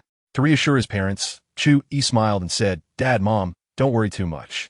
Let me tell you the truth. Recently, I've been secretly starting a business. I have a classmate with exceptional research abilities who has developed new energy vehicle technology that surpasses all current car manufacturers. Chapter 362. Visiting Huzi after finishing dinner at home. Chu Yi took 2 boxes of fruit to visit Huzi's house. Huzi also has the surname Chu, named Chu Hu. According to Yi Xiaoping, Huzi's father, Chu Fugui, was diagnosed with cancer recently and stayed in the hospital for a few days. However, due to the enormous medical expenses, he simply returned home. As Chu Fugui put it, since he was in the late stages of lung cancer, there was no hope, and it was better to save the money for his wife and children rather than waste it in the hospital. Later, Huzi secretly went to the chemical factory to seek justice, but was beaten up by the factory owner, Zhu Hao. Zhu Hao even threatened him, saying if he dared to report it, he would kill their whole family. The Chu Fugui family had little education and believed Zhu Hao's threats, so they could only suffer at home. Later, Chu Ro, Huzi's sister, learned about this and wanted to ask Yi Xiaoping to seek help from Chu Yi. Chu Yi was one of the few college students in the village, and Chu Wenhong had been telling everyone that Chu Yi was doing well recently. Chu Ro thought that if she could get Chu Yi to help her hire a lawyer, perhaps they could seek justice for her family. Thus, the current scene unfolded. Chu Yi arrived at Chu Hu's home carrying fruit, only to find the door wide open. Chapter 363. Zhu Hao wants to settle privately. Zhu Hao, the owner of the chemical factory, was leisurely drinking tea in his office, holding a cigarette and taking occasional puffs. He was in his 30s, and this factory was a business passed down from his father. Relying on the connections his father had built and his own filial piety, over the years. He was living quite comfortably. His chemical factory was heavily polluting, and every few years, some old employees were diagnosed with cancer. If there were no connections, lawsuits could easily lead to bankruptcy. Recently, an old employee was diagnosed with lung cancer, and Zhu Hao naturally followed the usual practice of dismissing him without any compensation. The farmers didn't even know the basics of labor law, so he felt it was easy to manipulate them. Later, when an employee's son dared to come looking for justice, he naturally received a beating. Just then, the phone rang, and he leisurely took out his mobile phone, only to find it was his brother-in-law calling. Zhu Hao's brother-in-law, Wang Chun, worked at the court in Ning City. He often used his position to introduce cheap auction properties to Yi Hao. He guessed that this time it was some good news, and feeling pleased, he answered the call. "Hello, brother-in-law. Didn't you just introduce an auction property a while ago? Is there another one now?" Chapter 364. Zhu Hao goes to the hospital. "Kid, eat a bit of loss today, remember this, and stay out of other people's business in the future. Not everyone is someone you can provoke," one of the security guards said arrogantly while weighing a rubber baton. Zhu Hao thought for a moment and replied, "When you hit, aim for the stomach. Don't make the injuries too obvious." His brother-in-law had just mentioned this, so he decided to take some advice. "Good boss." The two security guards exchanged glances and charged at Chu Yi with their rubber batons. Chu Yi's gaze sharpened. His right foot lashed out like a whip, striking hard against the thighs of the two security guards. Both felt a sudden numbness in their thighs, instantly losing sensation. After falling to the ground, they were overcome with intense pain, clutching their legs and crying out. Chu Yi's kick targeted the iliotibial band on the outer thigh, which, when struck hard, could instantly incapacitate a person. Seeing the two security guards incapacitated, Chu Yi turned to Zhu Hao and said flatly, "I know you want to settle this privately with Uncle Fu Gui's family. They might agree, but I do not. This matter will follow the proper legal process. And as the owner of this chemical factory, you cannot evade responsibility. Just the fact that you incited people to beat up Hu Zi is enough to get you in serious trouble." Chapter 365. Chunyaki putting Zhu Hao aside for the moment. After leaving Chu Fu Gui's home, Chu Yi received a call from Luo Yangyu. "Hello, old Luo. Boss, I've arrived at Do Town and am now heading to Feng Village. I need to take Chu Hu to the Law Enforcement Bureau to file a case, and then go for a medical examination." "All right, I trust you to handle these matters." "Don't worry, boss. I'll take care of it properly." After ending the call, Chu Yi planned to take care of things at home. Since his parents didn't want to leave their hometown, he decided to build them a large villa with a yard. It was difficult to get land for the foundation now, but it wouldn't be a problem for Chu Yi. These were minor issues. He quickly called Guan Han. Guan Han, master of chemical arts, representative of the ancient martial arts regulatory bureau of Jiangnan, appeared in chapters 298 to 299. "Hello, Chu Yi. What do you need help with this time?" Guan Han said with a smile. Since the last time Chu Yi gifted him a set of nano armor, the Dragon Nation had sent a large number of top researchers to study it, trying to crack the technology. So far, they hadn't succeeded, but they had made significant breakthroughs in new technologies through the research on the nano armor. Chapter 366. The proactive Chunyaki smiled politely at Chu Yi and extended her hand, saying, "Hello, Mr. Chu Yi. My name is Chunyaki, and I've been sent by my superiors to help you select land for the foundation." Chu Yi nodded. "Hello, please take a seat for a moment. I need to talk to these two gentlemen behind you first." He then looked at the two suited men behind Chunyaki and asked, "You were sent by Old Master Guan, right?" One of the suited men stepped forward, saluted respectfully, and said, "Yes, Mr. Chu. Master Guan sent us to retrieve confidential items." Chu Yi nodded and reached into his pocket, actually retrieving a cancer cell elimination agent from his spatial wristwatch.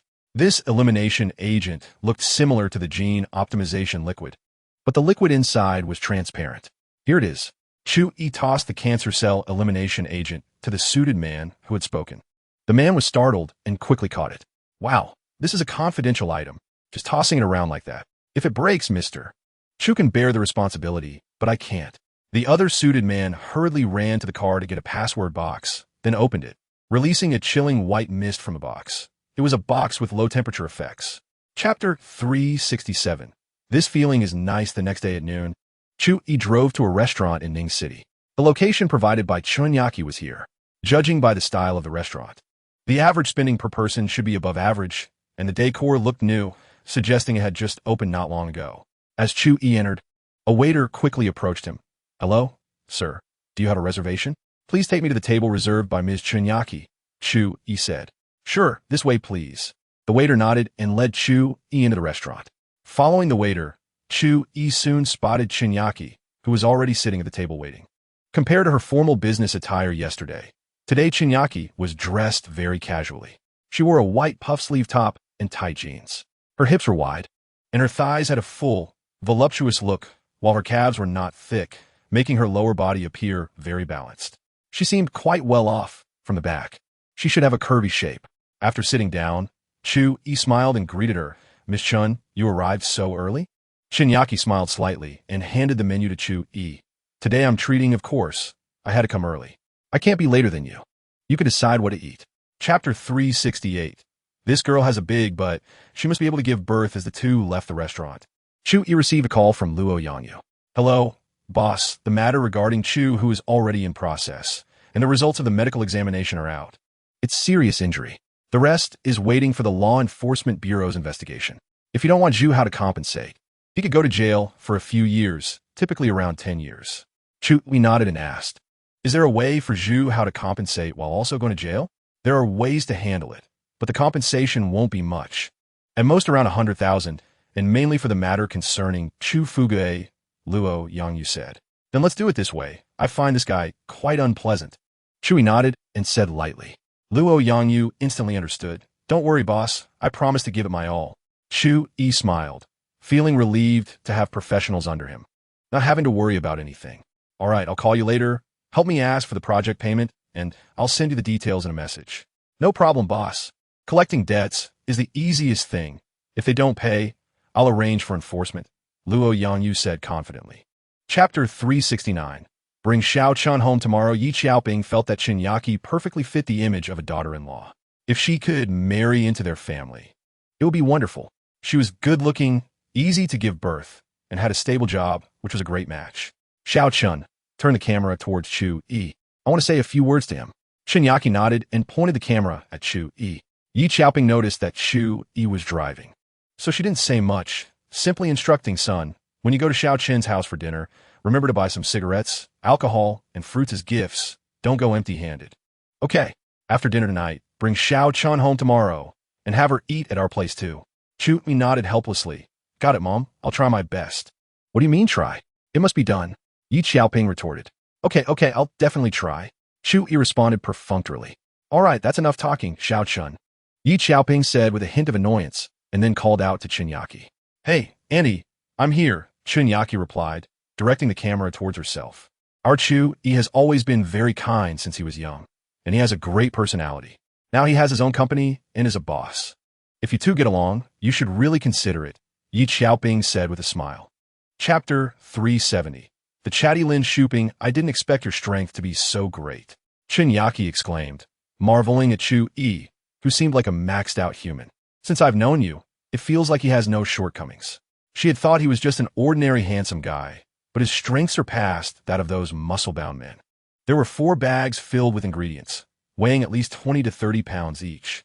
Normally, guys with his build would struggle to carry them, let alone lift them over their heads so easily. Chu Yi smiled and said, Stop talking, lead the way. Do you really think it's not tiring for me to carry this? Okay, follow me. Chunyaki smiled apologetically and led the way. As Chu Yi carried the 4 large shopping bags, he inadvertently recalled a scene he had thought of before. Walking ahead, Chunyaki's curvy hips wrapped in tight jeans outlined a perfect shape. When women walk, their hips sway naturally. Coupled with her soft, supple skin, Chu Yi's dynamic vision could catch the frequency of her hip movements. Damn, this strong visual isn't necessarily a good thing. After walking along a well-groomed path, the two entered the elevator of the apartment building. Chapter 371. Accidentally matched. After chatting for a while, Lin Shuping began to handle the ingredients to prepare dinner. Although it was just past 3 in the afternoon, chicken and pork legs needed to be processed before cooking, and seafood also required cleaning and steaming. Chunyaki wanted to help in the kitchen, but was sent by Lin Shuping to entertain Chu Yi, under the pretext of not neglecting the guest. It was only then that Chunyaki had the chance to chat privately with Chu Yi. I'm sorry, Chu Yi. Please don't take what my mom said to heart. That's just her personality, she said apologetically. Chu Yi smiled and replied, There's nothing to apologize for. I think Annie made some valid points. We could try to get to know each other. Huh? Chunyaki was taken aback, not expecting Chu Yi to be so direct. I feel like this is a bit too fast, she said, her face flustered, unable to meet Chu Yi's gaze, her cheeks gradually turning red. Even though she was usually a very capable girl, she couldn't remain calm in the face of such comments. Moreover, she had originally approached Chu Yi with different intentions. And now that he had taken the initiative to suggest getting to know each other, Chunyaki suddenly felt at a loss. Chapter 372. Injecting Gene Optimization Liquid to Parents After Dinner. Chu Yi took his leave. However, before leaving, he expressed to Chunyaki's parents his intention to take her home for dinner the next day. Chun Xiong and Lin Shuping exchanged glances and agreed with smiles. Lin Shuping even praised, "Young people should develop like this, meeting each other's parents so both sides know each other. It makes dating more comfortable." Chunyaki had been trying to find ways to get Lin Shuping to say less, but each time she shot her a glare, she surrendered. Chunyaki felt helpless about this. Forget it. Let her say what she wants. It is what it is. Early the next morning, Chu Yi received a call from Luo Yangyu. "Boss, Zhu Hao has cancer, lung cancer, and feeling hopeless, he doesn't plan to hire a lawyer for defense. He'll just go through the process for sentencing. Regarding the compensation for Chu Hu and Chu Fugui's family, I'll do my best to help them fight for it. Expecting compensation to be over $1 million.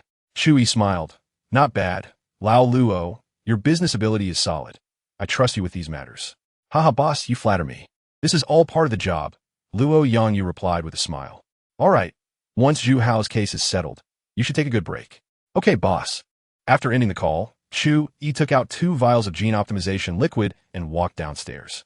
Chu Wenhong and Yi Xiaoping were preparing breakfast.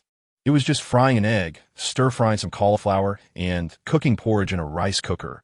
A simple breakfast. "Dad, Mom, I have 2 newly developed agents here that can improve sub-health and boost energy.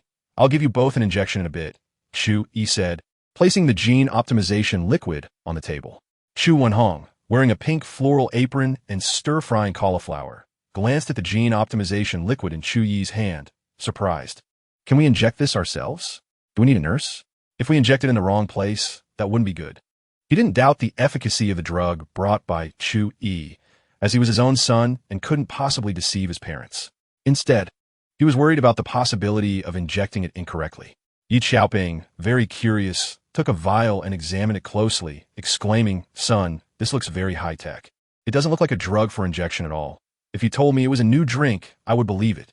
"Mom, this is the latest high-tech drug developed in our dragon country. It's mainly because my car factory has made significant contributions to the dragon country. So they made an exception and gave me some. It looks very normal and high-tech." Chu, he was talking nonsense. Anyway, there are some things that even if he told the truth, his parents wouldn't believe him, but would instead think he might be mentally unstable. However, once it came to the dragon country, his parents' inherent trust in their homeland would make them believe him directly. Yi Xiaoping nodded and said proudly, "My son is amazing. Even our great dragon country values you so much. I'm so proud of you." After a pause, Yi Xiaoping added, "By the way, since the dragon country values you so much, you must work hard and repay our motherland. Understand?" "Don't worry, Mom. I will." Chu Yi nodded earnestly. He was born and raised here, and he had watched the dragon country step by step towards prosperity from childhood to adulthood. This deep-rooted sense of pride and belonging was an indelible mark in the hearts of all dragon country people. After breakfast, Chu Yi introduced the side effects of the gene optimization liquid to his parents. "Dad, Mom, this drug will produce a lot of waste in your body after injection, so you need to prepare towels and change of clothes, and then take a shower later." Chapter 373. Chunyaki got shy. Chu Yi spent an hour injecting the gene optimization liquid into his parents. Their reactions were identical. First, disbelief, followed by excitement, as they felt as if they had a brand new body. Chu Wenhong sighed. "Son, has our dragon country's technology developed this much now? I feel like this drug has brought me back to my 20s. Yi Xiaoping was looking in the mirror, murmuring, "The wrinkles are gone, and the blemishes on my skin have disappeared. This drug is amazing." Chu Yi smiled and said, "Dad, Mom, our dragon country's technology far exceeds your imagination. This drug is just one of many." Good. That's great." Chu Wenhong was very pleased, believing that his son must have made a significant contribution to the dragon country to receive such a high-level drug. "Dad, Mom, you should move around a bit and get used to it. I'm going out to pick up Xiao Chun and then bring her back for lunch. Chu Yi said with a smile. Ye yi oping no dit, urgink che yi tuhuri. Go go. Mom will go buy some lobster and abalone. Since Xiao Chun is coming to our house for the first time, we need to prepare a feast.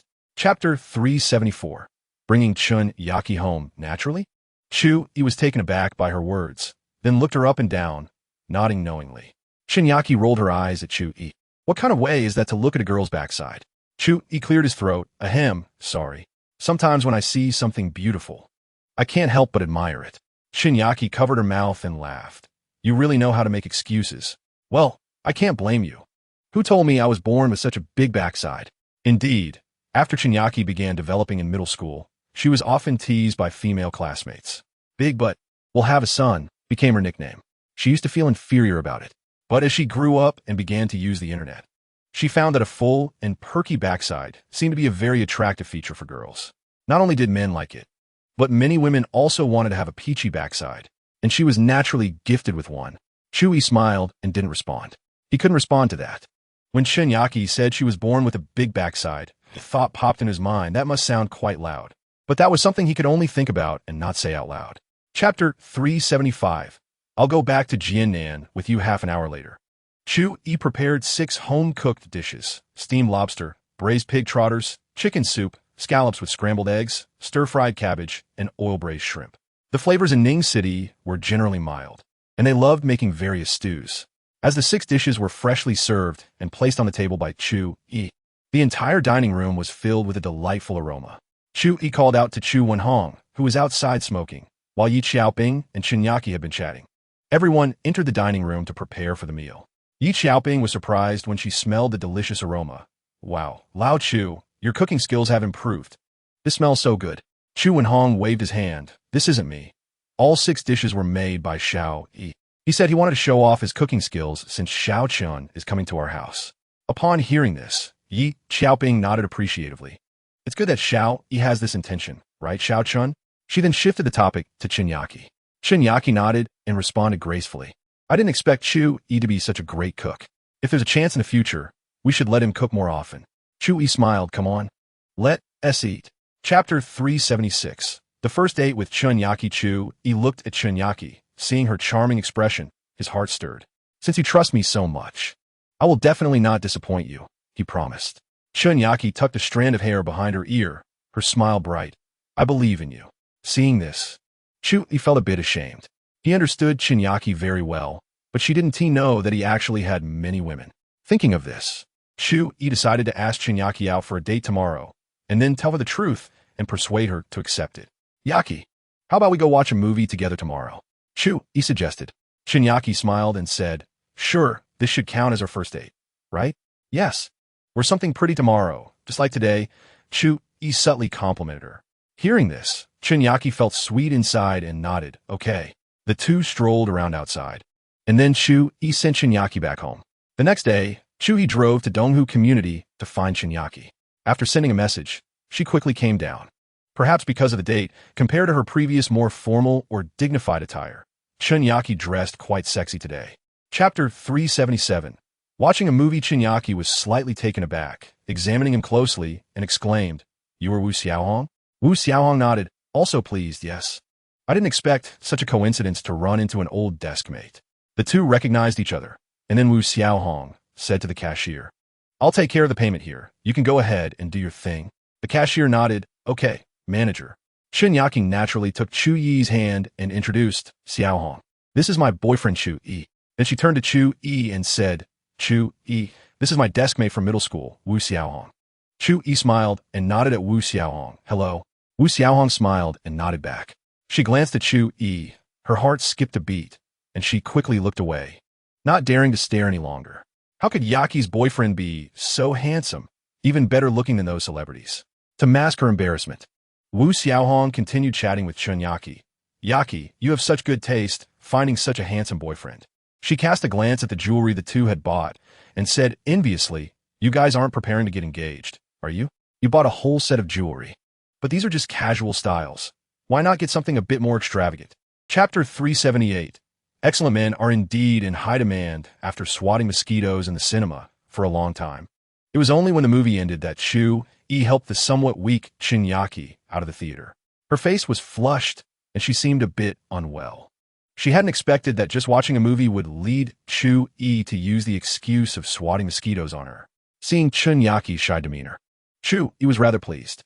Not rejecting meant acceptance, and acceptance meant it was already past 7 in the evening. Chu Yi took Koenigsegg to the Western restaurant he had reserved in advance. The waiter had already prepared a sumptuous and warm candlelit dinner. As soon as they arrived at the restaurant, a waiter led them to their table. It was Koenigseg's first time experiencing such a grand setup, and her heart was racing like a deer.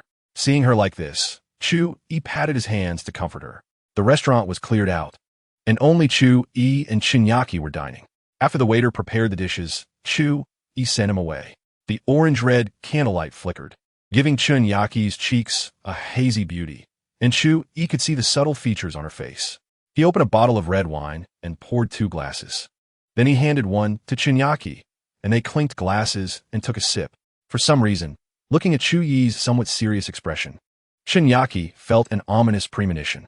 Chu Yi's next words confirmed her feeling. "Yaki, I've been thinking it over, and I've decided to be honest with you about some things." Koenigseg's heart skipped a beat, and she focused on Chu Yi's eyes, which reflected the flickering candlelight like stars in the night. "Go ahead," she said, biting her lip, waiting for what Chu Yi would say next. Chu Yi nodded and slowly said, "Do you know about the popular Planet Series cars?" Koenigsegg nodded. "I know. Isn't that the star supercar you drive?" "Yes, and I'm also the owner of Planet Cars." Chu Yi nodded, smiling at Koenigsegg. She gasped, covering her mouth, looking at Chu Yi in shock. "I thought you were in a research. I didn't expect this company to be yours." Chu Yi smiled and continued, "Not only that, but the trending game Second World is also mine." Koenigsegg was completely stunned, exhaling slowly. "I thought I had heard the name Chu Yi somewhere before. Now I remember. Recently, the owner of the metaverse game company, Chu Yi, held a live stream across the internet. I didn't expect this to be yours too." "Yes," Chu Yi smiled, changing the subject. "Tonight, besides going on a date with you, I also want to be honest about some things, including my feelings." Koenigseg's expression stiffened. She finally understood why she had felt uneasy. The real talk was about to begin. "You're not going to tell me that you already have several wives, are you?" Koenigsegg pretended to be relaxed, jokingly saying. Chu Yi slowly nodded. "Yes, more than 10. Upon hearing this news, Koenigsegg felt as if a thunderbolt had struck her heart. For a moment, she was breathless. She took several deep breaths, looking into Chu Yi's eyes, which were misty, and bitterly smiled. "As expected, excellent men are indeed in high demand. It seems I'm unwell. My head is buzzing. I'll go to the hospital tomorrow. It's really cold. Everyone, take care of your health." Chapter 379. Romance in the Sky. Chu Yi looked directly at Koenigsegg and asked without reservation, "So, do you want to compete for me?" Koenigsegg wiped her eyes and fell into a state of conflict, feeling a bit aggrieved as she said, "You already have so many wives. Why are you flirting with me?" She hadn't expected that her first crush, aside from being excellent, would have such a strong appeal to women. Chu Yi took out a tissue, gently wiping the corners of Koenigseg's eyes, and softly said, "I'm not flirting with you. I'm attracted to you, which has led me to develop feelings for you." "Then, you can't have feelings for so many people. That's not allowed," Koenigsegg said a bit excitedly. Chu Yi raised an eyebrow, smiling lightly. "You say it's not allowed. To me, there are always more solutions than difficulties, and I will always find a way to solve the problems." "How will you solve it?" "Don't say we're in a monogamous era. Even in ancient times, it wouldn't be possible to marry so many," Koenigsegg said, lowering her head. She didn't know how to face Chu Yi anymore. If they parted ways now, she wouldn't be able to bear it. If they continued, she would still have to endure the pain of separation in the future, just delaying the inevitable. Chu Yi sighed and shook his head, saying, "Yaki, do you trust me? If I say I will make every one of my admirers happy and that everyone will have a title, would you believe me?" Koenigsegg looked up at Chu Yi. In the candlelight, his face had a hint of softness, and his gaze sparkled like stars in the night. Her heart softened. She hadn't expected that a handsome man could sometimes be a reason for forgiveness. "Tell me, what do you plan to do?" Koenigsegg asked quietly. Chu Yi smiled. "Actually, I've already been honest with most of the women. They all know about each other's existence. So before I take things further with you, I will also tell you these things to prevent you from becoming too attached. Besides, I have other plans for the future. I will fully promote the development of human technology to enter the interstellar era as soon as possible. This way, The current population of Blue Star will seem insignificant. We will need more people to colonize the stars, and by then, monogamy might change. Listening to Chu Yi's seemingly fantastical words, Shinyaki didn't know if she should believe him. Seeing this, Chu Yi didn't explain further. Instead, he pressed on his left chest, activating the nano armor. In Chunyaki's stunned gaze, Chu Yi elegantly stepped forward and extended his hand in an inviting gesture. Shinyaki placed her hand in his, and she felt the powerful mechanical arm wrap around her waist. Then, Chu Yi, like a beam of light, flew out of the restaurant with Shinyaki, soaring into the night sky. Shinyaki felt a bit weak all over. She tightly embraced Chu Yi, although she felt fear in her heart. She couldn't help but open her eyes to look at the gradually shrinking buildings and lights below. The night wind was isolated by Chu Yi's energy field, and Shinyaki did not feel cold or uncomfortable.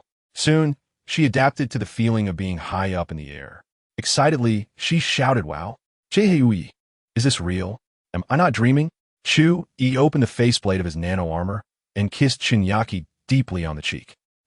Shinyaki widened her eyes in surprise. She did not expect to kiss Chu Yi in midair. How romantic! I'm feeling better now.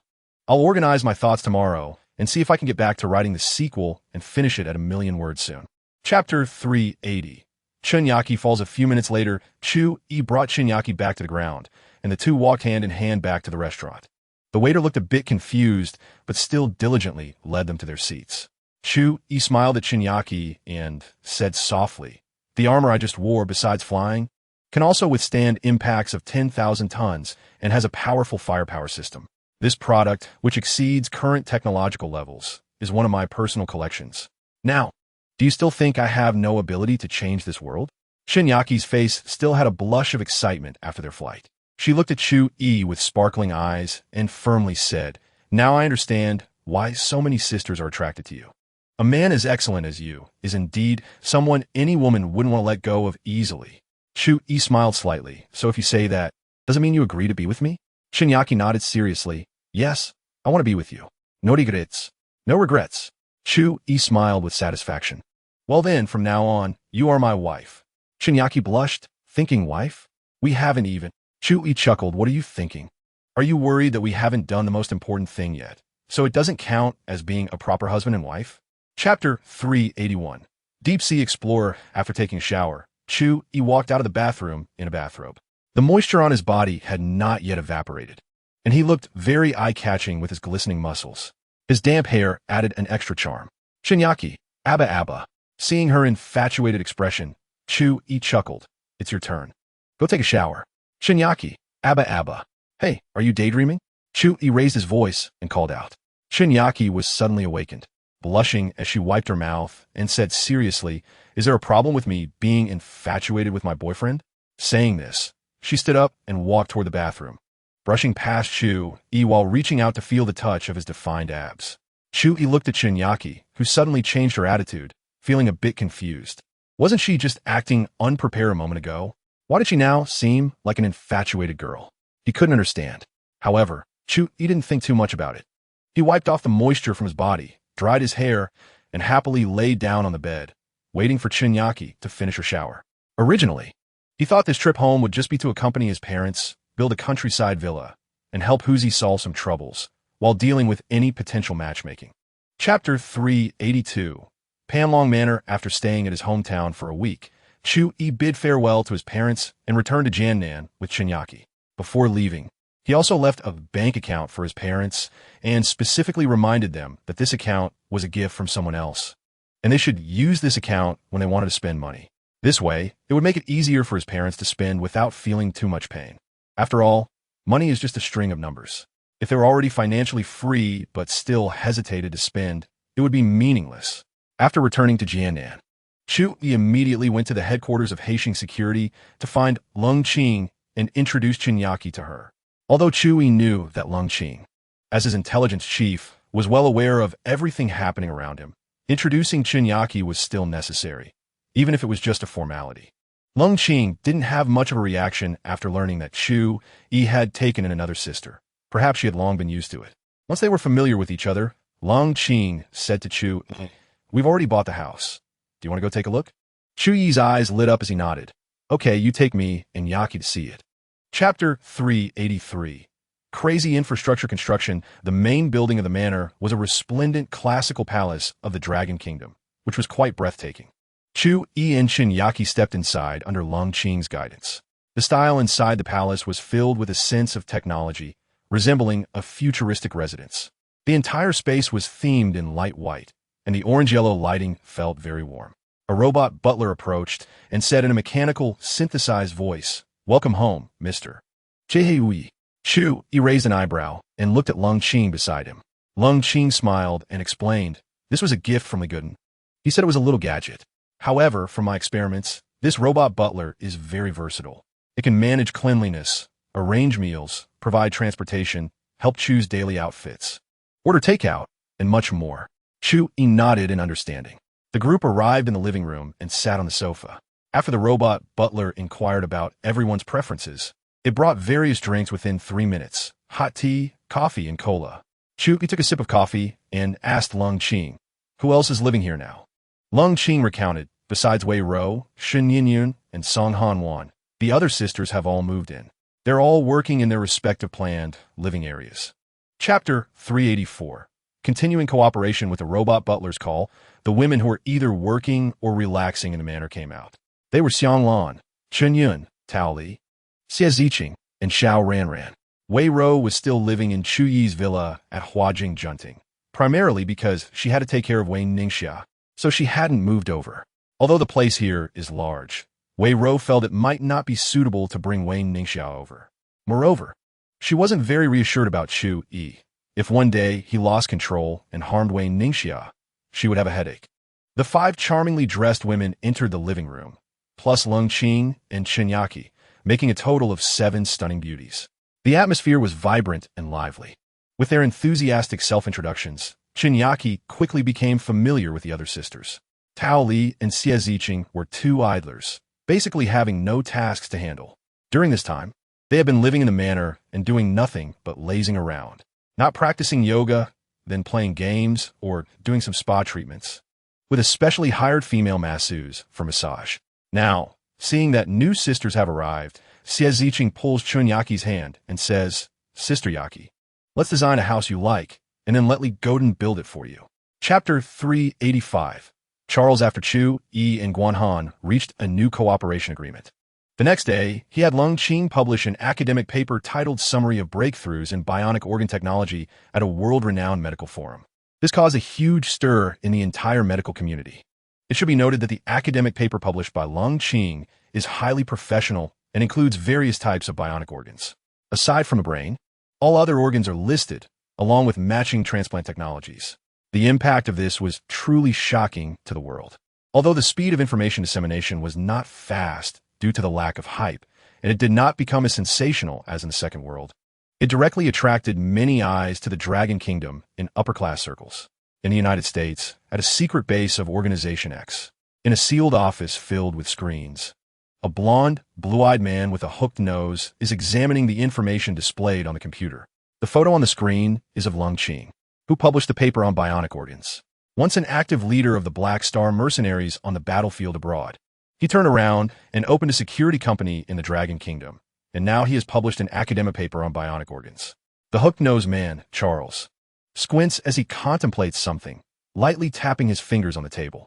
When Long Qing just released the academic paper, Charles received a report from his subordinates. Their Organization X has always been at the forefront of the world in biology, medicine, and other fields due to human experiments. Unexpectedly, a security company from the Dragon Kingdom emerged to surpass them in this field, which immediately caught Charles's attention. Furthermore, the personal information they could investigate about the other party was extremely limited.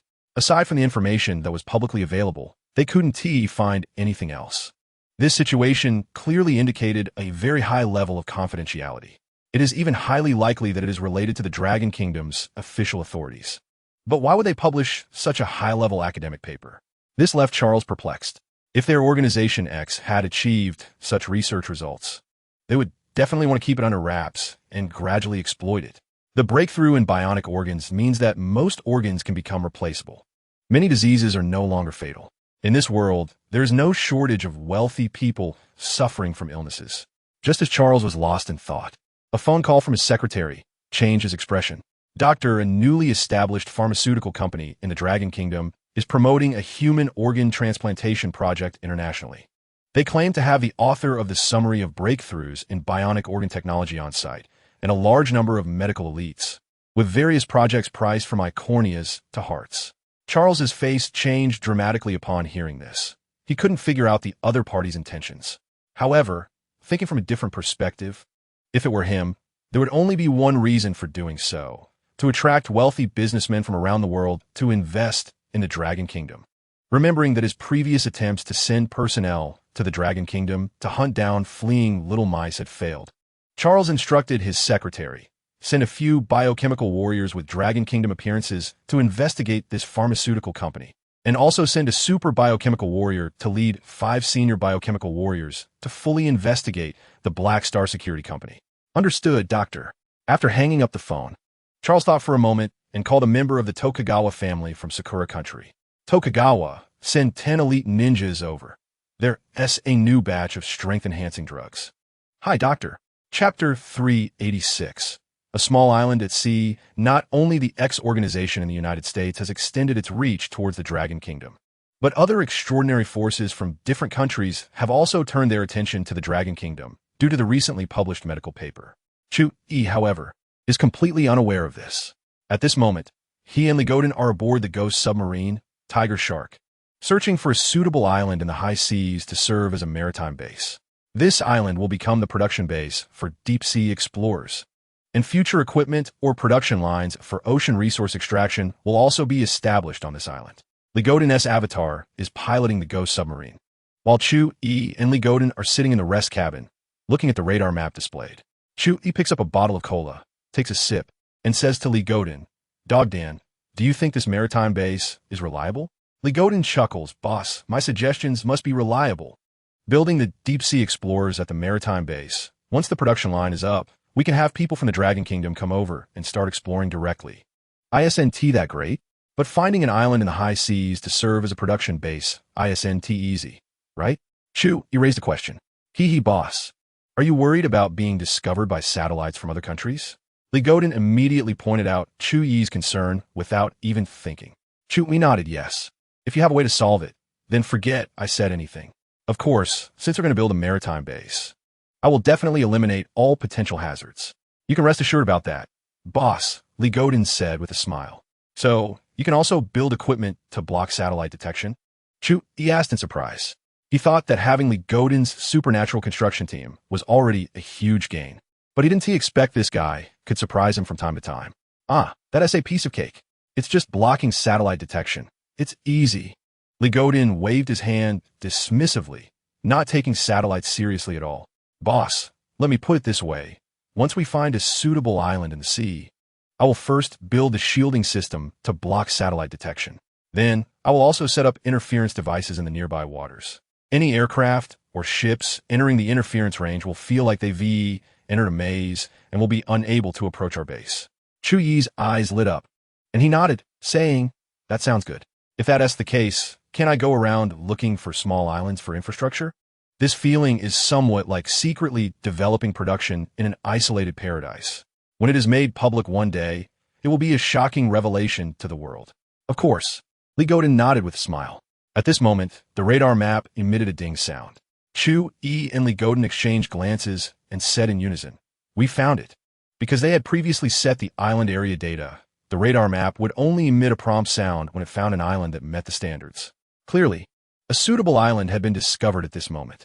This is a small corner of the vast Pacific Ocean, where a solitary yet lush little island stands quietly above the sea level. The entire island is crescent-shaped, and Chu Yi estimates that its horizontal length is about 5 kilometers.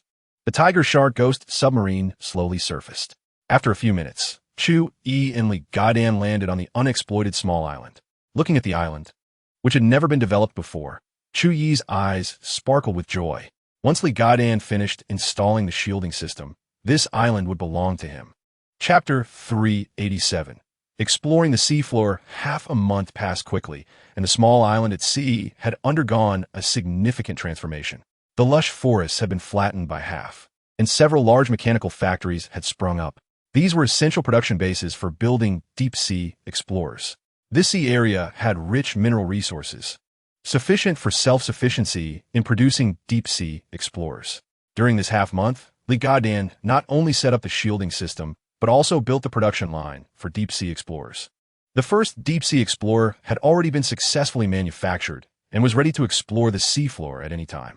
The exploration team sent by Long Country had also arrived at the island 5 days ago. The island, shaped like a crescent moon, was named Crescent Island by Chu Yi. The exploration team consisted of 15 elite members, all skilled at operating submarines in the naval forces. The deep-sea explorer only required 8 people to operate normally. But considering personnel replacement issues, Chu Yi opted for 15 elite soldiers. At this moment, the 15 rugged men stood neatly on the recently constructed dock. Chu Yi and Ligadan were also nearby, and under the scorching sun, they looked up at the giant steel squid being slowly moved by the crane, filled with anticipation. Chapter 388. The deep-sea behemoth. Chu Yi's expression was serious as he approached the observation screen and said to the soldier controlling the observation camera, "Turn the light source to the brightest setting and check for any giant creatures nearby." "Understood."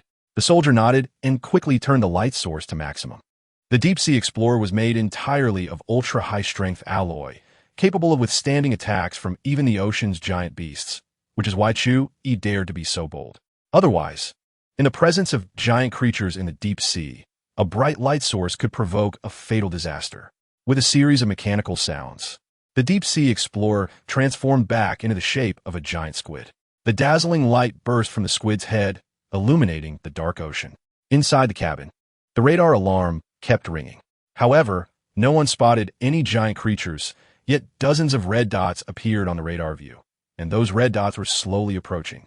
The massive water currents caused the deep-sea explorer to sway. Chu Yi seemed to realize something and immediately said, "It might be a group of giant creatures that can become invisible in the seawater." The soldiers present all changed their expressions drastically, not expecting to encounter such terrifying deep-sea behemoths during their first deep-sea exploration. Chapter 389. Re-exploring the trench. The deep-sea explorer transformed in a submarine mode, moving through the water like an arrow, leaving behind a long-lasting white trail. 2 hours later, everyone returned to Crescent Island. The soldiers, led by Ligadan, headed to the living quarters to rest, while Chu Yi sat on a beach chair browsing the system mall. If he wanted to explore the ruins in the Mariana Trench, he had to deal with those giant sea serpents first. Since the system's reward was the Beast Whisperer, Chu Yi had an idea. He wanted to find technology capable of paralyzing or restraining such giant beasts at the seafloor, temporarily controlling them. After exploring the ruins and obtaining the system rewards, he could communicate with the giant serpents using the Beast Whisper talent. With a dual approach of force and speech, the serpents would likely yield. Having a group of deep-sea serpents as followers sounded very interesting. By the way, one deep-sea explorer was a bit short. He needed to make a few more. Thinking of this, Chu Yi called Ligadan. "Gadan, focus on manufacturing deep-sea explorers in the next few days. Make as many as you can. I'll find something to deal with those serpents, and in a few days, we'll take them all down." Chapter 390.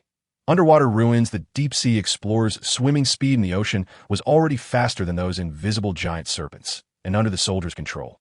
They easily caught up with the serpents. With the prior combat experience, the soldiers efficiently subdued all the fleeing serpents. Just when Chu Yi thought all the serpents had been captured, the deep-sea explorer's radar alarm continued to sound. "Beep, beep, beep. Detected nearby giant creatures. Please pay attention, driver." Chu Yi's expression changed. Hadn't all the serpents already been controlled? How could there still be more? Before he could react, it felt as if an invisible barrier was gradually tightening around them, squeezing the 10 deep-sea explorers together. Under the effect of the fluorescent agent, everyone was shocked to discover that it was an unimaginably large serpent wrapping around them. No, this was no longer something that could be described as a serpent. The deep-sea explorer was 35 meters long and 8 meters wide. This terrifying serpent could wrap around all 10 deep-sea explorers. Its size was utterly horrifying. This was the true deep-sea behemoth. Chapter 391. The Blue Giant Egg. Everyone began to split up and explore this underwater ruin. The area of the ruins was surprisingly vast, and the architectural style was quite peculiar. The various buildings looked like giant dinosaur eggs, standing neatly in the depths of the ocean. From a distance, it seemed like they had arrived at the nest of some oviparous creature. However, these egg-shaped structures were mostly dilapidated, with shells riddled with holes, none of them intact. Chu Yi maneuvered the deep-sea explorer into one of the buildings. As the deep-sea explorer entered, long-settled dust stirred with the seawater, instantly making the interior murky. Inside, Chu Yi discovered some corroded and dilapidated steel structures, while any traces of biological existence had likely long since turned to dust with the passage of time. Exiting this building, Chu Yi continued deeper. So far, it seemed that these ruins were left behind by humans in the past. If he could explore further, he might uncover traces of an ancient civilization that once existed. The outer buildings were already in ruins, but perhaps well-preserved structures could be found at the core. The soldiers beside him watched the footage transmitted from the observation camera, their hearts already stirred by a tidal wave of excitement, each one looking dumbfounded. Chapter 392. The Atlantis Ruins. Thinking of this, Chu Yi's eyes lit up. Yes, if he couldn't temporarily enter this giant structure, it would be better to find a way to take it away and study it slowly. There were so many black technologies in the system. He would surely find a way to enter it. At this moment, Jarvis connected to the communication channel of the deep-sea explorer, and the voice of the pilot came through Chu Yi's helmet. Report to the leader. The map of the deep-sea ruins has been completed. Please give the next instructions. As soon as the pilot finished speaking, a system prompt sounded in Chu Yi's mind. Ding! Congratulations, host, on successfully exploring the Atlantis ruins. The Beast Whisper talent has been awarded as a reward. Chu Yi felt a surge of information flooding into his mind, and his lips and tongue instinctively began to practice the information in his brain, producing many strange sounds. Roar, hiss, gurgle. These sounds seemed odd, but Chu Yi knew they were the language for communicating with various creatures. Having acquired the Beast Whisper talent, Chu Yi suddenly remembered that he could perhaps communicate with that group of invisible python snakes. Maybe they knew how to open this blue, giant egg-shaped structure. Chapter 393. Attention from all sides with a flash of blue light. The giant python's massive form gradually revealed itself. Under the spotlight, the giant python appeared light blue all over, shimmering faintly, as if it were made of crystal. Chu Yi's small figure in front of it looked like a tiny plankton. The giant python slowly spoke. What do you mean by cooperation? Chu Yi shrugged. Of course, it's about mutual needs. If you want to take revenge on the country that dumped nuclear waste, I can help you. We can definitely become friends. Friends? The python's tone was indifferent, mixed with a hint of doubt. It didn't quite understand the term friends. Yes, friends help each other and unite in kindness, Chu Yi explained with a smile. What kind of help do you want? The python asked, intrigued by Chu Yi's proposal. After all, this human had 10 big fellows behind him. He was no match for them. The fact that the other party was willing to lower their stance and wanted to be friends, promising to help him take revenge, made him very tempted. Based on the blue light emanating from you, you should be related to the Atlantis civilization, right? Chu Yi answered without addressing the question. Chapter 394. Aaron Chu Yi was completely unaware of the outside situation. Once he entered the only intact building of Atlantis, he lost contact with the outside world. However, skilled people take risks. With the nano battle armor he possessed, he could retreat unscathed even if there were dangers. What surprised Chu was that there was not a drop of seawater in this building, and he had no idea how it was isolated. However, the interior of the building was not as technologically advanced as Chu Yi had imagined. Instead, it was an empty space. It resembled a gigantic stadium, and there were no spectator seats. In the very center lay an oval transparent capsule, filled with light green liquid, looking like a nutrient pod from a sci-fi movie. But Chu Yi's keen eyes caught sight of a naked blonde woman inside the capsule. She was stunningly beautiful, with an alluring figure, a true beauty. After a glance, Chu Yi noticed a light blue diamond mark on her forehead, which was the only difference from ordinary humans. Is this the technological legacy of Atlantis? Could it be some kind of intelligent bionic robot? Chapter 395. The reason for the civilization's fall, you agreed? Aaron was a bit stunned. Just moments ago, Chu Yi seemed unwilling, but unexpectedly agreed after a few words. Were future humans so lacking in principles? Chu Yi nodded and said, for now, I consider an agreement. I'm very curious about what happened to Atlantis. So tell me. Aaron's eyes sparkled with nostalgia as she slowly spoke in a melancholic tone. The Atlantis civilization was once the most prosperous technological civilization on this planet, and some people also cultivated extraordinary powers. We were the rulers of this planet, standing at the top of the food chain. Chu Yi nodded. It sounded similar to present-day humans. Present-day humans are also at the top of the food chain. Although their technology may not be as advanced as Atlantis, it is sufficient to dominate Blue Star, and there are also some who cultivate extraordinary powers, albeit weaker ones.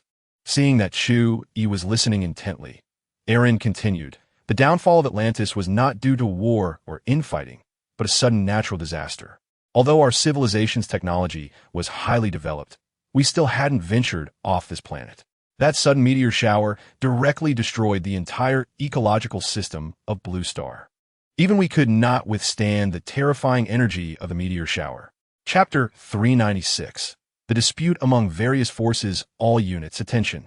Departing to the location of the deep-sea giant python. Chu Yi didn't want to linger here. He had a group of giant python younger brothers waiting to be tamed. Received. The soldiers responded as briskly as ever, with 10 deep-sea explorers speeding towards the location of the deep-sea giant python. Aaron was very curious about the deep-sea explorer and kept asking Chu Yi, "Is this the diving device you developed? It looks quite advanced." Chu Yi smiled slightly. "This is my unique diving device. It doesn't represent the current level of human technology." "Unique to you?" Aaron looked puzzled. The Atlantis civilization was a unified civilization. All technological means were public, and every generation of researchers built upon the shoulders of giants. Chu Yi's statement left Aaron confused. Why was there technology that belonged solely to one person? Wasn't it supposed to be shared by everyone? Seeing Aaron's confusion, Chu Yi smiled and asked, "Doesn't the Atlantis civilization have any internal conflicts?" Aaron nodded matter-of-factly, "Of course. As a civilization, we work together for common development. Why would there be conflicts?"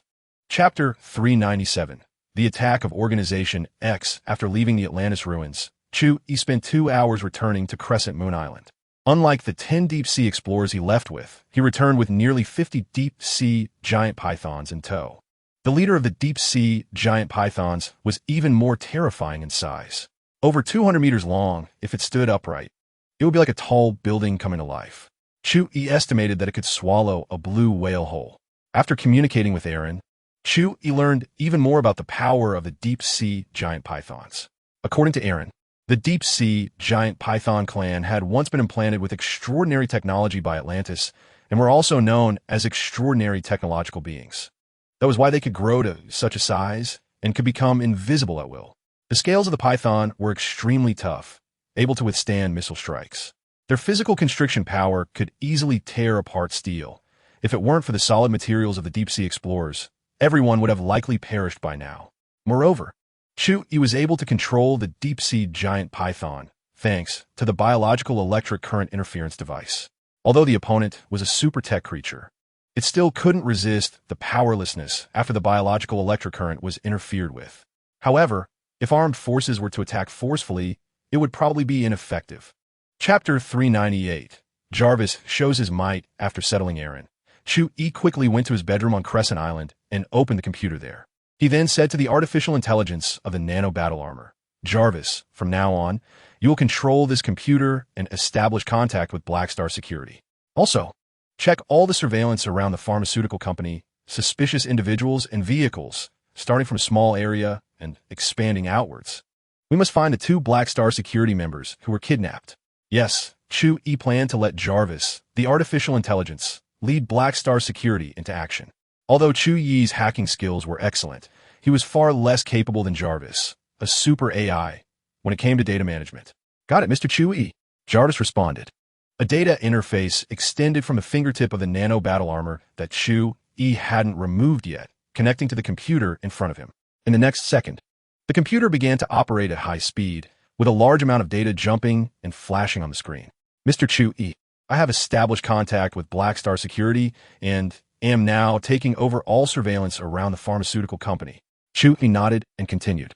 "Now, start checking all suspicious individuals from 3 days ago." Chapter 399. The plan to catch fish in a barrel. Seeing Guan Han's reaction, Chu Yi immediately guessed his thoughts and explained with a smile, "Don't worry, old man. This set of nano battle armor on me is much stronger than those mass-produced versions. Even if I can't defeat that guy, I can still save myself. It should be noted that Chu Yi could move freely at a depth of 14,000 meters in this nano battle armor, which that super bio warrior certainly couldn't do. Moreover, according to Guanhan's description, to combat the super bio warrior, one could only use modern firepower for all-out suppression, but such means would be ineffective against the nano battle armor. After weighing the combat power of both sides in his heart, Chu Yi wasn't overly worried about his safety. If he couldn't fight, he could still escape. If he could fight, he would directly capture the opponent. If the opponent was slippery, he would let him escape to the sea to feel the dual treatment of the deep-sea explorer and the deep-sea giant python. After confirming the plan, Chu Yi ordered the soldiers on Crescent Island to assemble urgently. Although the soldiers had just rested for a short while, they were already accustomed to the sudden assembly signal, which was common in the military. Even after arriving on Crescent Island, this habit remained. Chapter 400. Conflict in the container at the Jiannan Ocean Port. Inside a modified container, the lighting was dim, and the walls were lined with various torture instruments. Small knives, branding irons, sticks, whips. A tall, blond man held a circular nuclear reactor in his left hand and a long whip covered in spikes in his right, continuously interrogating the two captured Black Star security members. The two Black Star security members were tightly bound with thick ropes using a special technique, with handcuffs on their wrists and ankles, forced into a kneeling position by a specially made iron frame, unable to move at all. Their hair was wet and dripping, their clothes soaked, and several whip marks that had torn their clothes left purple red marks on their skin. At this moment, the two Black Star security members could only muster enough strength to breathe, but their stubborn and unwilling gazes remained fixed on the blond man in front of them, as if they wanted to swallow him whole. For the past 3 days, apart from maintaining the minimum calories and water needed for their bodies, the two had not consumed any extra food. Coupled with the relentless questioning day and night, they occasionally suffered from punches, kicks, and whipping. The two had already fallen into an extremely weakened state. Although they were both exceptionally strong physically, no one could withstand such treatment. Chapter 401. Robert. The screams from inside the container caught the attention of the blond man's accomplices. Several men with Western features quickly entered the container. The leader, dressed in a suit with a small braid, looked to be in his 20s. He was Robert, the captain of the ex-organization Super Bell Warriors responsible for this operation, and the one the blond man referred to. When Robert entered the container and saw the blond man, John, with a savage expression holding a sharp blade high above to stab the unconscious Black Star security member, he immediately shouted to stop him. "John, stop!" Robert frowned, and his figure flashed like a phantom, instantly appearing in front of the blond man. He reached out and firmly grabbed the falling blade, applying slight force, and the blade was instantly twisted into a helix. Seeing Robert suddenly appear before him, John regained his sanity in a panic and said, "Captain, this guy went crazy. He bit off a piece of muscle from my calf, and I lost my reason in a moment of impulse." Robert took the twisted blade from John's hand and tossed it aside. He surveyed the chaotic scene and looked down at the gritting Black Star security member, saying lightly, "John, explain the whole situation." Chapter 402. The confrontation of technology and the extraordinary at Jiannan Ocean Port. The piercing air defense alarm made everyone in the port feel a jolt in their hearts. The ancient Martial Arts Regulatory Bureau had long prepared an evacuation plan, and at this moment, they immediately began guiding the crowd to evacuate. The outer crowd was evacuating in an orderly manner, while Chu Yi was in a brief standoff with Robert. Chu Yi had the leisure to cook while dealing with Robert, but the latter did not have such a relaxed mood. As soon as the air defense alarm sounded, Robert knew that the X-organization's movements had been exposed. What followed was the encirclement by Long Country. Thinking of this, Robert's expression turned cold, and without saying a word, he charged directly at Chu Yi. To ordinary people, Robert's speed would seem like a shadow flashing past, but Chu Yi's powerful dynamic vision could automatically adjust, as if lowering the frame rate. The swift Robert appeared to Chu Yi as if in slow motion, though it wasn't too exaggerated. This was due to Chu Yi's own strong physical quality and the technological assistance of the nano battle armor. Is this what a super bio warrior is? It feels like nothing special. Just as Chu Yi's mocking words fell, a loud clang of metal colliding suddenly rang out. Bang! A blade shimmering with cold light shot out from Robert's forearm, colliding with Chu Yi's raised arm. Chapter 403. Antibio armor boom. Boom! Boom! Robert felt his head ringing, as if the bell in a temple was being struck incessantly. He roared angrily, grabbing Chu Yi's waist with both hands and forcefully throwing himself to the ground. Boom! The hard ground seemed like tofu at that moment, as Robert's throw created a large pit, with concrete debris flying everywhere and dust rising in clouds. But it was as if Chu Yi was welded to Robert's neck, remaining completely motionless. The weak impact couldn't move him an inch. Yet, every punch he threw caused Robert immense pain. Although his physical fitness was strong, he couldn't withstand such blows to the head from an opponent of the same level. Moreover, the nano armor on Chu Yi was exceptionally sturdy, capable of withstanding the impact of tens of thousands of tons, which was evident from its robust appearance. Robert couldn't break free from Chu Yi, thrashing around like a madman, crashing through the container area. The solid containers felt like fragile cardboard in the midst of this inhuman battle, crumpling irregularly amidst the nauseating sound of twisted steel. At this moment, Robert was covered in blood, yet still full of energy, showing no signs of being struck in the head. Chapter 404. Negotiation. Robert's plan was simple. Once he boarded the cargo ship, he would contact the U.S. fleet station in the Pacific to pick him up. The Chu family had significant influence in the U.S., and the fleet in the Pacific was under their control, as was the X organization. They could be considered allies, so there would be no issue in having them come his aid. Once he reached the South China Sea, he would be in charge. But for now, he needed to stabilize the situation with the person in front of him. When we get to the South China Sea, I'll hand over those 2 Black Star security personnel to you. You don't have to worry about me defaulting. With your destructive power, you could easily sink the cargo ship I'm on, and that alone guarantees I won't go back on my word, Robert said half-truthfully to allay Chu Yi's concerns. Chu Yi fell silent, seemingly deep in thought. In reality, Robert's thoughts aligned with his own. If he wanted to go to the South China Sea, let him go. At sea, Chu Yi had the Deep-Sea Explorer and the Deep-Sea Python as his trump cards, and no matter how many backup plans Robert had, they wouldn't pose a threat to him. All right, we'll do it your way. Yi nodded. After reaching a consensus, Chu Yi called Guanhan in front of Robert and put it on speaker. Old man, let the troops withdraw. I'll handle the rest. Chapter 405. Playing dirty? I'm flipping the table at this moment. Due to the earlier colorful beam of light, fleets from 4 nations were still lingering above the Mariana Trench. They had sent out their own submersibles, reaching the deepest points they could, but after several hours of exploration, they found nothing. According to experts, they might need to delve deeper to make any discoveries. Unfortunately, no side could continue to descend, which meant they had a gold mine, but no way to enter. What they thought would yield results turned out to be a complete waste of effort. All 4 sides were quite frustrated. Meanwhile, the commander of the U.S. Pacific Fleet received a request from Dr. Charles. Upon learning that the X organization was on a mission in Dragon Country, the fleet commander immediately stated that they would safely retrieve the individuals involved. Under the watchful eyes of the other 3 sides, the U.S. fleet quietly left without a word. Such an unusual action naturally piqued the curiosity of the other 3 sides. However, as a subordinate of the U.S., the Cherry Blossom Nation and the Philippines had also been supported by the U.S. Initially, they were investigating the sudden, colorful beam, but with nothing more to see, these 2 subordinates dared not meddle in their superiors' affairs. Chapter 406. Letting the mouse back into its hole, the Deep-Sea Explorer moved swiftly, approaching the cargo ship in just a few minutes.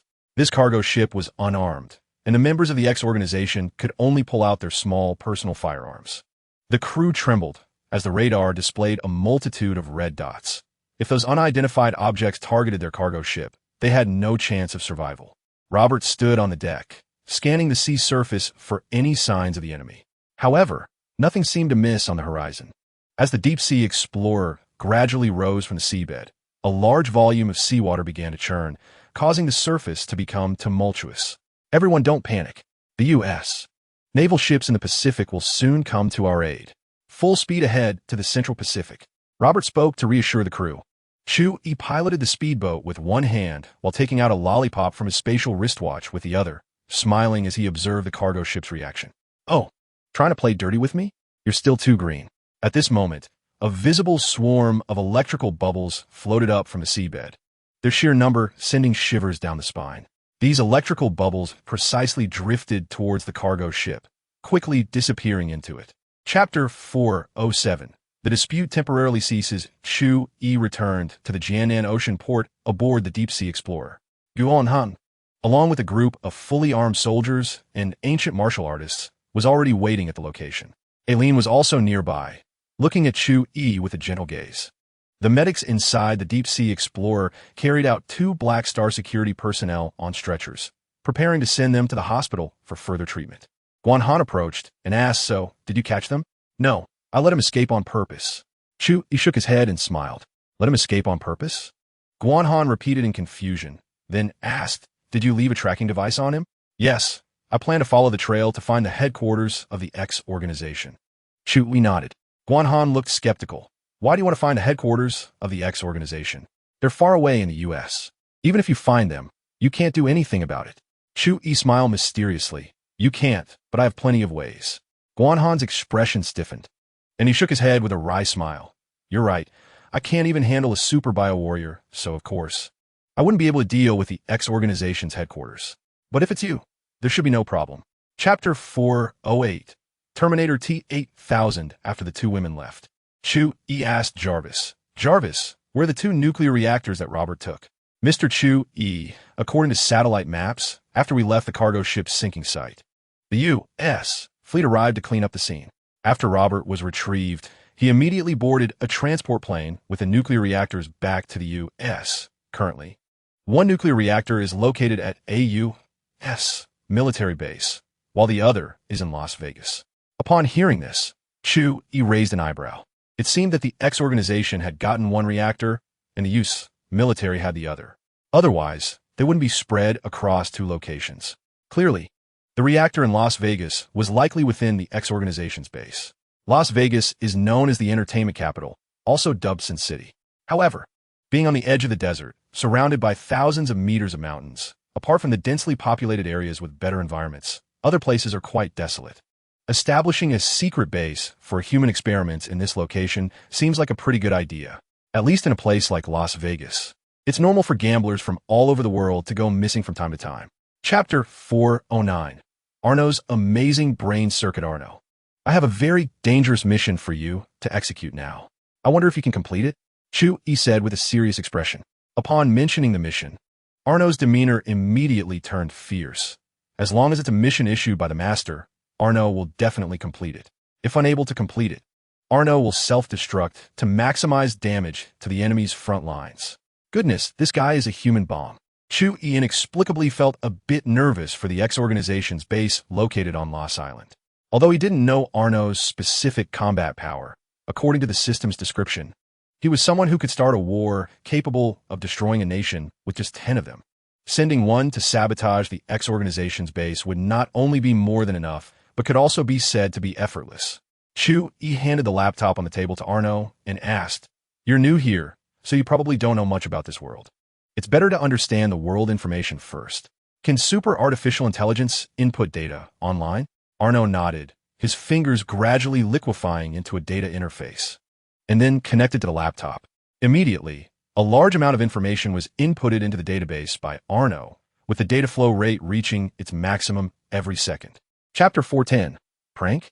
3 days later, Chu Yi crawled out of the warm, soft bed and glanced at the watch. It was already afternoon.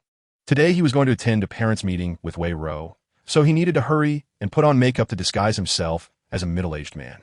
The parents' meeting was scheduled for the last class, and finishing his makeup before heading to Jianan No. 1 high school should work out just fine. Wei Ro, with messy hair and a dazed expression, poked her head out of the quilt.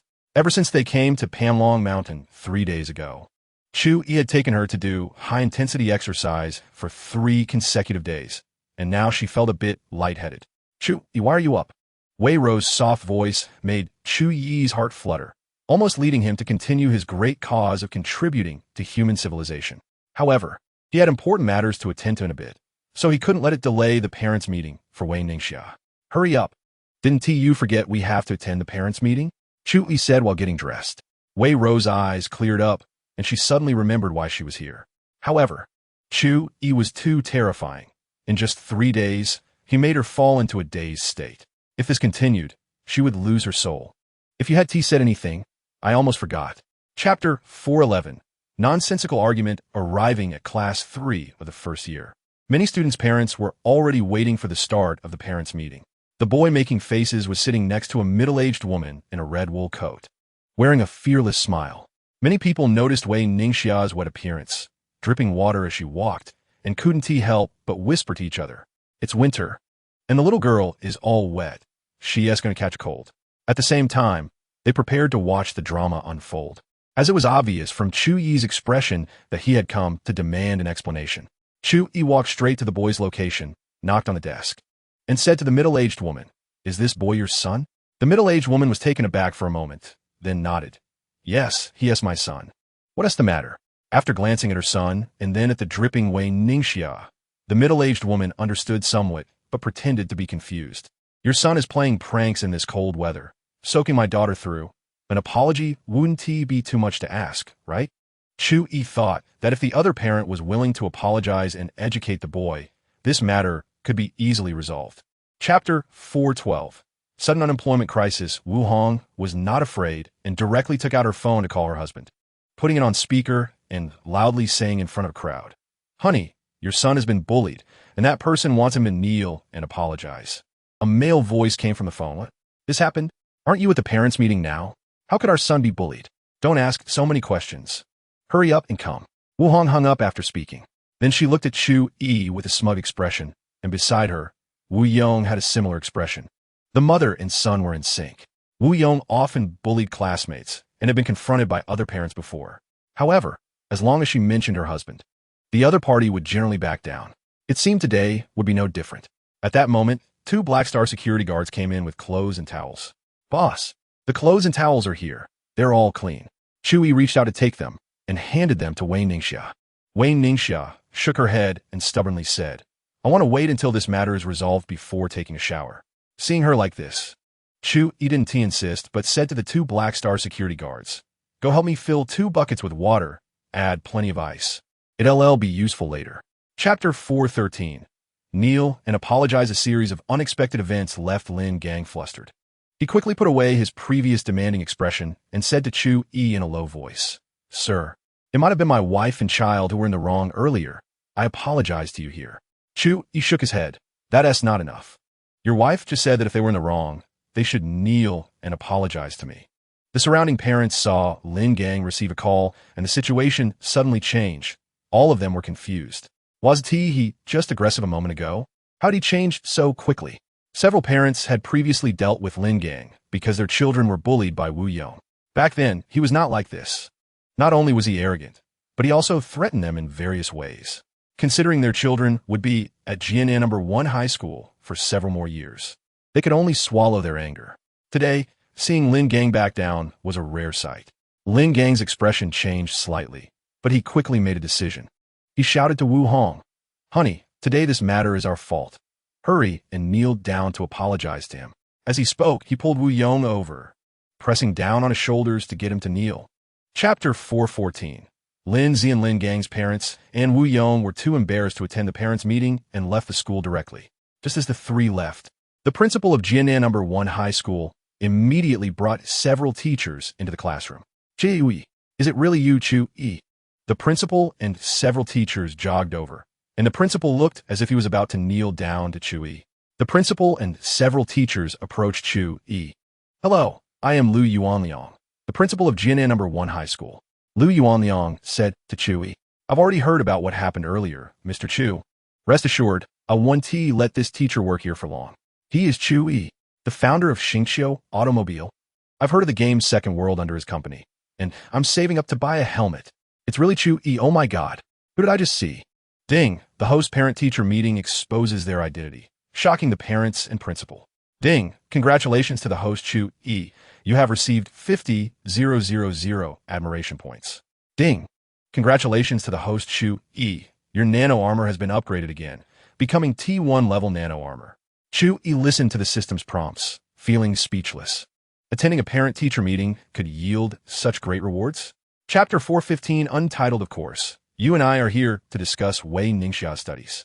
But I didn't come here to discuss Wei Ningxia's studies with you, Lin Zian said with a light laugh. In the Porsche, Chu Yi had already developed feelings for this woman, But before catching the prey and savoring it, patience was needed. Very good patience. Additionally, talent was required. Very good talent. Chu Yi remained unchanged on the surface and said, "If we're not discussing studies, what are you and I doing here? I'm here to get close to the founder of Planet Automotive. Is that reason enough? That's Planet Automotive. You know how popular it is in Longwa right now? I can tell it won't be long before Planet Automotive becomes popular worldwide. And at that time, this enterprise could even rival a nation. Do you understand entrepreneurship and finance? I basically know a little about everything," Lin Zian said, leaning back comfortably in the Porsche's top-of-the-line seat.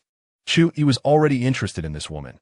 Among all his women, none were as arrogant as Lin Zian.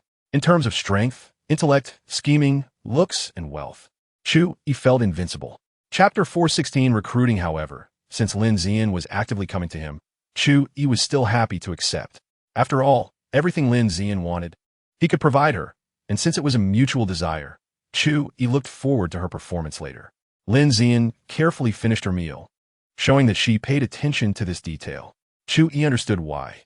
In times of war, there might sometimes be no food at all, and for food, one might even have to charge into death, though these were extreme examples. In most cases, military logistics were quite good.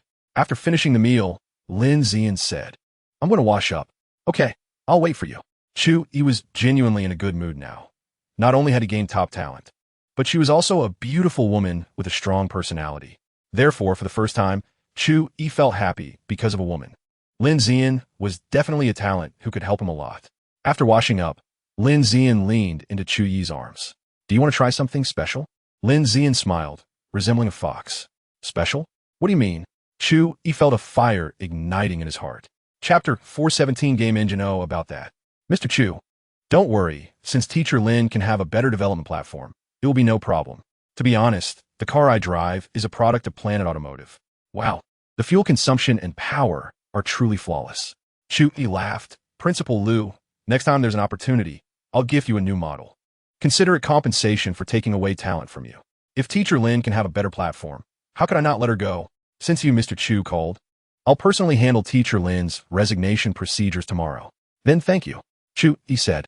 "No worries." After hanging up the phone, Chu Yi took a deep breath and said, "Since that's the case, from now on, you'll be following me." "Okay, Mr. Chu," Lin Zian said. "Let us go check out that IT engineer. I hope he is genuinely talented and not wasting my time." Chu Yi settled the bill at the restaurant, drove his Porsche, and headed with Lin Zian to the Second World Base. "Have you really thought this through?" Chu Yi suddenly asked. Chapter 418 Lu Ranming. Chu Yi smiled and patted Lu Ranming's shoulder. "Work hard, and the future will be better. I hope you can not only develop the game Second World." "What did you do before?" "Mr. Chu, I used to work in game development too, but when I heard you were developing Second World, I immediately resigned from my previous company. My girlfriend left me around the same time," Lu Ranming said bitterly. "A real man has no worries about lacking a wife," Chu Yi said.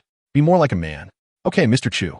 With the uproar over the IT designer and engineer's resignation ending, all the employees of the Second World Company revealed relieved smiles. Unexpectedly, this troublesome engineer had actually developed the game engine and system prototype for Second World. It was believed that the launch of Second World was already in the countdown phase. Leaving the Second World development base and headquarters, Chu Yi was in a great mood. No wonder this IT engineer caused a scene. If it were him, he would have done the same. After all, this game engine and system prototype were the most crucial steps. The reason Second World had not been released yet was precisely because of this. Chapter 419 Unknown Man. "Okay, can we connect to the game now?" Chu Yi asked. "Yes. Although Second World isn't ready for launch yet because the system is still in the initial testing phase. If you, Mr. Chu, want to test it, we can start the game at any time." Chu Yi became interested. "They can enter the game now?" "Yes, we can enter the game now. Of course. The number of connecting players cannot be too many." "All right, just me. Let's try out the game Second World," Chu Yi said.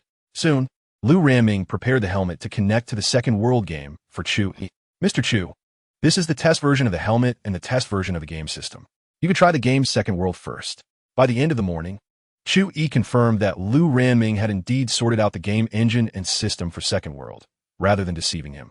He immediately transferred 100 million to the Second World game development team. He said it was for their use, but all expenses needed to be accounted for. All expenditures at the base, including food, clothing, housing, and transportation could be drawn from this 100 million. But all expenses had to be accounted for. Chapter 420 Odd fellow this person could shake off Black Star security and enter his villa. It seemed he was not an ordinary character. However, he said he wanted me to kneel before him. Interesting. 30 years in the east of the river, 30 years in the west of the river. Do not bully the young and poor, right? Chu Yi called for longtime. Boss. The cold and glamorous beauty with short hair made Chu Yi feel a bit hot inside as he looked at her. However, it was broad daylight, and it wasn't a good time to do anything. Plus, there were important matters to attend to. Longtime, how did that guy shake you off? He lied to me, saying he was a classmate of Shen Yinyun and came to find her. I knew he was just an ordinary student with no combat ability. So I let him in. Chu Yi nodded and then said, "It's fine, just be cautious about this kind of situation next time. No outsiders are allowed here. But the lack of combat ability is key. You didn't get that wrong, so it's not a big deal. Just pay attention next time. This villa is only for us." Longtime nodded, understanding, boss. Chu Yi couldn't help but look at Longtime for a while. Dressed in Black Star security attire, her figure was completely outlined. Her curves were quite alluring. Chapter 421, Daily Life, but then again, he had his system. Although this guy was very intelligent, everything had to start from scratch.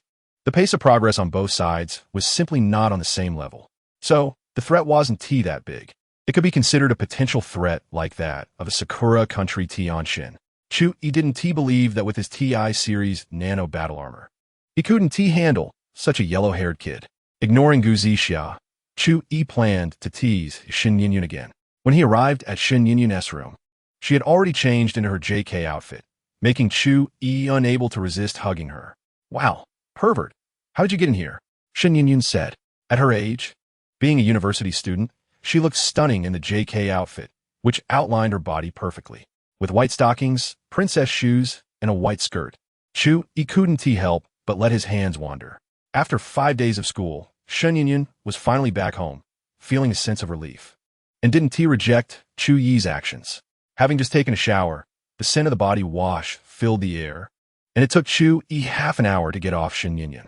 Chapter 422. Estimated 2 years they've been watching you, Shen Yinyun said to Chu Yi. "What's wrong?" Chu Yi was taken aback. "I feel a bit embarrassed," Shen Yinyun said. "All right, let us go back to the car."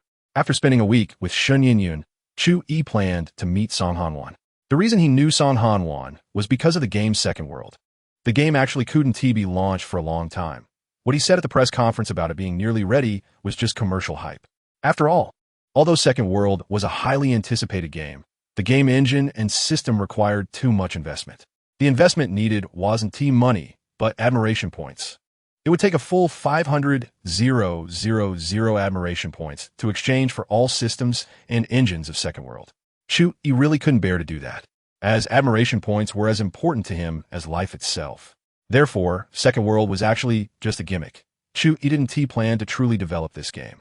However, the problem arose with Liu Ranming. He actually managed to develop a basic version of the system that required 500,000 admiration points for exchange. Chapter 423. New experience. You're so beautiful. It's hard not to take advantage of you. Chu Yi couldn't help but smell Song Hanwan's hair. Song Hanwan was a girl who loved beauty and cleanliness. Her hair not only had no bad smell, but also had a noticeable fragrance from the shampoo she used, which was clearly chosen with care. So it not only smelled good, but was also very fragrant. Chu Yi felt completely refreshed. The scent of this shampoo was truly delightful. "It smells so good. What shampoo are you using?" Chu Yi couldn't help but ask. "Wow, you're so perverted. Why are you smelling my hair?" "Because it really smells good. What shampoo are you using?" Chu Yi asked again. "It's a brand name shampoo. It costs over 200 per bottle. How about that? It's pretty good, right? I use it every day." Song Hanwan allowed Chu Yi to smell her hair. "All right, but the reason I came to find you is that I hope you can go out with me." "Go out with you?" Song Hanwan was taken aback. "Okay, sure. But then what?" Song Hanwan said, hugging Chu Yi. "Also, I want to take you to meet my IT engineer for the Second World game. There has been a major breakthrough in the game, and I plan to take you to see it." Chapter 424. Communication after adding Song Hanwan as a friend. They set up a voice room. Song Hanwan's shy voice came through. "Chu Yi, the female player's game assistant, is actually Shichu Ba Wang?" Chu Yi replied. "The game designer really knows how to have fun. It can be swapped. It can be swapped. The other one is normal. His name is Shaolin. He asked the secretary for the whole game process. Then if you can't stand it, just switch to Shaolin. If not, Shichu Wang is also fine. A smile appeared on Chu Yi's face. No, I'll stick with Shaolin. I really can't handle Shichu Wang. Let us go eat something at the restaurant first. This time my focus for testing is realism. So, let us go eat something first, how about that? Chu Yi asked Song Han-wan. Okay, let us go. The two arrived at the restaurant, and a game beauty approached them, saying, "Excuse me, are you two dining alone or together?" "Together," Chu Yi said. "All right, please wait a moment. Hello, here's our menu. Please take a look." Listening to the dialogue in the game, Chu Yi felt there were still issues because the sense of reality was too poor, clearly said in ancient times. How could the game characters speak so modernly? Chapter 425, Returning to Jiangbei University, Don't say that, Song Han-wan said, hugging Chu Yi tightly. Chu Yi gently caressed Song Han-wan, and she gradually calmed down in his embrace. After spending a few days with Song Han-wan, Chu Yi returned to the villa. However, upon returning, he found that Shun Yin had already gone to school, leaving only Wei Ro and Wei Ningxia in the villa. "Don't you have school?" Chu Yi patted Wei Ningxia's shoulder and asked. "I start tomorrow. I'm going to school a day later than Yin's sister." "All right, how has your schoolwork recently?" Chu Yi asked. "Not bad. I think I might end up going to Jiangbei No. 1 High School for high school, and then to Jiangbei University for college." Wei Ningxia said. "They're all local schools in Jianan City. Don't you want to go to another province?" Chu Yi said. "I don't plan to go to another province. It's too far from home," Wei Ningxia said. "All right." Chu Yi returned to his bedroom, and for a moment, the world quieted down as if he was the only one there. Unknowingly, during this time, perhaps due to various matters, Chu Yi was too tired and fell into a deep sleep in the quiet room. Chapter 426. Daily checkup. Wei Ro came out of the kitchen with a plate of dishes. "Jie, why are you back so late?" "Wei Ningxia has already gone to school," Wei Ro said while holding a plate of food. Chu Yi sniffed the aroma and found that the food Wei Ro made seemed very delicious. Before she came to his side, Wei Ro was Wei Ningxia's bodyguard and part-time nanny, and she had received special training in cooking. So, of course, the food she made was very tasty. However, now that Wei Ningxia had gone to school and Shun Yin was also at school, did that mean there was only Wei Ro in the villa? Chu Yi rolled his throat. Now was the best time to pounce on Wei Ro. However, looking at the dishes in Wei Ro's hands, Chu Yi remembered that he had only eaten breakfast and hadn't had lunch yet. His stomach growled a bit. Why not eat first? After finishing the meal, he would then pounce on Wei Ro. Chu Yi thought to himself. The two sat down to eat. And it had to be said that Wei Ro's cooking skills were truly top-notch, and the food was very delicious. Chu Yi finished all the food Wei Ro had prepared without leaving a single bite. "Is it good? I can see from your expression that my cooking is quite good," she said. Chapter 427. Jian in Development Zone. Chu Yi planned to find Lin Zian. After going around this circle, he had basically visited all his women. Now, it was time to go to Dongfeng Hotel to look for this hot woman. Chu Yi intended to assign a business project to Lin Zian. Originally, there wasn't this project. Not everyone could manage a large enterprise. However, Chu Yi believed that Lin Zian had the capability. Therefore, he planned to hand over a business deal to Lin Zian. When he arrived at Dongfeng Hotel, Lin Zian was still enjoying her holiday. However, as agreed, the 1,000 yuan a day, except for the first time when he gave Lin Zian some money, he hadn't paid her again. Today, he would take Lin Zian out shopping and dining, and conveniently pay her the overdue wages. For Chu Yi, tens of thousands of yuan was no different from buying a bun, but someone like Lin Zian, a true talent, was not someone you could just encounter. You had to seize such opportunities firmly. Upon arriving at Dongfeng Hotel, Chu Yi opened a permanent free room for Lin Zian, who was watching TV in her room. Chu Yi knocked on the door. "Lin Zian, this is Chu Yi. Can you open the door? I need to talk to you." Lin Zian opened the door and let Chu Yi in. Chapter 428. Jiannan District. Because I think of you not as a lover, but as a great work partner. So, the Jiannan Shopping Center will become your sole responsibility once it reaches a certain stage. However, regarding the financial aspect, you can apply to me, and I will approve it, Chu Yi said. Lin Zian understood Chu Yi's meaning and replied, "Okay, don't worry, President Chu. I will take good care of this Jiannan Shopping Center."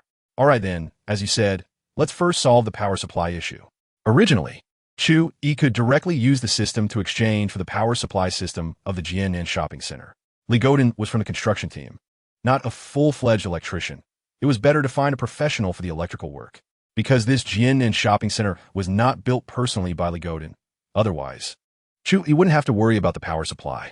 Lin Zian found an electrician team through a senior electrician, and both parties discussed the power supply for Jian'an shopping center at a very formal restaurant. Manager Lin, President Chu, I have a complete understanding of this project. To establish a good power supply system, a construction fee of 400,000 is required. Chapter 429. Yulu Shampoo, returning to the villa. Shun Yinyun, Wei Ningxia, and Wei Rou were actually playing Monopoly card game, the kind of tabletop game, Monopoly. Chu Yi also participated and found it quite fun. After playing Monopoly, Chu Yi took Shen Yinyan out to watch a movie, eat, and shop. By the time they returned to the villa, it was already evening. How's your studies recently? Chu Yi asked Shen Yinyan. Very good. I estimate I will graduate soon. Graduate? So soon? Chu Yi was taken aback, not realizing that so much time had passed. Yes. The first half of the semester is about to end. After finishing the second half of the semester, it will be graduation time, Shen Yinyan said. All right. Spending the weekend in the villa with Shen Yinyan, Chu Yi received a call from Song Hanwan. Baby, do you miss me? Song Hanwan's voice came through. I miss Shen Yinyan more, Chu Yi replied. You. Song Hanwan didn't expect Chu Yi to respond like that. What else? You naughty boy. Song Hanwan said a bit angrily. All right. Is there something you want from me, baby? Chu Yi smiled and said. Chapter 430. 140,000 worship points. This is a total of 140,000 worship points. Worship points are as important to Chu Yi as life itself. Because without worship points, Chu Yi couldn't use the system to exchange for things. But now, just by investing 1 billion in Song Hanwan, he unexpectedly gained such a huge return, which Chu Yi really hadn't anticipated. At the celebration banquet, Chu Yi did not invite anyone else. Just having a meal with Song Hanwan. Looking at Song Hanwan, Chu Yi said honestly, I really didn't expect that just investing 1 billion and you would yield such great returns. Song Hanwan smiled and said, You invested 1 billion in me. How could I let you down? Chu Yi was stunned for a moment before he realized. Indeed, for him, 1 billion was just money for a meal. But for an ordinary person, 1 billion was already an astronomical figure. Song Hanwan's gratitude toward him was completely understandable. To be honest, I only regarded 1 billion as your pocket money. I never thought you would bring me such great benefits. Hee, there will be more benefits in the future.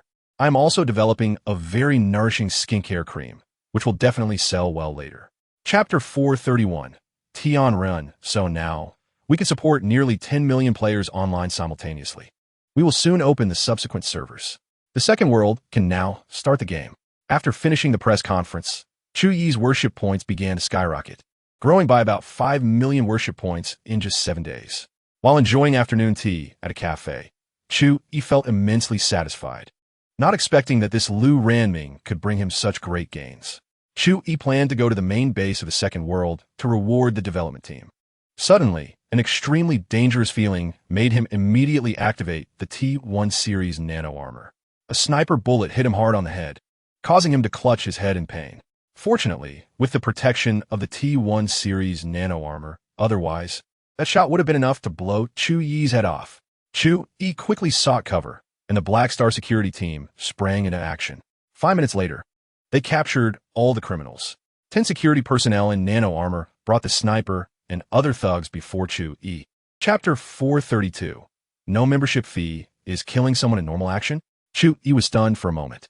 That's right, we can bully others, but no one can bully us, said the old ancestor of heavenly endurance. So, are you planning to fight me this time? Chu Yi said as he activated his nano armor. No. Everyone I brought has been killed by you. If I want to kill you, I would also face the risk of dying. So I'm just here to see what kind of person can control Feng Chunle and Mida Yoshiyuki. Chu Yi replied, I'm just an ordinary person. Ha! If you were an ordinary person, there would be no powerful people in this world, said the old ancestor of heavenly endurance. Well, if there's a chance, let's meet again next time. The old ancestor of heavenly endurance's body suddenly disappeared from the Black Star security base. This time was really dangerous. If it weren't for the nano armor and Black Star security, Chu Yi would have been in real danger. Do you want to apply for protection? The director of the ancient martial artist said to Chu Yi. Yes, but not just for myself, also for some of my good friends, Chu Yi said. Good friends? The director showed an interesting smile. Chapter 433. the richest man in Dragon Country, do you know how much manpower and resources we have invested in the game I world? Lin Tianxiong said, I really didn't expect that you would develop this game before us. Chu Yi was a bit stunned upon hearing Lin Tianxiong's words and then asked, You are also developing this game? Yes, that's right. Originally, it was our Lin family that started developing this game. Chu, you know how much profit this game can bring. But there is one problem that cannot be solved. What problem? Chu Yi asked. It's about investment. The investment needed to develop this game is truly enormous. Not to mention just the investment in the game engine and system. We don't even know how much money it requires. Many people spend their whole lives and can't even earn enough for the engine. So our Lin family has almost blind confidence in my world. Because no one else can handle such a large cash flow, Lin Tianxiong explained to Chu Yi. However, I didn't expect that when you announced Second World at the Starcar launch, our Lin family remained skeptical. Chapter 434. XF Nano Armor before departing in the morning. Chu Yi first asked Xin Yinyun if she had any work plans. Work plans? That's to come find you for a job, Xin Yinyun said directly. Chu Yi couldn't help but laugh. Aren't you planning to look for a job yourself? With you, the richest man in Dragon Country here. Do I still need to look for a job myself? Of course, I want to follow you. Chu Yi found Xin Yinyun's words very interesting, but thinking about it, she was right. With so many resources, it would indeed be a waste to let Xin Yinyun find a job herself. After dropping Xin Yinyun off at school, Chu Yi went to Tao Li's clinic. As soon as Tao Li saw Chu Yi, she ran over and hugged him. You big bad guy. How long has it been since you last came to see me? Chu Yi hugged Tao Li and said, I've been busy with business. It's really been a hectic time. Is that so? Tao Li looked up at Chu Yi. Of course, when have I ever lied to you? Chu Yi gently stroked Tao Li's hair. With Chu Yi's comfort, Tao Li gradually calmed down. In the clinic, Chu Yi asked Tao Li to massage him again.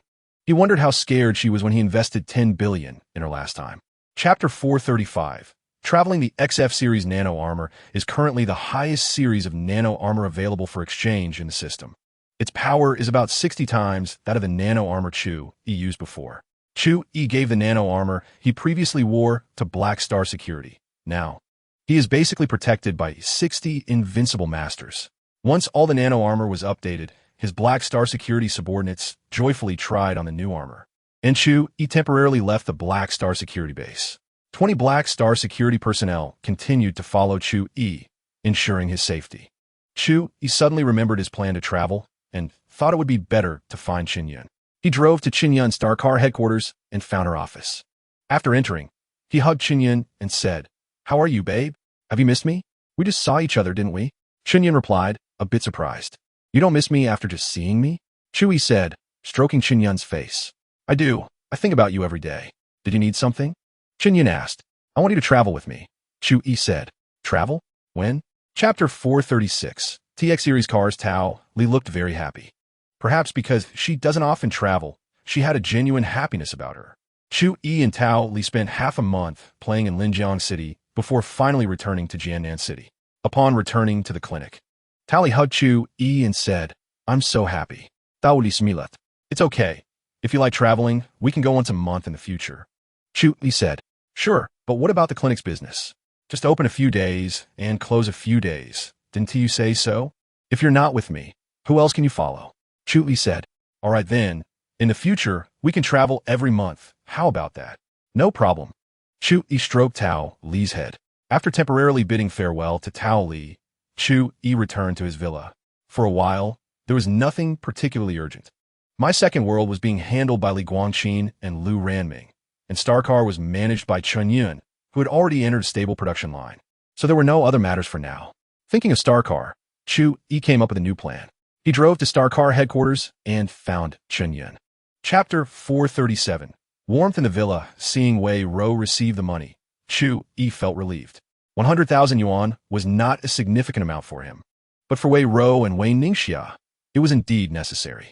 Now that the Wei family was no longer, these two women relied on each other. And Chu Yi was willing to give them this amount to settle down with him. After having dinner with Wei Ro and Wei Ningxia, Chu Yi lay on the sofa to rest. In the kitchen, Wei Ro was washing the dishes, and Chu Yi suddenly felt an overwhelming sense of peace. It was a warm, tranquil feeling, and he thought how wonderful it would be if this atmosphere could be frozen in that moment forever. Without realizing it, he quietly fell asleep on the sofa. When he woke up the next morning, he found a cotton blanket covering him. Looking up, he saw that there was no one in the villa's living room, but he could hear the soft breathing of Wei Ro and Wei Ningxiao from their room. Not wanting to disturb the mother and daughter, Chu Yi prepared breakfast for them and was about to get up and leave. However, he was suddenly embraced from behind by something warm. Chu Yi, initially tense and thinking he was being kidnapped, turned around to find it was Wei Ro hugging him from behind. Chapter 438. Shen Yinyan's Vacation. I really am not disappointed. Your Yilu shampoo has surprisingly turned into a major industry under my name. I truly did not expect this, Chu Yi said. Haha, you will be even more surprised shortly. My shampoo has a new version now. The cleansing power has doubled, and there is a unique cleaning function as well, Song Hanwan said. I have developed the latest version of Yilu shampoo, but I need you to help me hold a press conference. After all, I don't have your fame as the richest person in Longhua, Song Hanwan added. Really? There is a new shampoo? Chu Yi exclaimed in surprise. Yes. I've been working on the new shampoo for a while, and it has now been successfully developed, Song Hanwan replied. You can try it out yourself first to see how it works. I have already tested it, and there will definitely be no issues. All right, then I'll try it out first. Do you have a place to wash my hair? Yes, I'll take you there, Song Hanwan said as she led Chu Yi to the bathroom.